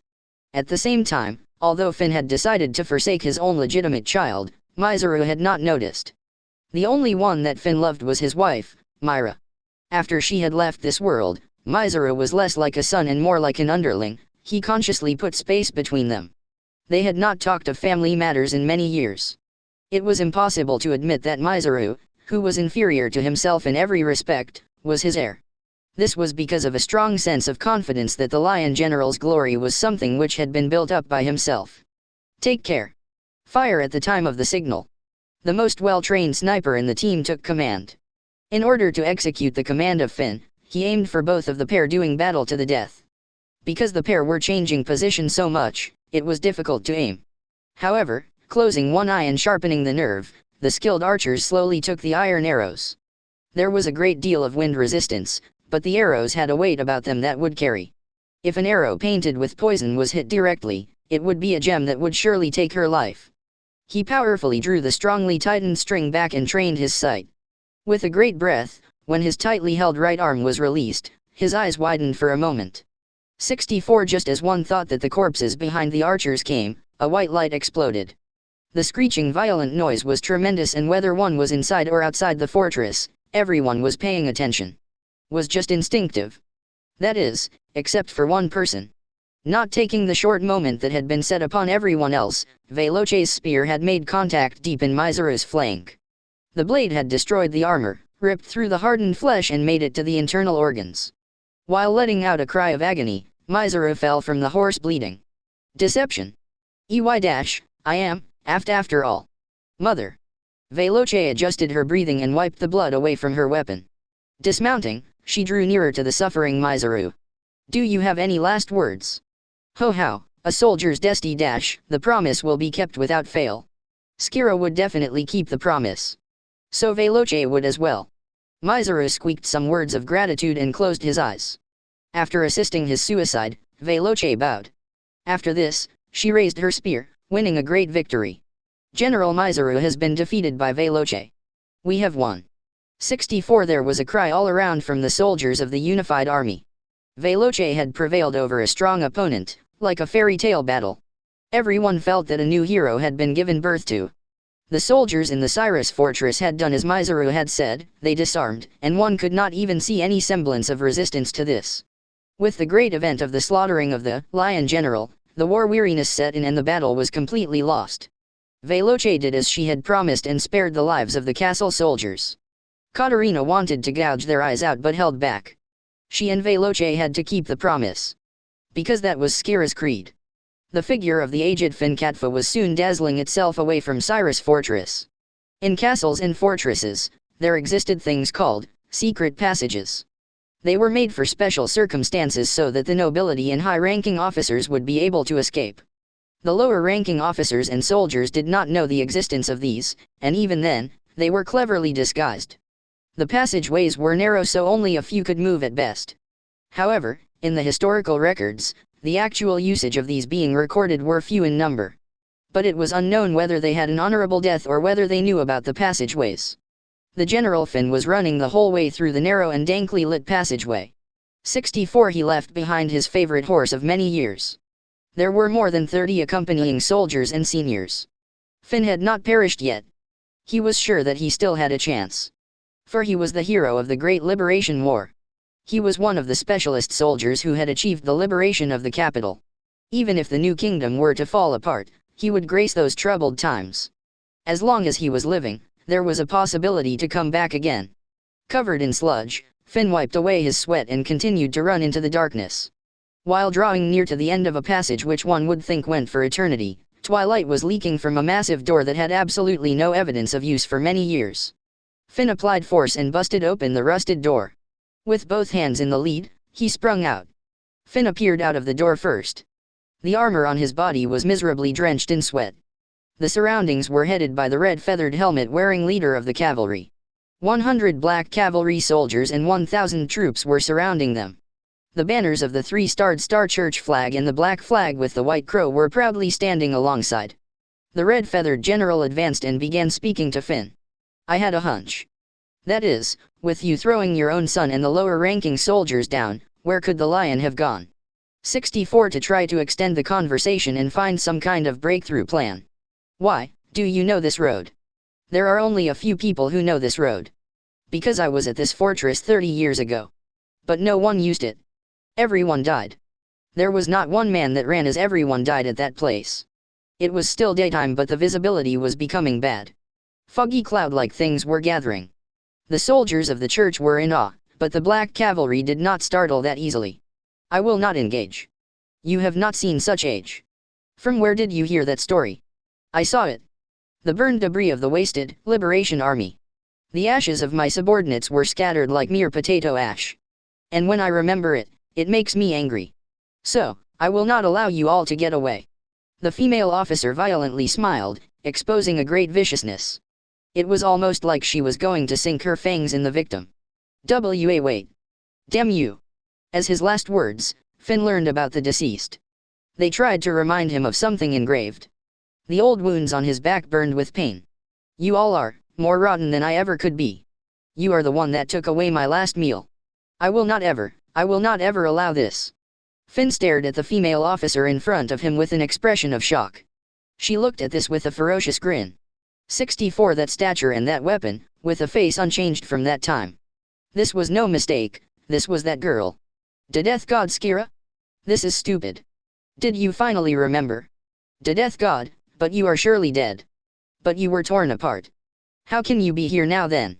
Without answering Finn's question, the death god pleasantly declared. Surely at that time you were too busy to care. Now, let us continue it here. Do not worry, it will be okay. I give my opponents the chance to fight on foot. To not do so would be unfair. The dismounted death god waved the sickle overhead, and with a murderous intention, she directed the sharp point towards Finn. By all means great as a death god. What you did to me was the last of the last choices that you will mistakenly make. Finn gazed the surroundings while grasping a spear. As far as he could gaze were the opposing soldiers. To retire would be hell, and to return would be hell. No, perhaps soon he would be dying. This could be a hallucination. Perhaps he could have achieved an honorable death within the fortress. The death god, imprisoned by hate, appeared to be dragging herself. 64. What had happened to his son Mizuru? He abandoned the thought, he only cared about the stupidity of right now. If Myra saw this, what would she say? After making a dry laugh, Finn prepared himself for the inevitable, and his spear faced the death god. Okay, I am a pathetic ghost encased in hate. This Finn will give me guidance. While great things are said, your arms and legs are trembling. Shut up. I will stab just you with this spear. Finn started to shake the spear with the power of his whole body. You would think the handling of the spear was as sharp as his heyday, and it was intense. But he did not hit the death god. The death god stopped all of the spear attacks, repelled and shook them off. Gradually, Finn began to tire. His breathing became heavy and the rhythm of his attacks became erratic. As his legs became sluggish, there was a blow to the abdomen with the sickle of the death god. The core of his body sustained heavy and intense damage from the top of the armor. Finn's movement stopped. It seemed like he was standing up only by leaning on the spear. Shit. Why don't you come and attack? As time passed there would be an attack. He knew clearly that it would come. Finn could not stand this. I thought I would kill when Lion's fangs were shattered. Until then, you can scratch all you like. Because I will receive it all. But, I will definitely be killing you. 64. The death god distorted her mouth and Finn's heart was broken. This was just the case of a meat-eating beasts watching themselves devour their prey. As he spat out congealed blood, Finn threw away his spear. Finn's subordinates were covering their mouths, trying to hold back their impending screams. This was high tide. He did not want to even think about how he would be received in the coming ages in the written histories. Kill me. But, remember death god. Someday, it will come when you receive your reward. This is certain. This was the same for us, and it will be the same for you. I know enough about such that I disagree. That is why I am doing this. What? All right, goodbye. As the girl smiled, two death gods appeared from behind. Their skull faces distorted and they cackled. On the sight of this, Finn doubted his own eyes and even his sanity. He hurriedly closed his eyes, then slowly letting in the light, there was an innocent smile of girl. That was the last thing Finn ever saw. The death god, as though putting on a performance, waved their three sickles and ran them across Finn's body.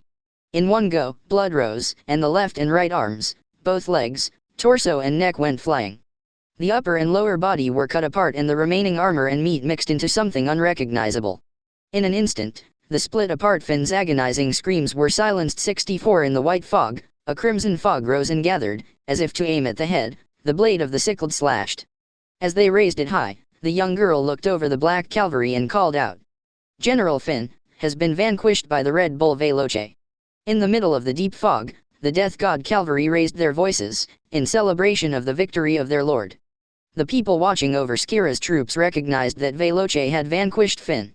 Throwing away the red feathered helmet, Skira wiped the blood away from her face. I am hungry. Well done, Honorable Skira. Thank you very much. Skira happily threw a candy into her mouth that Katarina gave to the cavalry. Diamond suit extra, there is a possibility that the image may be destroyed. It is from that time. That is, that Veloce became known as the Red Bull. Although she seems to have wanted to be called the Red Feather. Dima complained to Katarina without thinking. Veloce, who did not wish to be called a wild boar, went to the trouble of wearing a special red feathered helmet.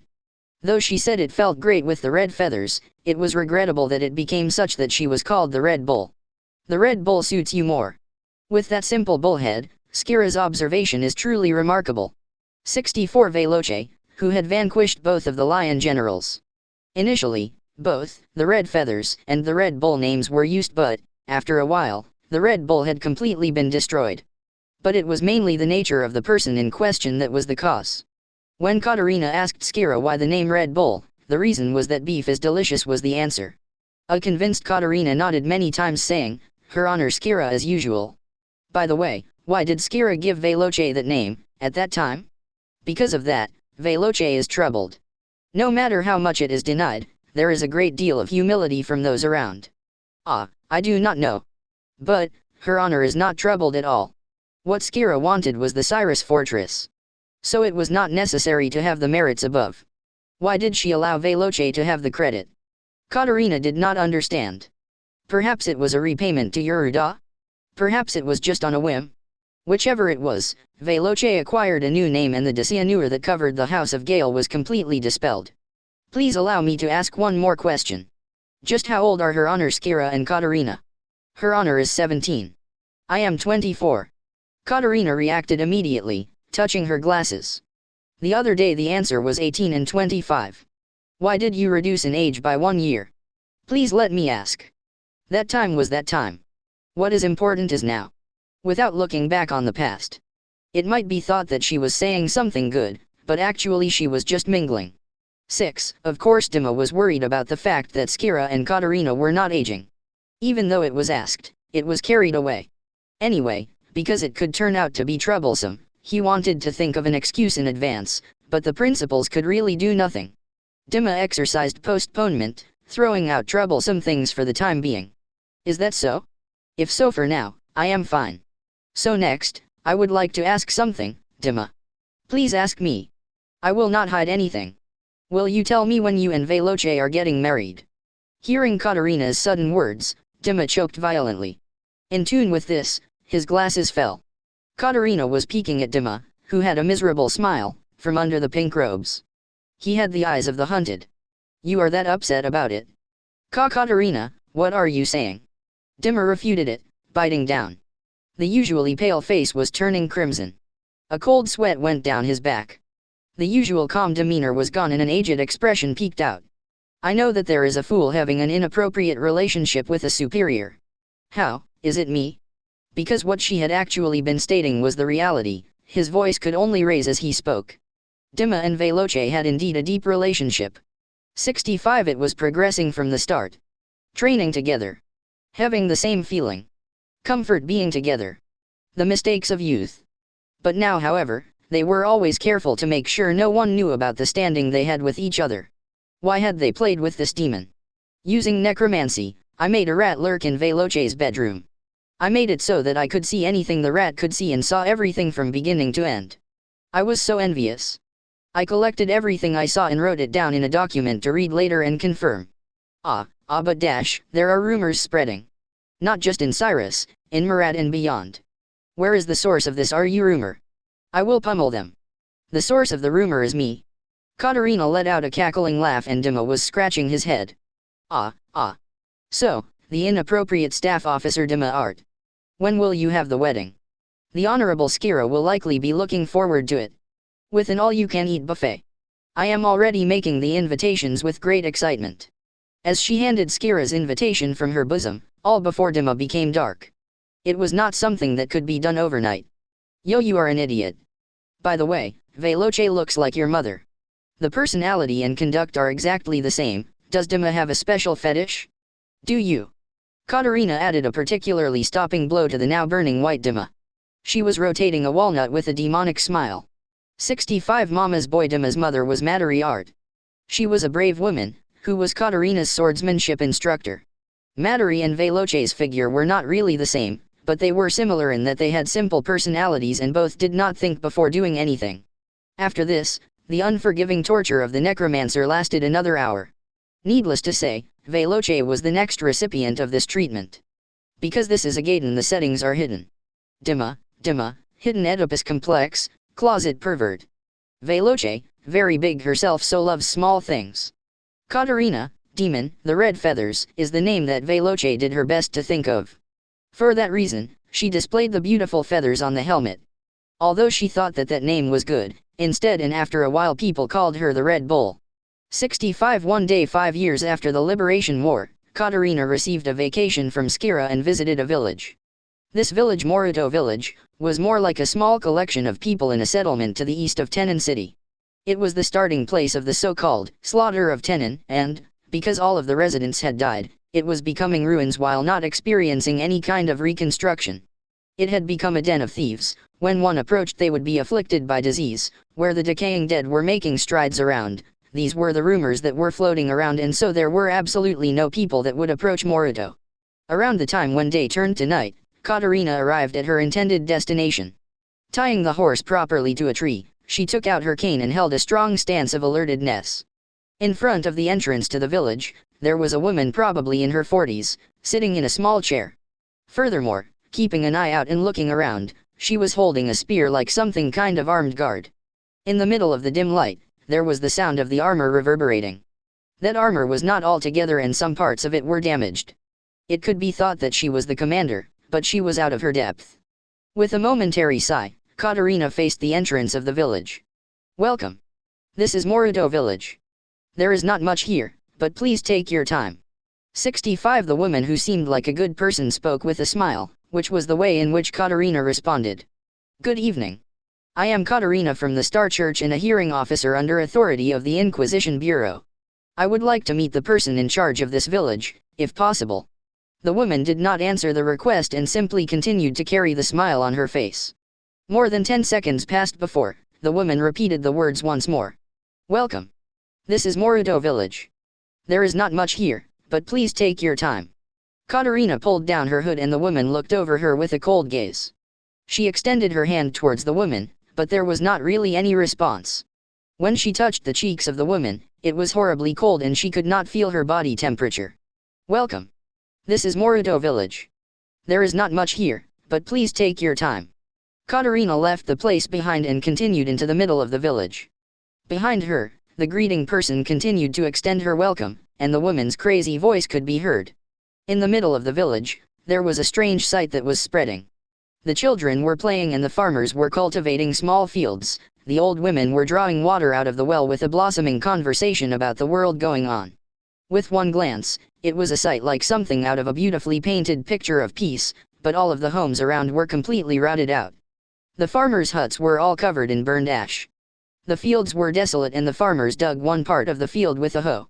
In the middle, only the children were aware of Katerina's presence and in a ruffled manner they ran into the middle of the buildings.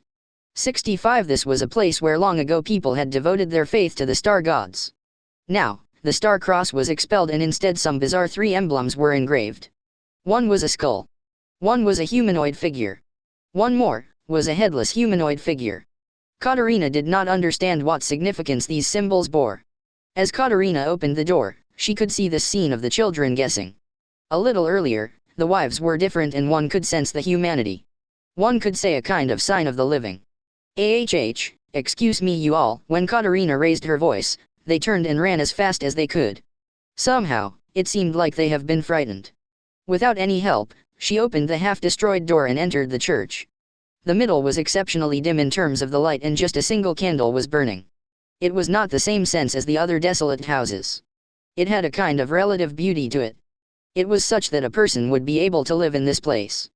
Probably the children that she had seen before sometimes slept in this church.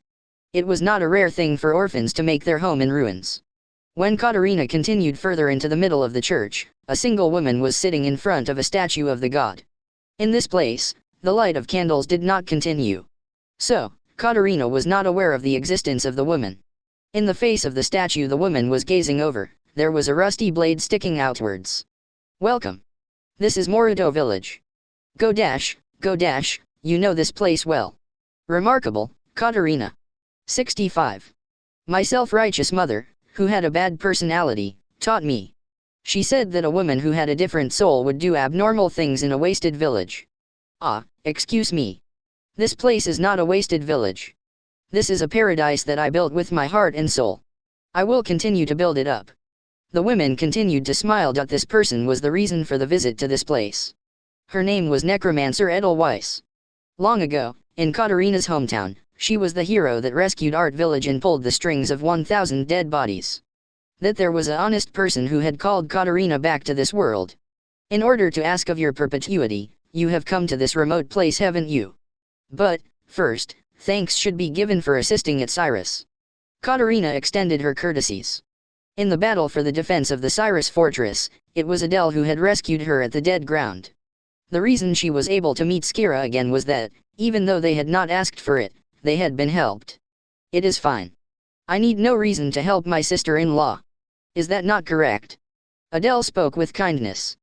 Katerina did not respond to this. Favor, hatred, appreciation, and murderous intent. In regards to this woman, she held a complex mixture of emotions and feelings. So, my beloved Katerina, you have come here to pay some respects to me. If so, I am very pleased. The woman flicked her finger and an elderly butler-esque type of person brought along drinks for two. It was not alcohol, it seemed like tea. I am fine, thanks, I don't need it. You are not allowed to refuse. These are tea leaves the children have picked for us. It is very delicious. Please drink this for me without fail. The elderly senior with empty eyes forcefully pushed Katerina to drink the cup. The more she resisted, the further she pushed. 65 without anything she could do, she accepted it and drank it in one go. The astringent taste and sweet flavor harmonized with each other, which made it delicious. Delicious, isn't it? Yes, it is. Katerina drank up in one go and resolved to raise the matter at hand. She did not want to linger in this insane place. This village was stingy. She was not able to understand living with dead people. Even her who was aware of her own craziness could not comprehend it. She did not want to be in a place she did not understand. Necromancer Adele. Heresy investigator Katerina commands you. Hand over all of the magic scrolls that heretic Rasunubsu left here. She held the cane towards the Adele, but the blood-haired witch did not flinch and maintained a smile. Those clothes were not the pink color that she loved but were black cloth. Brilliant. Katerina has become one of the heresy investigators. Becoming this important, your father would be proud if he could see this, surely. Because fortunes are good, hand over Rasu's diary and all of the magic scrolls now. Just because I am asking, you should do it. You know what you are holding here. Yes, that is so. I do have them, don't I? Even though I was informed, you fell on a foreign road and it fell into the contradicted hands of the necromancer. Really, like father like daughter. This is surely not the place to speak meekly of people. That is so, isn't it? But why that thing only now? Yes. I wonder, maybe you have felt the limits of self-study. From the standpoint of, the study and execution of necromancy standing out. You want to be more useful for your darling Skira. So with 65 that, you would like to request the research achievements of your subordinate and great father. I get it now, very cute. Adele laughed at the thought of Rasu hearing this and shedding tears laughing. Katerina, having been made fun of and angry with the fact that Skira's name had been brought into this, had a face growing red. If you do not want to be struck out to the church as a heretic, be quick, and dash, I don't care. Get it over with now. I will even give you something else. I no longer need it anyway. What? I decide my own way of living myself. So, please do as you wish. Ah. When the surprised Katerina turned around, a person with masked robe was standing directly behind her. There was not just one person. There were perhaps about 10 people. All were wearing a white mask and were standing without any movement. It is okay to be bloodthirsty, but I am cautious around necromancers. Although you are apprentice, just before being an actual necromancer. You until now have died 100 times. As your sister-in-law I am sad, so please devote yourself more. Whatever happens, you do not have the intention to go and help. Shut up. As the annoyed Katarina dispelled the people behind her without any power, and they collapsed. In tune with this the mask was removed. The face that appeared was one familiar to Katarina. It was the person who had her mother's name, the hero art. A woman with a failed personality. Do not do anything violent. If you break something I can make is better, but it will surely take time and effort. 65T- this. Recently, just like your father, been keen on making dolls. With a hidden soul it is just like the real person. Of course, because humans are different, they cannot really move that easily. I have to develop it more. The group with the robes pulled off their masks. Adele herself and close friends appeared. In the middle, was a version of Katarina when she was a child, and the figure of her now without father. With the clam expressions that were present at a time when he had not fallen off the beaten track. This is crazy. Not just dead people being alive but, dolls. Katarina's trembling hands touched her glasses. It was not just fear. Before her own eyes the childhood version of herself. The childhood Katarina. It was that elaborately detailed that one would not be able to tell the difference with the real thing. Thank you for your care. However, my mental state is good. It is not the case that I particularly enjoy living with dead people. It is only me that can defend this place. I cannot always be keeping an eye out. So, I just use the dead people. I even spread strange rumors. In order to make people not come close. With this atmosphere, all of the outlaws could be well managed. So, what is with the departed dolls? It is simply an act of compensation. This is peculiar to the necromancers. Even you understand this surely. Or, maybe you are pretending to not know. Surely, you do not use pretty and convenient words like, I want to see them returned to living, ... Adele had lonely laughed. Just what Katarina had been thinking, she turned away unconsciously. When necromancers use extraneous means, a certain desires arise. If there is a person close to them, this will become even more. There is a power in me that can perform this. The winning percentage is low, but, if I guess it is around 20%. Because that kid is cheerful. So, yeah. I made the decision to retire quietly in that village. 6 Yes, the children outside are actual humans. They are just war orphans. There is no need to perform magic on this. When they become adults they can go and live as they please. Me also, will go on living as I please. This village is the one place where humans, dolls, and dead people can all together exist. My teacher, Risso's techniques will forever continue to live here. And, no one at all will ever be able to disturb it. Adele continued to talk about ideals indiscriminately. The new kingdom, the Star Church, robbers, this woman maybe holds some special feelings toward Risso. At this point it was not known. Nor, did she even want to know. At the village targeted, so you become a god. Does that person know? It was possible that they did know. Decide your own way of living by yourself. It was that woman's habit. While I am not angry, get out of here. When I look at you, I almost vomit. You are a good kid, so, if the matter is done, get out of here. Adele held her face with one hand. The particular desires of the necromancer were beginning to come out. Katarina decided to leave obediently. All right then, I am going. Mrs. Adele, take care. Katarina, if it is okay. No, I thought and it is okay. After 10 years, I would be happy if you came here to check what has become of this village. What has become of my dream and so on. If no one comes to see I will be a little bit sad. Adele clutched her breast and coughed violently. She could not see well in the dark but her complexion was horribly bad. Katarina had tried to approach, but the dolls surrounded her and blocked it. Farewell, my cute sister. The childhood Katarina took Katarina by the hand and pulled very violently, and brought her towards the exit. The entrance to the village and the Star Church. From 66 The World of Dreams, Katarina was thrust out.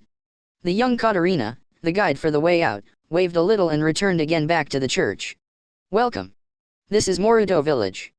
There is no much here, but please take your time at the entrance. Without any care the woman was greeting the visitors of the village. After 3 years, in order to overcome the desires of the necromancer, and so it can be used very long, she thrust her blade deep into her chest. Diamond suit, diamond suit, diamond suit. One day at the Cyrus fortress. Shara, who had finished the daily field work, was looking forward to a meal in the soldiers' eatery. There was still some time to the next potato harvest, and the improvement of the variety and the taste was still about halfway there. So today, what was lined up was not something that was harvested in Cyrus. They were huge melons sent from Carrie of Midorosu. The shapes were distorted, but the outstanding favor was what they had been sold on. It seemed that Carrie had ordered them from the Commonwealth in the south but was selling them as if they were melons of Midorosu. Without keeping up, Shara would eat all of these in one go. What was being eaten now was a dish where half of the melon was tapped, while the middle was packed with various things. The contents were put with some boiled fish. It was an outstanding match with bread. In the eating hall were the soldiers affiliated the Cyrus fortress. And for some reason, next to Shara was Veloce. There was a decidedly odd bad atmosphere. While the lords did not have that much free time, it seemed that all of the work was done by the staff officer Dima. Lord Shara, these melons seem delicious. Yes. They are delicious. I want to try to grow some quickly. I wonder how they are grown. I will investigate later. 66. Take care, Veloce. Yes. She pushed Veloce while she bowed in respect, standing. This was because such a thing was not necessary while eating. One must enjoy and eat. This was the rule of Cyrus. The necromancer with a terrible complexation, Katerina, jumped into the relaxing dining hall. She knocked at the door briskly with a hushed and bashful sigh. Shut up, I am eating. Lord Shara. There is no need to yell so loudly, I can already hear you, Katerina. You are being loud. I am sorry. But, I have something to report. I have run all the way here. Katerina placed on her glasses carefully. She was embracing a massive volume of papers. Shara had a bad feeling about this. What kind of report could this be? Yes, the other day, I was putting together The Legends of Shara and have finally completed it, so I am reporting this. The Legends of Shara. What is that? Veloce stopped herself from speaking. Katerina glared at Jalori. She looked down and spoke with a glorious voice. With a faithful first volume of the half-life of the great and honorable Shara, it is me, Katerina Nebisu, who has prepared with supreme book. Soon, I will distribute it to all of the troops. And yes, to you. Katerina was intercepted while she attempted to pass a copy to Veloce, by Shara, who flipped through it. Are there any pictures in this fable? 66. Yes. Because there are few words that can express the glory of Shara, so I have used some images to convey this. I have continued to rework them. That is right, she was very good at drawing. There was a beautiful picture of the someone. Their hair was long and height was high. This is who? Of course, Honorable Shara. It is something I saw with my own eyes, so it would have various differences. In your eyes, there are strange stars shining. Human eyes do not shine this way. Does the work of the head become dull when one dies? Shara was seriously concerned about Shara's head. While the images were fantastic, the actual script was terrible. It was written that she had slaughtered 100,00 rebels and killed 1 million troops, in one go. While they had driven them back, how did the new kingdom get defeated in the battle? One could not write this. And, the death of the princess Urutsu by illness, it was written that it was apparently the work of Shara. It was half truth and half lies. Shara closed the book. There was a problem. Oh no, it was nothing. Yeah, thank you very much. 66. Katerina arrived at the seat and straight away started preparing foods. I am giving this to you. It is an interesting story. Yes, yes. Thank you very much. Shara took the book from Veloce and returned to the food. This stupid book, no one would believe in it, much less even care about it probably. No one cared. So, Shara decided to not care about it. With glistening eyes, Veloce began reading the book. What bad behavior while eating food, thought Shara. But, as this was really delicious, she decided not to care about it. The end.